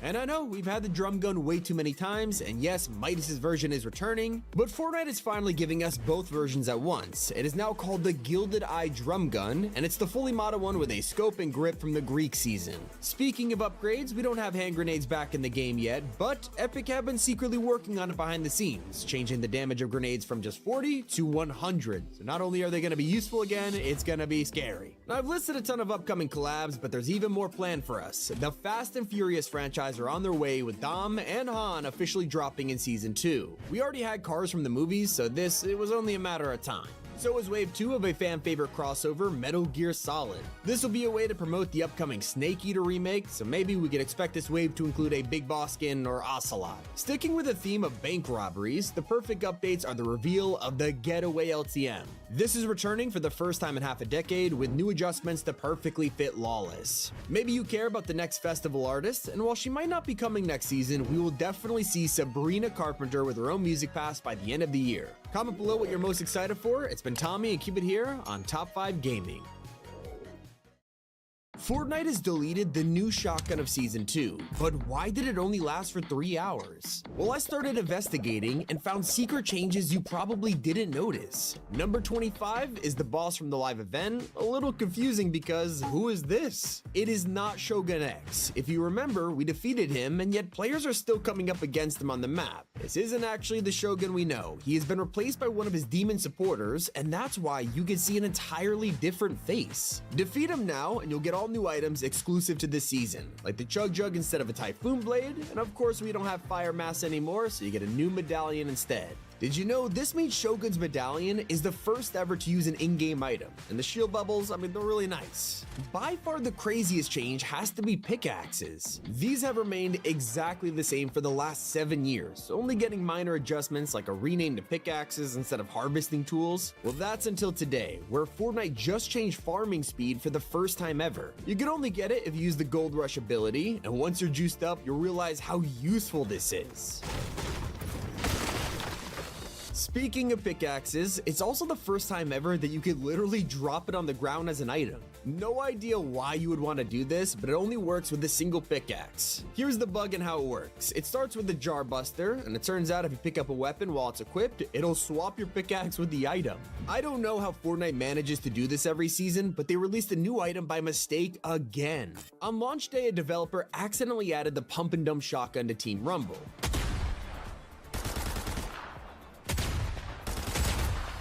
This was meant to release in a few weeks, so after 3 hours, they secretly deleted it, and I kinda feel bad for the Epic employee who's now probably in trouble. One of the weirdest changes you would never notice has to be the Ban Gold. You see, if your teammate has Gold Rush and starts farming like crazy, you can't profit from it. After all, it was them who mined the gold, so if you try and steal their hard work, Fortnite will literally say it belongs to another player. Not the only secret ban. If you're looking for one of these new boons, don't go to sprites. I know they used to be the best way to get them, but not anymore. Instead, you need to search rare chests or spend your dill bits in the black market. There's also an entirely new set of boons, so anything you might remember from Season 1, it's just gone forever. And actually, not only did sprites get totally nerfed with the boon drought, they've also straight up hidden their friends. Like for example, the Earth sprites. They used to be really hard to find in Season 1 before they were placed all over the map, and even then, they were still pretty rare. So we kept looking for these guys with the new season and just couldn't find them. At first, we thought they got deleted from the island, but actually, they are still here. Fortnite secretly removed their icons from the minimap, giving you the illusion there is no Earth sprites to be found.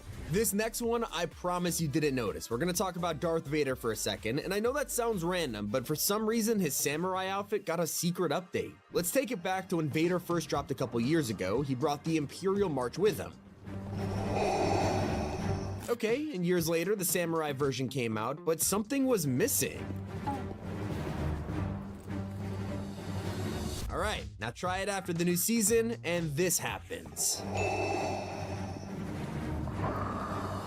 Well, that was pretty cool. Fans are pretty torn over the changes to snipers. Let's talk about it. So we have an entirely new rifle in the loot pool, and it has a pretty cool scope, but its biggest change has to be headshots. Did you know only the legendary and mythic versions are powerful enough to wipe enemies in a single headshot? I guess inflation is hitting the Fortnite island pretty hard lately, because when Fletcher Kane took over part of the map, all the porta potties owned by his gang now have a fee to use. Yeah, in classic tycoon fashion, he wants to make as much money from us as possible, so if you want to use the bathroom, you need to pay him 50 gold. I will say there is still some free ones around the map, but this is ridiculous. One of the best hidden changes is how they made the Chug Jug the greatest healing item again.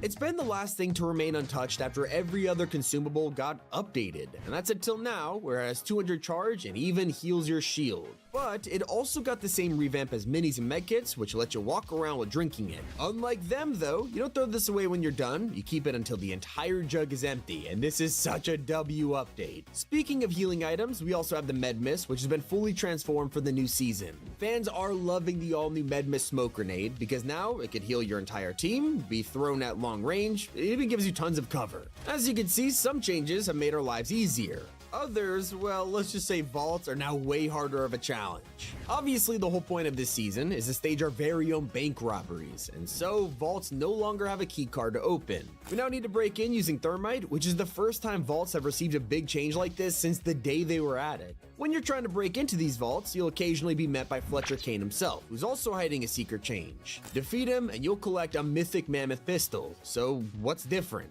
Well, this time, instead of just increasing the stats like damage and fire rate, they've also given it a special ability: double ammo. Previously, this thing was a one-shot pistol with how powerful it was, requiring a reload every shot, and now it can fire 2 bullets. Now, we all saw the train get changed up this season with a different design. Turrets and a giant vault. But with all the action to break in, you might have forgotten that last season gave you a mythic AR. You open the vault now, and it's not here, but it hasn't been vaulted. Instead, you'll have to head to the Demon Arena Island, take out Shogun, and that's how you get the enhanced Hollow Twister. You see, a lot of things about Lawless were changed before they even got in the game.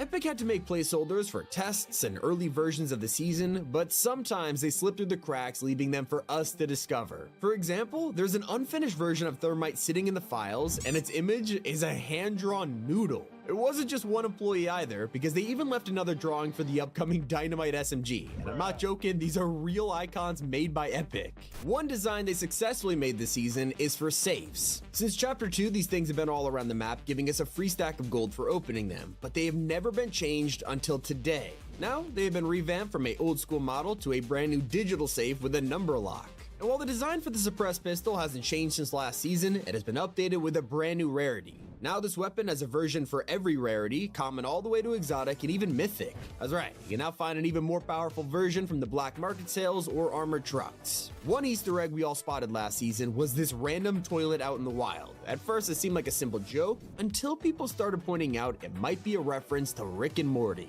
Well, in Season 2 we dropped in to check if it survived, and it did. But it also got a brand new TV, electric fan, and even condiments. Yeah, for some reason there's a random update to the secret and nobody nobody knows why. Perhaps one of the coolest secret features added is the brand new Moments. It's something a lot of players have missed since it's pretty hidden in the locker, but if you scroll down to your jam tracks, you can now equip any of them. Like even old music packs as a theme song when you drop in or get a victory royale. It's pretty cool. That's even easier to do when you break into the secret vault for free loot. A lot of the spiritual vaults hidden in caves and forests from last season have actually stayed, but one has received a slight update. Previously, the secret room at Flooded Frogs was only accessible by using a void mask to teleport through the cracks, but with them vaulted, Epic had to make a change. So instead of just wiping the whole thing out, you can now just break in instead. Obviously, with less difficulty to get inside, the rewards have also changed, and they no longer guarantee several rare chests. One change Epic had to make quickly though was a fix for Ballistic. It didn't get anything new this update, so there should be nothing, right? Right? Well, it turns out anyone who went into ranked and played even just one match will return to the lobby and be met with hundreds of rewards for doing nothing. For some reason, a single round in the mode completed almost every ranked quest for the season, leaving Epic no choice but to disable the quest completely. So, if you got it in time, enjoy the head start. Speaking of ranked, that's not the only change competitive players will see. The entire Compete tab has finally been given an overhaul, with a brand new calendar and easier menus to navigate. Not hard to believe we had the old one for so many years. Anyways, click on screen to watch our next video. It's Tommy. Keep it here on Top 5 Gaming. Fortnite Season 2 is launching this Friday. From Sub-Zero and Scorpion Mythics, a battle pass that's getting roasted, and teasers you may have missed, here is everything we know about Lawless. So as we jump into what many are calling the GTA season, it's obvious we're robbing some banks. One of the newest items to help us accomplish this is the Plasma Burst Rifle. Every few seconds, it creates an explosion at wherever you aim, basically a cross between the Railgun and the Chimera Ray Gun. This will be used for both shooting players, but also lasering vaults wide open.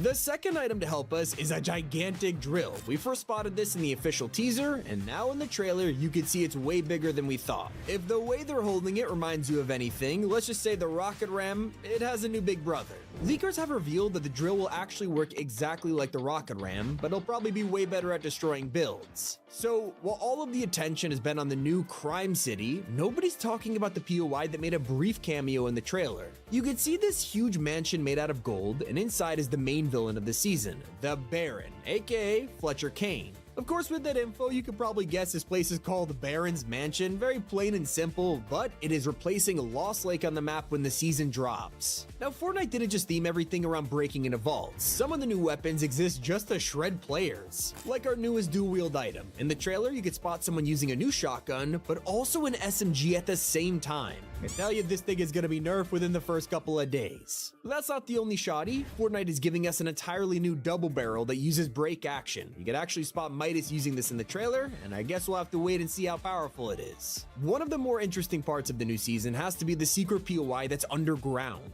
There's a new gold mine that'll let us dive deep into the mountains, and not only does it bring back grind rails, but there's an armory down here too with free weapons. To prove that it's truly a gold mine down here, the mountains themselves are going to be gilded starting next season. Now, one of the most surprising reveals of Season 2 has to be the collab we've been wanting since Chapter 2. All the way back then, Fortnite was planning a Mortal Kombat crossover, and then for unknown reasons, it fell through at the last second. Well, our patience has been rewarded with the arrival of Sub-Zero in the new Battle Pass. And he's not just bringing an outfit to the game, he also has a special mythic. You can see it in action in the trailer, and not only does he slide around on ice, he also has a spear ability. They are called the Ice Gauntlets, and it's not the only Mortal Kombat mythic coming next season. Think about it, there's no point adding Sub-Zero if we're not getting his rival Scorpion. He'll be arriving later in the month and will have a mythic of his own. It's called the Spear Hook, based on his iconic weapon. Get over here! Also, I have learned the Get Over Here sound effect will be a part of the mythic, and I could not be more excited. Fortnite is truly listening to their fans. After a year of complaining about the train and how underwhelming it was, they have finally updated it with a new design, letting us actually go inside. You'll have to blow a hole in the roof to drop in. Inside the carriage is a vault with tons of loot. But that's without talking about the new defense system on these things. Now there's multiple turrets on the roof of the train, making it risky to get on board, so hopefully the loot is worth the added difficulty. Speaking of security, it wouldn't be a new season if we didn't have brand new guards, and this time they look serious. Instead of going with a goofy approach like when they made Henchman Concert security, Fortnite themed these new guys to look more like elite bodyguards. So they'll be the ones we're fighting when trying trying to steal things in Season 2. And like I said earlier, they're going all out with the heist part of the theme. Like, instead of opening vaults with key cards, Fortnite's changing how they work for the first time ever. Now we have to break in, and to do that, you'll need the new explosive Meltonite. Basically thermite, letting you melt walls and doors. If you played Rainbow Six Siege or Payday, this will be all too familiar. While I've been showing off all these new features, you've been looking at a ton of Season 2 outfits using them. We have the 50th return of Midas and the brand new Fletcher Kane, who owns the banks that we're robbing. Well, here's our full battle pass as officially revealed by Epic. Fittingly, they're all lined up like suspects, showing a girl wearing a traffic cone, Sub-Zero, a Cuddle Team leader-themed biker, and more crime-themed outfits. Now, the trailer also serves as a music video for a new song. It's called Run Amok, and it's by our main character of the season, Big Dill. Kinda hard to ignore, considering he's a giant pickle who doesn't wear any clothes. Did you know he's voiced by an Australian rapper known as Backchat, someone who's been in Fortnite for years now? He was the artist who performed this song in the Chapter 2 finale trailer. Watch it all flow! He has also appeared in some LEGO Fortnite commercials. Big Dill is part of a rap duo known as the Tasty Boys, which is why you can see him performing next to the Brat skin, and Fortnite has literally been walking around in public with giant costumes to promote the season. They'll be joined by some item shop skins like this Greyhound, Biker, and Possum. Okay, if we thought Big Dill was a meme skin, I think this guy is way more goofy. Especially when you see him running around with Season 2's new melee weapon. Yeah, he's holding an electric baseball bat. It looks like he charges up just like the old charged shotgun, and the longer you power it, the more damage it does. I am hoping it has knockback too, so you can send enemies flying, but we'll have to see. And fans have also spotted a brand new sniper for this season. Big Dill uses it on the train, and while it looks like a hunter bolt, there is some small differences, like a different stock and a brand new scope with adjustable zoom levels. Now, it won't just be vaults that we need to steal from. Fletcher Kane owns all of the banks, sure, but he also needs to transport that money between his businesses. So, he uses what banks do in real life, armored vans. These will be driving around the map during our games, and we can place Meltonite on their back doors to break in.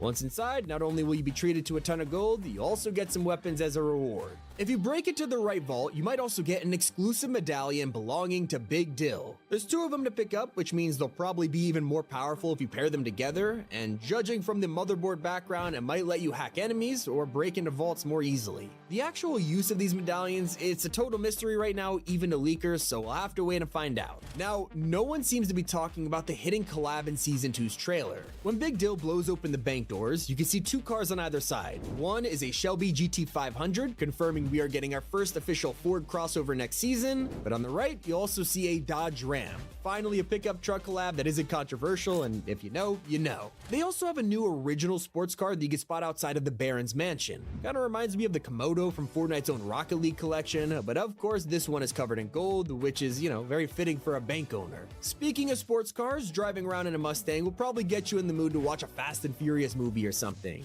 Or, you might just be able to play as Dom instead. That's right, Season 2 is officially bringing us an expanded version of the Fast collab. Before, we've just gotten a car or 2, but now we're getting Dom and Han from the films' outfits. Took a while, but Vin Diesel is coming to Fortnite. It fits the theme perfectly, and that seems to be an ongoing thing with this season's crossovers, because Yakuza is also making its way into Lawless. Kiryu and Majima are dropping in the item shop in the coming weeks, and if you're unsure who these guys are, Yakuza is a huge game franchise where you basically play as the Japanese mafia. In a season where you have bank robbers and evil business owners, it's the perfect time to bring these guys to the game. I mean, come on, the main POI in the season is literally called Crime City. It couldn't be more on the nose than that. Although technically, this used to be Crimson City, but the graffiti has totally renamed the place. There's gonna be so many unique buildings here, from an epic arcade to the Pew Pew pawn shop and the Hostel Hotel. There's also a building you could spot called Pig and Pinch, which looks to be a restaurant owned by a brand new character. If his mascot on the roof wasn't creepy enough, his outfit is gonna be even scarier, because this guy has been leaked from the surveys and he is a full-on butcher. But it goes to show just how dedicated Fortnite is to this season's theme. They're going all out with these insane new characters. But we are also getting the return of old classics. Sometimes there are items from the past which fit the theme perfectly, like the sticky grenade launcher. You can see it used to take down an armored bank fan, confirming its return for Season 2. But that's not the only unvaulted weapon you can spot in the trailer. Fans have also seen Big Dill using the Combat SMG. That's along with the Mammoth pistol being being held by Midas in the key art, something that's causing a divide between fans who loved it and hated it. That's not the only secret you'll find hidden in Season 2's teaser photos. In the first ever picture we got of Crime City, Fortnite showed drain pipes on the road. Well, it's interesting because these have been removed from the whole map ever since the sewer teleport feature was deleted. If this is their return, they would be the perfect escape routes after robbing a bank. If you want to go even further with your heists, Fortnite are giving us the ultimate opportunity with the return of a beloved LTM.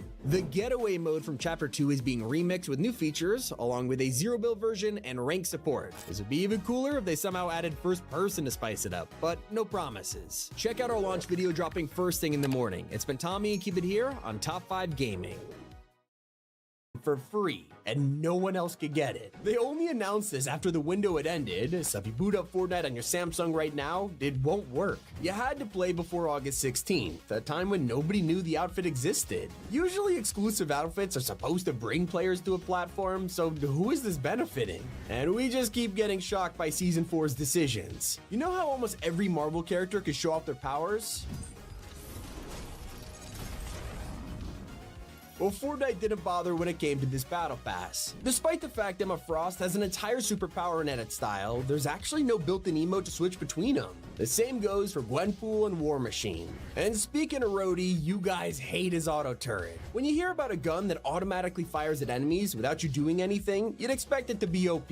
But it's actually disliked for the opposite reason. It turns out this thing sucks. It does basically no damage to anyone. Not to mention it misses its shots half the time. Then we have his jetpack. Sure, this thing is overpowered, but fans are upset over how it removes your back bling. If you equip any of War Machine's mythics, you lose a cosmetic you worked hard to earn. Now personally, I don't think it's the end of the world, yet some players are just not happy with it. I have to agree with the worst battle pass change though. Usually you'd have to reach around level 130 to get every single bonus reward. That's around the point you'd hit super style territory, except now in Season 4, it is harder than ever to get the bonus rewards. You'll need to reach level 150. And when it comes to Festival, when Karol G arrived, let's just say most people responded with, who? The decision to drop all of this on the same day as the new Marvel season totally outshined her. So while everyone was coming to the game to play as their favorite superhero, they looked at Festival and shrugged.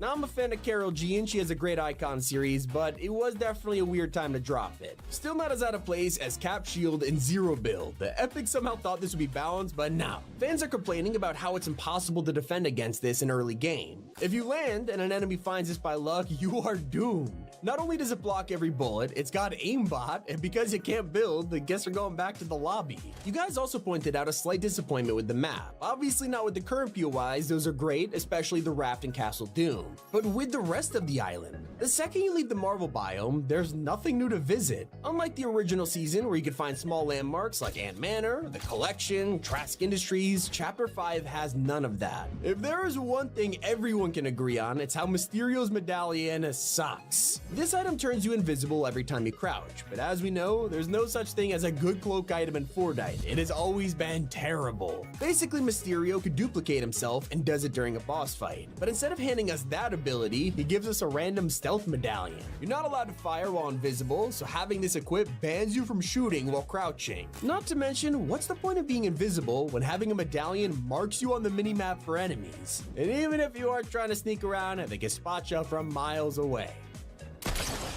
Hey, what happened? This season, it feels like Epic are making everything harder to unlock. Bonus rewards, exclusive mobile skins, and now ranked quests. This time around, if you want to get the ranked pickaxe, it's gonna take you over 100 more storm circles to complete all of the quests. Last season, you could achieve all of these with 150 storm phases, and now it's 250 because they just want us to play more. In return, we wanted a better starter island. In the original Marvel season, this was a one-to-one recreation of the Helicarrier. It was amazing, and yet this time around, Fortnite went, nah.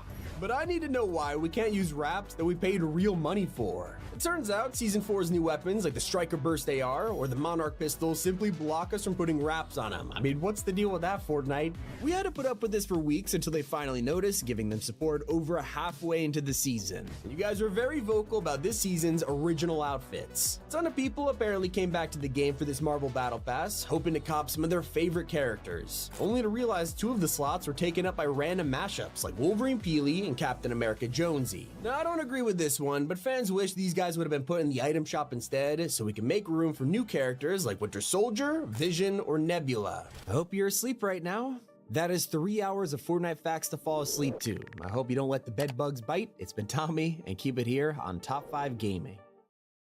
Fortnite's Spirit Realm event is over, and it explained a lot. All of this is building up to Crime City in Season 2 and the future of Chapter 6. You see, Fortnite has been teasing this for so long, but also what happens next, and it all began right here. This was our first look at the new island as a giant rock plummeted from the sky. It would turn out to be familiar. It wasn't like other meteors, rather a shard of the 0 point. This fragment crashed down onto the island, and its power was able to reawaken the long-lost ancient magic of this Japanese reality. Oninoshima was an island that used to have tons of magic. It was controlled through masks, and now the 0 point had kickstarted their history all over again. Unfortunately, it also grabbed the attention of demons. They arrived through portals from their realm, with evil entities like Shogun X and the Puppeteer, who possessed another demon known as the Night Rose. The island had some heroes of their own, like Kendo and Jade, who partner with our trusty main characters Hope and Jones to protect their home. The problem here was Jade flew a little too close to the sun, aka she had been trapped in the spirit realm after using a cursed mask that was supposed to protect her. That mask was given to her by Daigo, her brother, who would turn out to be pivotal to this live event. He was obsessed with these masks, considering their family history involved running a mask shop in the past. Daigo, despite good intentions at first, was about to make this demon situation literally 10 times worse. Not only had he trapped his sister in the spirit realm, he was now experimenting with different kind of masks in his family's basement. On the other hand, we had Hope and Kendo doing some good work, collecting splinters from the shard's crash site to forge blades. They needed someone who could safely travel to the spirit realm, a demon of their own. And that's when they come across the Night Rose. By giving her the splinter blades, she's able to finally break free of her enslavement to the Puppeteer. So they were hoping she could return the favor by rescuing Jade, but instead, the Night Rose hands the blades over to Daigo instead. It's probably the last thing she should have done, and as expected, Daigo refuses to hand these back to us. He keeps it to himself, incorporating it into his experiments, and slowly but surely, he begins to play around with dark magic. A few weeks ago, we noticed some strange changes to this basement, as sprites have been going missing only to be found locked up in Daigo's lair. His work was accelerating, and he was now in possession of the perfect masks needed to perform some kind of ritual. And that leads us to one of the other mysteries that has been here since day one of the chapter, the only portal on the map which has been completely inactive. While demons made their way through all kinds of gateways throughout the island, this one in the mountains had been frozen for months, and it's where Daigo had now focused all of his attention. We always knew it would be an important piece of this season's puzzle. It was way larger than the other portals, so all we had to do was wait until its true significance was revealed, and Daigo, he did exactly that. With the dark magic of these Oni masks in hand, he began using them to make a connection to the portal. As each day passed in real life, we would log in and find a new mask connected, bringing us closer and closer to unleashing the spirit realm. It was clear that everybody on the island had been trying to stop him. 24 hours would pass and his dialogue would change, and he had tons of things to say about individual characters. Talk to him as Kendo on day one, he would say, "Brother, don't even think about trying to stop me." And he would say similar things to Jones and Hope. And it's here where he would reveal his original motive for opening the portal. He simply wanted to get Jade back from the spirit realm. These intentions were obviously noble, but as we know, he was quickly getting in way too deep. By day 4, he started to realize that the presence in the spirit realm knows about him and his siblings. It's why they took Jade. The demons are aware of their history as ancient mask makers. On this day, his ego was starting to show itself. As he told Hope, "It always falls on me to fix everything. The genius, the eldest son," and mentioned to the Night Rose that,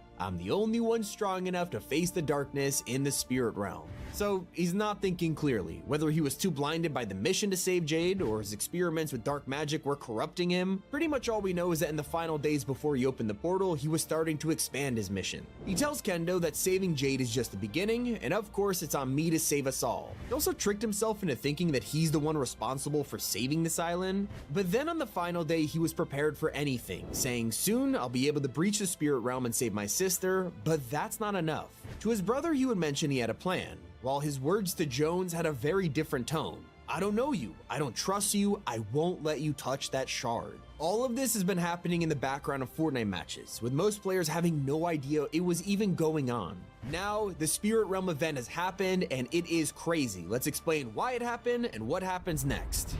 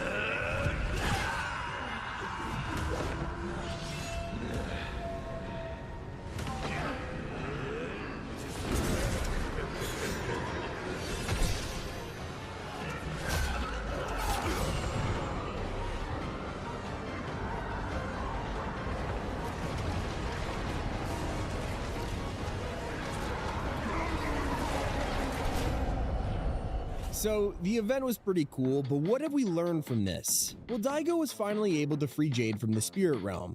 Now, the event is over, and you can talk to her for some extra story. It tells us that the Spirit Realm has the Shard of the Zero Point, and we can't let it take the island. And it's not just the demons we gotta be worried about. Pay attention to the portal itself because it's now spitting gold onto the island. Tons of it. If you ask Jade what this means, she doesn't know, but she does predict it'll bring greed, fighting, and mayhem to the island. So the question you're probably asking right now is, what is this building up to? And it's a completely different theme. With the chaos of the Spirit Realm taking the whole island by surprise, things are about to become lawless. Society will collapse for this new season theme, and in the official teaser, you can see exactly how with the new Crime City POI. Some fans are wondering whether this will be an entirely new area on the map or the destruction of places like Seaport City. But one thing's for sure, it looks brutal. And everything you can see in this teaser is a secret clue for what happens next. The obvious elephant in the room is another return of Midas. This has caused some hilarious mixed reactions, with some people calling him an e-boy now, and others being a little frustrated that every time his story ends, he comes back. Well, throughout the past few months, we've had people referring to someone as Midas's old friend, and we have no idea if that means this guy isn't actually Midas, or if they're talking about someone like Big Dill. Yes, he's the new main character of Chapter 6. As we move on from stories like Daigo and the Masks, we're turning to a more crime-focused plot for next season. They literally have been teasing it right under our noses. If you've seen my previous videos, you'll know that we've been watching this abnormally large pickle growing in the Kappa Kappa factory, and it's been going on for a couple weeks. It all started when players found a strange drawing on the CEO's desk outlining plans to grow a fully conscious pickle. Then the experiments began, and we could see it physically growing on the map, and on next season, he'll be alive and thriving as Big Dill. He's a pickle who seems to be a part of a famous rap duo known as the Tasty Boys. And while Fortnite went out and tweeted this tour poster earlier this week with a Spotify playlist apparently curated by Dill, I will say it was a joke, but when you open the playlist, it was literally just songs that were named after food and drinks. Take a look closer at the teaser in Crime City though, and you'll see a mugshot of Dill, along with the message that says he has a new single dropping soon.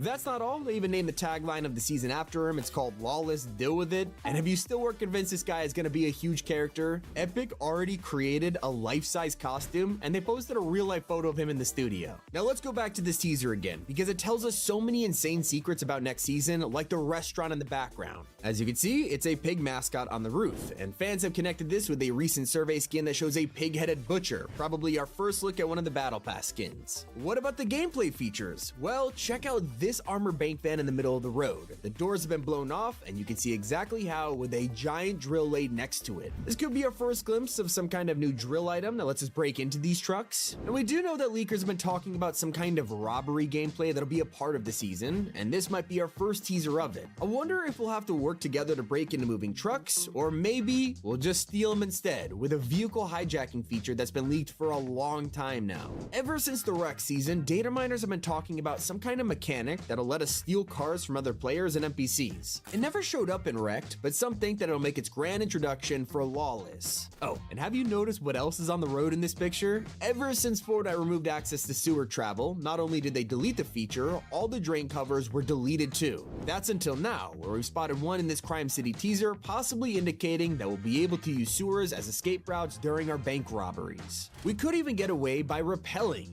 This one has been in the works for a long time, and every chapter we think it'll be introduced into the movement. Well, spoiler, it hasn't, but if there's a perfect time to let us rappel up or down walls, it's literally now. So what is the perfect collab to fit into a crime-themed season? Well, this one took me by surprise, but the Yakuza games will be making their way into Fortnite just in time for next season. Both Kiryu and Majima are getting an outfit in Lawless, and fans are going crazy over it. Some of them even joking it's not the first time they'll be in the same game as Hatsune Miku. Anyway, that is the Fortnite Portal event explained, what happened before, and what happens after. This has been Tommy, and I'll see you all soon on Top 5 Gaming. Fortnite Lawless is officially dropping on February 21st, and in just a few days we're getting a huge live event to take us into it. This is everything you need to know. So while we've been speculating about a heist theme, it looks like it's going to be even more widespread than that. It's crime in general. We have our first glimpse at a new POI called Crime City, featuring a rundown hotel and posters where you can see 2 new Battle Pass skins. That's right, you're looking at Midas. I have no idea how to explain why he's here or if this is another version of him, but he is clearly wanted for some kind of crime, and he has a full youthful look to him now. Kinda looks like a teenage Midas. But before we figure that out, we also have another outfit who seems to be the main character character of the season, introducing Big Dill. He is so important to the season that Fortnite literally made Deal With It the tagline of Lawless, and the poster claims he has a new single dropping soon. They actually tweeted this, so clearly they're not just joking around here, and I actually think they made songs for Big Dill. Wouldn't it be crazy if he was voiced by a secret celebrity artist? Take a look at the roof on one of the buildings in Crime City, and fans have noticed a giant pig mascot. This must be one of the brand new businesses for Season 2, but it goes deeper, as players have connected this mascot to one of the survey skins.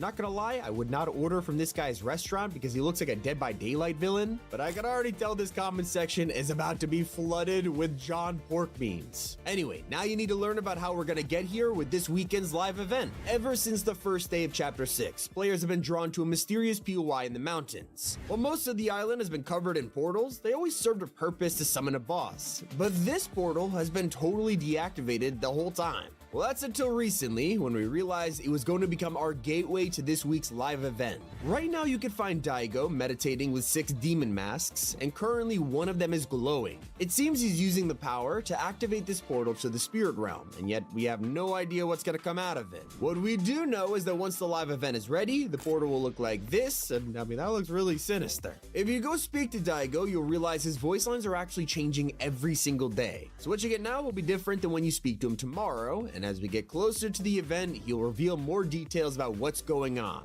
For example, he talks about a presence in the spirit realm that knows him, or asking Jones if he could resist the power of the 0 point shard, so a lot is happening behind the scenes. If you're wondering, we're only a few days away from this mini event. It is rumored to happen this Saturday, February 15th, and will officially begin the teasers for Chapter 6 Season 2. So when is the new season? Well, here's the confirmed date. Fortnite has completed the update, and it's ready to drop on February 21st. So we're not getting any delays or rumors. It is official, mark it in the calendars. So what is Epic saying about all of this? Well, usually they remain tight-lipped about future seasons, except for one person, which is Mark Rain, the co-founder, and he's given us one word: pickle. Obviously, this is a nod to Big Dill himself, who will even be getting a Deal With It emote that gives him sunglasses. Now, if you're trying to finish your battle pass or get super styles before the season ends, don't go into Fortnite OG. Epic has made a crazy decision and nerfed XP from 600 per minute to 5.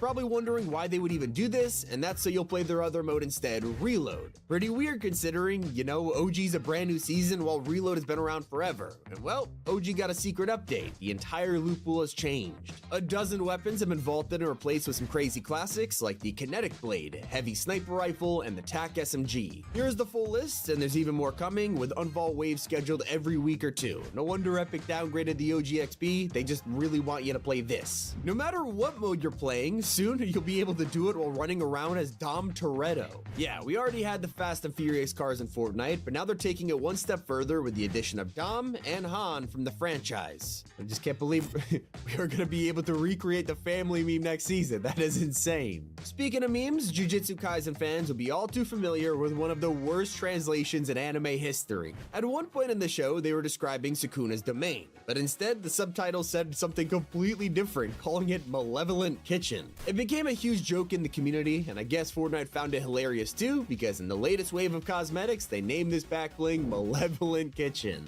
In the same drop, we also have Mahito's pickaxe, which has an amazing secret if you wear it with the skin. For most outfits, it'll look pretty normal, but with Mahito, it actually is more from his arm, just like the show. It is sweet. One of my favorite secrets only appears when you don't play the game. Most of us would see a water sprite and pick it up and move on, but there's more detail than you might think. Stick around and you can watch them fall asleep. One of the coolest announcements is all about kicks. Now, when these first came out, a lot of people weren't too sure about them. Why would we spend all this money on fake sneakers when, you know, you can just buy real ones? Well, soon you won't have to spend a dime because Fortnite are now turning the shoes that are already on outfits into kicks. That means if you own a skin with some cool boots or something, they might be wearable on other skins and you'll get it for free. Although Fortnite has been finding itself affected by all kinds of events this week, like when the PlayStation Network went down for an entire day. Sadly, when so many games are online only, if PSN is down, you can't even play them, and this affected Fortnite massively. Like literally to the point they lost almost 1 million players that day. That's gotta hurt. They were also part of another huge event, the Super Bowl. They took this opportunity to roast the Kansas City Chiefs in the middle of the game. During the first half, the Chiefs were getting humiliated, and Fortnite twisted the knife with a simple post saying scoring? When the Chiefs finally got a point, they yelled on the board, maybe putting out a little bit of hope there, but that hope was lost when the game ended, leaving Fortnite with one last simple tweet: GG Eagles. Also, take a look closely at their tweets and you'll probably notice something. They've always been known as Fortnite Game, and now it is simply at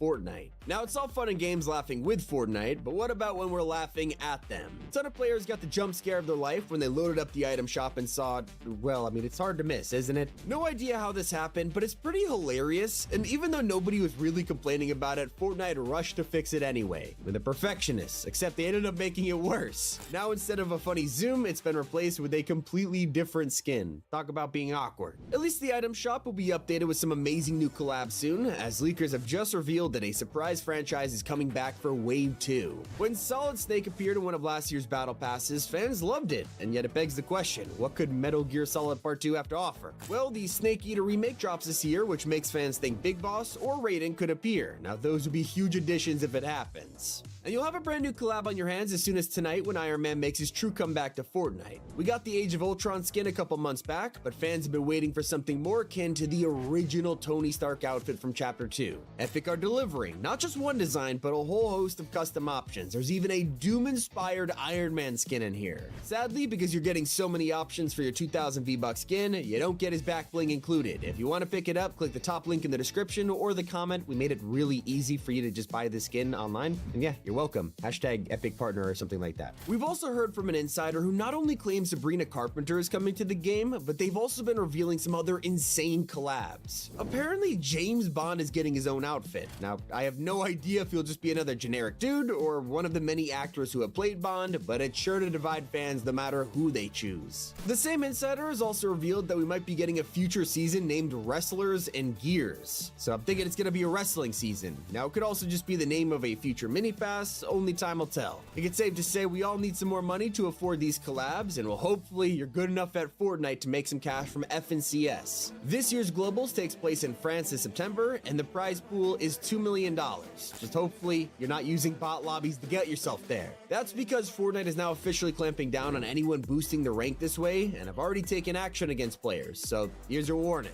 This is only affecting rank so far, which makes sense because it's not like you could avoid bot lobbies in modes like OG. It is full of them. Hopefully that'll change when we make it to OG Season 3. It feels like we've only just entered Season 2, and yet we already have a confirmed date for what's coming next. We'll be seeing areas like Lucky Landing on March 25th. For now, they're still making changes to the current OG though, like how they just dropped a throwable launch pad into the loot pool for zero build players. Although not every change has been going down well. All year, fans have gotten used to the storm and how it truly reflects how it used to be in 2017. Well, now, Epic have changed all the timings to make it more like the current BR storm, and it's divided everyone. Some players hated being stuck in the storm for most of the game, and now it's changed, and a ton of people miss the fact that it felt truly OG. Let me know how you feel about it in the comments. And look, alright?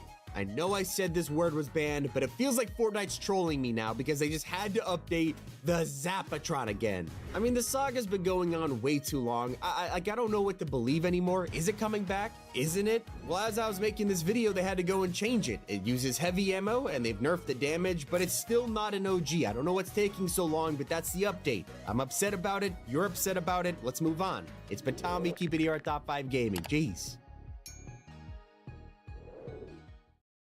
Fortnite has countless Easter eggs to celebrities, from football players to singers. Let's start with Patrick Mahomes. He's known for a lot of things: his talent, humbleness, and of course, ketchup. I'm a big ketchup fan, I've always been, but I put it on my macaroni and cheese, but people seem to think that's a weird thing. Oh, did you guys want some? Yeah, he's so obsessed with ketchup that he even puts it on his turkey during Thanksgiving and wrote about it in his biography. So it's no surprise that when he appeared in Fortnite, players were introduced to the good stuff. It's a gigantic bottle of Tomato Heads ketchup. It's a reference only true fans would understand. And if you've been on social media, like ever, you've probably seen this guy. I'm so sick of these people. You know, oh, how do you do that? How do you do that? I'm here to tell you right now, we don't care. Let me tell you, we don't care. This is Stephen A. Smith, and when asked about his Fortnite drop spot during the show, he picked a total classic. I'm gonna go with Tilted Towers. You know why? It's right in the middle here, and it looks like that's where all the action is. You see how this looks right here? See all this green here? But this looks like where all the action is. Where the party's at? Where the party's at? I'm going with Tilted Towers. Well, this clearly caught the attention of someone at Epic, because when they announced Reload a few weeks later, the announcement said Tilted Towers in the middle of the map because, yep, that's where the party's at. Speaking of parties, Chapter 4 introduces to a pretty regular looking emote during the Wild season. Well, fans couldn't help but think it feels a little too familiar, and of course all they had to do was watch Tom Holland's lip sync battle. Although I'll say, it's a lot easier to guess the inspiration behind Fortnite's remix vehicle, the 1966 Cadillac. These are all over the map, and while they just seem like your average lowrider to most players, it was based on the exact same car Snoop Dogg drives in Gin and Juice. And while Snoop didn't bring Ice Cube into Fortnite with him, they did have a different kind of melting on the island. Just weeks after Remix, this huge block of ice was placed on the map, and quickly it reminded players of a long-running joke about Mariah Carey. For years at this point, people have joked that on December 1st, Mariah begins to defrost, ready to sing All I Want for Christmas Is You. Like the jokes literally start as early as Halloween. Well, eventually Mariah herself picked up on this and put it in a video a couple years ago. So it only made sense that Fortnite had to recreate it.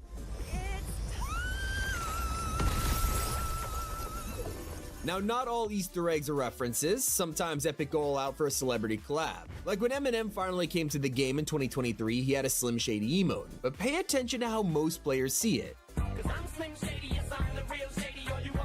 For the true fans who wear Eminem's outfit, they'll get a hidden detail.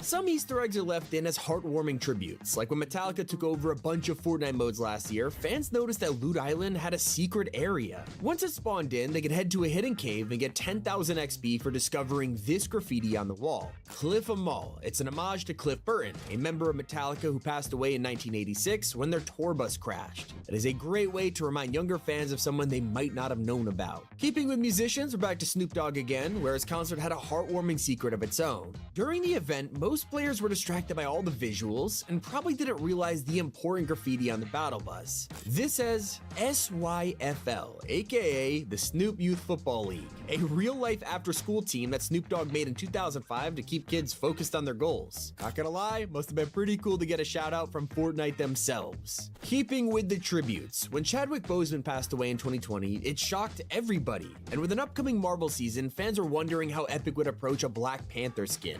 Well, they did it perfectly. Despite the fact it was included in a bundle with other superheroes, the trailer was entirely dedicated to him.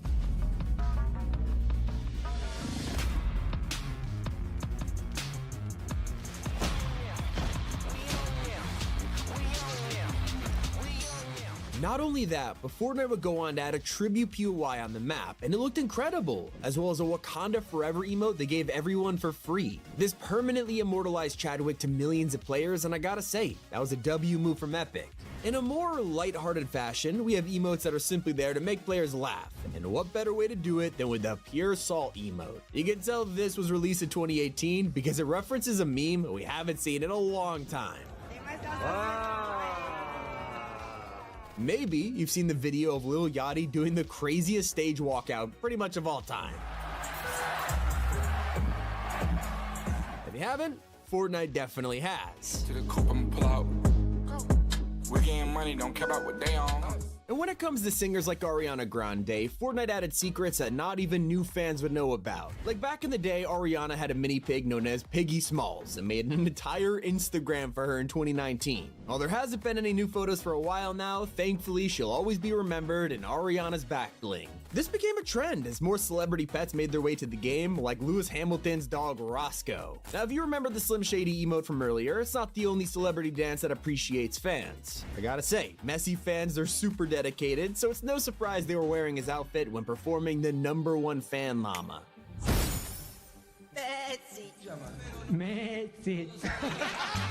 By now, you probably already know about The Rock's Fortnite secrets, whether it's his special eyebrow bone or the way he teases tattoos through the Foundation suit design. We've talked about it in a lot of videos. What a lot of players don't know about was hiding in the files. Only data miners could see that he was codenamed Turtleneck. It's a nod to this photo of The Rock when he was younger. Not the only secret you probably didn't even know existed. Everyone remembers Marshmello's revolutionary concert, but what goes completely under the radar is how Marshmello secretly appeared in game a day early. What's up, Fortnite? It's Marshmello. Can't wait to see you guys tomorrow. No way. What? One of the funniest celebrity Easter eggs went totally under the radar. Mr. Beast dropping in the item shop was a complete surprise that nobody paid attention to the actual shop. They just rushed to buy him, moved on, but if they looked at the emote right next to Jimmy's bundle, they would have seen an incredible joke. Fortnite put the classic Zanny dance next to Mr. Beast as a reference to the epic rap battles of history intro. Mr. Beast! Honestly, I think the team working on collabs is chronically online because they seem to reference every possible meme a celebrity has caused, like when they brought Shaquille O'Neal to the game. Of course, they wanted to tap into his side gig as a DJ, and what better way to do that than remind everyone of this classic moment. If you missed that, you probably also missed his iconic shimmy dance.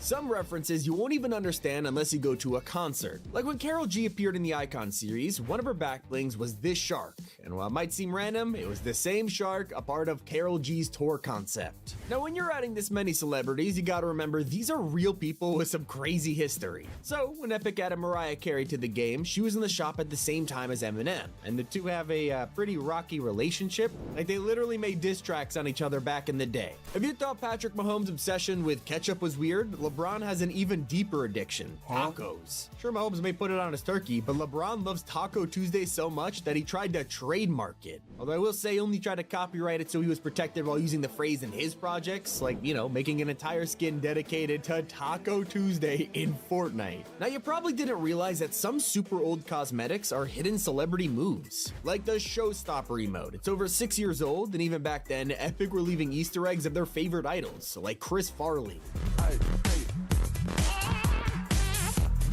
Sometimes celebrities want to reference other people, so when Snoop Dogg came to the game, he decided to pay tribute to his hero Kobe Bryant. That's why on a Skins jersey, you'll see colors that look exactly like an LA Lakers jersey. And when you equip the padded style, the Easter egg goes even deeper. There it is, the number 24 famously worn by Kobe. Some references are a little obvious, like when Epic brought Billie Eilish to Fortnite, they wanted to show off how far she'd come over the years. So they put together a trailer recreating a ton of her music videos.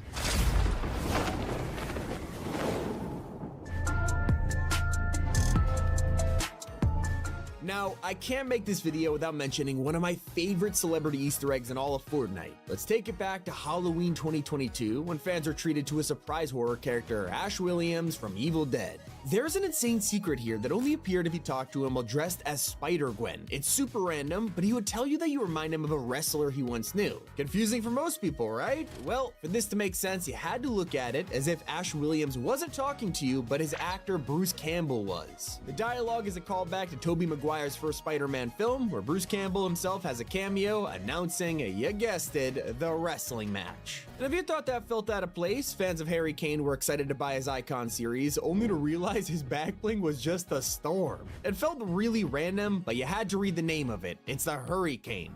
You get it? It's like Harry Kane, Hurricane. It's a nickname fans have been calling him for years, and if you just saw this on someone's back in a match, you probably have no idea. It's stuff like this that reminds you that Icon series may be designed to appeal to everyone on the surface, but when you actually pay attention, there is details even for the most hardcore fans. Eminem, he put on the massive show during the remix finale, and on the surface, he was recreating the final showdown, something, you know, we could all appreciate. For fans of his music, though, they'd be able to nerd out over the comic book section. It's a reference to his music video for Without Me. Guess who's back? Guess who's back? Guess who's back? Eminem is so popular that even players who don't listen to his music can appreciate the theme of his POI. They replaced the grotto with Mom Spaghetti, obviously a line from Lose Yourself that basically like everyone knows about. Except when you landed here, it was more than just a joke. They designed a whole restaurant, and that's because Eminem did the exact same thing. Not joking, there's a real-life Mom Spaghetti in Detroit. It's not the only way to deal with fame. When the Kid Laroi was getting tired of paparazzi invading his privacy, he decided to start wearing a shirt with one simple message: leave me alone. It has since become pretty iconic iconic, and Fortnite decided to project this message with his Icon series skin. Slightly ripped and faded, which hints he's been wearing it for a long time. I gotta admit, it's a pretty cool attention to detail. While we're on the topic of rappers, the remix season was obviously full of them, except in the trailer, someone was missing. One of these chairs at Snoop's agency was left empty, and all you could see was the number 999. And this is all a touching tribute to the one and only Juice WRLD, whose favorite number was of course 999. And at the end of the finale concert, we turned into a butterfly to watch Juice fade away, leaving one final message. Sometimes Fortnite puts so much detail into these crossovers, they have no idea when they accidentally add a secret. Like when they added Darth Maul, they spared no expense in recreating every tiny detail to the point where they even included this earring. But why? And yeah, this actually appears in the prequel films, and it's because his actor left his earring on by accident during filming, and they just left it. It's just like how they included the mole on Padme's face, something that has become so iconic it's even on action figures and cosplays. It's not just real celebrities that get their own Easter eggs, even virtual singers can too. Like when the Frolic dance showed up all those years ago and fans immediately noticed its resemblance to the Leak dance. Turns out this would come full circle just a couple years later when Hatsune Miku headlined Festival, and of course her back bling would be the famous Leak. And that's not the only time they foreshadowed a celebrity for years. Let's take it back to 2022 when the Jug Band emote dropped. It was one of the only times you could play a song with your teammates, and in order to hear the true song you needed a full squad. Only then would it play this.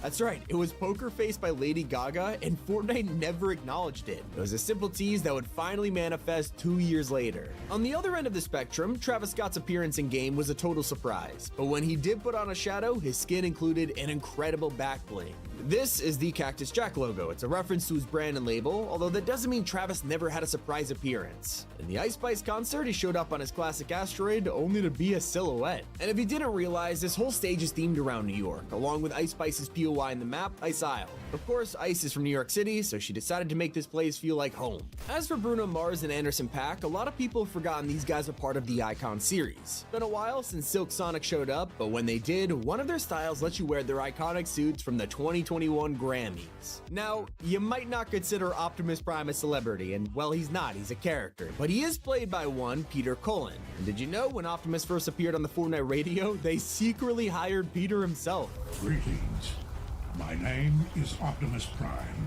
Taking it back to Snoop Dogg yet again because he has one of the funniest Christmas outfits we have ever had. This is Santa Dog, and it's a reference to a real product that appeared in 2021. Some fan decided to convert their elf on a shelf to a Snoop on a stoop. It blew up, caught his attention, where he said he had no connection to it and was pursuing legal action. Well, fast forward a couple years, and Snoop is back selling this as an official item and bringing it to Fortnite. I love when Icon series have a personal touch, like how Neymar's emote is his iconic goal celebration. The same goes for Harry Kane and Marco Royce, who performs his Three Wise Monkeys celebration. But there is a long-forgotten celebrity Easter egg you can't find anymore. There used to be a third default dance, and Fortnite had to remove it for copyright, and that's because it was based on George Michael. Sucks that it's gone, but you can still appreciate the secrets in Mr. Beast cosmetics. For example, how his glider is a Lamborghini in gift wrap. Not just a reference to his vids, but the most 200 IQ way of avoiding copyright I've ever seen. His tournament was full of references like this, like Jimmy being chased by the military, a crash plane, and a flying house. Let's go back to Miku because her back bling went over a ton of players' heads. Simple backpack, right? Well, for Miku fans, they know it's a classic see-through bag that tons of people wear as merch, including to take it to concerts. You ever been to a concert? You gotta have a clear bag. By far, one of the greatest celebrity Easter eggs in Fortnite history appeared in the Avengers LTM. If you won while playing as the Avengers, you'd be treated to a special tribute to the late Stan Lee. Excelsior! What Easter egg was your favorite? Let me know in the comments. It's been Tommy, and keep it here on Top 5 Gaming. And don't forget to use code T5G. On Fortnite's Island, I found teasers that reveal the future. From our next mini event to upcoming icon skins, let's go back to what inspired this video, the Kai Cenat Fortnite commercial. Yo! What's up, brother? Yeah, this was an unexpected cameo, and to me was the start of Epic's new relationship with Kai. Soon after, IShowSpeed was added to the mix. So both of them have been streaming Fortnite to hundreds of thousands of people, and players have started demanding something more. In the Reload commercial, we also got to see Sketch, and months later, he would get 2 Icon Series emotes. But Kai and Speed are nowhere to be found. This made me think maybe it's a sign that Fortnite is planning something even bigger for the future, and this week changed everything. Now it's 2025, and as the two went live again to celebrate Fortnite's second season of OG, they started to come up with an idea for their own emote. We gotta enter this with our handshake. He's low.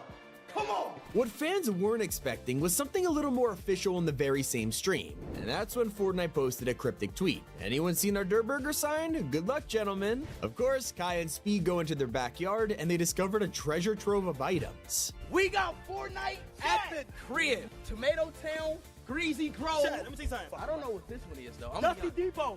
What is this building up to? Well, it's probably a collab, but I don't think this is just gonna be them getting icon skins. Hear me out. In recent surveys, Epic has been asking players for their thoughts on future season themes. One of them includes streamers. Well, after the rapper theme season, these teasers in Kai's backyard are starting to feel more than just another commercial. Fortnite might be teasing not just skins, but a full streamer battle pass, or more likely a streamer mini pass. Think like Tim the Tatman, Clicks, Queso, Jinxie, Speed, and Kai. It would be crazy. The timing is perfect for it to happen as soon as next season, and it's not the only way Fortnite is dropping subtle hints about it. There's a strange phenomenon happening on the island, and it's officially set the stage for our next live event. I'll explain some lore right now, but everything will make sense. Daigo's basement has been tangled in mystery, and we're learning about this disturbing backstory with these strange masks. He's been experimenting with demon magic, and these masks have powers that shouldn't be messed with, but Daigo's experiments, apparently they're going even further. Players checked the basement a couple weeks later, and it turned into a prison.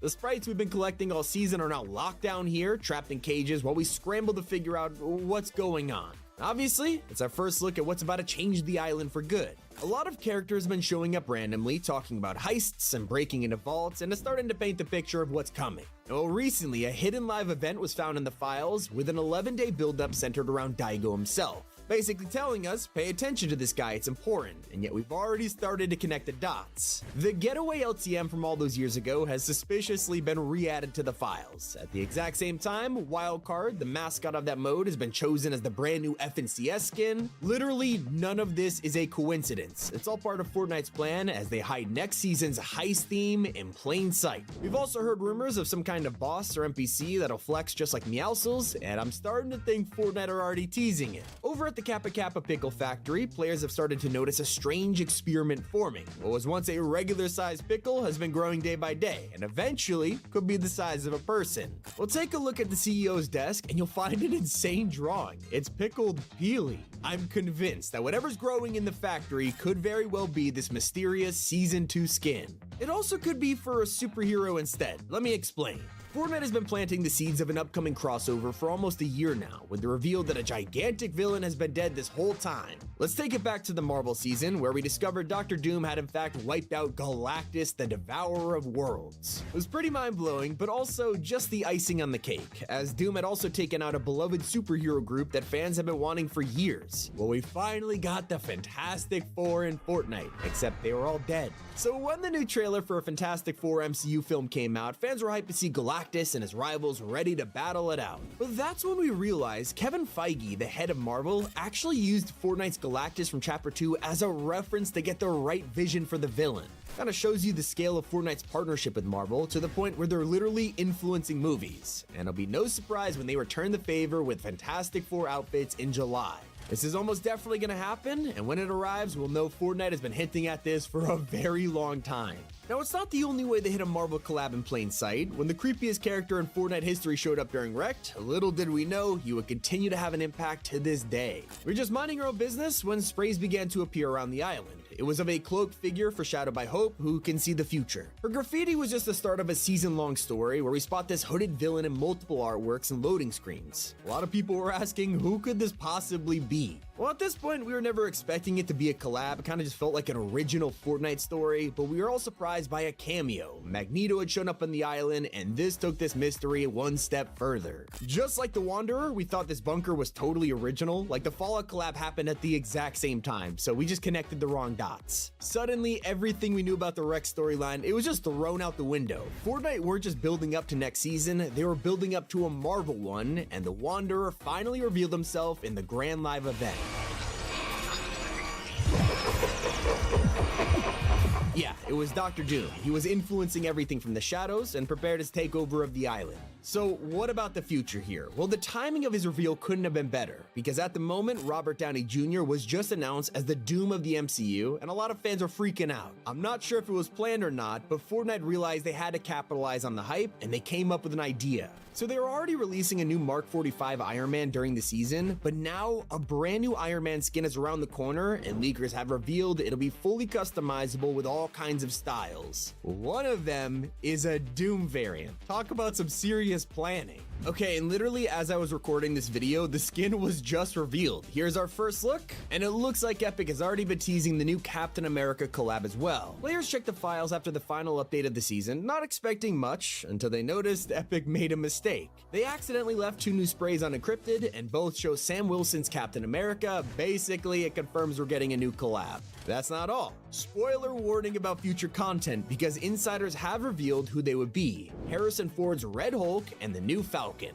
They even threw in the announcement of a DC collab, bringing a new Superman outfit to the game for that movie. So as you could see, they love teasing crossovers, but they've also revealed entire seasons years before they happen. You gotta be an OG to remember the Fox Clan. If you aren't, let me explain. It's one of the longest running storylines in the game, first appearing with Drift all the way back in Chapter 1. Since then, their journey has been expanded on as we got to hear about other members and how they're hunted down for their masks. Hint, hint. We get to Chapter 4, a time when Bamboo started showing up on the island out of nowhere, and while this was a mistake by Epic, it still served as an insane teaser for what was coming. Out of nowhere during that chapter, an entire Japanese Neo City dropped onto the map. We were told it was rifted in from an unknown reality, and we learned it was part of the Fox Clan and Riverguard's home. Loading screens would even give us a glimpse of this reality, showing their logo on neon signs, or the contrast between the feudal Japanese villages and the futuristic city. Little did we know, this was our first look at something that wouldn't appear until 2 chapters later.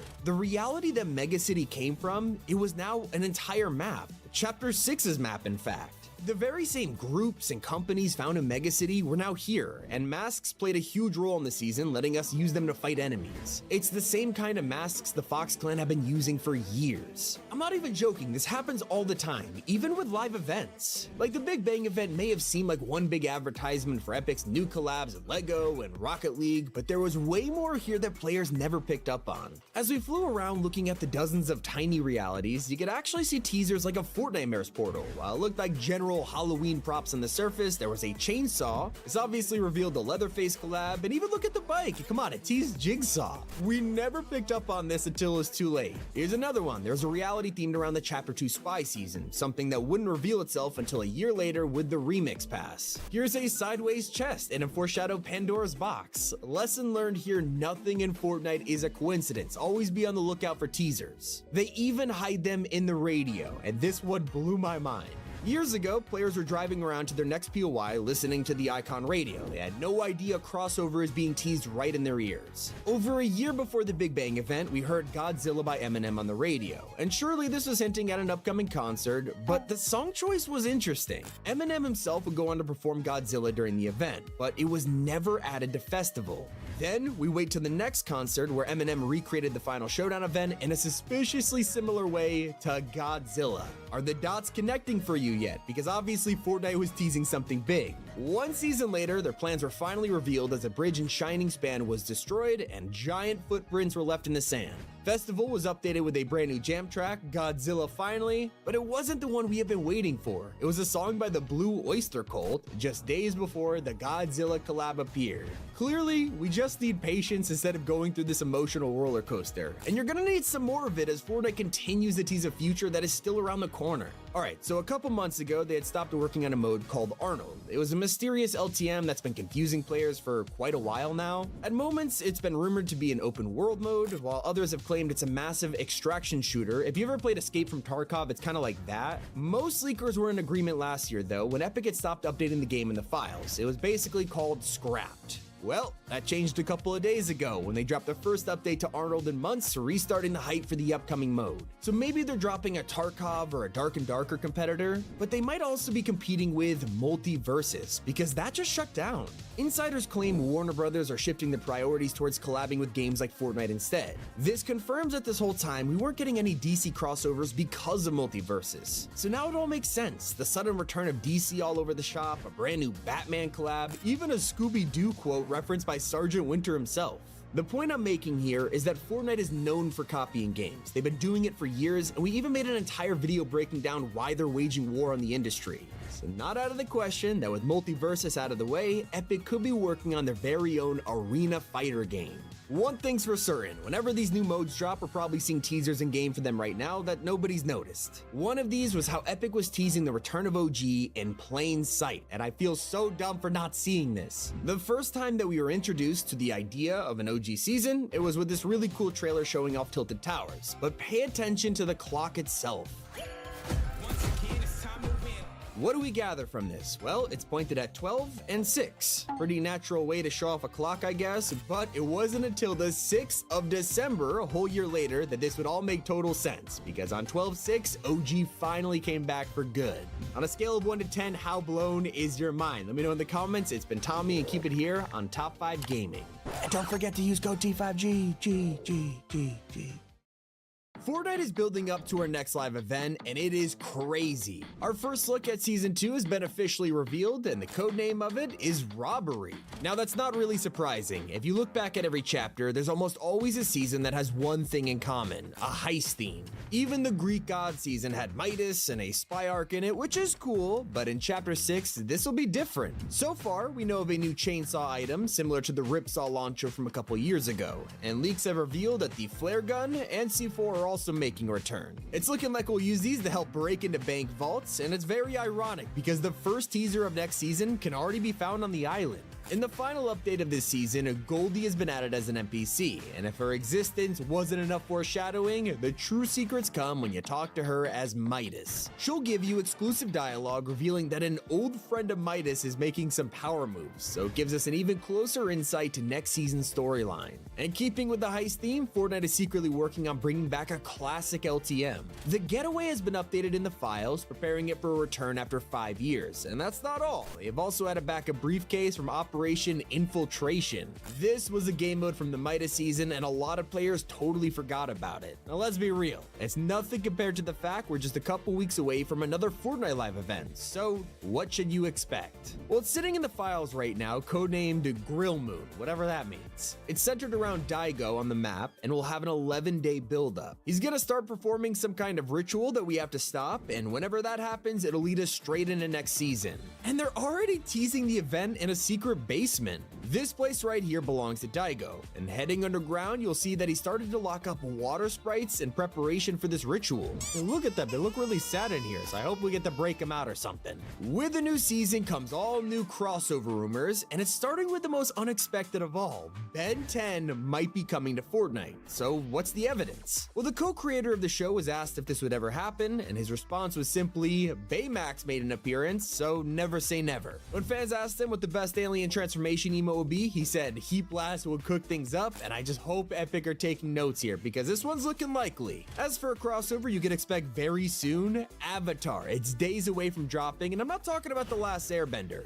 James Cameron's films are coming to Fortnite, and leakers have already revealed that the skins will include Jake and Neytiri. Hopefully I pronounced that right, I just had to Google it. We also know the collab will include Lego variants. You also might want to check out the new OG Pass because there's an insane detail that makes Black Knight better than the one from 2018. scene. Probably thinking there's no way you could beat the original, but they just pulled it off, all thanks to his back bling. You see, in Chapter 1, skins were actually just defaults and costumes, and that was their whole design, so it's no surprise Black Knight just wore a shield with a painted dragon on it. Eventually, as we all know, skins were turned into fully fledged characters, and that's why the brand new version has an actual dragon built into his shield now. It is so much cooler. Even the gold version is way better than the original. This style is a reference to Ultimate Knight from Season X, and once you see him side by side, you can never unsee it. I will say, it doesn't compare to the suit of armor that pretty much every player is trying to wear when Iron Man makes his grand return to Fortnite in literally just a couple weeks. Now sure, that random MCU outfit dropped out of nowhere, but fans have been waiting to get a classic Iron Man skin ever since the first one all the way back in Chapter 2. Now it's time. Not only does this look iconic, but it'll have tons of customization options like multiple color variants and edit styles. I want to say I'm most excited for the leaked Doom style that'll reference Robert Downey Jr. being the MCU Doom. It's gonna be so sick. Not the only celebrity coming to Fortnite, as one of the biggest singers on the planet is apparently joining the festival lineup. This year, we are very likely gonna see Sabrina Carpenter make her way to the stage with her own outfit and battle pass. This leak comes from a reliable insider who's gotten a ton of things right in the past, and apparently Epic has been working on the Sabrina collab for pretty much like a year now. It'd be a great time to drop her, especially considering she just won a Grammy Award, and Fortnite is already celebrating the winners. On the night of the Grammys, they updated the item shop with tons of icon emotes for all the artists who won an award. That includes Chappell Roan and Sabrina. Did the same for their jam tracks too, moving them to the top of the store just for the occasion. But hear me out, this next one is gonna be a little weird. Have you spotted the secret pickle in Chapter 6? There's a whole factory making them, but one of them sticks out among the rest. Take a look at this pickle. He's been slowly growing day by day. It's like the opposite of the shrinking chair, and I'm wondering if Kappa Kappa are making some kind of freakishly large pickles. Is this an experiment on purpose? Maybe I'm just overthinking, I don't know. Anyway, let's talk about the huge Reload update you'll want to know about. Fans have been mostly focused on OG Season 2, but Reload is about to get an entirely new loot pool. I'm not just talking a gun or two, it's gonna be a totally fresh start.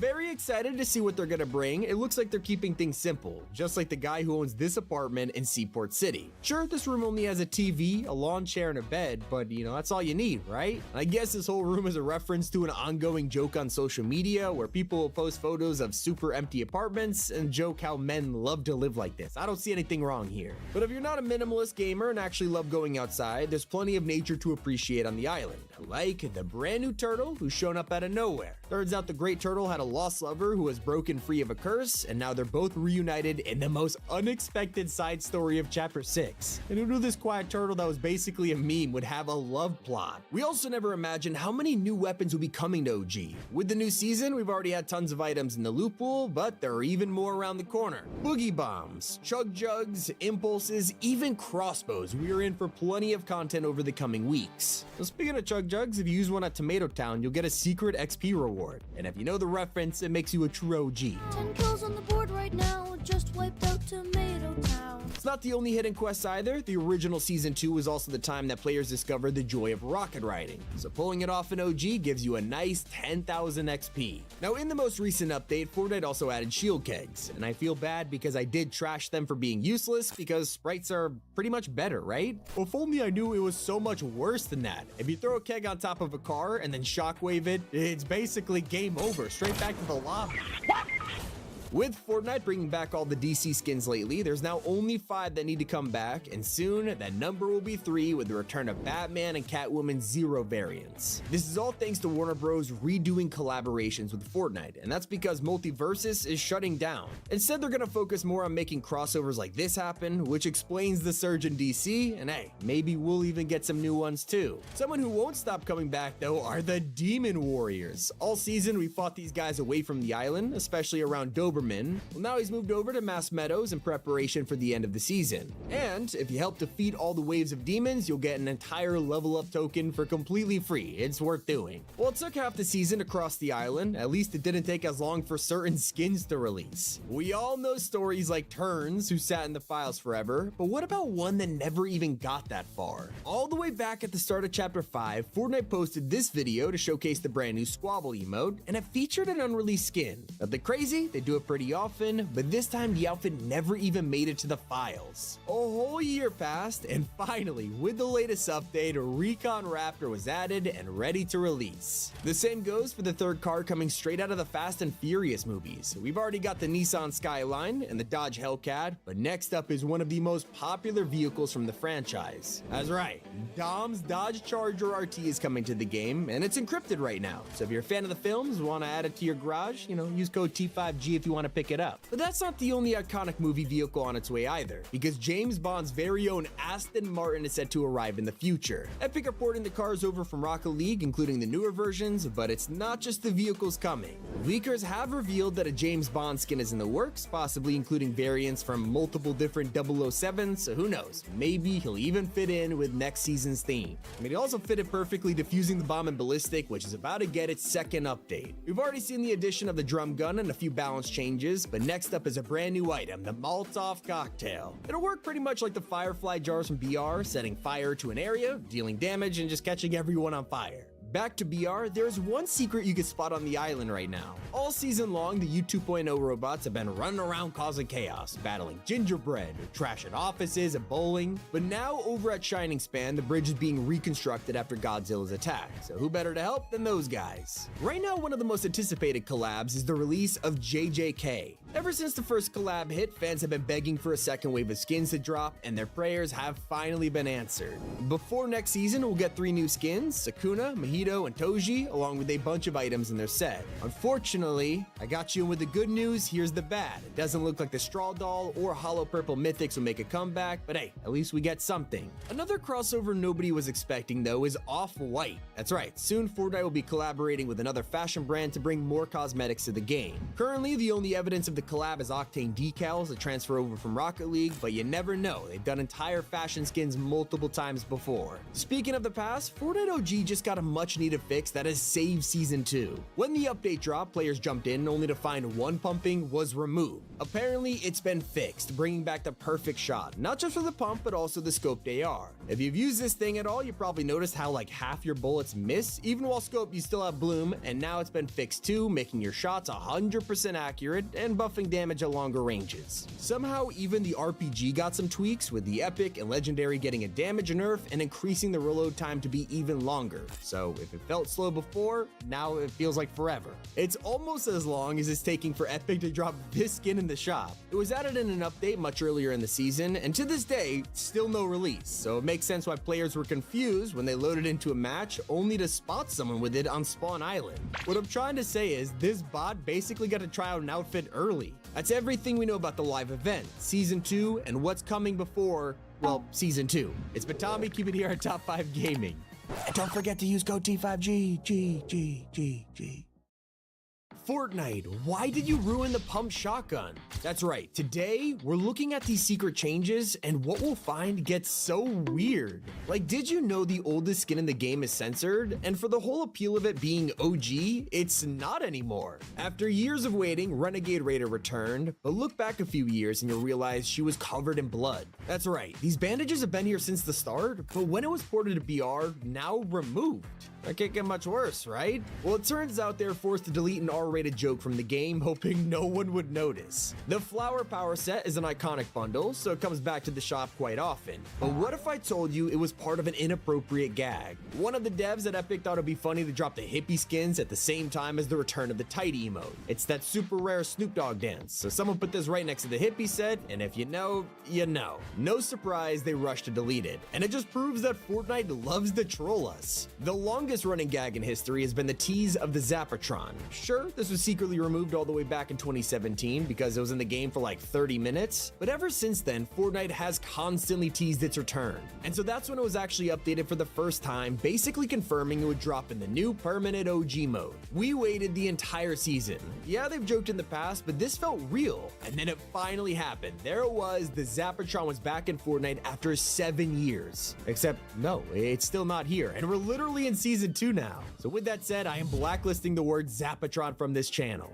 It can't be as bad as the time Fortnite banned us from using our own cosmetics. Anyone who owned Complex's pickaxe in 2022 was surprised when they logged in and discovered a new free style. This lava version looked insane, and considering how often Epic give away free cosmetics, it's not a surprise. And then, all of a sudden, the pickaxe was blocked. Literally no one could equip it. In fact, all you'd see was a giant padlock. It was re-enabled with the lava style gone. It was eventually gave back for free, but you had to work for it. And if you missed out, it was then behind a paywall. This next one pains me. When we all loaded into OG Season 2, the first thing we checked was if we could still double pump. Phew, they didn't get rid of it. But doesn't it feel a little weaker now? Well, you're not crazy. Fortnite quietly deleted 200 pumping and just thought we wouldn't notice. One of the strangest deleted features only existed for a couple of hours. In the latest Marvel season, there were Doom guards all over the island, especially at Castle Doom. So, more likely than not, you'd be fighting them within your first few matches of the season, but most players just eliminated them and moved on. Only a handful of people actually went up to the down guards. If they did, you'd realize there was a new option, which is giving a second chance. This lets you pick them up and then have the guards fight alongside you. Not the craziest thing in the world, so surely this mechanic was intentional, right? Well, within hours, word spread about this feature, and as more people went to try it, they noticed it was missing. We all thought it was a temporary problem, but no, Fortnite straight up deleted it for good. What's funny is, it was the players who forced Epic to ban this next item, and it all has to do with Sabrina Carpenter finally getting Espresso as a Fortnite emote. Right now there's rumors she's gonna be one of the next festival artists, and I'm sure the devs will be taking notes from their original mistake because they made this emote sped up for no reason. I can't play it because of copyright, but she sounded like a chipmunk and players hated it. They just wanted the original song. So, instead of ignoring everyone, Fortnite decided to disable the entire dance. It was gone from the item shop, and within a few weeks, they brought it back fixed. So basically, the original chipmunk version is an emote you'll never be able to get. There's one question I've been asking myself for a while. Who is the most jobless Fortnite player of all time? And now, we have a way to track it. That's because Epic has removed the level cap. Yes, at the start of Chapter 6, they made it so you could finally get past level 1000, and the leaderboards now show exactly who the most unemployed people in the world are. The reward is this guy who is level 25,000. If you think Fortnite should be roasting them instead of me, well, Epic might be a little afraid of poking fun at players. When Bender was in the game, we were supposed to be able to visit him wearing the outfit to unlock a secret voice line. They look at you and say it's like looking into a dirty mirror. I guess Epic thought it was a step too far because they deleted it from the files before it even saw the light of day. And I bet you probably forgot that battle passes used to give you way more value from the second you bought them. Like in some of the older battle passes, like Season 7, Fortnite would straight up hand you not one, but 2 skins in the first tier. It lets you choose which one you wanted to grind levels with, but this hasn't happened in a long time. So, whatever's in tier 1 now is what everyone's stuck with for the start of the season. It's not the only feature that used to be way better. Most players know about the coveted Epic Chest, where you'll find this premium blue crate full of loot, except it didn't always look like it. In fact, old rare chests used to have a much cooler design. Not only did they have great loot, the OG design looked like a crown full of jewels and was taken straight from Save the World. So I guess it got a little facelift or downgrade. I'm kinda sad Fortnite deleted this next feature because it was insanely fun. In the lobby, while waiting for your friends, you'd be talking away in voice chat only to realize your mouths were moving. Oh my god, the Fortnite characters talk when you talk! What? Yo! Fortnite went through all this trouble to add voice lip syncing, and then for no reason, they changed their mind in one day. We haven't had this since, so maybe they couldn't keep up with making all 2,000 skins work. Probably why they stopped making so many Battle Pass outfits customizable. They experimented with this idea back in Chapter 1 and 2, first with progressive skins like Ragnarok and Carbide, and then they went with Maya. It was kind of a failed experiment, especially because once the season was over, your custom design was locked in. Instead, they moved to just having skins with tons of edit styles like Chimera and Tuna Fish, but once again, you could only unlock all of his versions during the season, and once it was over, that was it. Makes sense why Fortnite stopped doing it. But I don't get why they secretly deleted a minigame everyone loved. If you were an OG, you were able to get toys in the Battle Pass like basketballs, and then you could use these on every single future map, scoring hoops when passing the time. It was fun. Well, I guess Fortnite is starting to move on from the past, because when the Chapter 6 island dropped, they included basketball hoops, and when you use them, it was underwhelming. I hope they had it back.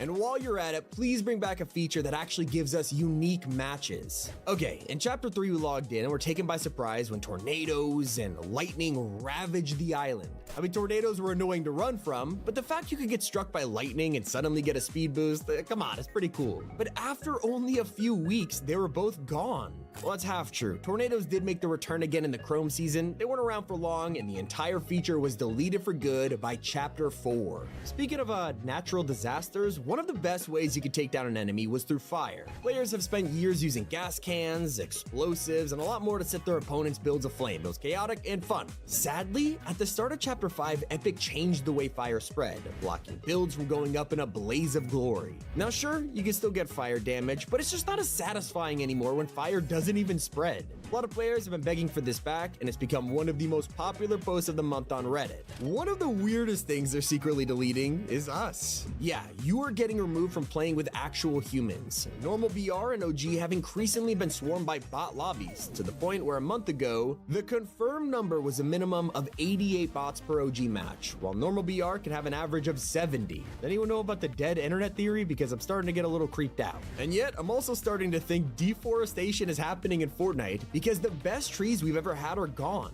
A lot of modern players are starting to forget these ever existed, but the timber pines were trees that you could literally use as a weapon. When destroying them, they would aim about the nearest player and just crush them. You could even use these as a boat to float down the river. They were so cool, and like all good things, Fortnite went, nah. And while the new OG season will soon be adding the return of campfires, they have been absolutely broken in BR. For weeks, they've been glitched, dealing fire damage to themselves. It basically means that in a weird turn of events, Fortnite isn't secretly deleting a feature, it's deleting itself. Like by the time you light them, they last about 3 seconds and then just break in front of your eyes. I don't understand what's going on. Although we're kind of glad that a bundle from 2 years ago is never coming out. Let's take it back to 2023, where this mysterious set was leaked without a release date, and the community called it trash. The response was so negative that he just sat in the files forever. Now we're in 2025 and the image has finally been wiped from the files, never to be seen again. But on the other hand, some of the greatest removed features were never gonna stick around. Let's talk about the crash pad glitch. Obviously, when something is a bug, you just gotta enjoy it while you can. And here players figured out you can stack tons of crash pads on each other and go flying. It turned vehicles into jet engines and existed for multiple seasons and chapters. It was way longer than I thought, and then one random update, Fortnite removed the ability to stack them. It's a tiny change that led to the removal of one of the most beloved glitches in the game. Did you know they were also forced to delete an entire tournament? This is one of the only times in history Epic have canceled the cup, removing the reload performance evaluation tournament because the map was insanely glitched. A bug kept making the island straight up disappear, and it was so unplayable, they had no choice but to stop it. Now sure, I could sit here and tell you that even features like Godzilla are secretly deleted, but I mean, come on, it's hard to miss. Literally, he was right there at the start of the match. It'd be so boring. But did you know, there is one thing that was secretly hidden? Let's watch Chapter 6's first trailer and tell me if you noticed something different. That's right, the roar was changed. So many people complain about how it's not as iconic roar, and then Epic actually got the rights to it and dropped Godzilla with the sound everybody loves. Now, I'm still kind of salty about this next removal because Fortnite may have added all these cool movement features over the years, but none of them, literally none of them, come close to the fun of bunny hopping. You were around back in the day, you know just how entertaining this was. Then we just wake up one day and it's banned. So please leave some comments and supports in the comment section below if you want it back. I, for one, am joining it. We're going way back to learn about the secret default dance. It has been so long since this was in game, it feels like some kind of ancient legend at this point, and I love to include it in these videos. You'd have to be playing for a while to know about the third default dance, which sounded a little too close to an existing song, Faith. Fortnite was under heavy lawsuits by so many people, so they quickly removed it. Click on screen right now to watch our next video. It's been Tommy. If I missed anything, that's why we have a comment section. And keep it here on Top 5 Gaming. The new season of Fortnite OG is here, and Tilted Towers is back. From new items, hidden quests, and our final update of Hunters, here is everything you need to know. Not to beat around the bush, there is one thing Season 2 is known for, and that's Tilted. It hasn't been that long since we last had this in game, but it was never truly OG until this very moment. When you land here, make sure to loot as many chests as possible, because you can now find an item OG players have been desperate to get. One thing has been lacking for like 2 months now, mini shields. I mean, who knew we'd miss them so badly? Well, luckily they are back for good and still pretty hard to find. Not to mention, there's a new damage trap that can be thrown down, but you know, it is 2025 and we're not exactly going crazy over traps anymore. Instead, we're happy to see the return of the rarest Battle Pass skins of all time. Now, you're not able to go into the shop and buy Black Knight or Sparkle Specialist, but you will be able to get the all-new versions of them. Introducing Sparkle Diva and Night Conqueror, and yet someone's still missing. You see, the original season had 3 outfits, including Blue Squire, but he's nowhere to be found. Instead, Fortnite replaced his slot with Cuddle Team Leader. There's so many reskins already, and fans are not impressed. Luckily, we can forget about it because we get to experience some classic POIs that haven't been around for a long time. Junk Junction is just as we remember it, as well as Shifty Shafts. This is the first time we've seen Shifty since Chapter 3, and now it's back to its original location. And keep an eye out while exploring the map because there are secret quests hidden all over that'll give you XP without telling you. Soon you'll be able to get a Boogie Bomb, and when you hit enough players with it, just enjoy the XP. For something easier, simply visit the motel at night or go to Umbrella Mine and open a chest. But the best challenge is a hidden reference. When Chug Jugs return, head to Tomato Town for XP, and most of you could already tell what Fortnite are hinting at. 10 kills on the board right now, just wiped out Tomato Town. It also turns out your favorite OG weapons just got even better. If you're lucky enough, you can find the Silence SMG not just in purple, but gold too. Spray and Pray is slowly making a return. Instead of help people pick up a TAC over a pump shotgun, Fortnite has now dropped purple TAC shotties for Season 2. Once you win a game with it, enjoy your new umbrella. As usual, it's just a spray on a regular umbrella, but this time it's themed around Black Knight's medieval emblem. It's kind of a shame the rest of the pass isn't medieval themed at all. But hey, at least we can appreciate something feudal and regular BR. The train has returned on the island in today's update, along with a brand new unvaulted mythic, the Hollow AR.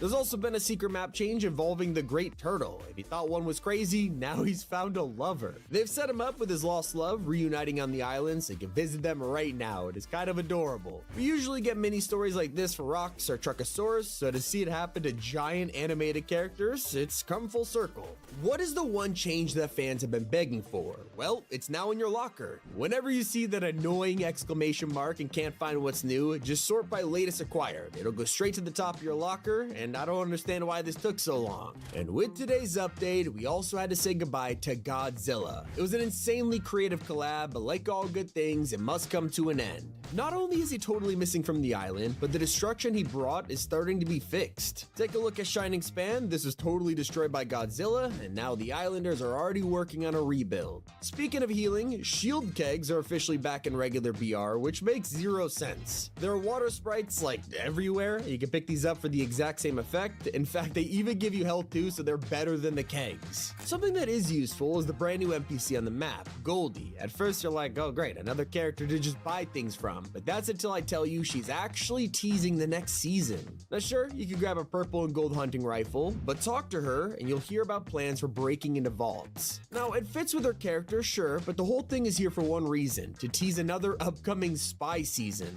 So enjoy the older weapons while you still can, especially now that the explosive repeater rifle is back. Pretty hard to come by, but there's a chance you pick them up and get to blast enemies. Speaking of the past, let's head back to OG Season 2, where Junk Junction and Shifty Shafts aren't the only classic POIs returning. The map is updated with a ton of nostalgic areas, whether it's Snobby Shores, the ruins of starry suburbs, and even haunted hills. I really hope you enjoy it because you're going to be playing this season a lot if you want to finish your OG pass. Fortnite has now made it so that you need to go up 3 levels just to advance 1 tier. It kind of defeats the point of having this new level system if they don't equally level up passes, but now you know. Don't worry, because you'll have 2 months to complete it, with Season 2 ending on March 25th, before we move into one of Fortnite's most popular eras, Season 3. This is where the peak of the game's popularity starts to be introduced. They've also made some hidden changes to the crew. Head to your locker and you'll find all of the latest crew outfits are now granted a brand new rarity, Crew Series. Currently, it's only applied to the past year or so, but I'm sure they'll update it again to include every pack eventually. Speaking of crew, old DC fans will also be happy to hear that Green Arrow has finally received received some love with the new LEGO style. It's not much, but it's left people wondering if Fortnite will finally start working on their promise to bring back previous crew packs. So of course, with this being the last update of the main Battle Royale, it is loaded with new skins releasing over the next few weeks, so pay attention so you know what to save up for. First off, there's the Crow Guard set with 2 crazy new outfits from the survey, followed by another animal, Boss Koji. There's also the monkey people have been begging for, along with a brand new fish warrior, Takumi of the Tides. Very interesting so far, but if casual is more your style though, there's still outfits like Akari, Pauline, and Simone. Even Malik from the Chapter 3 pass got a female counterpart, same for Kira, who got a new field agent suit to join Kieran's crew. And then we have Control, a brand new racer, and Shinji, who's set to be the next PlayStation Plus or Season Starter Pack. Even Recon Raptor got added after a whole year of waiting after being teased by Fortnite, so I'm so happy to see all these. And while you're being rewarded for your patience, you can enjoy all the kinds of items OG now has to offer. I talked about how Season 2 is bringing Boogie Bombs and Chug Jugs, but it's gonna go way further than that. You'll be able to find items like the Silence Pistol, even crossbows. I'm not joking, Impulse Grenades are also making a return, which could be deadly for anyone who doesn't know about their fall damage. But I'm more excited to play around with the minigun. Sure, we had it during the Wreck season, but to be able to use this on the classic island, like literally you'll be able to cross-map people with it all over again. It would not be OG without campfires. These were absent last season, you could really feel it when the storm hit, but luckily that obstacle won't be around anymore. We even got a free new style this update, something we haven't seen in a long time, although a lot of players are disappointed to find out it's for Azuki. They already have like 5 other styles, I don't know what we're doing here. Maybe you'll deck yourself out in fashion gear instead, because an Off-White collab is in the works. So far there's only some Octane decals to look out for, but knowing Fortnite, I wouldn't be surprised if we get whole outfits to go along with it, especially with Epic's history of fashion collabs pretty much always going all out. Imagine Fortnite Off-White clothes. There's even more collabs in the works. Today's update introduced 3 encrypted crossovers that leakers have already revealed. This includes a new wave of Jujutsu Kaisen, which could drop any day now. Fans think it will include Sukuna and are already getting hyped. In fact, even old Battle Pass collabs are already making their way back to the item shop. Billie Eilish, despite not even being a year old, is already preparing for a Festival Pass shop debut. She'll be one of the first Battle Pass skins to ever debut in the shop, and it's because Festival Passes were technically never exclusive. But we're also focused on the brand new collabs, and it looks like we're getting some insane new Marvel skins to celebrate the new Captain America movie. Fortnite already has a Sam Wilson cap skin, and now we've got extra sprays in the files ahead of the film dropping. That means we'll probably see even more skins releases celebrated, and I'm hoping for Red Hulk. Please. Not the only large franchise returning, Star Wars is making a comeback as usual. It's just not in the way you think. This time it's going to be one of the first collab items to come to creative. Usually crossovers need their own dedicated mode like Fall Guys or Lego, and well, it turns out Star Wars lightsabers might actually be able to be usable in regular Fortnite maps. Now that's pretty cool. And today's update has given me just a little bit more hope for Ballistic. It's the first change the mode has received since launch, with a brand new first-person drum gun being added for 3,500 credits. You'll also notice some price adjustments in other weapons, as well as some much-needed buffs for the shotguns at close range, and just increasing the mag size for the sniper. The biggest change has to be the leak that weapon mods are soon coming to Ballistic. The loadout strategies are gonna get even crazier. And that's everything you need to know about today's huge Season 2 update. It's been Tommy. Keep it here on Top 5 Gaming. And don't forget to use code T5G. Here are 40 insane details in Fortnite Chapter 6. Godzilla has a lot of quests for you to earn XP, and while most players rush to get them done, stop and read this one. It asks you to travel distance while airborne, and the target is oddly specific, 1,954. After a bit of Googling, I learned Godzilla first released in the year 1954, and this blew my mind. Epic seriously did their homework with the collab, because even the Kong skin is insanely accurate. Most players could tell this was the version of Kong from the latest movie, because, it's hard to miss the giant glove on his arm. But hiding in his mouth, you'll discover his metal tooth. It's the same one that was put in after his fight with Scar King. Now, I have to remind you that Chapter 6 is responsible for banning basketball in Fortnite. None of the hoops work anymore, but that's okay, because you could just make your own. Simply equip the mini hoop back bling and throw a basketball into the sky. Did you know that by turning Fortnite to the maximum graphics possible, you can head to flooded frogs, and in the water, there are dozens of tiny frogs hopping around? Most players will never see this. In one of the more hidden changes of Fortnite's recent update, campfires no longer work for hiding in the storm. If you try to sit at one of these and wait out the circle, good luck, they now take storm damage. Now, earlier I mentioned how Kong has that metal tooth all because of Scar King. It turns out it's not the only way he's been influencing Fortnite's collab. Head over to the mountains near Canyon Crossing, and there's a big orange handprint on the rock. This is obviously a direct reference to his handprint from the film. Maybe it's teasing him getting a skin of his own, but it could just be a simple Easter egg, like the funniest detail players are recreating. Before Godzilla and Kong dropped, everyone was sharing the classic meme, and then they realized Fortnite has a barbershop emote now, and it lets you do the exact same joke in-game. One of the most intentional details is hiding in the basement of Chapter 6. Daigo's secret room is full of mask designs, including ones we have never seen before until walking in. A ton of players looked at these and thought, I wonder who this belongs to. And after 2 months of waiting, we have our answer. On February 1st, the crew pack is going to update with a brand new character, Haruka of the Masks. And if you look on her shoulder, you can see how Fortnite has been teasing this for a very long time. A more subtle detail that took everyone by surprise was when Godzilla was announced for the season. In the trailer, he showed up out of nowhere with a strange roar, to be honest. Yeah, it's just not what Godzilla sounds like, and everybody knew it. We all just assumed Fortnite didn't have the copyright to his roar or something like that, but then they must have pulled it off overnight. Because when the event began, the gameplay trailer offered us the moment we were all waiting for.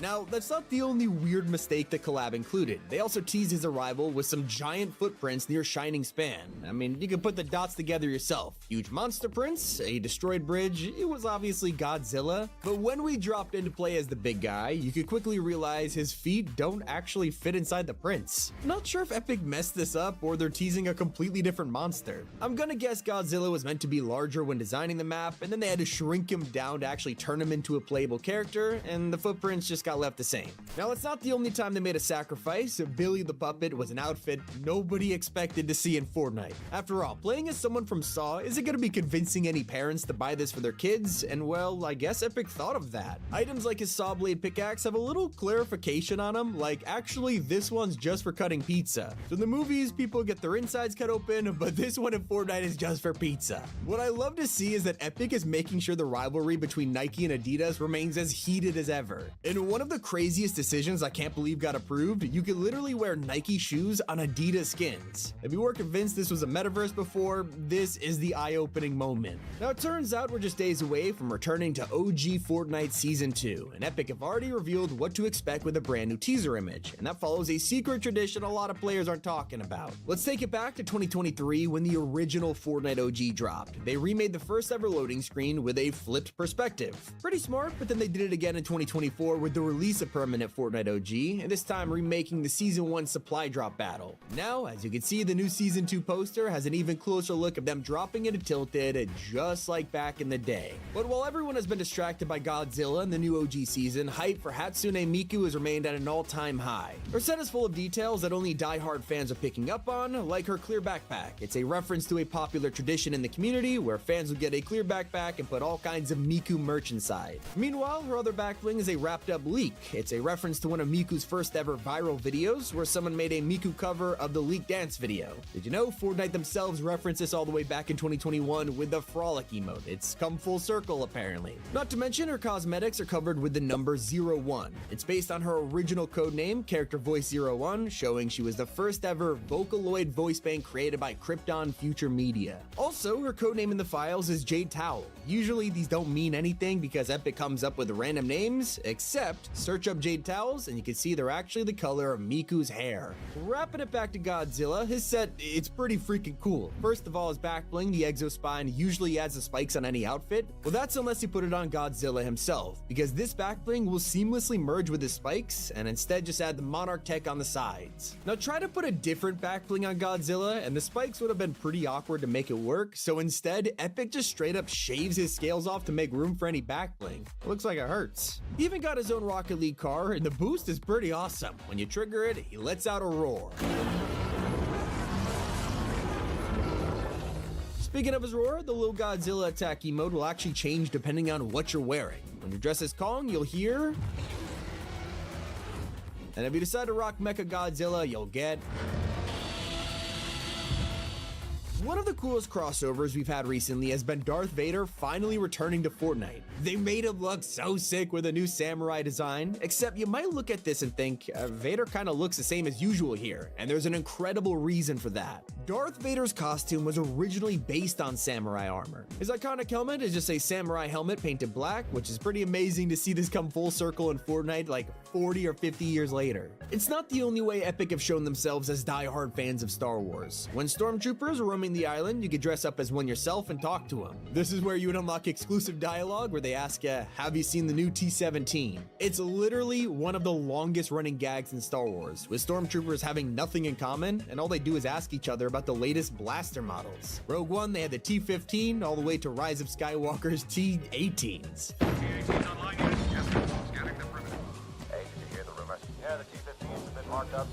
Fortnite is full of incredible details like this. Chapter 6's island speaks for itself with the insane beauty. If you just stop and appreciate it for a second, you'll notice there are tiny sprite ghosts floating through the air around shrines. I bet you never saw these little guys before. Most players also didn't notice the Bevy metal back bling. Look inside to see canned versions of your favorite Fortnite drinks. There is Slap, Slurp, Flowberry, and more in here. Speaking of local businesses, Kappa Kappa has been evolving like crazy recently, and with their new factory setup, it's affecting the rest of the island. You can see them expanding everywhere, from food trucks to shipping containers, even franchise stores now. Epic is going all out with the environmental storytelling this season, even hiding some details and emotes. While wearing Kong, his Beast Glove emote, it looks pretty normal.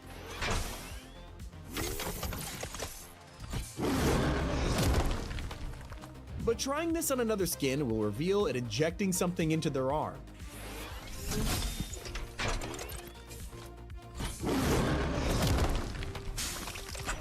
And yes, it's the same stuff Kong was given by Monarch in the movie. Not every detail is intentional. Some players are reporting that when they get eliminated by Godzilla, Fortnite tells them they got destroyed by an apple. Maybe I'm just not getting the reference. Anyone know? One of the weirdest secrets has to be the fact you could turn on performance mode and watch Alistair's entire outfit just change color. Why? Some outfits are pure comedy gold. Deadpool infamously released in a battle pass years ago, and no one's been able to get him since. Luckily, Fortnite helped us out by releasing Fishpool in 2024. While Deadpool's description was of course the merc with the mouth, Fishpool dropped with the phrase, the fish with the gills. Not only that, but his backbling is a reference to the popcorn bucket that was going viral for Deadpool vs. Wolverine. You see, finding details, it's all about noticing patterns, like how all of Fortnite's OG styles have been suspiciously the same color. Every time they mess up and need to reward OG players, they give them a black and gold style for free. So I don't know if they're trying to establish a range of exclusive skins that anyone could notice from a distance, but that's what I think.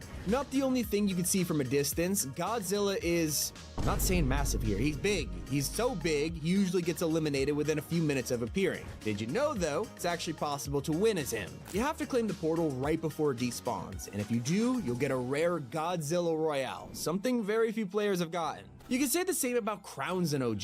After months of fans begging Epic to add them to the mode, they have finally listened. You can now flex your wins, and who knows, maybe they'll even add them to Ballistic next. What we do know is that they consider every possible scenario when developing new features. For the Godzilla Rift portals, Epic somehow remembered to add a rule for bots, so on the slim chance that a bot would accidentally walk into one of these portals, it actually won't work. This ensures that Godzilla only belongs to real players. Now soon we'll get to see the release of Gala Glimmer, an updated version of the Elsa skin from all those years ago, but fans think it's a secret reference to a meme. At one point, there was a viral image of an alternate Elsa named Helsa, and now comparing her with Gala Glimmer, I can see why it's a popular theory. One of the coolest crossover vehicles we've got in this chapter has to be the Cyberpunk 2077 VTEC car, especially because it has a secret no one's talking about. Press the horn, and you'll hear an entirely custom sound ripped straight from the game.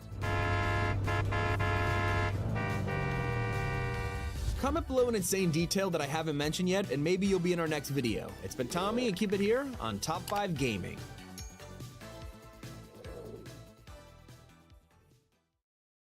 Fortnite secretly has brought back countless items, and today, I'm exposing them. Godzilla is the greatest example because his mythic shard had me feeling like I've seen this before. And well, we have. This is a blatant reskin of the 0 point crystals from chapter 2, but with a small change. Now you can hold these in your inventory unlike the old version, and I keep on finding this pattern. Here's another one. A feature that took forever to return was rift encounters. You're probably thinking, wait, Tommy, I haven't seen any of these in chapter 6. What do you mean? Well, if you're super lucky, then there's a chance you drop in the game, get Godzilla, and then roll the dice once more to get King Kong. Technically an encounter.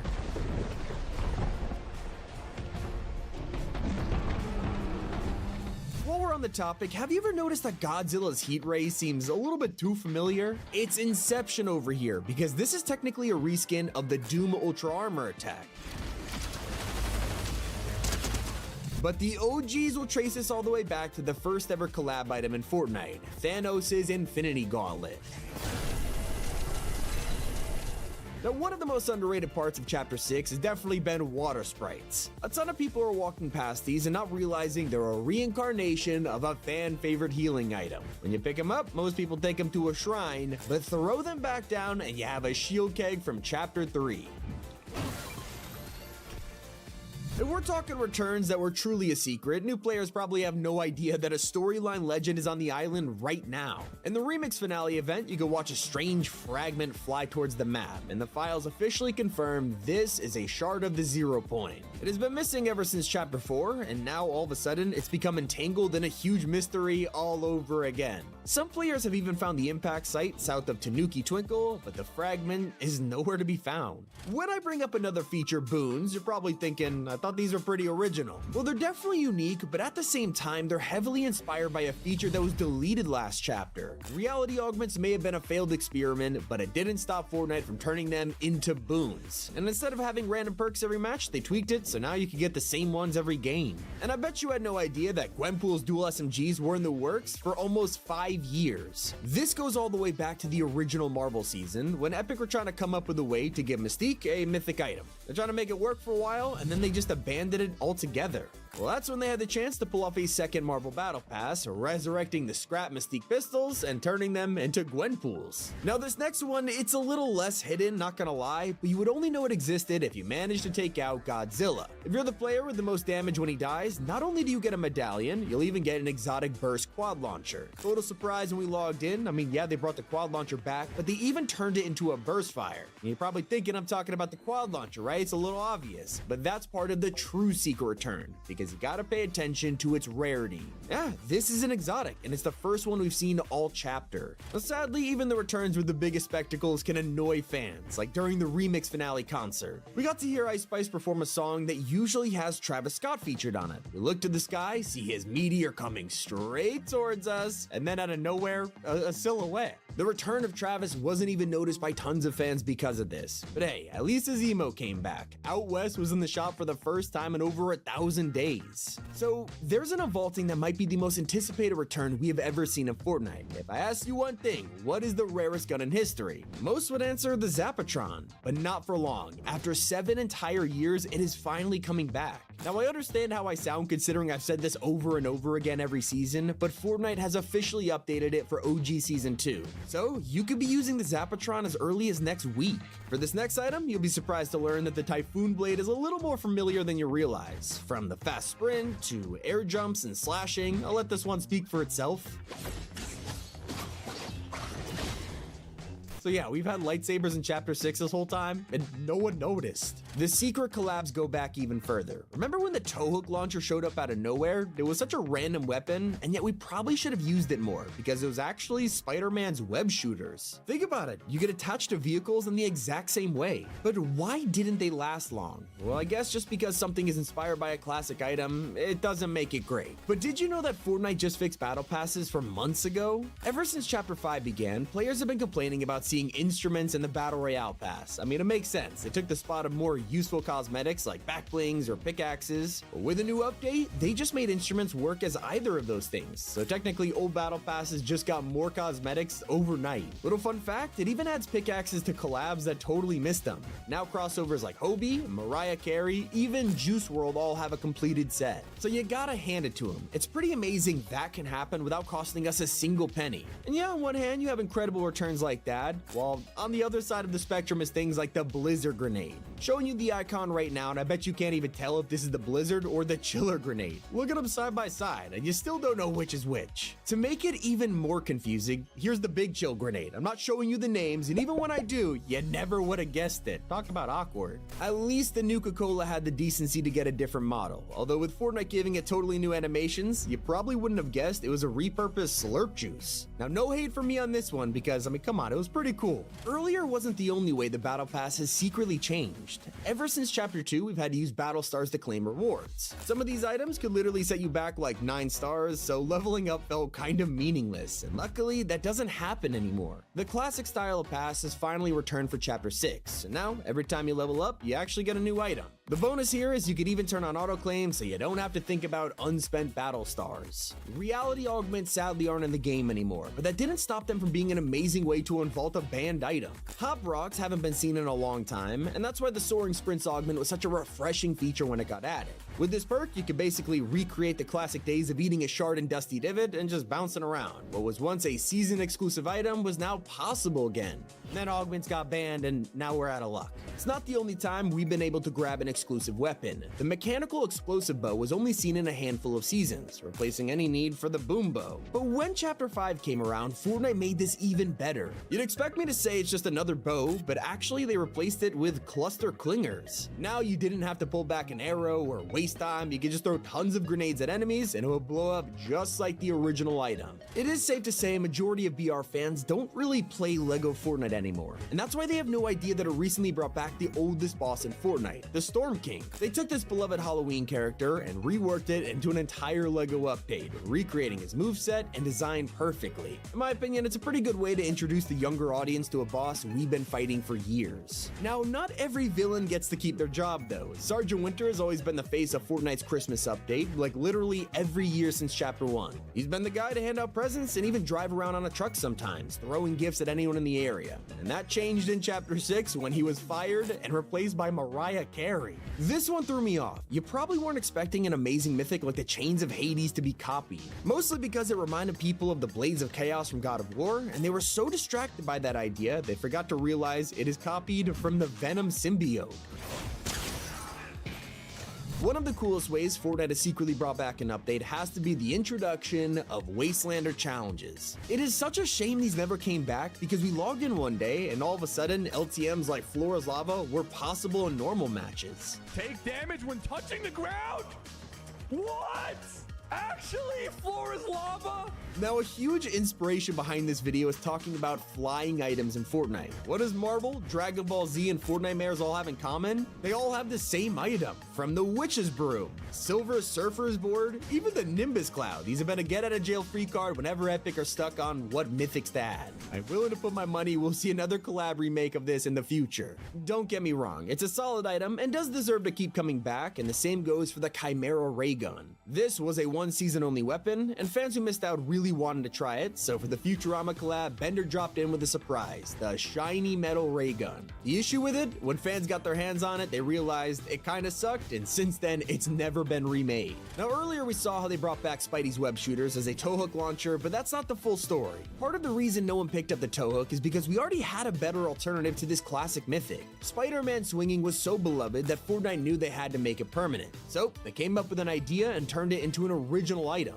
That way, the crossover wouldn't interfere, and thus, the Grapple Glove was born. Let me know if any other item is secretly returned. It's been Tommy, and keep it here on Top 5 Gaming.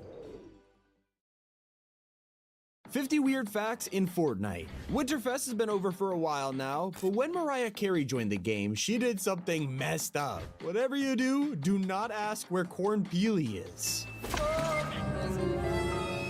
It's almost as awkward as King Kong's appearance on the island. We waited an eternity for the collab to drop, and while you can't become Godzilla, Kong just drops in for 2 seconds and riffs away. To design a collab you could blink and miss, it's crazy. And when we heard the Incredibles were coming to the game, people were so excited to see Elastigirl. The problem was, they legally couldn't name her that. Long story short is DC owns the name Elastigirl, so Fortnite had to secretly call her Miss Incredible, and no one really noticed. A funny detail only old people would notice brings us back to Mariah Mariah Carey. When she appeared in the item shop, Fortnite listed her near Eminem, and if you don't get this, you'll have to ask your parents to understand. A tiny detail you would never notice is on Shaq's shimmy emote. For any outfit, they smile like this, but when you use it with Shaquille, he replicates the meme.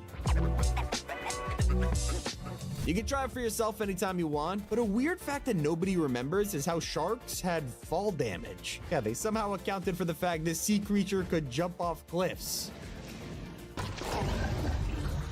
Epic are way more in touch than you think. Just look at the item shop. They troll us all the time, like when they dropped the season shop. They knew people would be mad about their OG Renegade Raider coming back, so they added the Rage Quit emote. Now that is next level trolling. Now, some roasts are a little too far, at least for Epic standards. Did you know they once had a Bender voice line that would only appear if you were dressed as him? He would call you a dirty mirror. Obviously, they canceled this idea because, well, calling players dirty might be too mean, but let me know what you think. Let's go way back in time to 2013. I bet you didn't realize Fortnite was even around then. It's if you were lucky enough to play it, but if you did, Fortnite technically has its own lost media. That's right. Back then, there were super early versions of the game that were being tested behind closed doors at events. You needed things like a golden ticket, which would let you try the closed beta, and the NDAs were tight. So tight that almost no one has videos of it. But what's even crazier is Fortnite actually used to be spelled Fortnite with GH. And so over 12 years later, if you go to Fortnite with the GH, it'll redirect you to the modern website. This is crazy. Bringing it back to present day, there are insane facts that you don't know about, like how Jack Sparrow's glider is one of the only items with a secret ability. Press the trigger when you're gliding to shoot the cannons. And my mind was blown when I watched the trailer for the Godzilla Kong crossover. Some players were quick to point out that you can spot the Nissan Skyline R32 in this trailer, and it's actually an insane Easter egg. This car was known as the GTR Godzilla in Australia because of its performance. It's a neat little reference. While most people are concerned about how large Godzilla is on the island, I'm more worried about how Snoop Dogg will be able to fit in this tiny box. I mean, who put him in here? Do we need to call an ambulance or something? Another Winterfest secret, when Mariah Carey arrived on the island, you could emote at her NPC for free holiday presents. It's something Sergeant Winter used to be known for. But this was the first time he wasn't available to do it, making it official. Mariah Carey took Sergeant Winter's job. Wasn't the only way they did him dirty. There was a whole quest line showing how Sergeant Winter was actually a bad dude, and Fortnite went out of their way to post a naughty list with just him on it. When confronted about his crime, Sergeant Winter even dropped a secret Scooby-Doo reference on us, saying, "I would have gotten away with it too if you had just been a little less meticulous." One of the most random facts about Fortnite is how Renegade Raider actually used to have blood on her outfit. Just before she was brought to Battle Royale, you could originally see her covered in bandages that were stained with blood, something you would never see in modern Fortnite. I will say you kinda expect it on serial killers like Leatherface, but they totally converted him to be family friendly. In the trailer, his apron is obviously covered in blood, but when he dropped into Fortnite, they completely gave him a deep clean. I'll be honest, he looks more like a McDonald's employee than a horror character. Things get even more violent when you realize how Fortnite is now a middle sponsor for the WWE. We tuned in this month to find the logo in the center of the mat, which took everyone by surprise. Now you get to watch wrestlers beat the life out of each other on the Fortnite logo, although it's probably because a huge collab is around the corner. Speaking of crossovers, one of the weirdest facts is how Kylo Ren got some ribs taken out in Chapter 5. Before, it looks pretty normal, right? Until a glitch happened, and I'm gonna say it snatched his waist. Moving on before you clip that, Canyon Crossing is currently the center of a brand new food war. In the past, we've had the iconic Durr Burger and Pizza Pit rivalry, but now they've come with a new war, Cuddle Buns versus the Mad Buns. They're on the opposite sides of the bridge, which kind of reminds me of the Left Twix, Right Twix factories. Speaking of map secrets, there's another war going on right now between the Gingerbread Men and the YouTube bots. Whether it's them burying a robot alive, dueling them with candy canes, or even recreating the trolley problem to hit one with a train, these Gingerbread Men are brutal. Sometimes the Easter eggs are left behind just for fans. In the Bratty emote, Epic secretly codenamed this Macintosh because the song it uses is called Apple, and well, Apple made the Mac. Now, obviously, the Macintosh is a type of apple, but I will say, if it's referencing the other thing, that'd be pretty weird. There's also a random OG item that literally makes no sense. Slurp juices are the only heals in OG that you can't use while moving, so you think, hey, maybe they're just keeping things nostalgic. Well, that's until you realize it's also the only OG item to not use its original stats. Yeah, they updated it for Chapter 6, but kept it as a stationary heal. It's just a weird decision. It's also hilarious when players notice that the Skibidi Toilet crossover was wrong.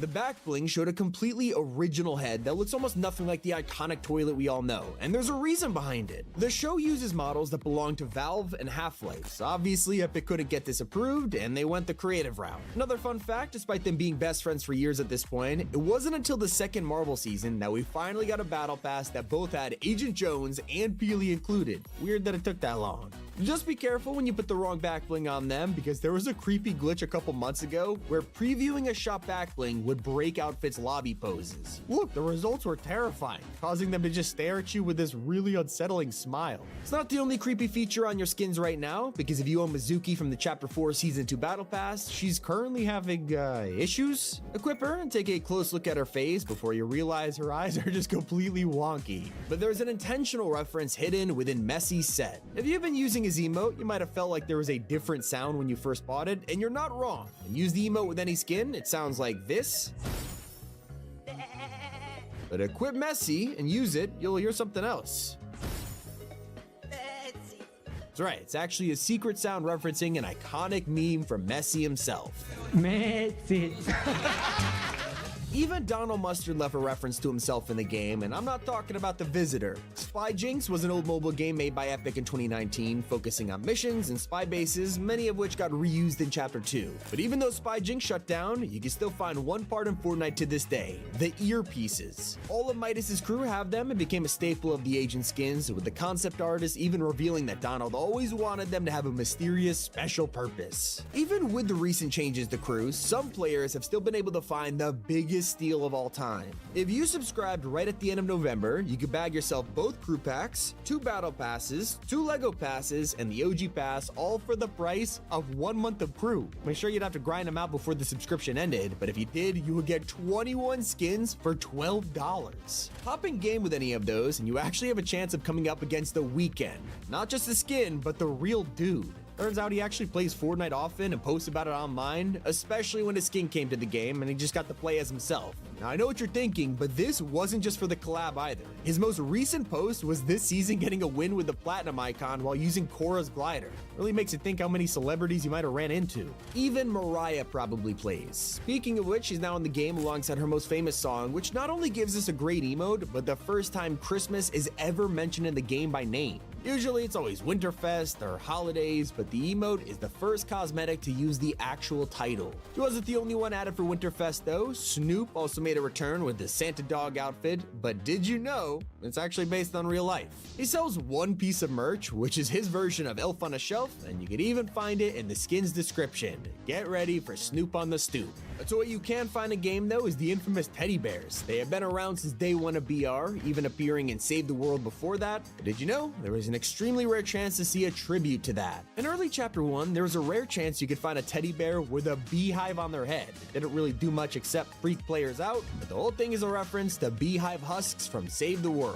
Now, nothing is weirder than seeing Fortnite make mistakes in their own game. With thousands of cosmetics, items, and more, it's bound to happen, we'd all do it, but it doesn't make it any less funny when Haven showed up in Chapter 3 with the wrong pickaxe. Take a look at the trailer, and even today she's holding Kalia's Tropic Axe instead of her own. Look at them side by side, and it's easy to see why they're mistaken. But one mistake right now is completely intentional. OG Fortnite feels truly OG this time around. Weapon models, sounds, even the map is exactly how players remember it from day one. What is the one thing that Epic changed? Cop cars. Ever since the controversy, Fortnite wiped these from the game, and even today in OG, every single police car is now replaced with a normal vehicle. Like I said, literally the only difference on the whole map. Not the only confusing thing, because players entered the cabin during Winterfest to see Snoop playing video games on the TV. It's pretty normal until you listen closely and realize he's playing Fortnite inside of Fortnite. All I'm wondering is, what would happen if he entered the cabin in his game? Last Christmas was even more confusing when you take a look at the collabs we got. Batman and Harley Quinn arrived with new Japanese outfits, which makes sense for the season, so what was weird about it? Well, these got Lego styles, meaning Ninja Batman got a minifigure before the actual Batman skins in the game, despite Lego making loads of Batman content for years. And thanks to Fortnite's own guide, we now know the exact height of characters in the game. According to Epic themselves, they are around 192 centimeters tall, which is almost 2 meters. What I'm trying to say is almost any skin you wear is very much taller than you, including Midas. And did you know he he originally didn't have fingernails? Sounds strange at first, but it only gets weirder when you take a look at his newer skin, Ascendant Midas, and find that now he suddenly has them. So I guess the underworld has like a nail salon or something. Now, even when Epic gets the rights to a collab, certain parts just don't work out. Like when we got a new Groot, everyone understood his gamepad backbling was from Infinity War, but this isn't the same one. The one from the movie is a real game called Arcade Defender, so instead, they literally had to make their own.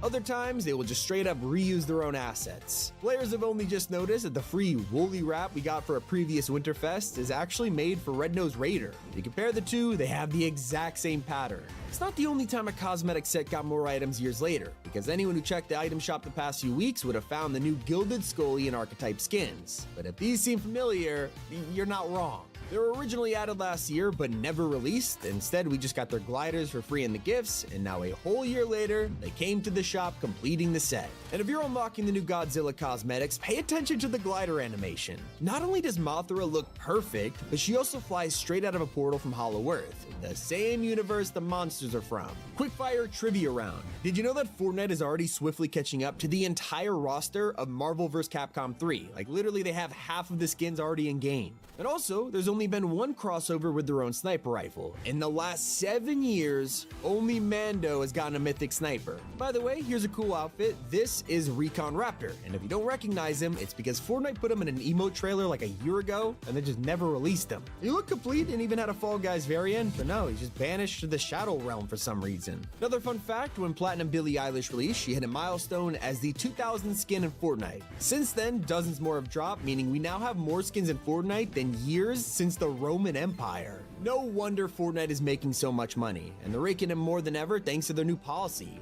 No more freestyles. For the longest time, we were used to logging in and discovering our favorite outfits now had new designs. That has now stopped. Now most reskins have been separate items you need to buy, even for very basic color changes. Some think it's because LEGO doesn't have edit styles, so they need to do this to make them work in all modes, but I mean, let's be honest, if it makes Epic more money, they're probably gonna go that route. Especially when their Icon series are becoming more popular than ever. For the Remix Finale event featuring Snoop, Ice Spice, Eminem, and Juice WRLD, over 14 million people tuned in to watch. It wasn't enough to beat Galactus for the most played event of all time, but it did break the record for the biggest concert in Fortnite. Pretty cool. Hopefully, we see more in the future. Let me know what you thought was the weirdest fact of all. It's been Tommy, and keep it here on Top 5 Gaming. Godzilla and King Kong have arrived in Fortnite, and they are massive. From new mythics, medallions, and the best ways to use them, here is everything you need to know. So when you dive into a match, you're not going to notice anything, but if you're lucky enough, there's a 20% chance that the first storm circle will bring Godzilla himself. What you want to do is run into this nearby rift and be the first person to make it. That's how you play as Godzilla.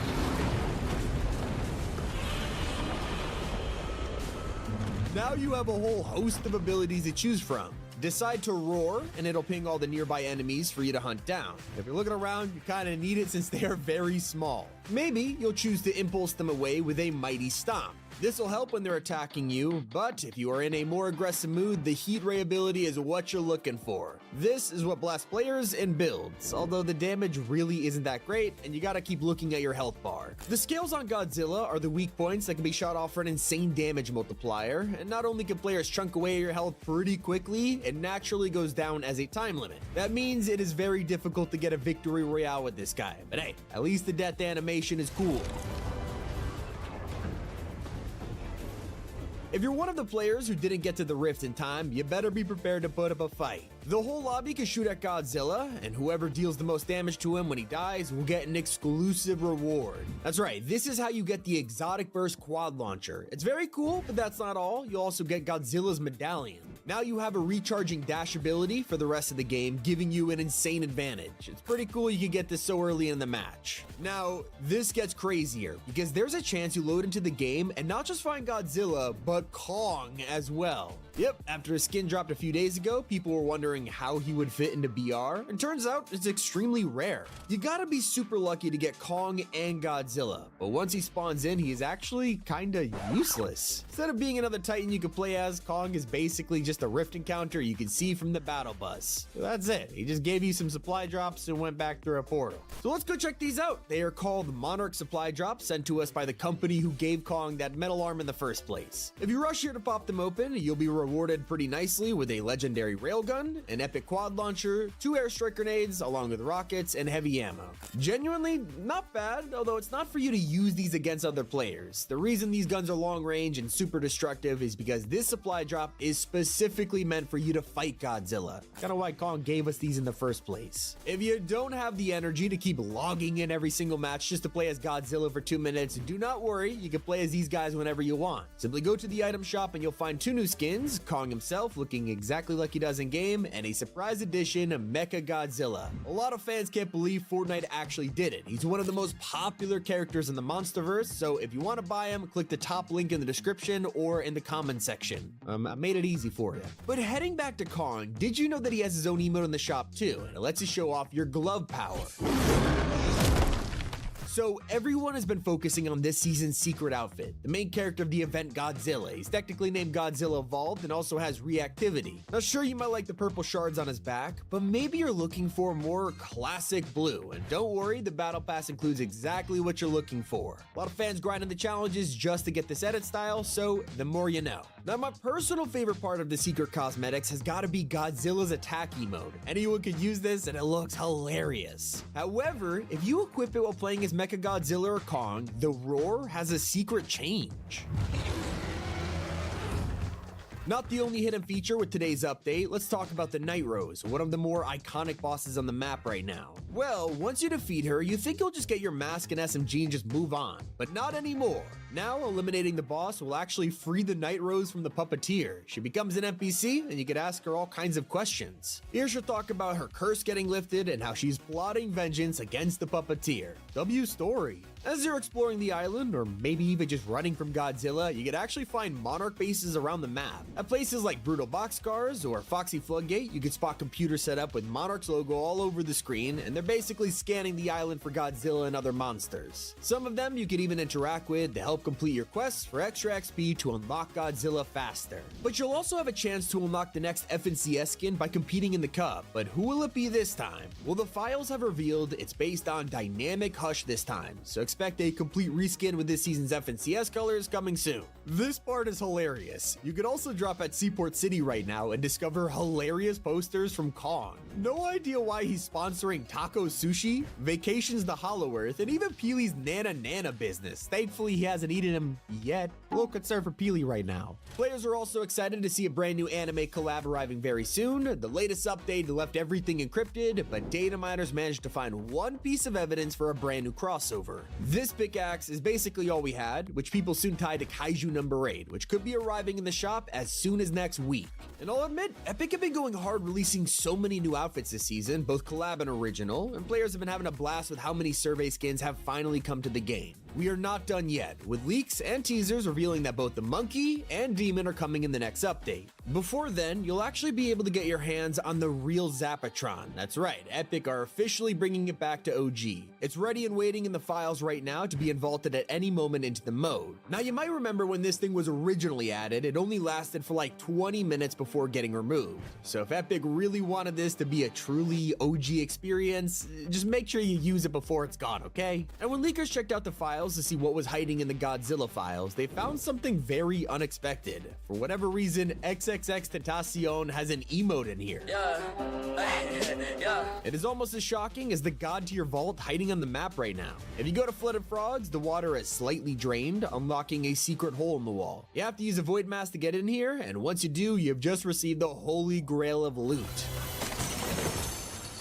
Soon, we'll be able to mess around with even cooler items like the wind grenade. It's an unfinished item that we'll see later in the season, and it creates a mini gust of wind that can launch you in the direction you're looking. I know what you're asking. Yes, you can stack them while flying through the air. It's basically a crash pad that doesn't have to touch the floor. It's gonna be so cool. You're gonna want to stay off the floor because a brand new trap might be coming later this season. Armored walls are set to return at some point, but alongside them will be a brand new reinforced trap. So it sounds like you'll be able to place spikes down and then reinforce them with an armored wall on top. That's gonna be so annoying. Now, when you have Godzilla on the map, you're hardly thinking about what kind of sprites you want to go after. And as we already know, they changed the Earth sprites to be way easier to find, with more per match along with a mini-map icon for each one. Well, I'd suggest looking out for the regular sprites because soon Fortnite is adding more boons to play around with. We're getting a 0-point boon that'll give you 2 dash effects that recharge, which is sort of like a weak version of the Godzilla medallion. We're also getting a fire boon that'll give us a 5% damage increase, and a water boon that'll chug splash you for swimming and opening containers. And we're quickly approaching the end of January. I know it's flying by. When it hits the first day of next month, that means it's time for a new Fortnite crew pack. Leakers have already discovered who we're getting, and this is Haruka, who fits perfectly with the Oni season theme. Although that theme isn't going to be lasting much longer. We're almost a month away from the end of season 1, and next season begins on February 21st. Yet we are getting more content before then. That's all because Fortnite OG season 2 is happening on January 31st. I already showed you the Zapatrons leak, and we've got our first look at the Victory Umbrella. But now that Godzilla's event is out of the way, this is officially the next big update to look forward to. It's everything in the Godzilla vs. Kong event. It's been Tommy. Like I said, if you want to pick up the skins, top link in the description or the comment section. And as always, keep it here on Top 5 Gaming. Fortnite is back after their vacation, and their first update is insane. The OG Zapatron is making waves again, Godzilla and King Kong is ready to go live, and that's just the tip of the iceberg. Here's everything you need to know. So the rarest skins in Fortnite used to be Renegade Raider and Aerial Assault Trooper. Well, if you own the original, the exclusive OG edit styles have been revealed, and you can now transform into a new black and gold design. These are now considered the rarest outfits in Fortnite. But this update has something for everybody with a new massive POI on the island. Let's talk about that Kappa Kappa pickle farm. Well, over the past few weeks, it's been developing at a fast rate. So fast that you can now land here and see a huge factory in its place. The only remnant of its past is the house which remains here, but as you can see, Kappa Kappa Pickle is doing very well as a company. And that means that a theory from the start of Chapter 6 is about to come true. Flooded Frogs is a POI that's always been shrouded in mystery, all thanks to the sewers below the water. Players saw these and immediately wondered, does this mean the water is gonna drain? What secrets lay beneath here? Well, I guess we're gonna find out because the POI is indeed draining right now. Now let's talk about the headlining feature of today's update. It's a brand new season for Fortnite Festival, and that means a new artist. This time around, it's a virtual singer, and it's none other than Hatsune Miku. Fans have waited years for this to happen, even Epic's own developers are hyped about it, and if you're sat there wondering who that is, well, you might recognize this song. Yeah, since then she's been very popular, and it's one of the most hype festival skins we've seen in months. You can get her in the item shop or grab her other outfit in the music pass, and she has 3 songs to kick off the season: World Is Mine, Miku, and Daisy 2.0. That's not all. Miku's reign will continue over the coming weeks, as leakers think we'll see another Vocaloid, Tedo, joining the game soon, along with an official Hatsune Miku car. There's already a leaked Octane decal that's been in Rocket League China for 5 years, and it's coming to Fortnite soon. That's along with Miku wheels and an unfinished vehicle boost. And did I mention she has a contrail right now that plays World Is Mine? Now, if you've been collecting a ton of instruments over the past year, you might log into Fortnite and discover you have like 100 new backblings and pickaxes. That's because Epic released an update where instruments can now be used in other ways, and it works the opposite way around too. Your favorite pickaxes have now been transformed into instruments, although they are upside down for some reason, I don't know why. Oh, and if you've been spending the past few months trying to figure out how to track down an Earth sprite, Fortnite just made these insanely rare creatures easier to find. They are now shown on the minimap when they appear in game, and instead of 3, 5 of them now spawn per match. That's not all. Water and air sprites have been added to creative, which means you won't have to say goodbye to them at the end of the season. But you will have to say goodbye to the snow-filled Chapter 6 island that players have been loving. Winterfest ended last week, and with it, the snow has totally melted. I don't know why they didn't leave it like it was. I mean, it's been snowing constantly this month in real life. Like literally, we're in the peak of winter Fortnite, so just let it snow a little longer. I can't believe I'm about to say this, but Fortnite is finally, after 7 entire years, bringing back the Zapatron. Not cope, not a rumor, they've officially updated the gun and the files for the first time ever, so they're clearly preparing it for a release in Fortnite OG. I thought this day would never come, and it's all part of preparations for OG Season 2, which is literally right around the corner. A few of the upcoming features have already been revealed in this early update, as Epic put the victory umbrella for next season in the files. This is your first look at yet another tagged umbrella, so I guess Fortnite are sticking to this theme, at least for now, and has the classic medieval dragon sprayed on it, officially teasing Black Knight and Blue Squire. What we should be paying attention to is the gigantic kaiju that's about to destroy the island. In fact, he's already doing it. Godzilla will drop on January 17th, and in preparation, Shining Span has been completely obliterated. While Fortnite hasn't told us it's Godzilla who did this, I mean, come on, destroying a bridge is literally the most Godzilla thing I could think of. A very cool fun fact is, you don't even need to own the battle pass to get his cosmetics. While his skin is locked behind a paywall, anyone who simply earns 22 levels can get his loading screen, back bling, emoji, and pickaxe. When he releases, it won't just be an outfit, there's an entire event happening. Street signs are about to appear on the map, pointing us directly to where Godzilla will be a massive boss on the map. Probably not going to be hard to miss anyway, but we'll be able to fight him with weak spots, and because he's so large, the person who defeats him is whoever did the most damage in the lobby. This is where things get crazy. Once you defeat him, not only will you get a medallion, you're able to become Godzilla. That's right, it's all thanks to an upcoming transformation mythic, which will let you stomp, roar, and even use his famous heat ray. The event will be supported by brand new Monarch supply drops, which contain a ton of insane items to help you fight Godzilla. I'm talking absolutely classic weapons like the quad launcher, airstrike grenades, and even the return of the railgun. Now, it'll be slightly nerfed, but still have plenty of firepower to take down Godzilla,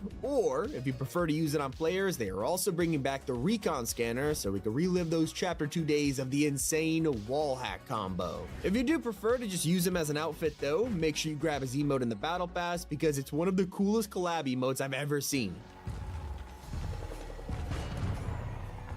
Yeah, this works on anyone, even Miku.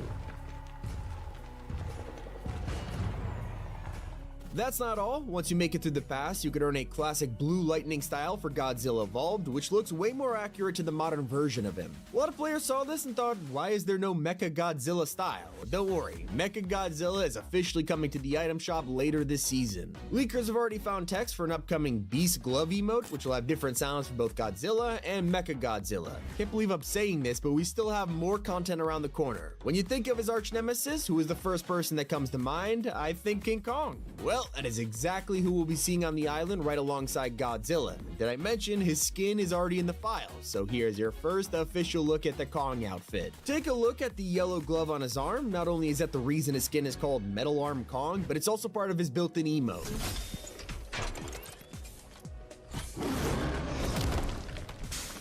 And thanks to this other leaked animation, we know Kong is probably going to be another massive boss on the island. I mean, actually, it kind of looks like he's throwing something. Could it be a banana? I say that because there's a leaked boss ability where you transform into a monster, just like Godzilla, except this one is codenamed Throw Banana, and it's part of Kong's mythic abilities. While Godzilla is getting street signs on the map to warn us of the impending danger, Kong is taking a different approach. Instead, posters will be showing up with a more favorable outlook on this guy, showing him lounging on the beach or being friends with Peely, even doing a collab with tacos. And who knew Kong was such a celebrity to these guys? Fortnite's next anime collab has been revealed, and we've all been sitting here waiting for the day Demon Slayer is announced in the game, especially during a season about slaying demons. It was a perfect opportunity, and then leakers revealed the next anime. Get ready for Kaiju number 8. Can't say we weren't expecting that one. Players had a pretty mixed reaction to it on Twitter, and it'll be joined by a new entry into the gaming legends with Devil May Cry. All we know about this is that it's coming, but it's from a trusted insider, and fans were not expecting to hear it happen. Fortnite has a pretty good history of collabing with Capcom, so it makes sense. And leakers even think that this announcement means other Capcom crossovers can return after years, like Street Fighter and Resident Evil. But if you're jumping in and already back on the grind for XP, you'll immediately be met with the brand new screen. The entire menu has been rehauled, with every mode separated into its own tab for easy access. Makes it a lot easier to focus on your current quests rather than see everything at once, and even allows you to check your progress in other modes without switching. One of the quests you'll have to track is the story category. After a month of waiting, it is finally time for the next set to release, along with a bunch of new mysterious items. It looks like we'll be finding fragments of the Zero Shard Meteor and then use them to craft a special blade, so make sure you complete them for bonus XP and lore. The story keeps evolving, with the Night Rose boss soon getting deleted. Yeah, in the coming weeks, Demon's Dojo will no longer have the giant boss fight with her for the Mythic Mask and SMG. Instead, she breaks free of the curse, becoming an NPC. You'll be able to talk to her about the lore and maybe even buy the mythics instead, so get them for defeating her while you can. The same goes for DC, which is slowly making its return to the item shop for a very limited time. Each week, we've seen the older collabs return, from Wonder Woman to The Flash, and now it's time for the next batch. Finally, the Batman pack is making a return with brand new Lego styles. That's not all. Deathstroke, Dreamer, and Batman Who Laughs will all be back soon, so be sure to check the shop daily and maybe use code T5G if you want. At least you'll be able to use your outfits for longer and reload now without being shredded by the minigun. It has now finally been sent to the vault, ready for more new items to rotate in later this week. And if you're hopping back into Festival to play the new songs, there is more than just Miku's instruments on offer. Like I said, your existing pickaxes and backblings become usable, and you'll also be able to pick up some brand new ones like the Shamisen Bass, Gensugi guitar, and even a vending machine guitar. Probably mispronounced that, but it is what it is. We haven't seen the last of Ice Spice or Juice WRLD either, with their own cars on the way. Their decals were re-added this update after being removed earlier in Chapter 6, so expect some new car skins to arrive for them in the future. If you're not interested in cars, you'll probably want to hear about the brand new Peely skin on the way. Thanks to the Kappa Kappa factory taking off, we're now able to explore inside and even find a drawing of Peely as a pickle. Wouldn't be surprised if it becomes a skin someday. That is everything new. I hope you guys enjoyed. It's Tommy, and keep it here on Top 5 Gaming. Time we are playing Odyssey with my friend Bradley. Bradley, introduce yourself. Yo, how's it going?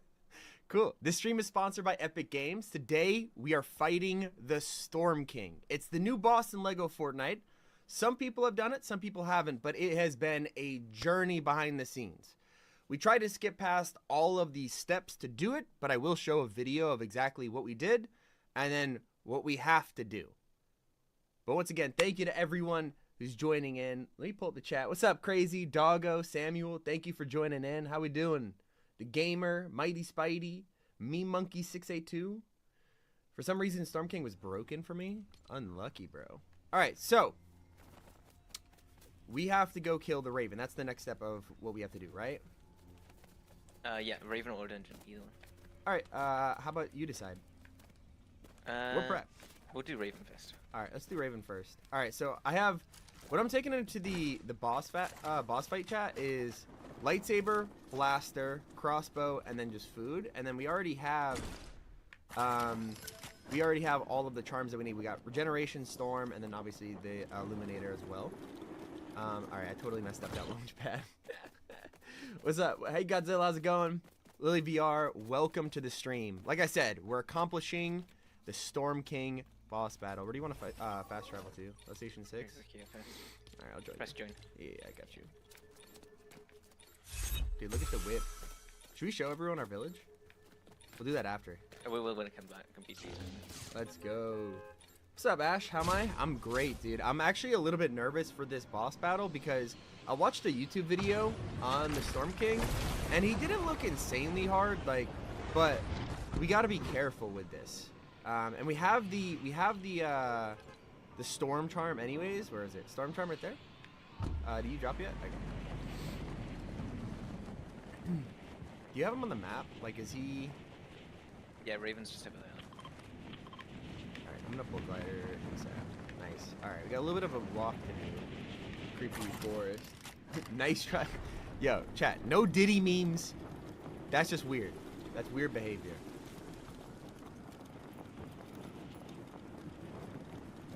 Well, you gotta catch up, Bradley.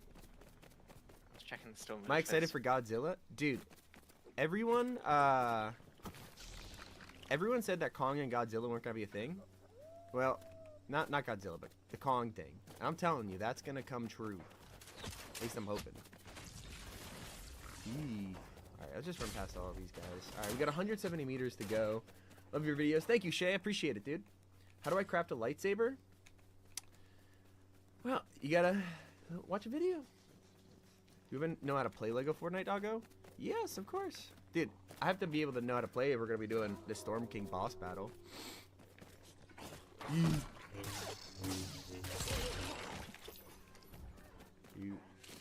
I really don't want to aggro those people, but... Alright, we have arrived at Raven's Tower. I'll be honest, I did kind of cheese a YouTube video on how to watch this, so it really didn't look that difficult, but we need this to get... what are the things called? The Eye of the Storms? Yeah, and Rift Crystals. So, I'm here. I'll just wait for you, but... Alright, we got the Rift. We're at the entrance of the dungeon. Dualfish Gaming, I did not go to a Diddy party last night. Why are you being so weird? The Void Keeper, what's up? Ghosty, how's it going? Juicebox, hey, thank you guys, appreciate it. Hey, Arcade, thank you for subbing. I appreciate that. I appreciate it. Let's go. Welcome, Bradley. So, the Reaper boss that we're about to fight, it doesn't seem insanely difficult, but once we defeat this, I want to play a YouTube video of how to do the Legosity Storm King boss. So that way everyone can kind of see the steps that we're taking. Because we're kind of like, instead of like doing every step, which would probably take hours, we're going to try to keep it a little simple here. And just kind of do the end part here. So we're almost done with this boss. Nice. Alright. I'm telling you, the blaster is going to come in so clutch for the... Oh, I just took fall damage. Awkward. Go. Nice. You win it? Yeah, we're going to try to. We have 24 hours to complete it, so even if we fail, we can still try again. Oh my gosh, I'm botting.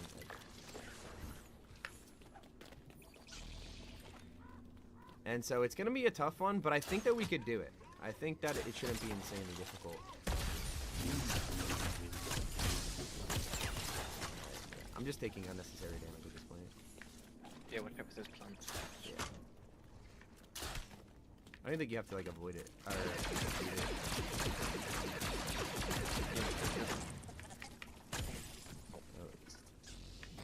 Did you just roll into the thing? You went rolled into the void. Yeah. That's what I was trying to get it to do. Dude, rollers are actually so clutch. Alright, so I think this is where you should be. This blaster, by the way, the E11, kinda trash. I was thinking about... staring at me through the window. Alright, ready? Oh, here we go. Here he is.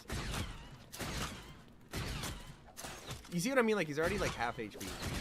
If you just kite and do range, he's really easy. Oh, I'm whiffing. I'm whiffing. There we go. Nice.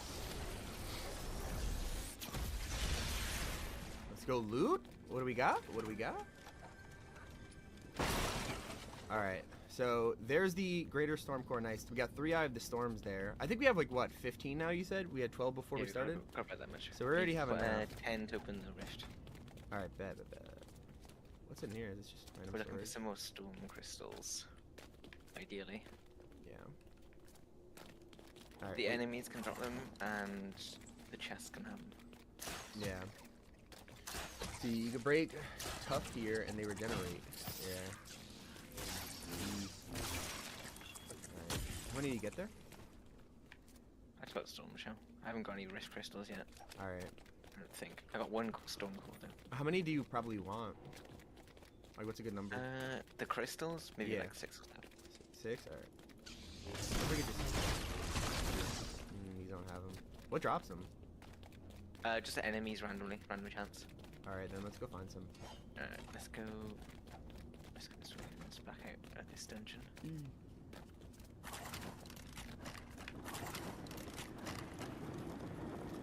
I hope I make this. I hope I make it. I'm good.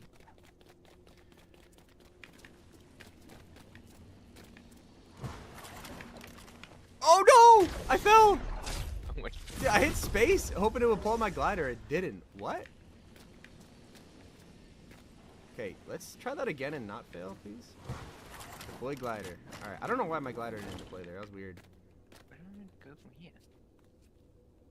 Where are you going, Brad? You gotta come back? Are there other enemies? We could go down like here. No, there was nothing down there. No?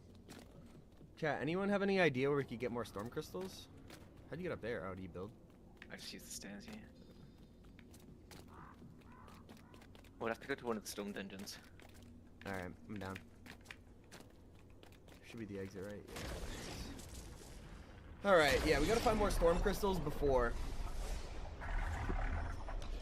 Let's go. Other islands, yeah. It's okay to be trash because it's a trash can, not a trash can. That's a good saying right there. I like that. I'm a trash can, not a trash can. Do we have a bus station nearby? There's one at the storm village just over here. Okay. Maybe we could try to just quickly glide over there, you know? Or we could just like probably jump from this mountain right here. We've also got, should have enough Eyes of the Storm there to upgrade the village, so we can activate the final phase. Let's go. Yeah, we do have to go back and upgrade the village. And maybe we should show chat around, you know? Jasper, yeah, is this pre-recorded? No, dude, we're actually live. Top 5 Gaming live? Crazy? I don't stream often, and when I do, I always lag, but I think I figured it out this time, which is good. Crunchy, are you going to stream more often? That's kind of one of my goals this year, is to start streaming more often. But I don't know, I make a lot of YouTube videos, so it kind of depends, I guess. Let's go. I haven't played Lego Fortnite since it really came out. Would you say the new content is worthwhile? It's definitely, it's different from when it first came out, right? I was hoping that they never added PvP between you and your friends, right? Yeah, they added it. It's a setting too. Oh, no way. I got it turned off to make it. Yeah, you're lucky. There's a lot of new content. I mean, if you like other survival games that have boss battles at the end, I mean, this is very similar. And I don't know, I really did want to just check out the Storm King boss battle because I've completed the others. And so I wanna see how difficult this is. Come on, glide. There you go. Alright. This is the Storm Village. Welcome to the Storm Village. So this is kind of like one of the key pieces here. Where's Ruckus? Ruckus! There he is. Coral Ruckus, a survivor. You must be tough as a tornado. Here to stop the Storm King. He has wormed his way into the rift at the heart of this world. Alright, cool. Nice consuming. Blah, blah, blah, blah, blah. So this is how you get to him, is the Tempest Gateway. But someone or something has it sealed tight. We could really use your help. You've done it again. Look at that. Your hard work means our base camp is ready to level up. Alright, let's upgrade it. You looking around? So, we just gotta upgrade the village, and then we need the Eyes of the Storm to open it. You can just upgrade it. Let's go! What's new? We get a mansion? No mansion? Now we've got the next task, which is power the gateway and defeat the Storm King. Start the boss. Alright, cool. Do you think right now would be a good time to show everyone how to do this? Yeah. King Mew, a question out of everyone. Why do you only post about Fortnite? Just because, I don't know. I like it, I guess. Alright, let me show you guys the video on how to defeat the Storm King. And let me make sure that I don't absolutely blow up the stream. Okay, so, here's the display capture, right? Oh my god, he knows how to pull up a YouTube video. That's crazy. Alright, Bradley, try not to aggro anything while I watch this video real quick. Shout out Postbox rewards. Let's jump into this. Post. First off, the first thing you're going to need to do is complete all your Storm Survivor counts. So this is basically how you have to do it if you're interested. We've already done most of this, so we're just about to hit the boss battle, basically. We're on, like, what, step 9, I think? Step 10? Yeah, step 10 is, like, literally just the boss battle. Doing basic things, building a few things and crafting, and eventually, once you've done that, Caden will appear, and he will tell you where to go and find the next Storm base. Now, once you come over to the Storm Chaser base camp, you will head over to here, and you'll meet Ruckus. This guy's going to give you a lot of good loot and a lot of tasks, so make sure you follow them and keep up to date with what he's doing. The first main task you've got to do is build yourself a cannon, so find yourself some blast on the desert biomes and eliminate these. So basically, you got to build a cannon right here. the cannon. The next thing, once you've upgraded your storm base, is to actually build a crossbow. He's going to get you to build this really cool rare crossbow. And this village basically takes you through every single step. Yeah, like this village is basically like the center of it all. So as you guys just saw, we just finished upgrading it. Really easy to do. You just need to find some bones from some of the wolves and some metal from the cave. The wolves do spawn at night, so do keep an eye out for them. They're dead easy to take out, and obviously metal's super easy to find in the cave. Just simply head into a cave, mine it, and you'll be set to go. Now you've done that, your village will get triggered for an attack. This will be the first attack you get. This is really easy. Most of these guys are like take them on. They're pretty easy to take down. You can use your crossbow. To upgrade your square next, he'll want you to build this car. It's fairly easy. Just follow the tutorial. And now this car is actually really cool. A complicated one is enter the storm for these next tasks, where you got to get the storm buds and the storm fruits. So you'll find the storm on the map just by looking up at the sky. Dead easy to notice. So this is one of the new biomes that's in Odyssey. It's a huge big cloud. Go to it, and inside of here you'll get these kind of buds where we got to pop, and the storm fruit as well. Now eat the storm fruit, by the way, guys. Do you see this like little bar here at the top, the 16 seconds? That's basically like a timer. Like think battle royale, right? You have to be, or if you're in the storm, you take damage. So you can use the storm fruit and other things to basically give yourself longer in the storm to kind of complete this. But you need to make sure that you're consuming these because it runs out. Because what it does is it extends the amount of time you can spend in the storm. Now you've done them, you can upgrade your square again, and now you've got to collect an eye of the storm. Again, eye of the storm, you have to go back to the storm. I recommend building the storm charm. The storm charm is literally necessary to do this boss fight.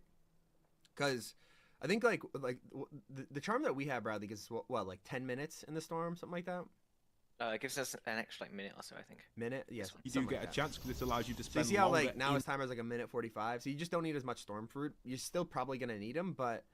In the storm, all you gotta do is find one of these creatures with an eye, take them down, and this fellow will drop it for you. You can get the eye of the storm from him. Now you've got that, you can see the time's extended from our charm, and we can get out of there and focus the Jorah Steel task. Now this one's a little bit more complicated because you've got to go to a rebel outpost, so I recommend using one of the fast travel methods with the battle bus, getting one of them, head over to a rebel outpost. Isn't it crazy to look at like a Lego video game that's built in Fortnite and just seeing stormtroopers there? And you will find the Jorah Steel around here. You can also find it really easily as well from mining these rebel ships, which will give you a bunch of scrap. So that's where you need the best way of doing it quickly, and you can get that, put it in a metal smelter, and this will turn it into actual Jorah Steel. So make sure you do that. Once you've done that, you can go back to your village, upgrade it, and now you're on your next stage. One thing you need to know is you don't actually need to go to Raven yet. Just keep that for later, because use that later. You're going to go to the cave now to collect the storm cores. So let's enter a storm cave. Look around the storm, head towards that on your map, and then go into the storm cave. This is a dungeon style system, and it's really effective. I'll give you guys some tips in here as we go in. So it'll ask you to destroy the storm crystals. This is the first task you've got to do. It's fairly easy. Just shoot them with a crossbow. There's 3 of them in the first room. Obviously, keep an eye out as well for them greater storm cores, which you'll find around here as well. So you've done the first set. I've already got 2 cores, and I recommend going through further to get more cores. It's just easy to do, and there's no point in leaving the cave just yet because you're going to get some really good loot for later as well. So descend further into the cave if you've got good enough loot and you don't want to go back out and do like a weaker cave. This is quite easy. It's just a wave form, so just be a little bit careful on the second time the first time you descend further than the first wave, like the second time you see the crystals, because it's more wave, so you can take them out. You get some more greater storm. Storm King effect is not active in the Storm King fight. No active timer there. Yeah, no, you are right about that. So once you actually get to the boss fight, you don't need to descend further. But this walking time again, up there, it's just the same as before with the 3 crystals. Break that, and then again you can descend even further, which is going to be a wave system again. So just fight the waves off again. It can be a little bit harder the further you go in, but you can just do it quite easily. And you keep repeating this, and you're going to be getting better loot. And then eventually you're going to get down to the Storm Thunderlord. Now this is a mini boss, it's not a mega boss, and you can defeat the Thunderlord. Now the Thunderlord is a easy boss to defeat if you stay away from him. Just stay away and keep shooting at him. Make sure you've got a lot of arrows and ammo, or use a ranged weapon, whatever you want to use to shoot at him at range. When he sends his purple orb in, make sure you shoot it twice with your crossbow to destroy it, and stay away from him in melee. Just keep running away. Really just run away, dodge the purple orbs, and if he does the big one, shoot it twice. Because if he gets close into you, he does a lot of damage. Everything else can be dodged dead easily. Just keep the distance. You can take him out and get some really good loot from him. This is why I recommend fighting the boss, because you get Eye of the Storms, which you need 10 of at the end of this quest to get to the Storm King. They're like the final thing you need, like Ender Pearls from Minecraft, but you need 10 of them inside here, Eye of the Storm. So make sure you keep them and be ready for it. Okay, now we're going to go to the Greater Storm. You'll find it on your map up here where the big bull sign is. And this is where the Storm King is, but we're not actually going to go and get the Storm King just yet. We've got to go over there and investigate it. So let's go over and head in there and head up this giant staircase. Hopefully you built that charm/power I recommended to extend your storm time. If not, eat the fruit. Then once you're up here, you can activate this, and it's basically going to say task complete. You can't go through it yet. Now you got to go back and upgrade your base and defeat 5 rollers. You'll find these rollers on the way back to your base easily, so make sure you defeat them, and then obviously you're back. You can upgrade your base. Have we investigated the portal yet? Not yet. Okay. He's just that like will that. do that when we Speak to Carl. when we Now, activate it. Let's go do that right now then. All right, you ready? All right, I mean, so that's pretty much where we are right now. So, why isn't your mouth moving? I was watching a video. I got to make sure we do this right. Which bus station you want to travel to? Or you want to just choose? I'll join. Yes. Yep. Try live streaming a battle royale reload so we can learn how good you are. I'm not great. I normally play zero build though, because I just am trash at building. But yeah, I mean, I do have good aim. I play like other games like Counter-Strike and stuff like that too, so pretty cracked. Let's go. Hey, Savage Ninja, thank you, bro. All right, take a look. Alright, obviously think less driver. Let's go straight into the storm. Can we just like literally... I think we want to just skydive straight through. Yeah, we could just glide right in there. That'd be kind of like... Just swap to my storm charm. I got 2 minutes and 30 on. Have you put on 2 storm charms? You can, yeah. No, that. No! Are you there? Oh, I got it. Nice. Yeah, I'm pretty. The timer's running out. Okay. All right. 8 seconds to spare then. Oh, did you? Yeah. All right. Okay. So let's go kill the mini boss, right? That's what we're doing. Yeah. So this floor's already done. Yeah. All right, chat. We're going in. Let's see. Keep descending. Alright, remember, we have to keep a distance here. Like, name of the game is genuinely just to kite.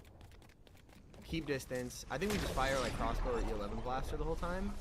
And then just make sure that we shoot that huge purple orb twice. If we could do that perfectly, then I think we'll be fine, you know? First, we gotta do storm crystals. Dude, this thing has 4 damage. Can't believe it's that low. How much does the crossbow do? Is it still 16? Yeah, it doesn't do much to plants and stuff.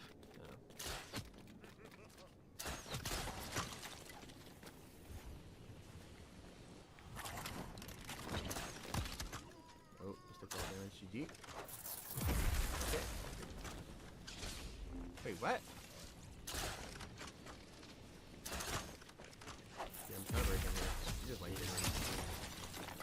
Alright.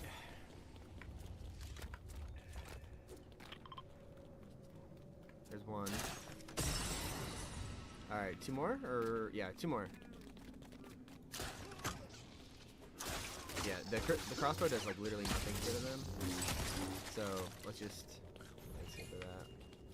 Alright, where's the next storm crystal? Oh, let's try not to fall to our doom. And I literally fell to my doom. That's embarrassing. Alright, so piece of advice, don't spam spacebar when trying to do all these things, because that's unlucky.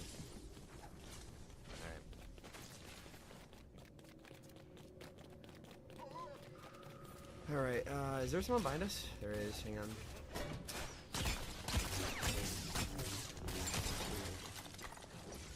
Hang on, let me just clear these guys behind us, yeah. Use the new slip to heal you. Big? That's so nice that they added the the slurp launcher. Alright. 3, 2, 2.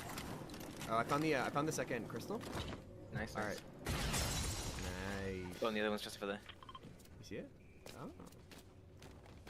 Yeah, I'll cross it. 3. Alright. Let's go. Where's the... Is it up there? It's right here. We just jump. Or are you going over there? Wait, why'd you go over there? Oh. Is it... Can I get... Okay. Oh, unlucky.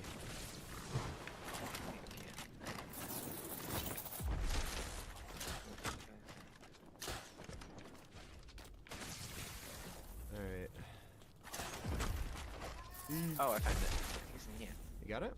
Wait, where'd you go? Yeah, there's entrance in here. Alright, nice. There we go.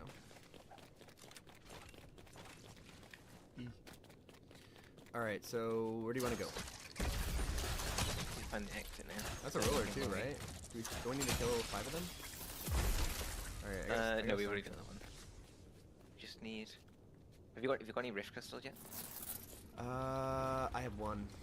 Okay, nice. Dude, he's attacking me from behind. That's so weird. Alright, let's go down here.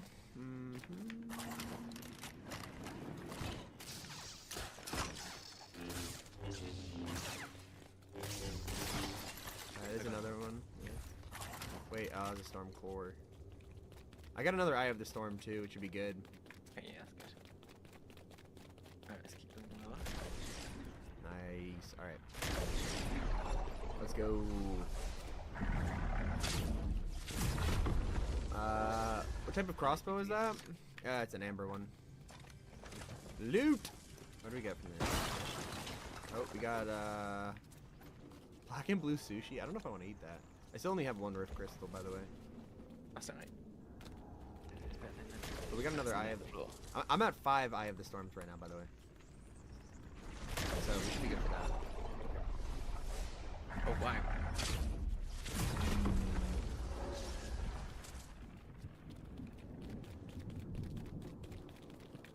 Alright, let's keep going down.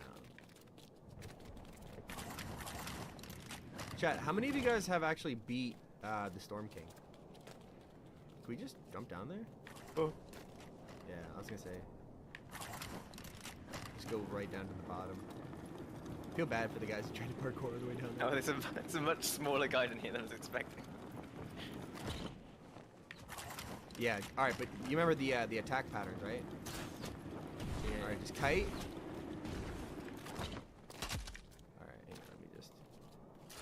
Alright, you ready? Dude, the E11 low-key cooks. Alright, avoid that. Ooh! Remember, keep distance. Distance is key right now. Get away from me! Alright, hang on, avoid the purple balls.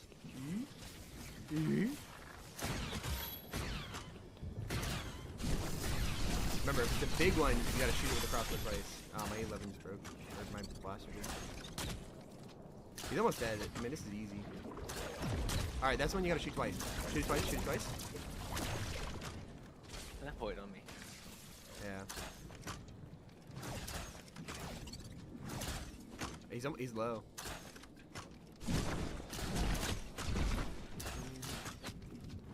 Should be like 1 HP. Nice. Yeah. There we go. What sword is that? I got an amber sword. Ooh. I didn't get any more storm crystals from here. Weird. Sorry, I meant a rift crystal. There's a storm room tomb, sapphire spear, and an emerald crossbow. Well, we need this. Big? If I read this, we'll get some more enchantments. Nice. Alright, nice. Force 2. Alright, that's this dungeon complete. Next step done, chat. Here we go. Took 6 times to actually defeat him, Crimson. Yeah, I'm hoping that we could do it first try, but chances are it might take a couple. He's got to learn the attack patterns. I watched a video, so I kind of have like a decent idea, but I'll have to see. All right, we gotta go upgrade base. Bone's gone in this area now, so we're free to just roam around. Yeah. Do you want to even fight these guys, or should we just try to get to bus travel? We need to get to the bus station, which is over here.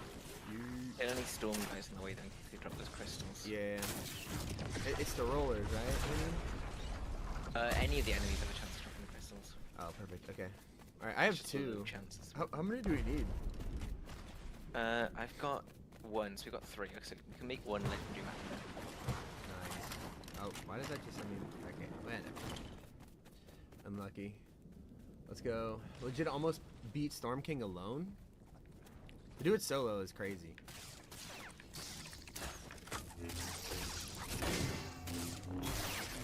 There we go. I got Storm Shell, no crystal, rift crystal. Let's see. Let me know if you find any. Oh, little lighters.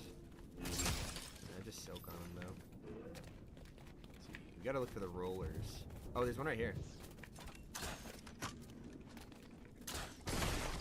Let's get the shield trick when he rolls at you. Alright, 2 more arrows to do it. Nice. I think, is that it? No, I just did my storm shell. Alright, we'll keep going. You said we needed 5 of these things? We got, it's 3 per rift, rift tool. So we got 3 already. Okay. We should try to at least get you one too, you know?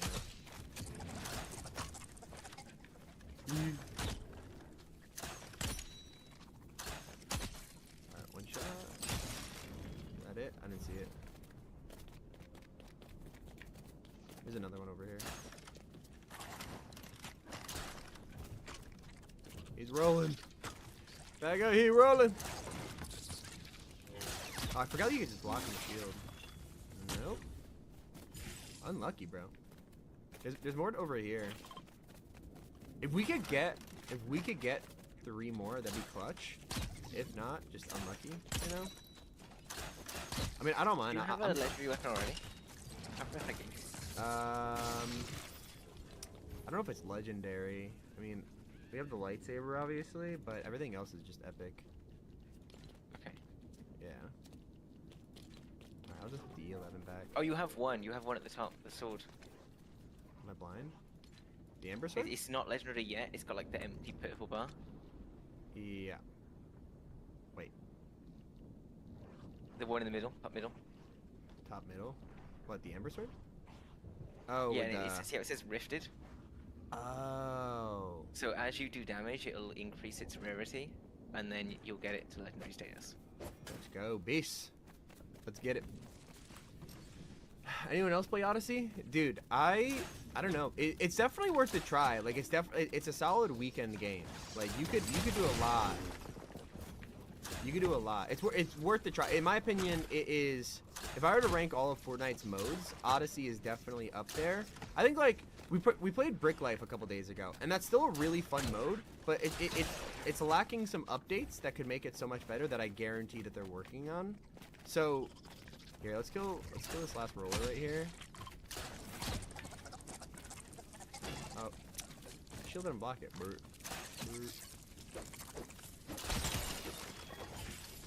All right, we're just not gonna get any more Rift Crystals, I feel like. So maybe we just go back and upgrade the sword. How do you feel about that? Yeah. I genuinely, I might just use the lightsaber anyway. So if you want the legendary, you could have it. Hey, sorry, you have one. You have a legendary one already. That's the rifted one. Okay. Then GG. Then let's get you one. Let's go. Let's see.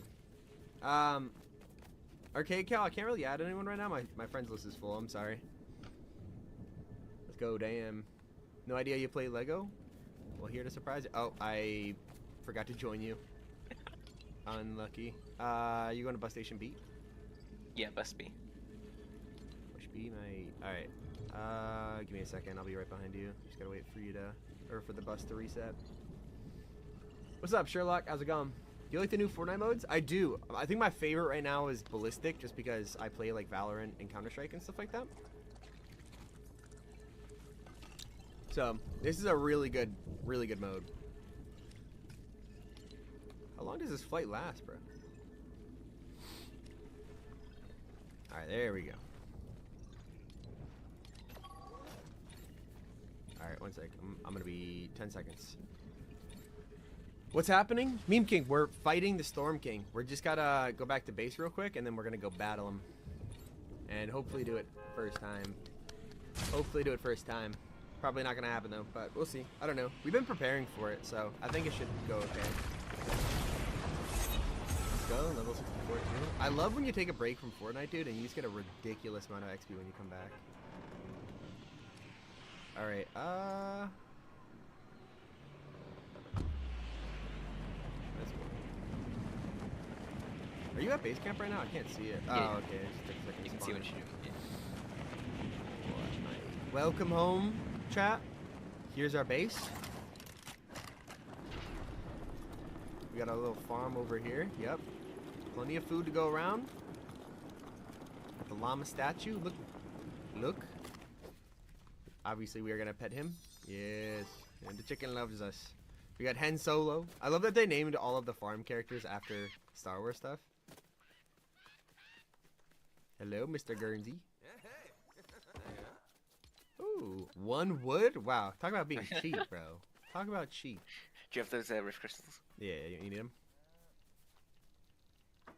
Okay. There you go. What else? We got Mr. Durburger himself. Or Beef Boss, I guess. Whatever you want to call him. Chewbacca! That's my sheep. Alright, if you come over here. Come to me. Use the legendary forge. Alright. Take this sword. Oh, is that the... Is it the one that... Do you just upgrade that? Or... And then take these 3 rift crystals. Yeah. Okay, you already give it? Alright. So... Let's go here. Wait. Is it this one? Yeah, apply. So we apply the rift crystals to begin upgrading the item's rarity. So epic. It should get us the rifted one. Nice. Okay, so do you need it? Do I have both the rifted ones? Maybe, yeah. You only need one. You can I know, but do you have the other one? Did I drop it to you, or do I both of them? No, I have both of them. You have both of them, yeah. Just drop one. All right, you can take that one. Yeah. Thank you. Yeah, I'm a nice guy. I'll let him have him. Han Solo, what are you doing? Relax. Let's go. All right. Ranked ballistic. The normal one. I made it to diamond on ranked ballistic. I think it's a really good mode. It just has some issues. Like all of Fortnite's new modes, they're making so much progress on. I think like what you see today is not what you're gonna see in a year. Like look at Lego Fortnite for example. Like Odyssey is a huge upgrade compared to the Lego mode that everyone tried a year ago.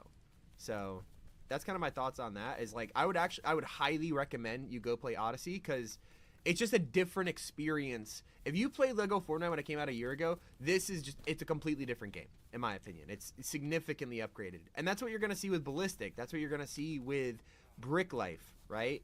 Is that they will upgrade over time. And yeah. And my speech is over, Bradley. No need to kick back now. Like, I think you have one of the rifts. The rift. I did not get it. I dropped it over here. You did not get it?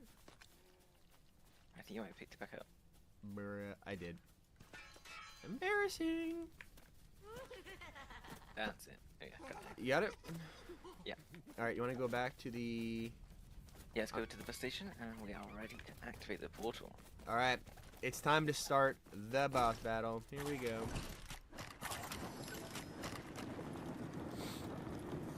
It's time to get busy. Chat.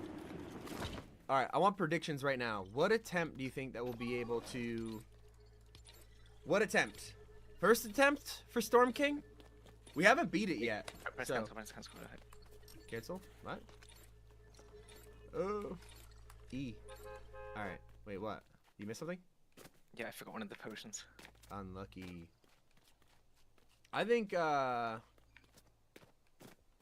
we could do this. I think we could do it like maybe first or second try, something like that, but we'll have to see. If we do it first try, there's got to be some type of reward for that. I don't know. Maybe an icon skin? Epic Games? Dude, the Midsummer Midas skin as Lego form, it looks pretty sick. I wonder if Fortnite is ever gonna put my locker bundle back in the shop. That'd be fire. I'd appreciate that very much, Fortnite. All right. Here, let me join you. All right. Attempt number 1. I think we could do this in the first or second try. I've seen some of the fighting. Bradley, are we playing survival or expert? This is just survival. Yeah, so just survival. We're trying to make this doable. Okay. Donut Monster, L player, L game, L stream, Bo. Honestly, you're not wrong. You're not wrong. Jump, by the way. I'm gonna go.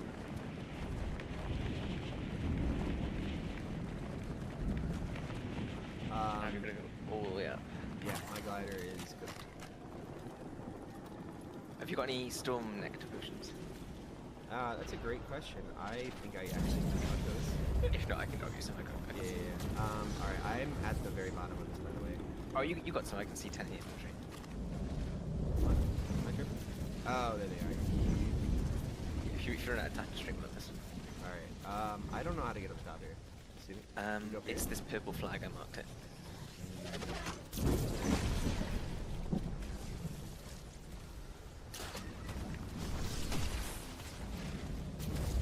We could probably just take these guys and just keep running.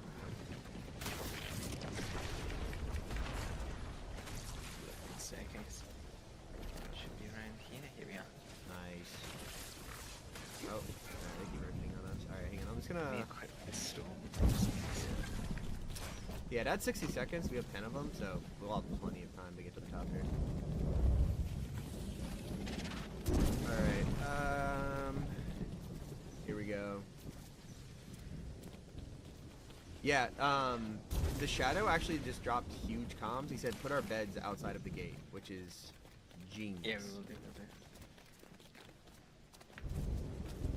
Because that way, at least we don't have to bus travel all the way back and stuff, you know? Got some extra wood just in case.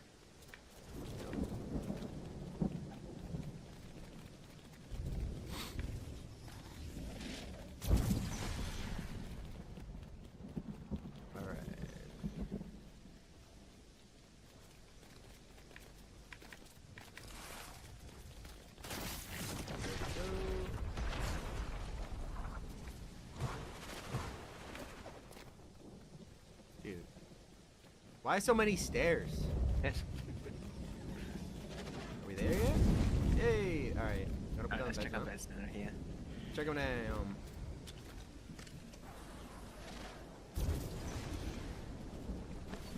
Yeah.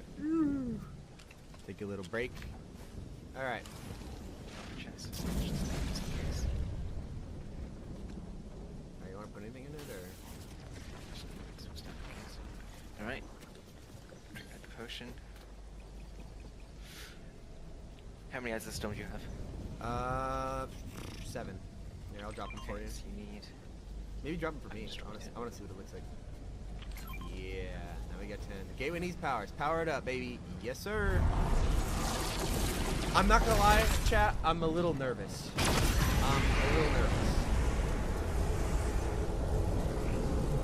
All right. Here we go. Shout out to Epic Games once again for sponsoring this stream. We have 1 hour to do this. Are you ready? Are you ready? Yeah, let's go. Let's go. Ooh, I'm nervous. I'm nervous. Okay. Oh, Declan just messaged me. Said your game volume might be louder than you. Is it? Okay. Did I turn it down? Chat, is my volume too loud? All right. Let's try not to float off the side. Alright, I'll just turn it down. Alright, I'm gonna turn it down a little bit. Let me know if that's too much. Alright, you ready? I'm gonna go right next to you. Alright. Alright, it's okay if we don't do it first try, but we're gonna do it first try. It's all about the confidence.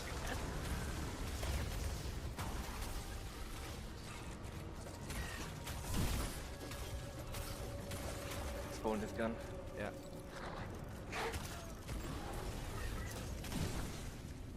I'm just gonna try to keep distance. I'd rather just get the spawner. Eee! Okay, can I not avoid that one?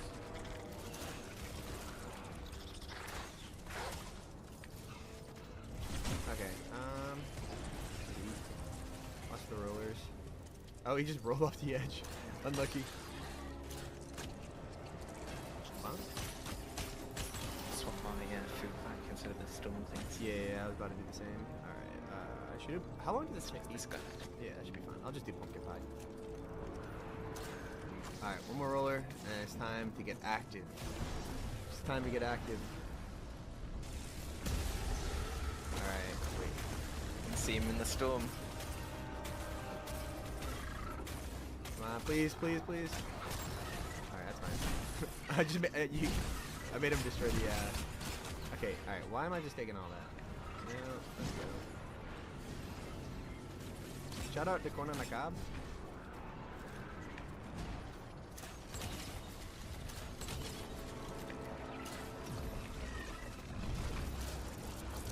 I don't know how to avoid that one. You just gotta go behind something. Yeah, but it's like I never have enough time to. God, these guys are out. I know, they hurt. Ooh. The spawner's almost gone.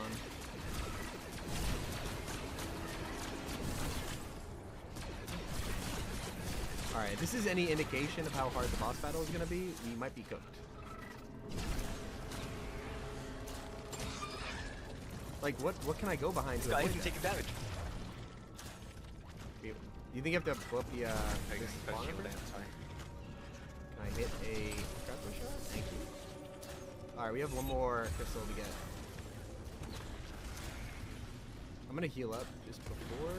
Yeah, same. Alright, he might be spawning now. Oh, you can swap your storm charm back for a regen family as well. Oh, smart. Where's my charm? Where's the charm? The health charm? The health charm, yeah. Oh, I'm not catching it.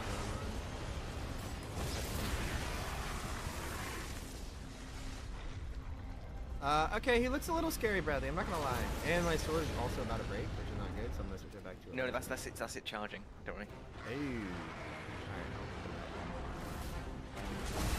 Alright. Okay. No. That's supposed to happen, right? We're good. Yeah. Alright, so remember, look for the yellow parts on it. Can't do damage right now. Alright. Alright, at least we have objects to block behind him. Oh, he's pissed? He's really upset right now? Dodge, easy. Great. Can you see his, is it on his back? No, it's not yet. We've got to wait. We just got to dodge him for a minute. Oh, he's mad. He's mad. Alright. Come on, let us fight back at least. There we go. Nice. Alright. Okay, hang on. I need a kite for a second. Got it.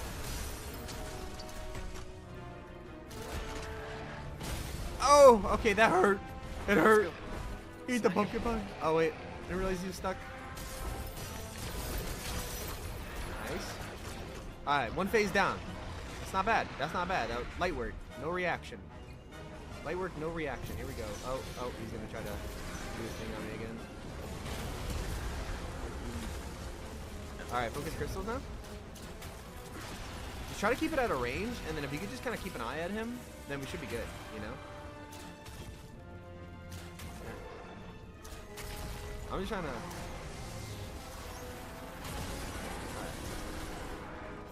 Are you good?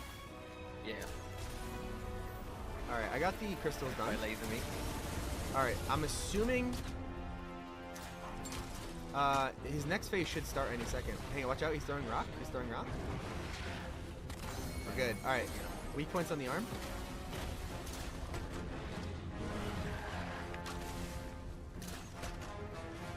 Alright, we gotta just do some damage here. If we can just get that arm stuck again, that'd be free. Dude, he swings so much, it's hard to hit him with a crossbow.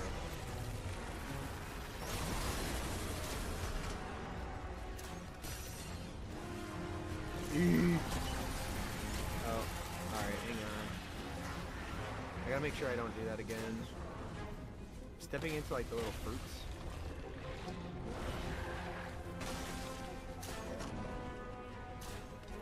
It's about halfway. Just you gotta stop moving. Wait.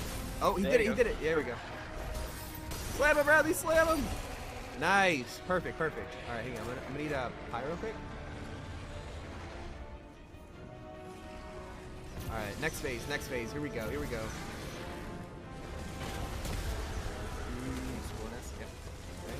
Focus crystals.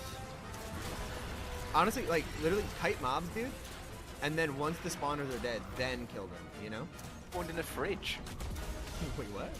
It's a fridge just appeared next to it. Just because he's a Storm King doesn't mean he doesn't get hungry too, okay?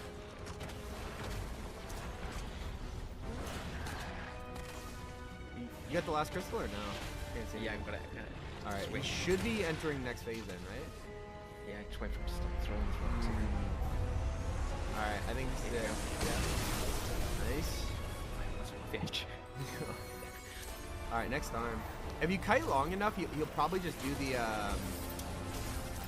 he'll probably just slam his arm into the ground and then we can just sword him again.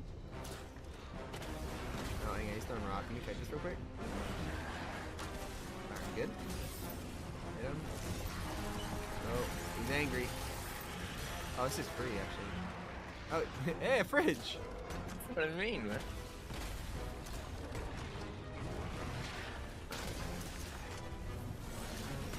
Oh, hang on, laser.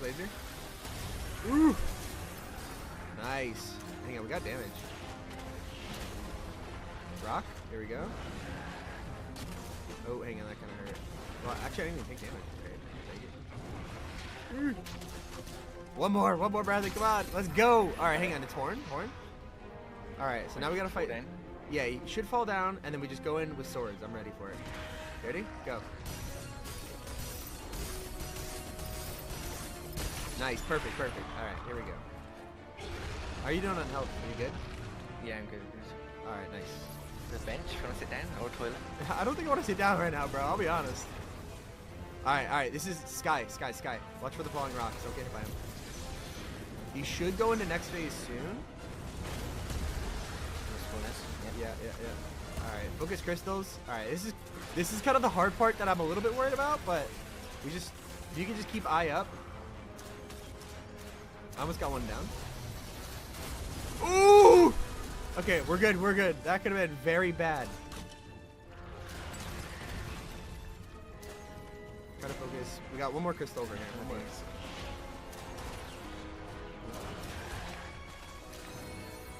Oh no, I fell!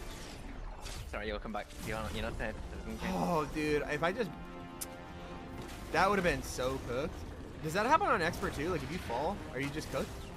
No, it's only if you die. Falling just whatever you can. Oh, ooh!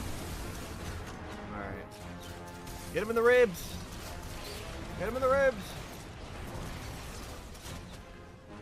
Nice. Yeah. Oh, okay, alright, hang on. I gotta eat 1 second. Yeah, I'm getting destroyed by the rock from above. Alright, I'm good. Oh, there we go. Dodge that. It's so hard to see the weak point. Like, I'm getting it a little bit. He should slam any second, though. Come back down.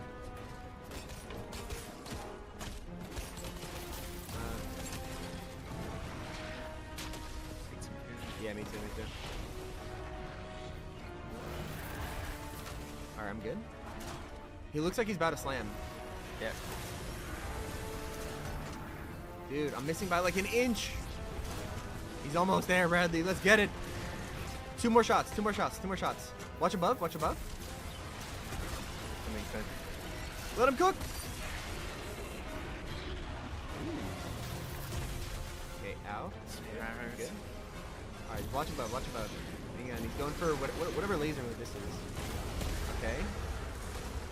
Alright, just stay alive right now. We just gotta wait for the weak point to come back up.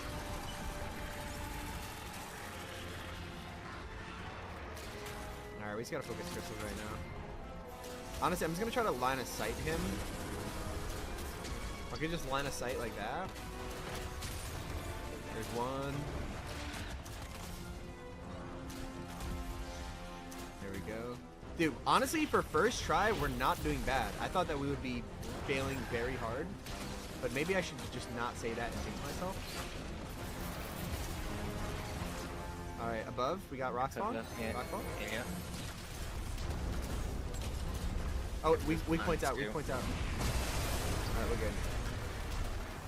Alright, I'm full HP. How are you looking? Yeah, I'm good. Alright. One weak point down. We just got 2 more phases of this. And then we still have the other horn, and then it's... Dude, we might be able to do this first try. That'd be crazy. I'm really hoping that we get the Cyclops pickaxe. Yeah. You good? Alright, let's go. One more phase. Oh, he is pissed.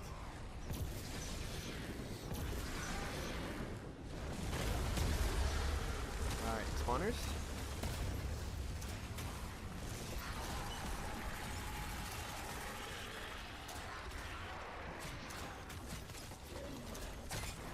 Why does he just spawn? Ooh! Why is he spawning just random stuff? Like a toilet? I don't know where it's going from. Let me just casually go. I don't want to sit down right now. Ones with the swords are actually good. What, like they hurt? Yeah, like they swing fast. Yeah, I know. I tried blocking. Ooh! I tried blocking them and just trying to outsword them, but they swing so fast that it's probably better to just stay range with them.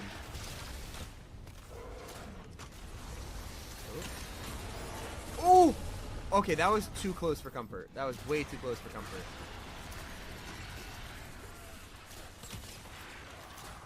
Bro, why is there a TV? I don't understand.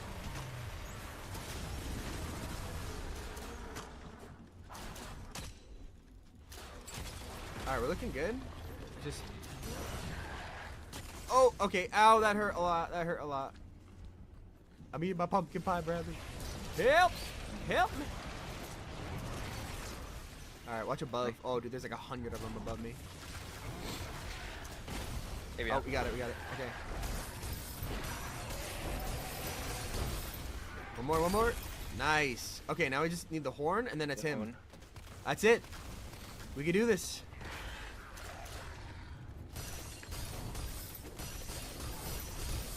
No way.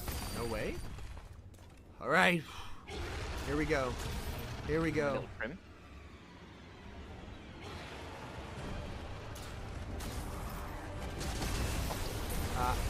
Okay.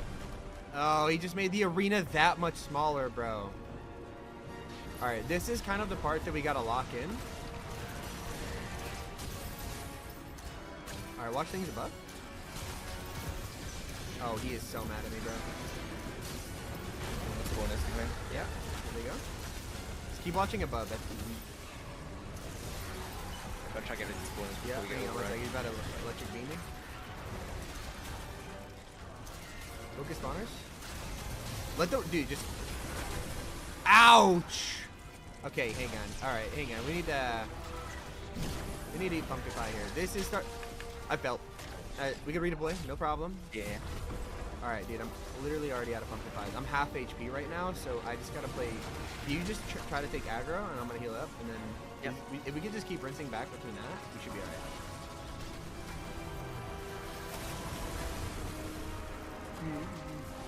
Mr. Roller, leave me alone.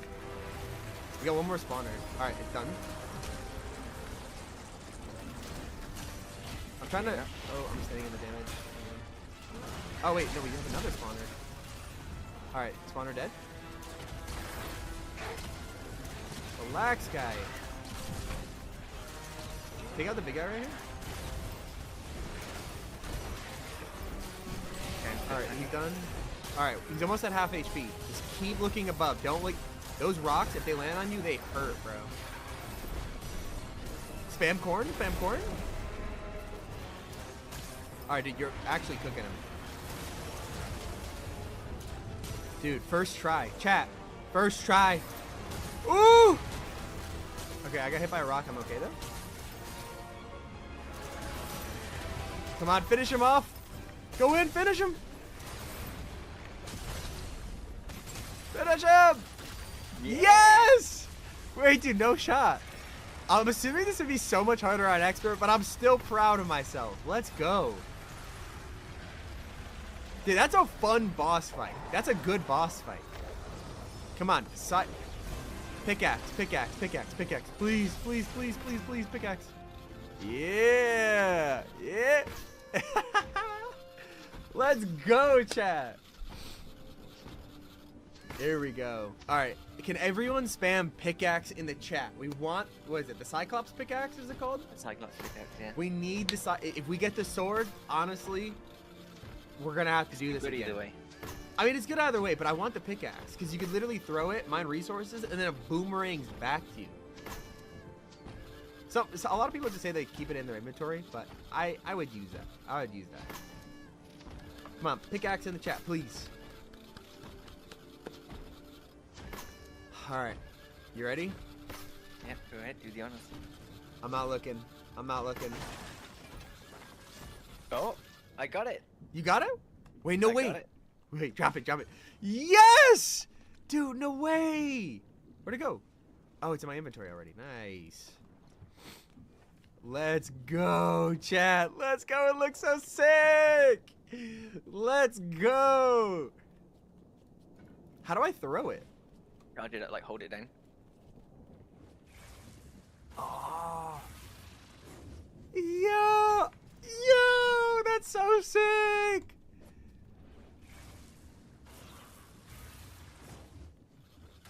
Dude, no shot. I wonder if I can like farm any of this stuff. What about this rock? Probably not, but we'll try. Yeah, again. Use it on some stuff on the surface. That wasn't bad. Storm King. We defeated the Storm King. I'm hype. All right, what else do we have? Let's go back. So I feel like we could only do this once a day, right? Yeah, so he still gathers the strength. 24 hours he'll regen. So every 24 hours, we could come back tomorrow. Dude, we didn't even need the beds here, bro. We could just do it first try. I want to know how difficult that is on expert. What do you think? Yeah, it's gotta be hard. Like, probably... So you gotta do everything up to it, too, without dying. I'm kind of glad that we did this on survival. Maybe now that we've done it on survival, we could try expert in, like, another day, you know? Yeah. Let's go. Dude, we need to use, take out this pickaxe. Let's sleep so it becomes day. Oh, smart. Yeah. Dude, I can't believe we did it. Once again, shout out Epic Games for sponsoring this stream. Lego Odyssey is actually, I would vouch for it, chat. It's pretty fun. Is it 24 hours in real time? Yeah, 24 hours in real time. So like genuinely we couldn't do the Storm King again until tomorrow, right? Yeah. All of like the storm dungeons and stuff reset every 24 hours, so you can always come back and do it the next day. I wonder is it 24 hours from the moment that we kill him, or is it like tonight at midnight, you know? Oh, I'm not sure.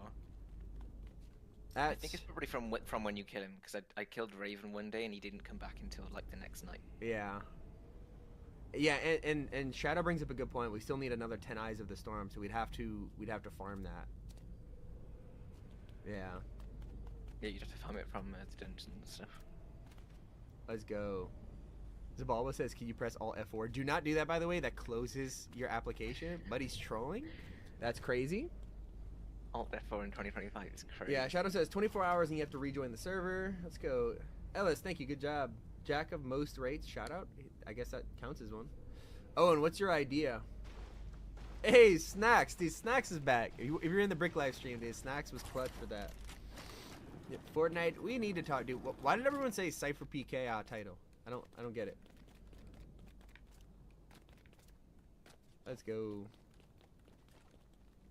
All right, you want to go take a spin with this pickaxe? I want to see actually how decent it is. Just take a little bit of time to kind of charge up. Okay, it does 0. Nice.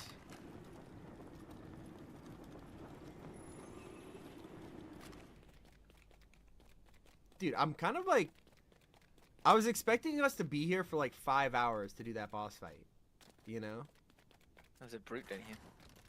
Oh. Oh. Where is he? Bruh! Oh, he's in the rocks. My glider just doesn't work sometimes and it drives me nuts. Bro, what is that guy doing?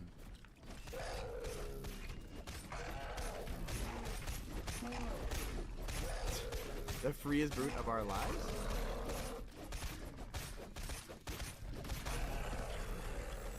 Alright, brute scale. Nice.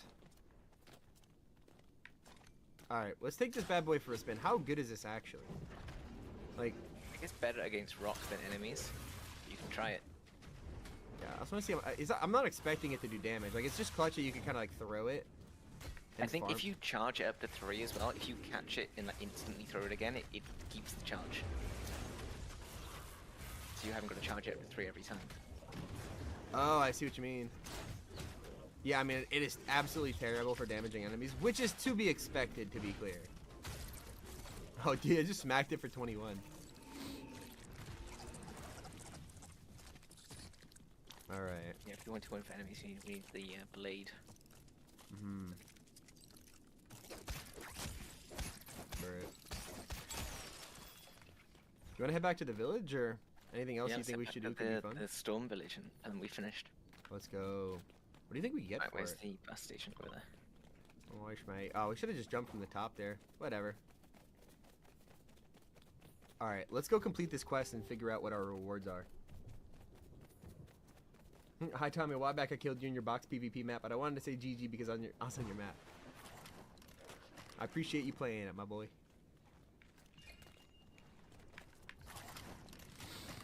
Alright, we gotta just quickly run back to the bus station real quick. You do a jump attack for double damage. Wait, what? What jump attack? Yeah, like jump and pull. That poor chicken. Poor chicken. Yeah, I'm a bit morbid like that. Snacks. Unfortunately, me and Bradley are just playing in our duo world. But maybe another time, brother. Maybe another time. What's up, Stormy Plays? What's going on? I think there's like a little mountain we could jump from right here. Can I just climb up this rock? Unlucky. Alright, hang on. I just want to see like... Alright, let's charge it up. Ready? Alright. Let's get back to non-Stormland. Because that's really where we could mine. Alright, here's wood, right?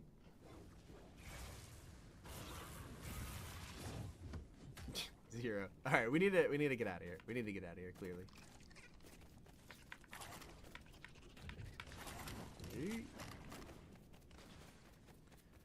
What bus station is it again? B. E. Ow. I think I just canceled it. Rip. Bro, who threw that? Who threw it? For being overrun.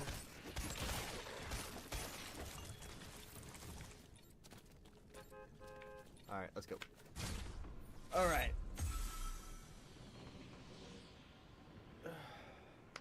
Can I please do a custom game? No. Can you add me? My name is JuiceBro999. Retail, I'm not adding anyone right now. Sorry, bro. What's up, Max Speed?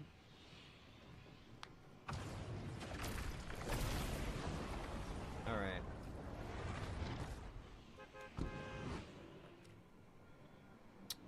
Let's go.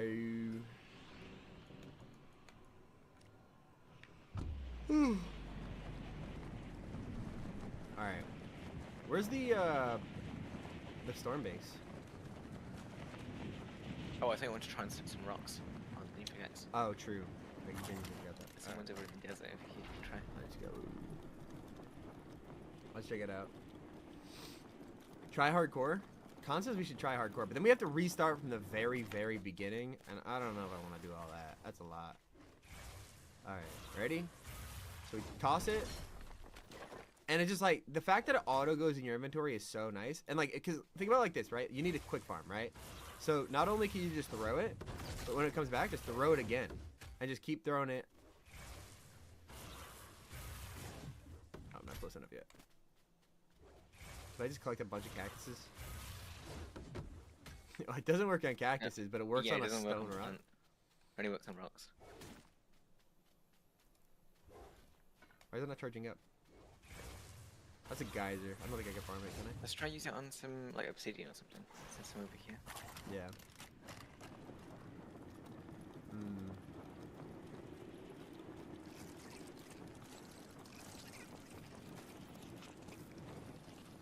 Oh, yeah. Is it good for when like ores are on some cliffs and you can't reach as well?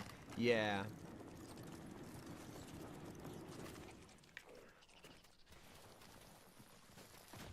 Bird.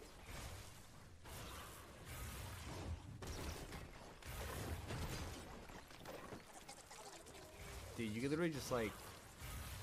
I mean, it's helpful, like, just kind of whipping it back like that. That makes it really easy to farm with. Oh, here, come over here. Oh, hang on, I got a ruler on me. You found obsidian? Yeah.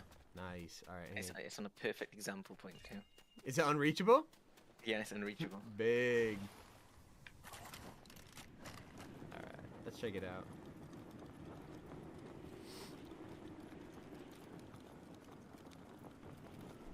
Alright, yeah, so look at this. You find obsidian. Oh, I want to mine it. Oh, you can't get it, right? And then with the Cyclops pickaxe, all you gotta do is yoink, boom, and it even comes right back. Yeah, that's fine. Yeah, I got more. I freaking love this thing.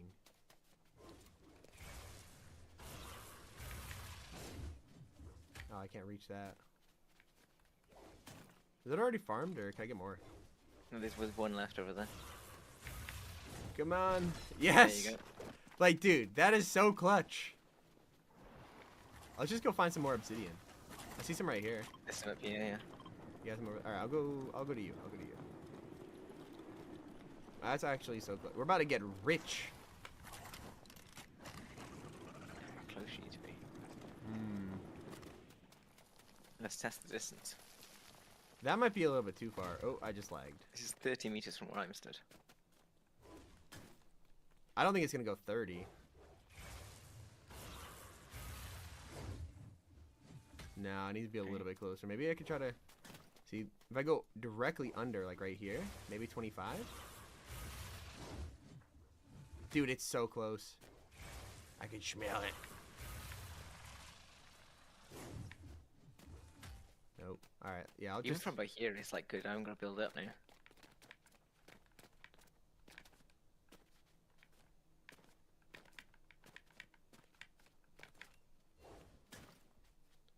I feel like it's just one of those things where it's like, sometimes it's easy to forget bringing wood, you know? Yeah. And it's just so much faster to throw it back into us.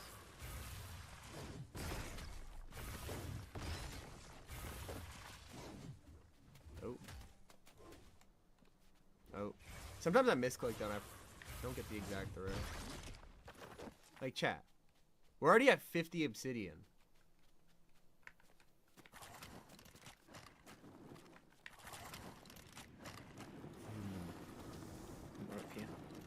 Should we go back and try to upgrade our base?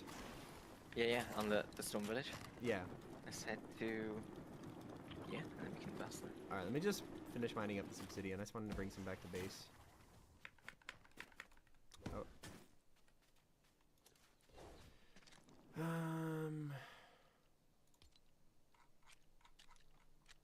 whatever, it doesn't matter. I could just... Yeah, he's getting full.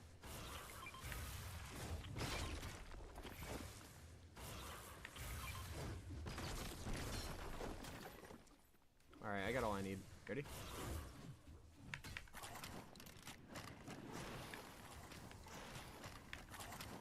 Let's go. Dude, honestly, getting the pickaxe was such a dub.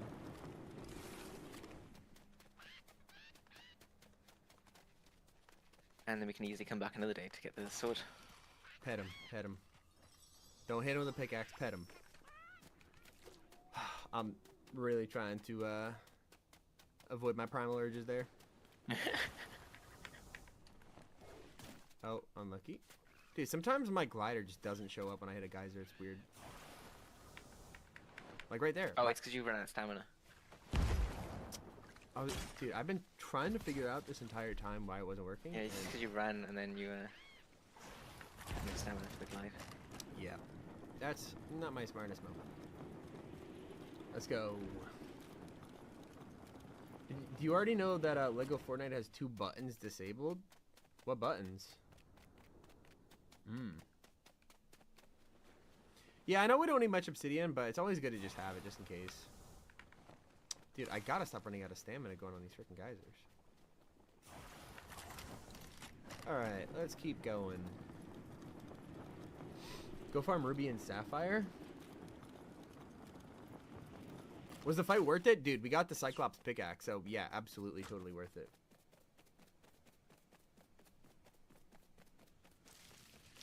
Alright, we need to finish the quest, though, because we killed the boss, and we still haven't even upgraded the Storm Chaser base camp.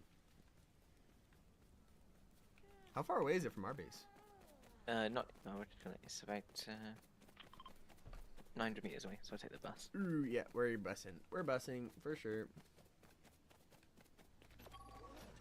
Alright, I'll join you. Let's go.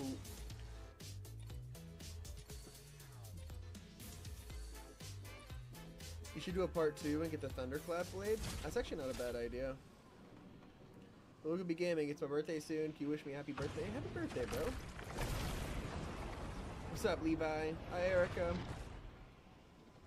Dude, I can't believe that we successfully did this Storm King boss. First try. Bradley, I would say that we're a couple of gamers. Wouldn't you agree? Absolute gaming. We're gamers. Alright, do we talk to Ruckus? Or do we just straight upgrade this? So we can finish the village. What's the final edition? I actually haven't YouTubed this part yet. We get a new boat. A boat? You can see the rewards tab. Why is my screen all black? This is for level 10. We get an additional animal. Oh, that's weird. On my screen it says we get a boat. What? You get a boat? Maybe it'll give it to me and then you'll just get it.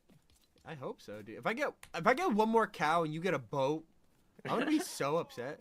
You're a hero. You're a legend. Ready for its final level up. Let's get it. All right.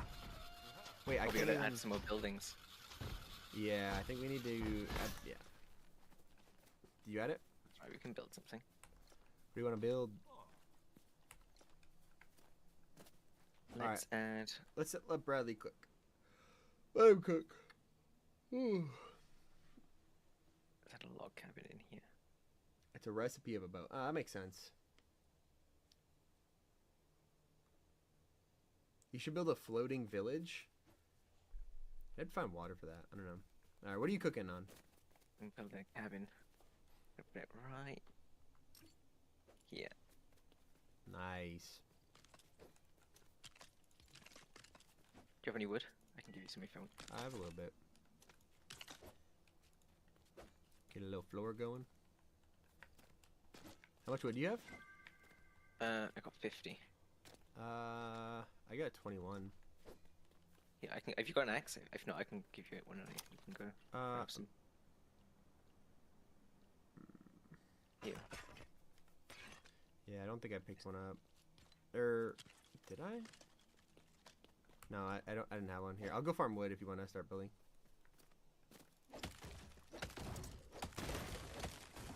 Big.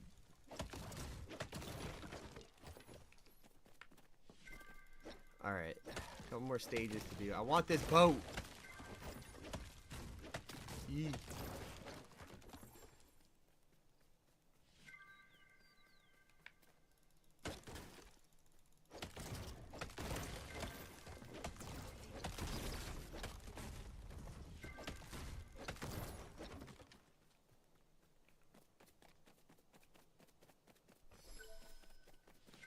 Here, I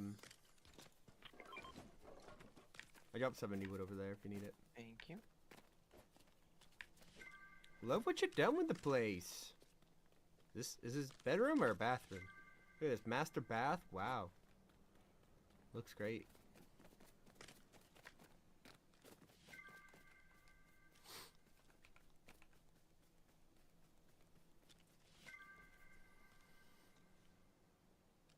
Hey, thank you, Atticus. I appreciate it, dude. Max speed. I use code T5G in the item shop. Him and Shay, dude. Kind of clutch for that.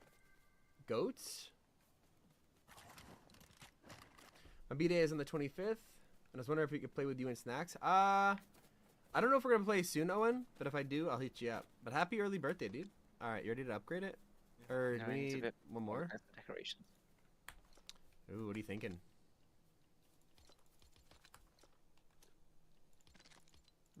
So what we got here. Well, I kind of dropped you on my wood, but maybe just like slap anything down, you know? Yeah, just slapping some paintings in. Picasso? What else can we have? We can place a storm sign on the wall. Yeah, let them know. Yep. We should have a trophy room. Let's put it in here. Let's put it in here. Trophy room. Right on this wall, right here. Oh. My bad, my bad. I didn't mean to hurt your home like that. Yeah. Got a fancy bed in here too. Yep. Yep. Just because we're sleeping good, knowing the Storm King is defeated. Yep. Smart.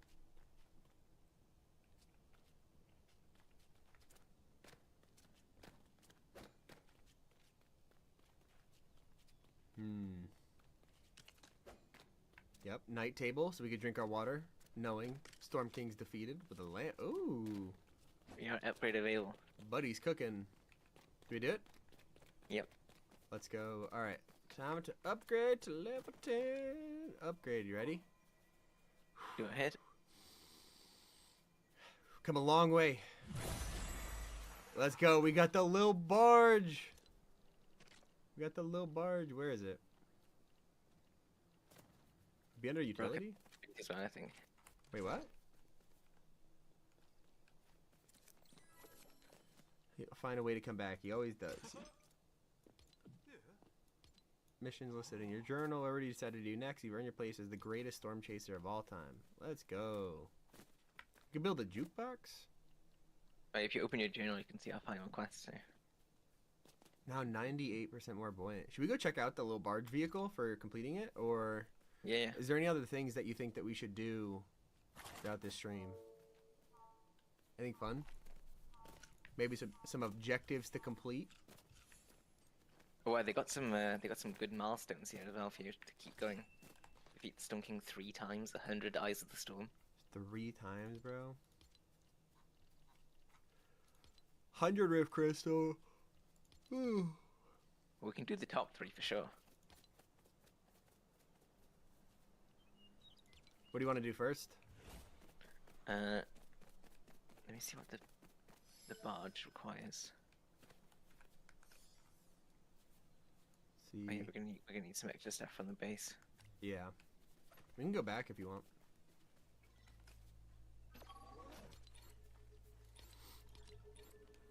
Alright, chat. I'll be right back. I'm just gonna quickly go to the bathroom.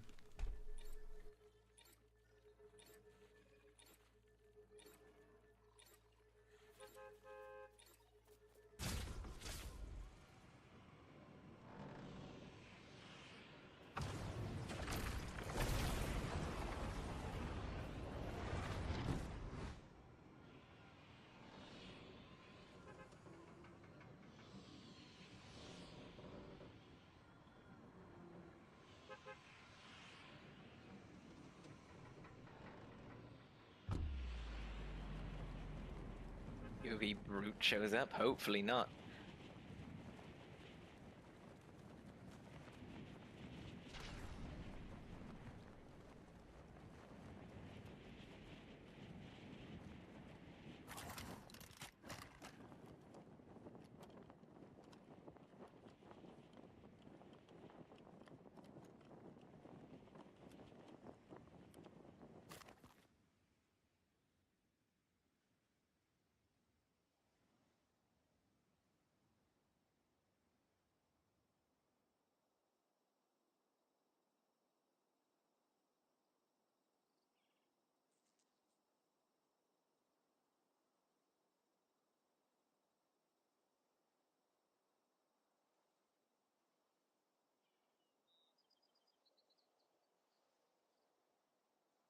Oh, my mic is muted. Everyone doesn't know, but I have a green screen behind me, and I swear it is crazy. All right, dude, I can't thank the bus driver. I was going to the bathroom. All right, complete the quest with 100 crystals or eyes by just keep dropping and picking up. Wait, actually, how many crystals do we have? I have 1. All right, wait, maybe pass this. Wait, hang on. Open the journal. Where's the 100 Rift Crystals? So, collect more Rift Crystals from Storm Caves. Wait, that didn't count, though. Did it? Maybe they fixed that, because I'm not getting any. Wait, drop me your Rift Crystal. I want to check it out. Right. Mine's in the chest. What about, like, 100 Eyes of the Storm? Do you have any Eyes of the Storm? I think we used all of them, no? I think I have a couple left. Do we need more? Here's a Rift Crystal. Alright, hang on. Let me see if that actually works, because that could be a strat. Maybe you have to drop it? Like, it's not me? Let me know what you... Yeah, I'm still at 0, so I think that was cap. Oh, it does work. What? It just worked for the Eyes of the Storm. Wait, bro. Wait, what? Wait, so how come it's not working? Wait, you try the Rift Crystal one then. Oh, it's because we only got 2, that's why it'll take a lot longer. Oh, is it from storage in? Yeah, I was just switching it in and out. Wait, let me try it. Here you go. Yeah. It only took 10 times because of on the ice, because obviously it's 10 on. I just want to see if it's gonna work on the journal. No, I still get 0. I don't think it tracks the progress retroactively. Oh, it says 30 now. 32. 34, 36. Wait, it's actually working? It's working, it's working. Okay, we're gonna cheese some quests right now. So you can't just drop it, you gotta... Let me know when you get the quest done. It's on 60, 62. 62? Okay, wait. Stocks? 70.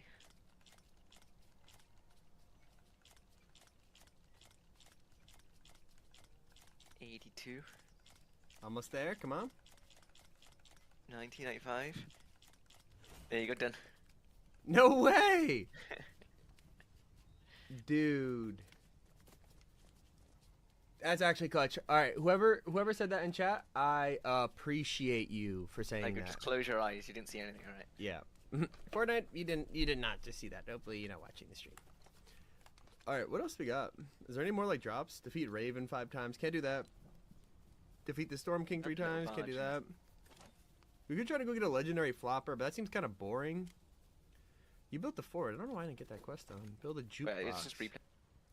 Let's go build the little barge. That's the vehicle you get for doing it. I want to see our reward. You know? That'd be fun. Okay, let me hang on. I'm just gonna pull up this video real quick. Okay, I just want to see what it looks like. Where is it?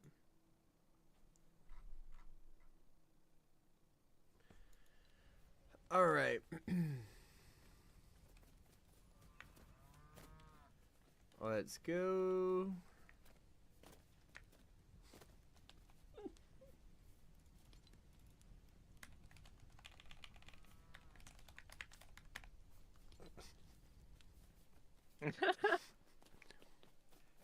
The new text chat features is actually like kind of cool. Like the fact, all right, look at this. Ready?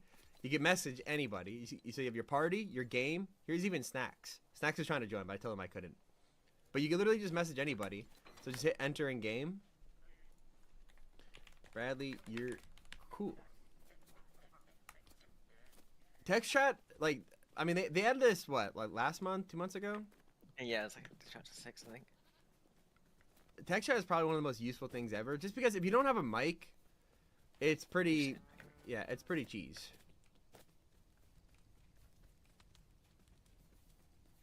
All right. Let me just empty some things so we can collect some materials for the boat. All right, let me know when you're good. We need to go craft a boat. Who gonna carry the boat? I'm gonna carry the boat. Guys, I can't add anyone who's watching stream. I'm sorry. Not happening, boys. But Sky, if you keep spamming it, it's definitely not gonna happen. Let's go. We gotta wait for Bradley until we craft.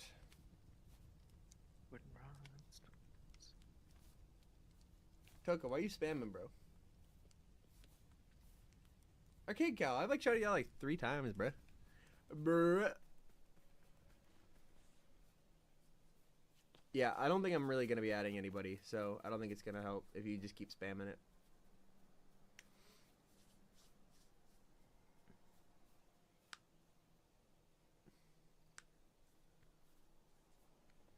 What's everyone doing on their weekend? You guys got fun weekend plans? Possibly checking out Lego Odyssey and defeating the Storm King? Potentially. If your inventory's filled, dump some of the stuff in this left chest. You got extra room? Nice. Yeah, we shouldn't need any of the storm fruit nectar now. All right, hang on. I gotta, you know what? I gotta depot my obsidian that I got. Do that. Don't need the rift crystals. I don't know why I have eggs. I don't need the granite. Don't need the brute scale. No feather. Keep my meat. Don't need storm fruit. Don't need the storm charm. We're not going in the storm, right? No. I don't know why I have black and blue sushi. Alright, I'll just transfer that. Transfer the granite. Alright, that should be good. Okay, and then you can take... Yeah, let me organize my inventory. This. Do we need the cord? Wait, let me make sure that I have... Okay. Alright, so what do I need specifically? I'm giving you them now. Alright, we got the wooden rods. We don't need silk for it, do we? No, not silk. Okay. 47 wood. Get the wood.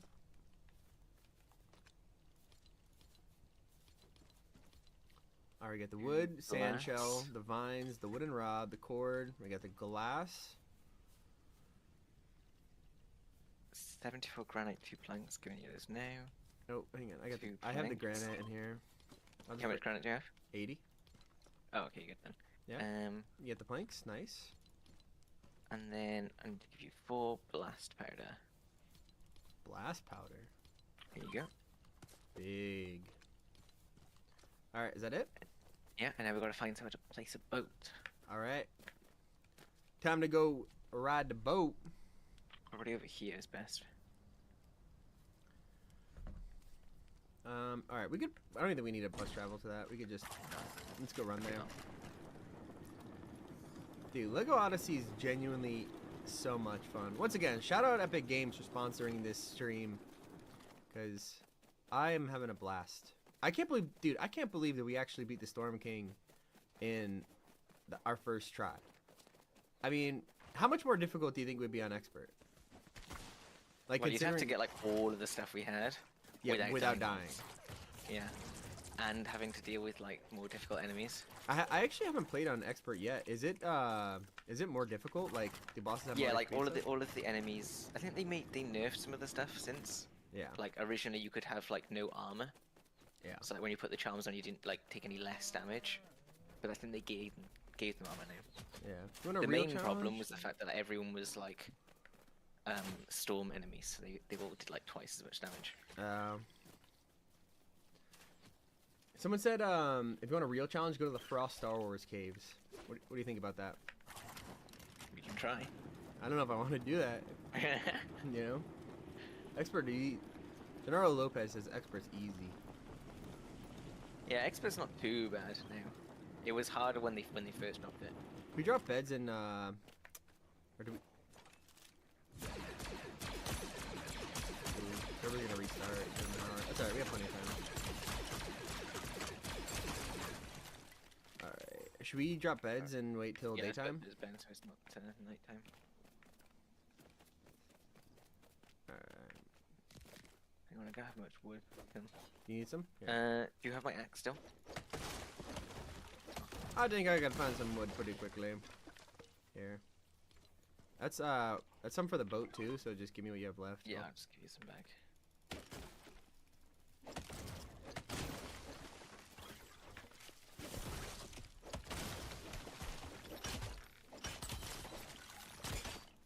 Not wood, but axe will do. Alright, I'm just gonna get some extra just in case. How much wood extra do you have? That's alright, I got enough now. Oh, perfect. Alright, let's check out the boat. Let's check out the boat. Alright, where would it be under? Build and then vehicles. Why am I not seeing vehicles? It's like the second tab under builds. Oh, it's under toys. Wait, vehicle parts? Or under build? No, this is the builds and then there's like a second section here, yeah. Alright, here we go. Let's get it like in the water. Okay. Nice.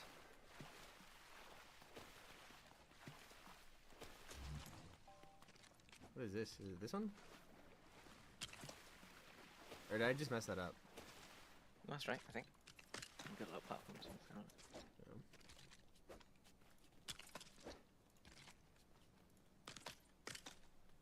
What's that part? Is this one? Nice. Stage 2 complete. We're going into retirement, Bradley. Yeah.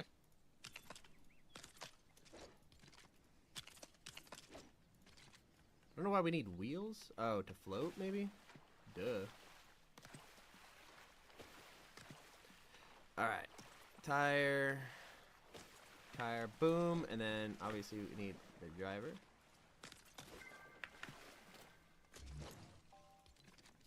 Where did this thing go? Oh, right here, right here. Let's get some rails for safety features. Not bad. Battery. Alright, half slope. Where does this thing go? Is it underneath? Ah, it's underneath.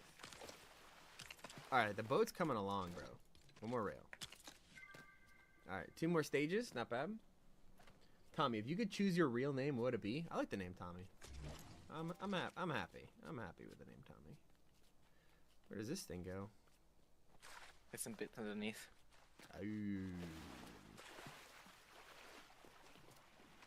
Ah, got it.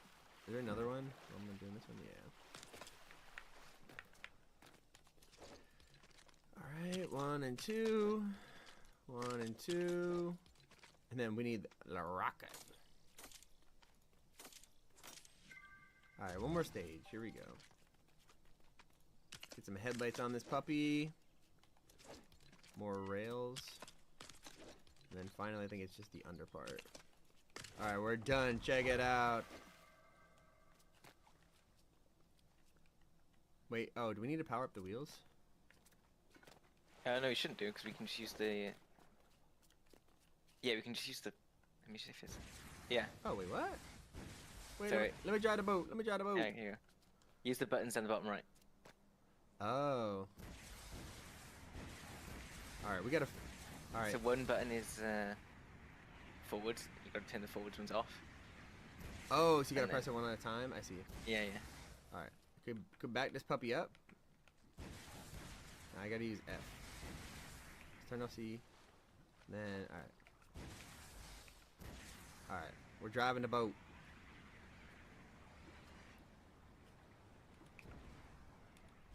Nope. Forward? Oh. Okay, so F and C.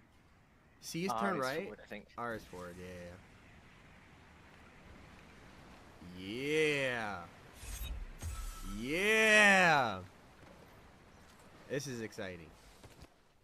Yeah, you chill out. Don't worry about it. I'll turn left.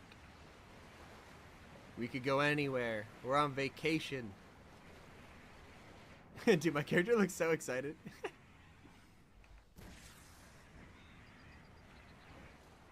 Still gotta get used to controlling this. Where do you want to go? Should we go to Hawaii first? Bali, perhaps? See if you can go down the river. Is that to the right? Yeah, to the right. Oh, Can you handle the rapids?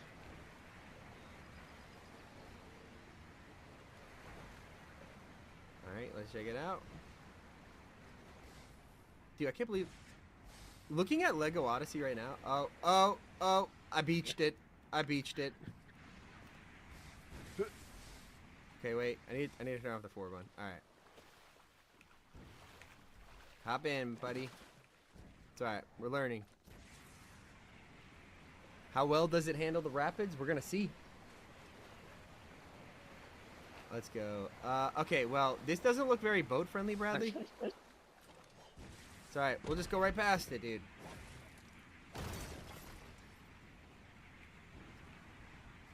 Ooh. Clear the way. Clear the way. Hop in. I think we're good. Uh-oh. No, we're good. We got it. Not gonna beach it. Okay, well, the bridge might be an issue. Oh. Okay, this might be an issue. Can we destroy that? I think we're gonna fit. I don't think we're gonna fit. Can we go alright? Oh, we can't destroy this, can we? What about with the Cyclops pickaxe? It's alright. If we can't fit, we'll make us fit. Oh, I think the boat just broke a bit. Oh, did I hit the boat? You think you broke the boat? No! Sorry, we're gonna fit.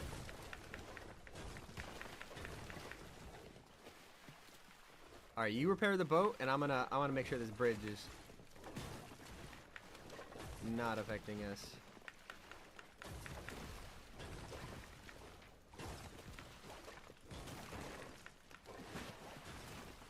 There we go. I don't even know why I'm hitting it. I could just charge it up.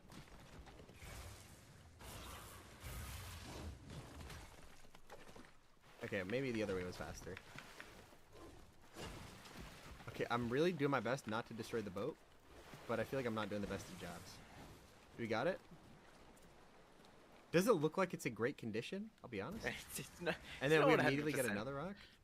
I don't know if I can... I don't know what it was. I don't know if I have the resources. Let me see. Oh, yeah, I need a Cyclops pickaxe. No, I don't have that piece. You might have the wood for it, do you? I still have 34. So yeah, maybe I can repair it. How do I repair? Oh, okay, another bridge. It's alright, we're good. I could get us out of this one, pal. Don't worry. F? Wait, no, C. Oh. Back it up, Terry. Put a reverse. Put a reverse, Terry. I am a little concerned because okay, let's just let the water carry us for a second. I'm slightly concerned at the fact that there could be a waterfall that is coming up. Nah, it's fine. Look at the great view. What a view. Nothing wrong. Dude, we need to launch us off the waterfall. Oh, it's because we lost one of the thrusters in the back. Ah, wait, pass me your wood, pass me your wood. Maybe I can replace it. Yeah, come over here. Yeah, if I put it in the water, it's gonna flow down. Let's see. Is it wood or is it... I found it, it's this piece. It's the one that... Oh. Alright, you might want to do it fast. Radley? I can't place it. Radley! Full throttle! Oh, no.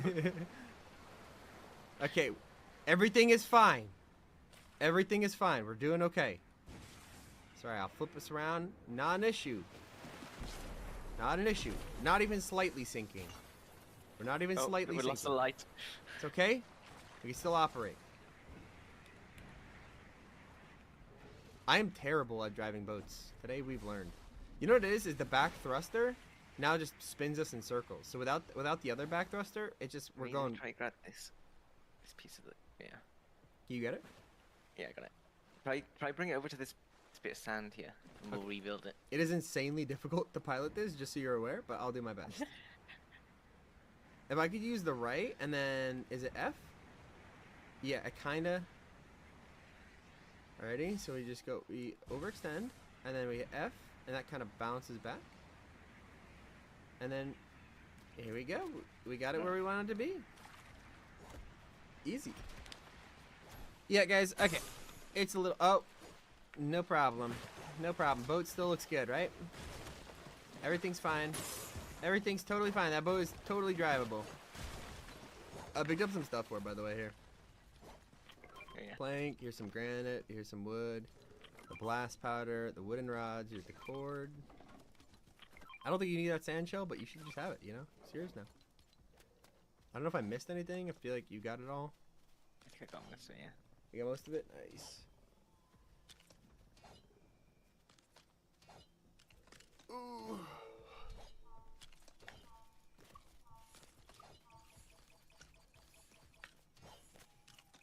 Alright, it's looking good. Alright.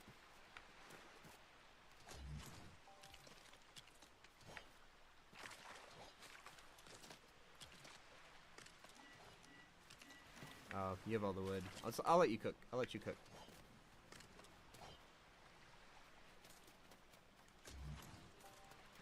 Alright, it's the thrusters that we really need. Oh yeah, I'm missing one of the torches. Do you have it? Yeah, I think I do.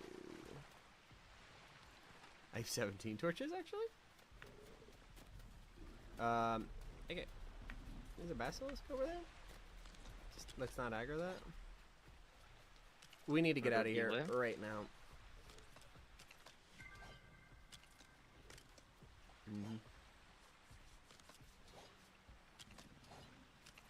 Atticus, I watch all your videos. Thank you, dude.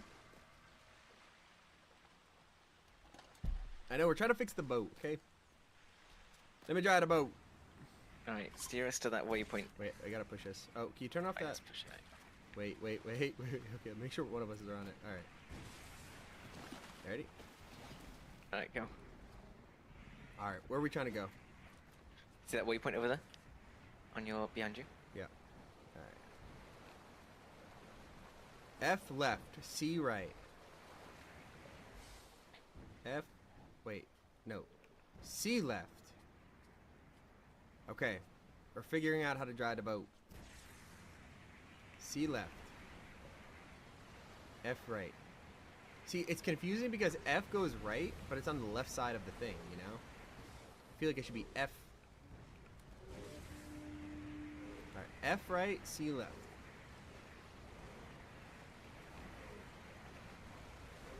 We're going. Alright, thrusters, carry us. We're navigating. I think we actually figured out how to drive the boat. What emote are you doing right now?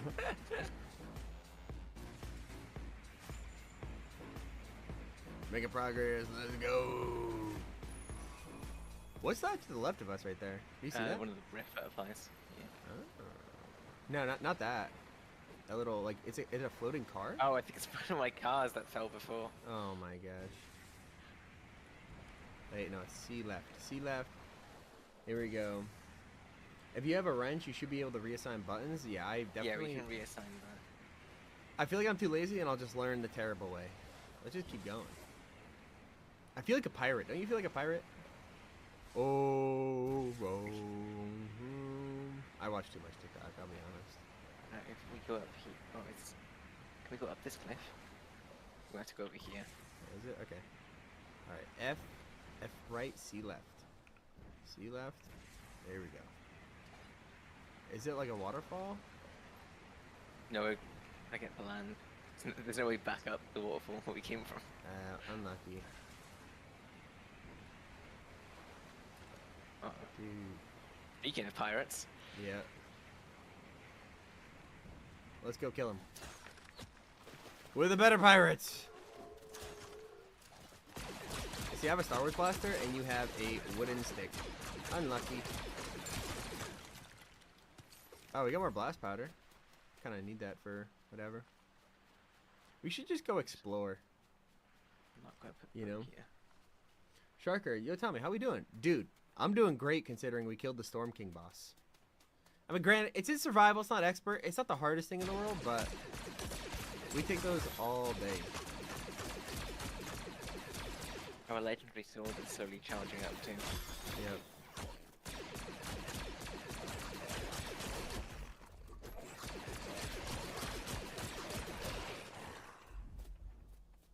Dude, look at the sneak mode. Sneak in.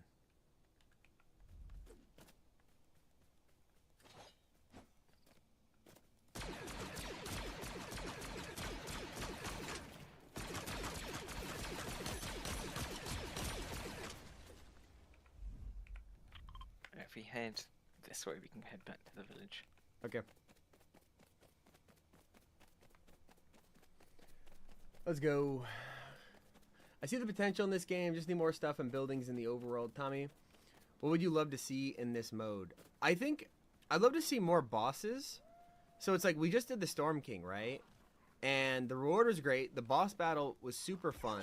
I'd love to see like different bosses that we could, I guess, do over time, because only one boss isn't enough. So when they come out with the next update, that's gonna make this so much better.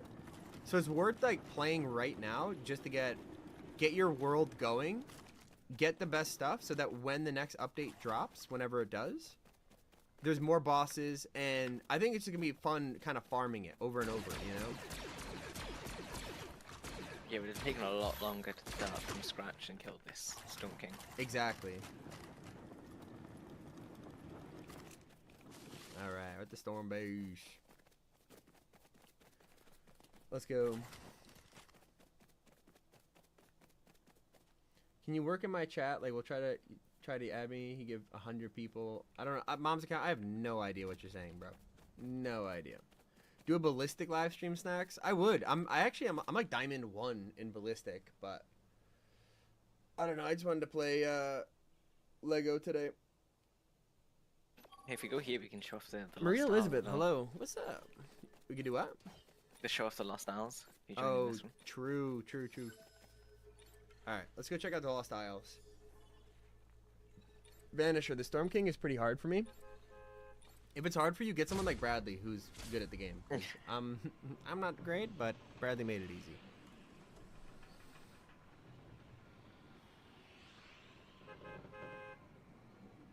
Let's go. Plastic 1 in rank. Plastic 1. Bro said he's plastic 1. One thing that annoyed me in ballistic was lots of team levers. Did they fix that in like bronze and gold lobbies and stuff like that, chat? Is anyone still like in gold lobbies?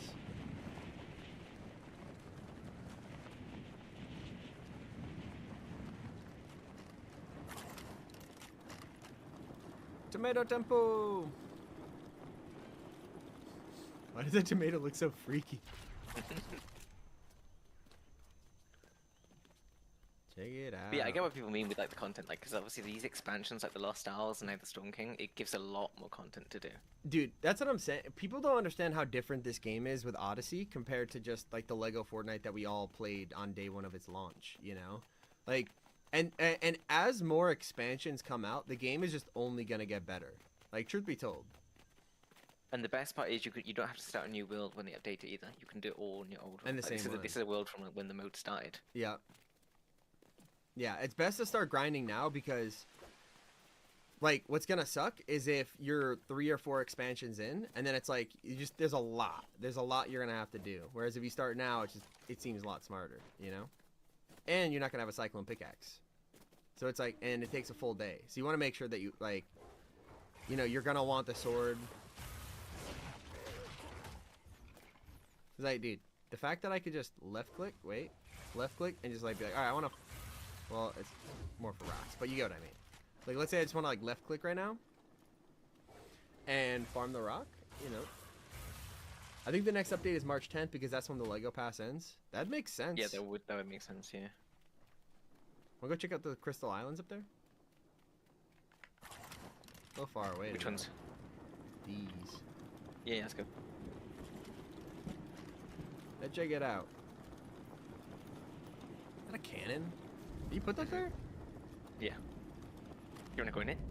Maybe. Can you turn around so it faces the I can't turn it, I can only come down. Yeet.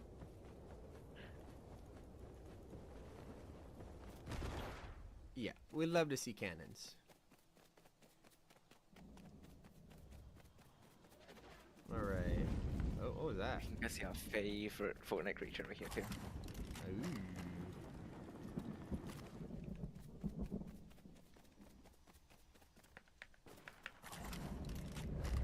Let's check it out.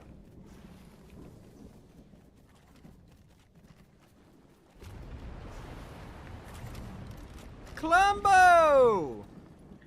He's not even like Lego-fied. No, this is the mother one. You'll find Lego ones around the island. Look at that! They brought Columbo back. Chat. Something. Do you have a Clomberry? I'm just gonna give him a wood. Yeah, I can't believe they brought Columbo back.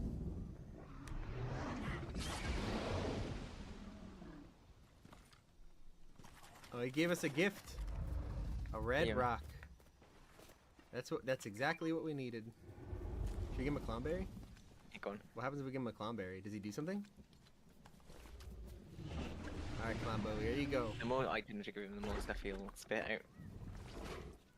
He's like a free recycler. Right, what happens if I give him my corn? Here's some corn, Clambo. There's 46 corn. Buddy just inhaled 46 corn on the cobs in 2 seconds. You'll give us a good reward for that, watch. You think? Oh, yeah. Oh. Oh! Hold up. We got a stink gland, mahogany, 2 essence, and a red rock. Well, for 46 corn, I don't know. What if we give him his own stink glands back? I don't know if I want the stink gland. Infinite recycling.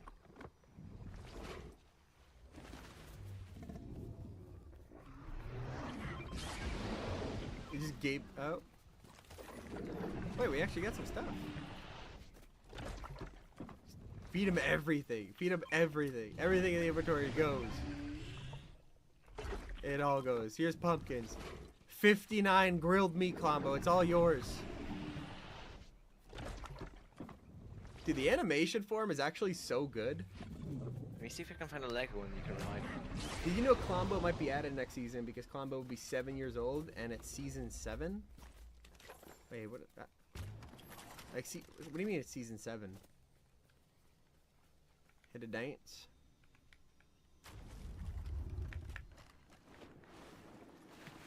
Dude, his biome actually looks so nice. Yeah, these islands, they did amazing on them. What's that? I haven't been to this island yet. Take some of these cranberries, and if you find another combo, you can ride him. Wait, what did you just say? How many cranberries do we need? Just a couple. Like, you think 3 would be good, or should we get more? Yeah, 3 will be fine. All right, let's figure out how to ride Klombo. Dude, I can't believe I didn't know you could ride Klombo. What? Hang on, I'm gonna bring more than that. We're gonna hook Klombo up. All right. Now we just gotta find one. What? A Klombo. Oh, the Lego Klombo? Yeah, the Lego ones.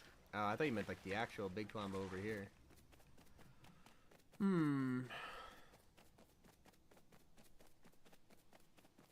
I found a cow. Getting closer, question mark?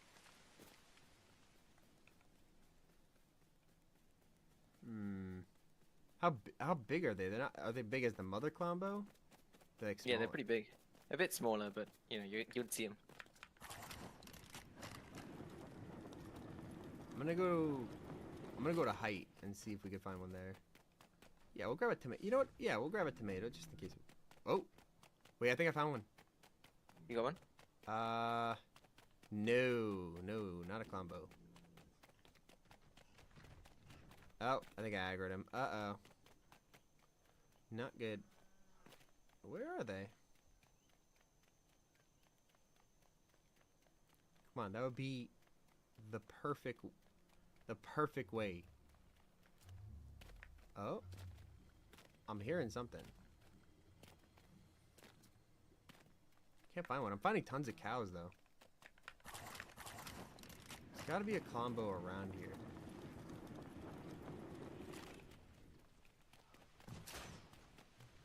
Oh. Oh. It's angry. Well, we need to find a Klombo to save us.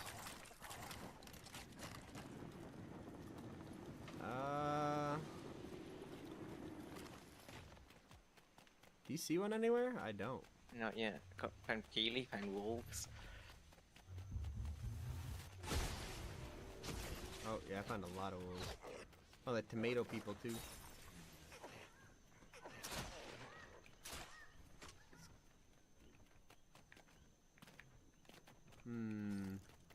Chat, anyone know?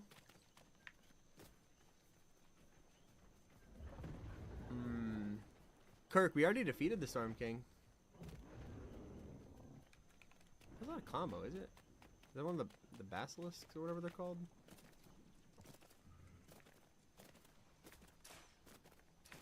They're only hiding. Yeah, why are they hiding? Dick. Man, I got a geyser here. Oh. I did it with 0 stamina again. Alright, let me get out of here.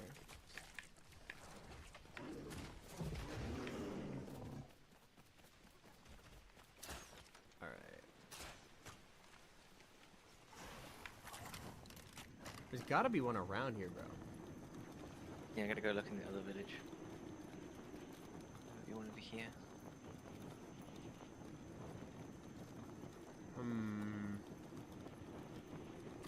All I want to do is ride a Klombo. That's all I want. How'd you get that pickaxe? That's the cyclone pickaxe. Yeah. Cyclone pickaxe. That's what you get for destroying the Storm King. You could also get a sword, but you could only destroy him once a day. So tomorrow we have to go get the sword.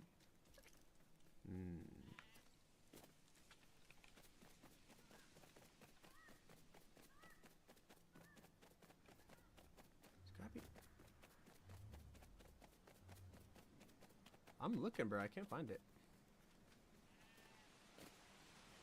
Chat, if you see a Klombo, call it out. I got another Klomberry. That one? No, that's Big Flower. These big purple flowers keep tripping me up. All I want for Christmas is a Klombo. I see one. Cruiser, are you trolling me, bro? 'Cause my eyes are peeled. You could just see him on the visual indicators, but I'm not spotting him anywhere. Yeah, I'm not spotting them either. They're scared, they're hiding.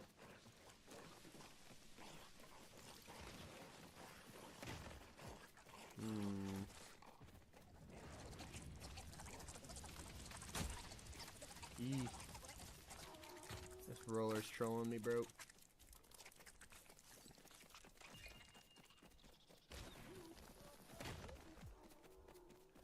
Alright, new stream title. Not ending stream till we find Klombo challenge. They're around here. A wild Klombo is lurking around here. In the depths of the jungle. And we're gonna find it. You still haven't found one? Nope. And you're 100% they spawn in Lost Isles? Yeah, yeah. I was riding one around the other day. Bruh.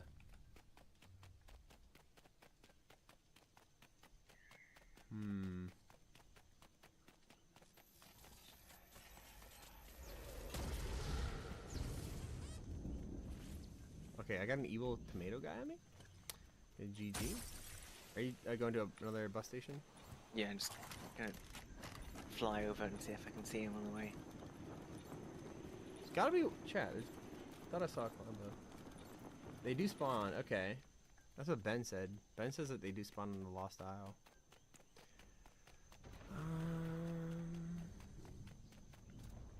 Dude, all I want is a Klombo.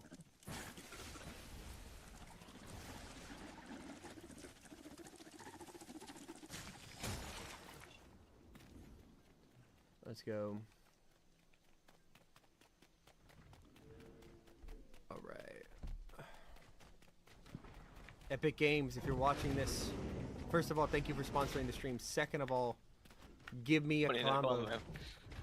Give me a Klombo.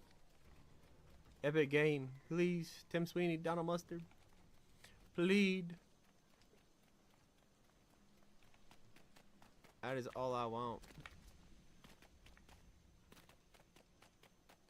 Bradley, I think they're in hiding.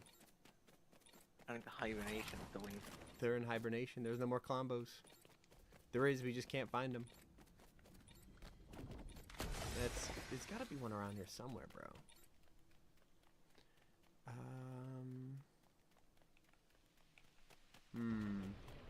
Like, if I was a Klombo, where would I be? Next to sheep? Maybe.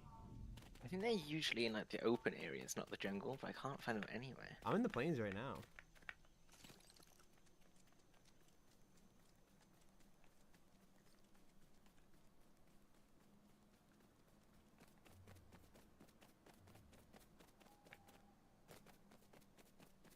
Dude, this is crazy. Like, how long?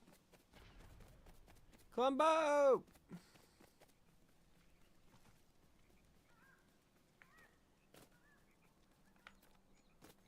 I don't know if we're gonna find one.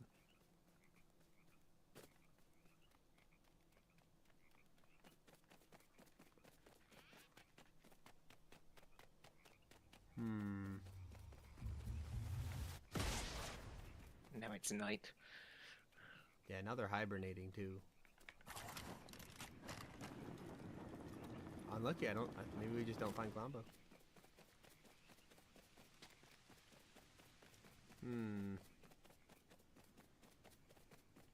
Bradley, I think we might have to abandon our search. Maybe we can meet you.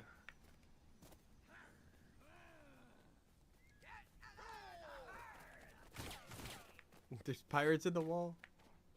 Wait, what was that over there? It was not. It was glowing. That doesn't look like the combo. Yeah, it was the wolf. I knew it. I knew it.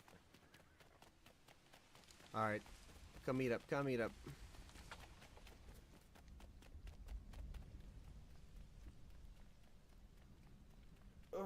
I'm not gonna put. My next video comes out tomorrow, by the way. I recorded it yesterday.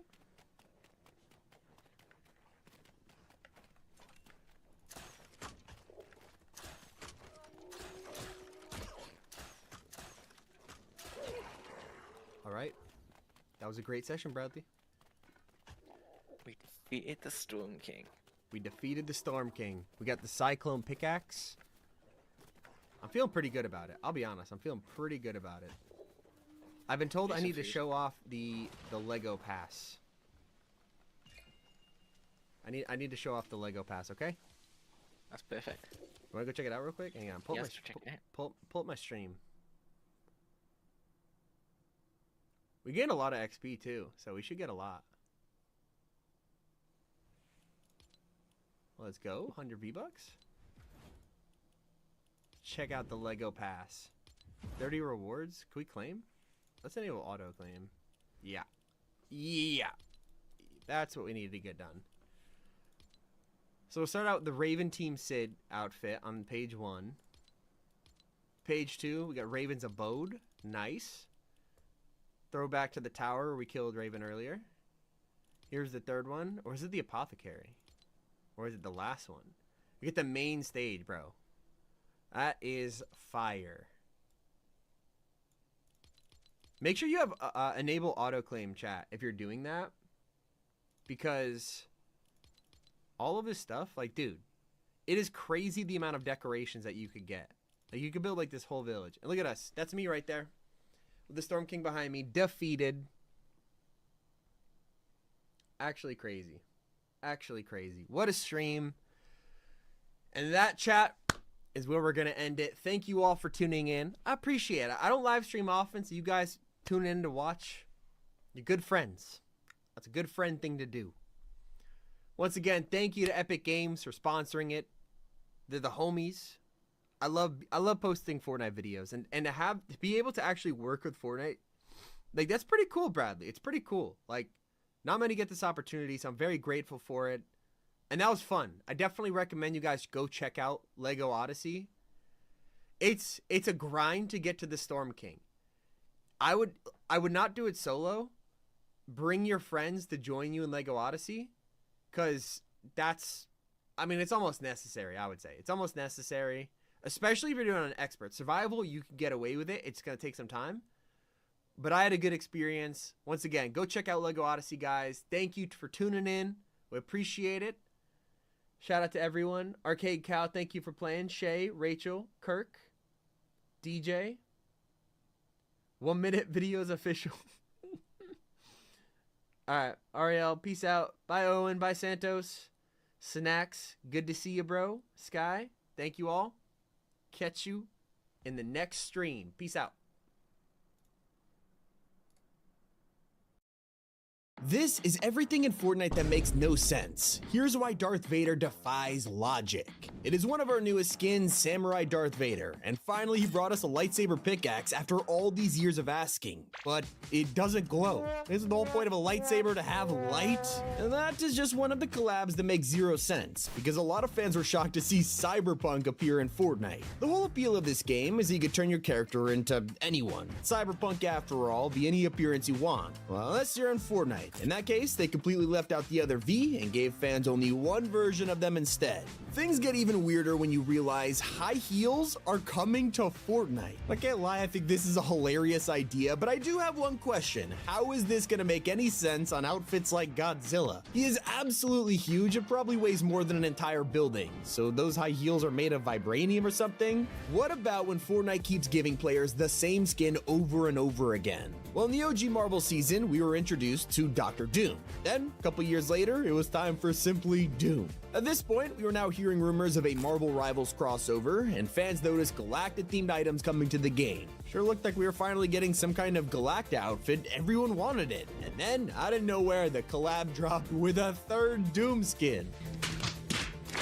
They give the people what they want, Epic, I'm just saying. Instead, they're handing us items like the Cliffside Soar. For new players, they'll take this glider any day of the week and be pretty happy with it, not realizing it's a complete troll. In reality, this Battle Pass item is basically an edit style of an old glider called Eon. They even copied the animation. What?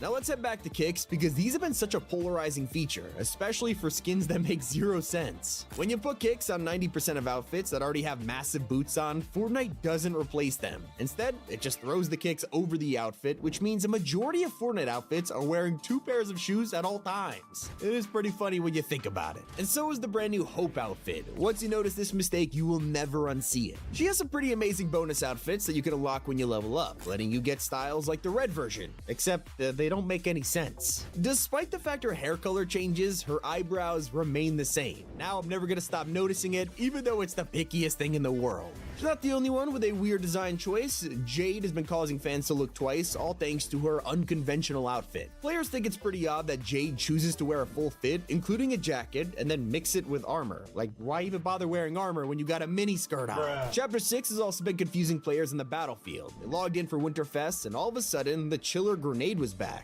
It makes sense, well, until you get close and realize it's not a Chiller, it's the brand new Blizzard grenade, yet it looks exactly the same. Not even joking, Epic has now reused this grenade for 3 different items. And I think one of the funniest ways Epic has cut corners is when they introduced the first one pump in years. Imagine it, you log in, find an incredibly rare shotgun, and discover it officially does 200 headshot damage. Wow, very great, you're thinking. Sign up to shot, get ready for an ultra satisfying one pump. It doesn't do it. Like, it just doesn't make any sense. It even says 200 above their head, but they're still standing here staring at me. Well, Fortnite actually decided to fix this one, but still not as surprising as...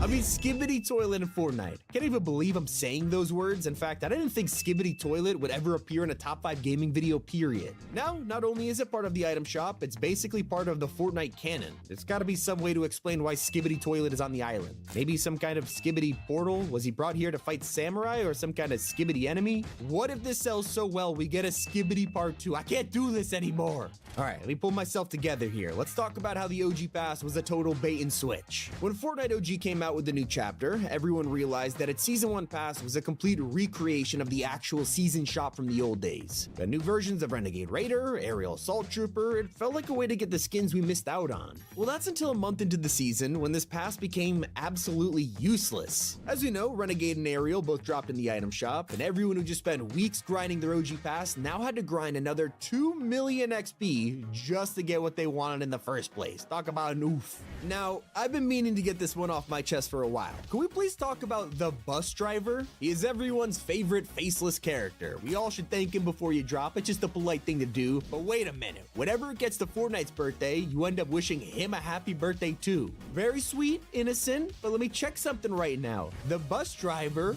he's 7 years old. We've been hitching a lift from an actual child. I think we need to call somebody, report it or something. Maybe even to Officer Mike Lowry. But I'm pretty sure Fortnite got the wrong guy. This skin was released when Bad Boys 3 was coming out, and it was meant to promote the movie. Except this is Mike from the first film. Well, what is he doing here? Now, when the holiday season comes around, which celebrities do you think of? Maybe Mariah Carey? Well, there you go. Maybe Ariana Grande. Yeah, she's here. But if you were thinking Shaquille O'Neal, come on, you're lying. For some reason, despite giving us a skin already, it wasn't long before he arrived as Santa Shaq. A lot of players were also confused that our free Winterfest skin was another crossover, Snoop Dogg. Made a little sense because his Snoop on the Stoop character is hilarious, but at the same time, no one would have guessed Christmas 2024 was about to be taken over by Snoop. At least he's doing his job by spreading the holiday spirit, unlike some outfits that are doing the opposite of what they're known for. There are plenty of superheroes in Fortnite, and the funniest part, they're not good people. Sure, we have Spider-Man, Batman, anyone you could think of, but when is the last time you saw these guys whip out an assault rifle and start blasting anyone in sight? When you think of it that way, Fortnite becomes a pretty morbid game. Batman does a kill, huh? And think about it, Aang from Avatar is the definition of a pacifist, but someone must have pushed this guy over the edge. And I've only had to use violence for necessary defense. And I've certainly never used it to take a life. Less destructive items should be things like the porta bunker. I mean, what else could you possibly need this for other than defending yourself? Throw down, take shelter, maybe use the tires to rotate. After all, tires have historically been able to save you with zero consequences. Well, not the tires on a bunker. These ones are specifically made to send you back to the lobby. Also, can we talk about sliding? In Fortnite, you could do this.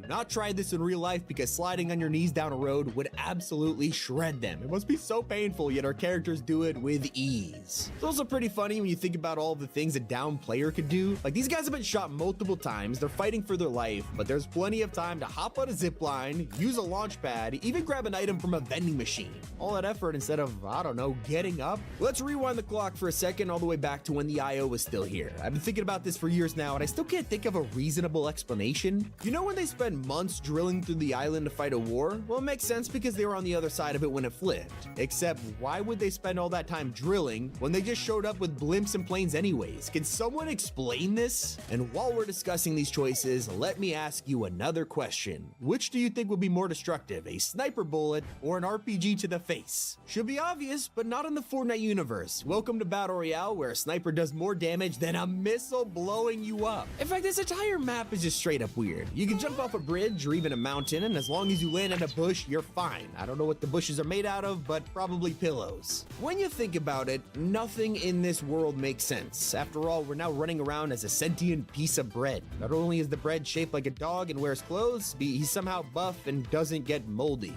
What happens if it rains? Does he change shape? I'm starting to feel like I need answers here, Fortnite. Also, what is going on with rivers? Why is it that every single body of water in this game somehow has an arsenal of weapons inside? Just try to fish like any other person, and suddenly I'm pulling grade A guns from the water. No wonder these people are always fighting each other. They have arms dealers dumping all their items into the sea. Fortnite, you can contact me at Tommy@top5gaming.com to email me these responses. Thank you so much. It's been a love letter. Tommy, keep it here. Top 5 Gaming.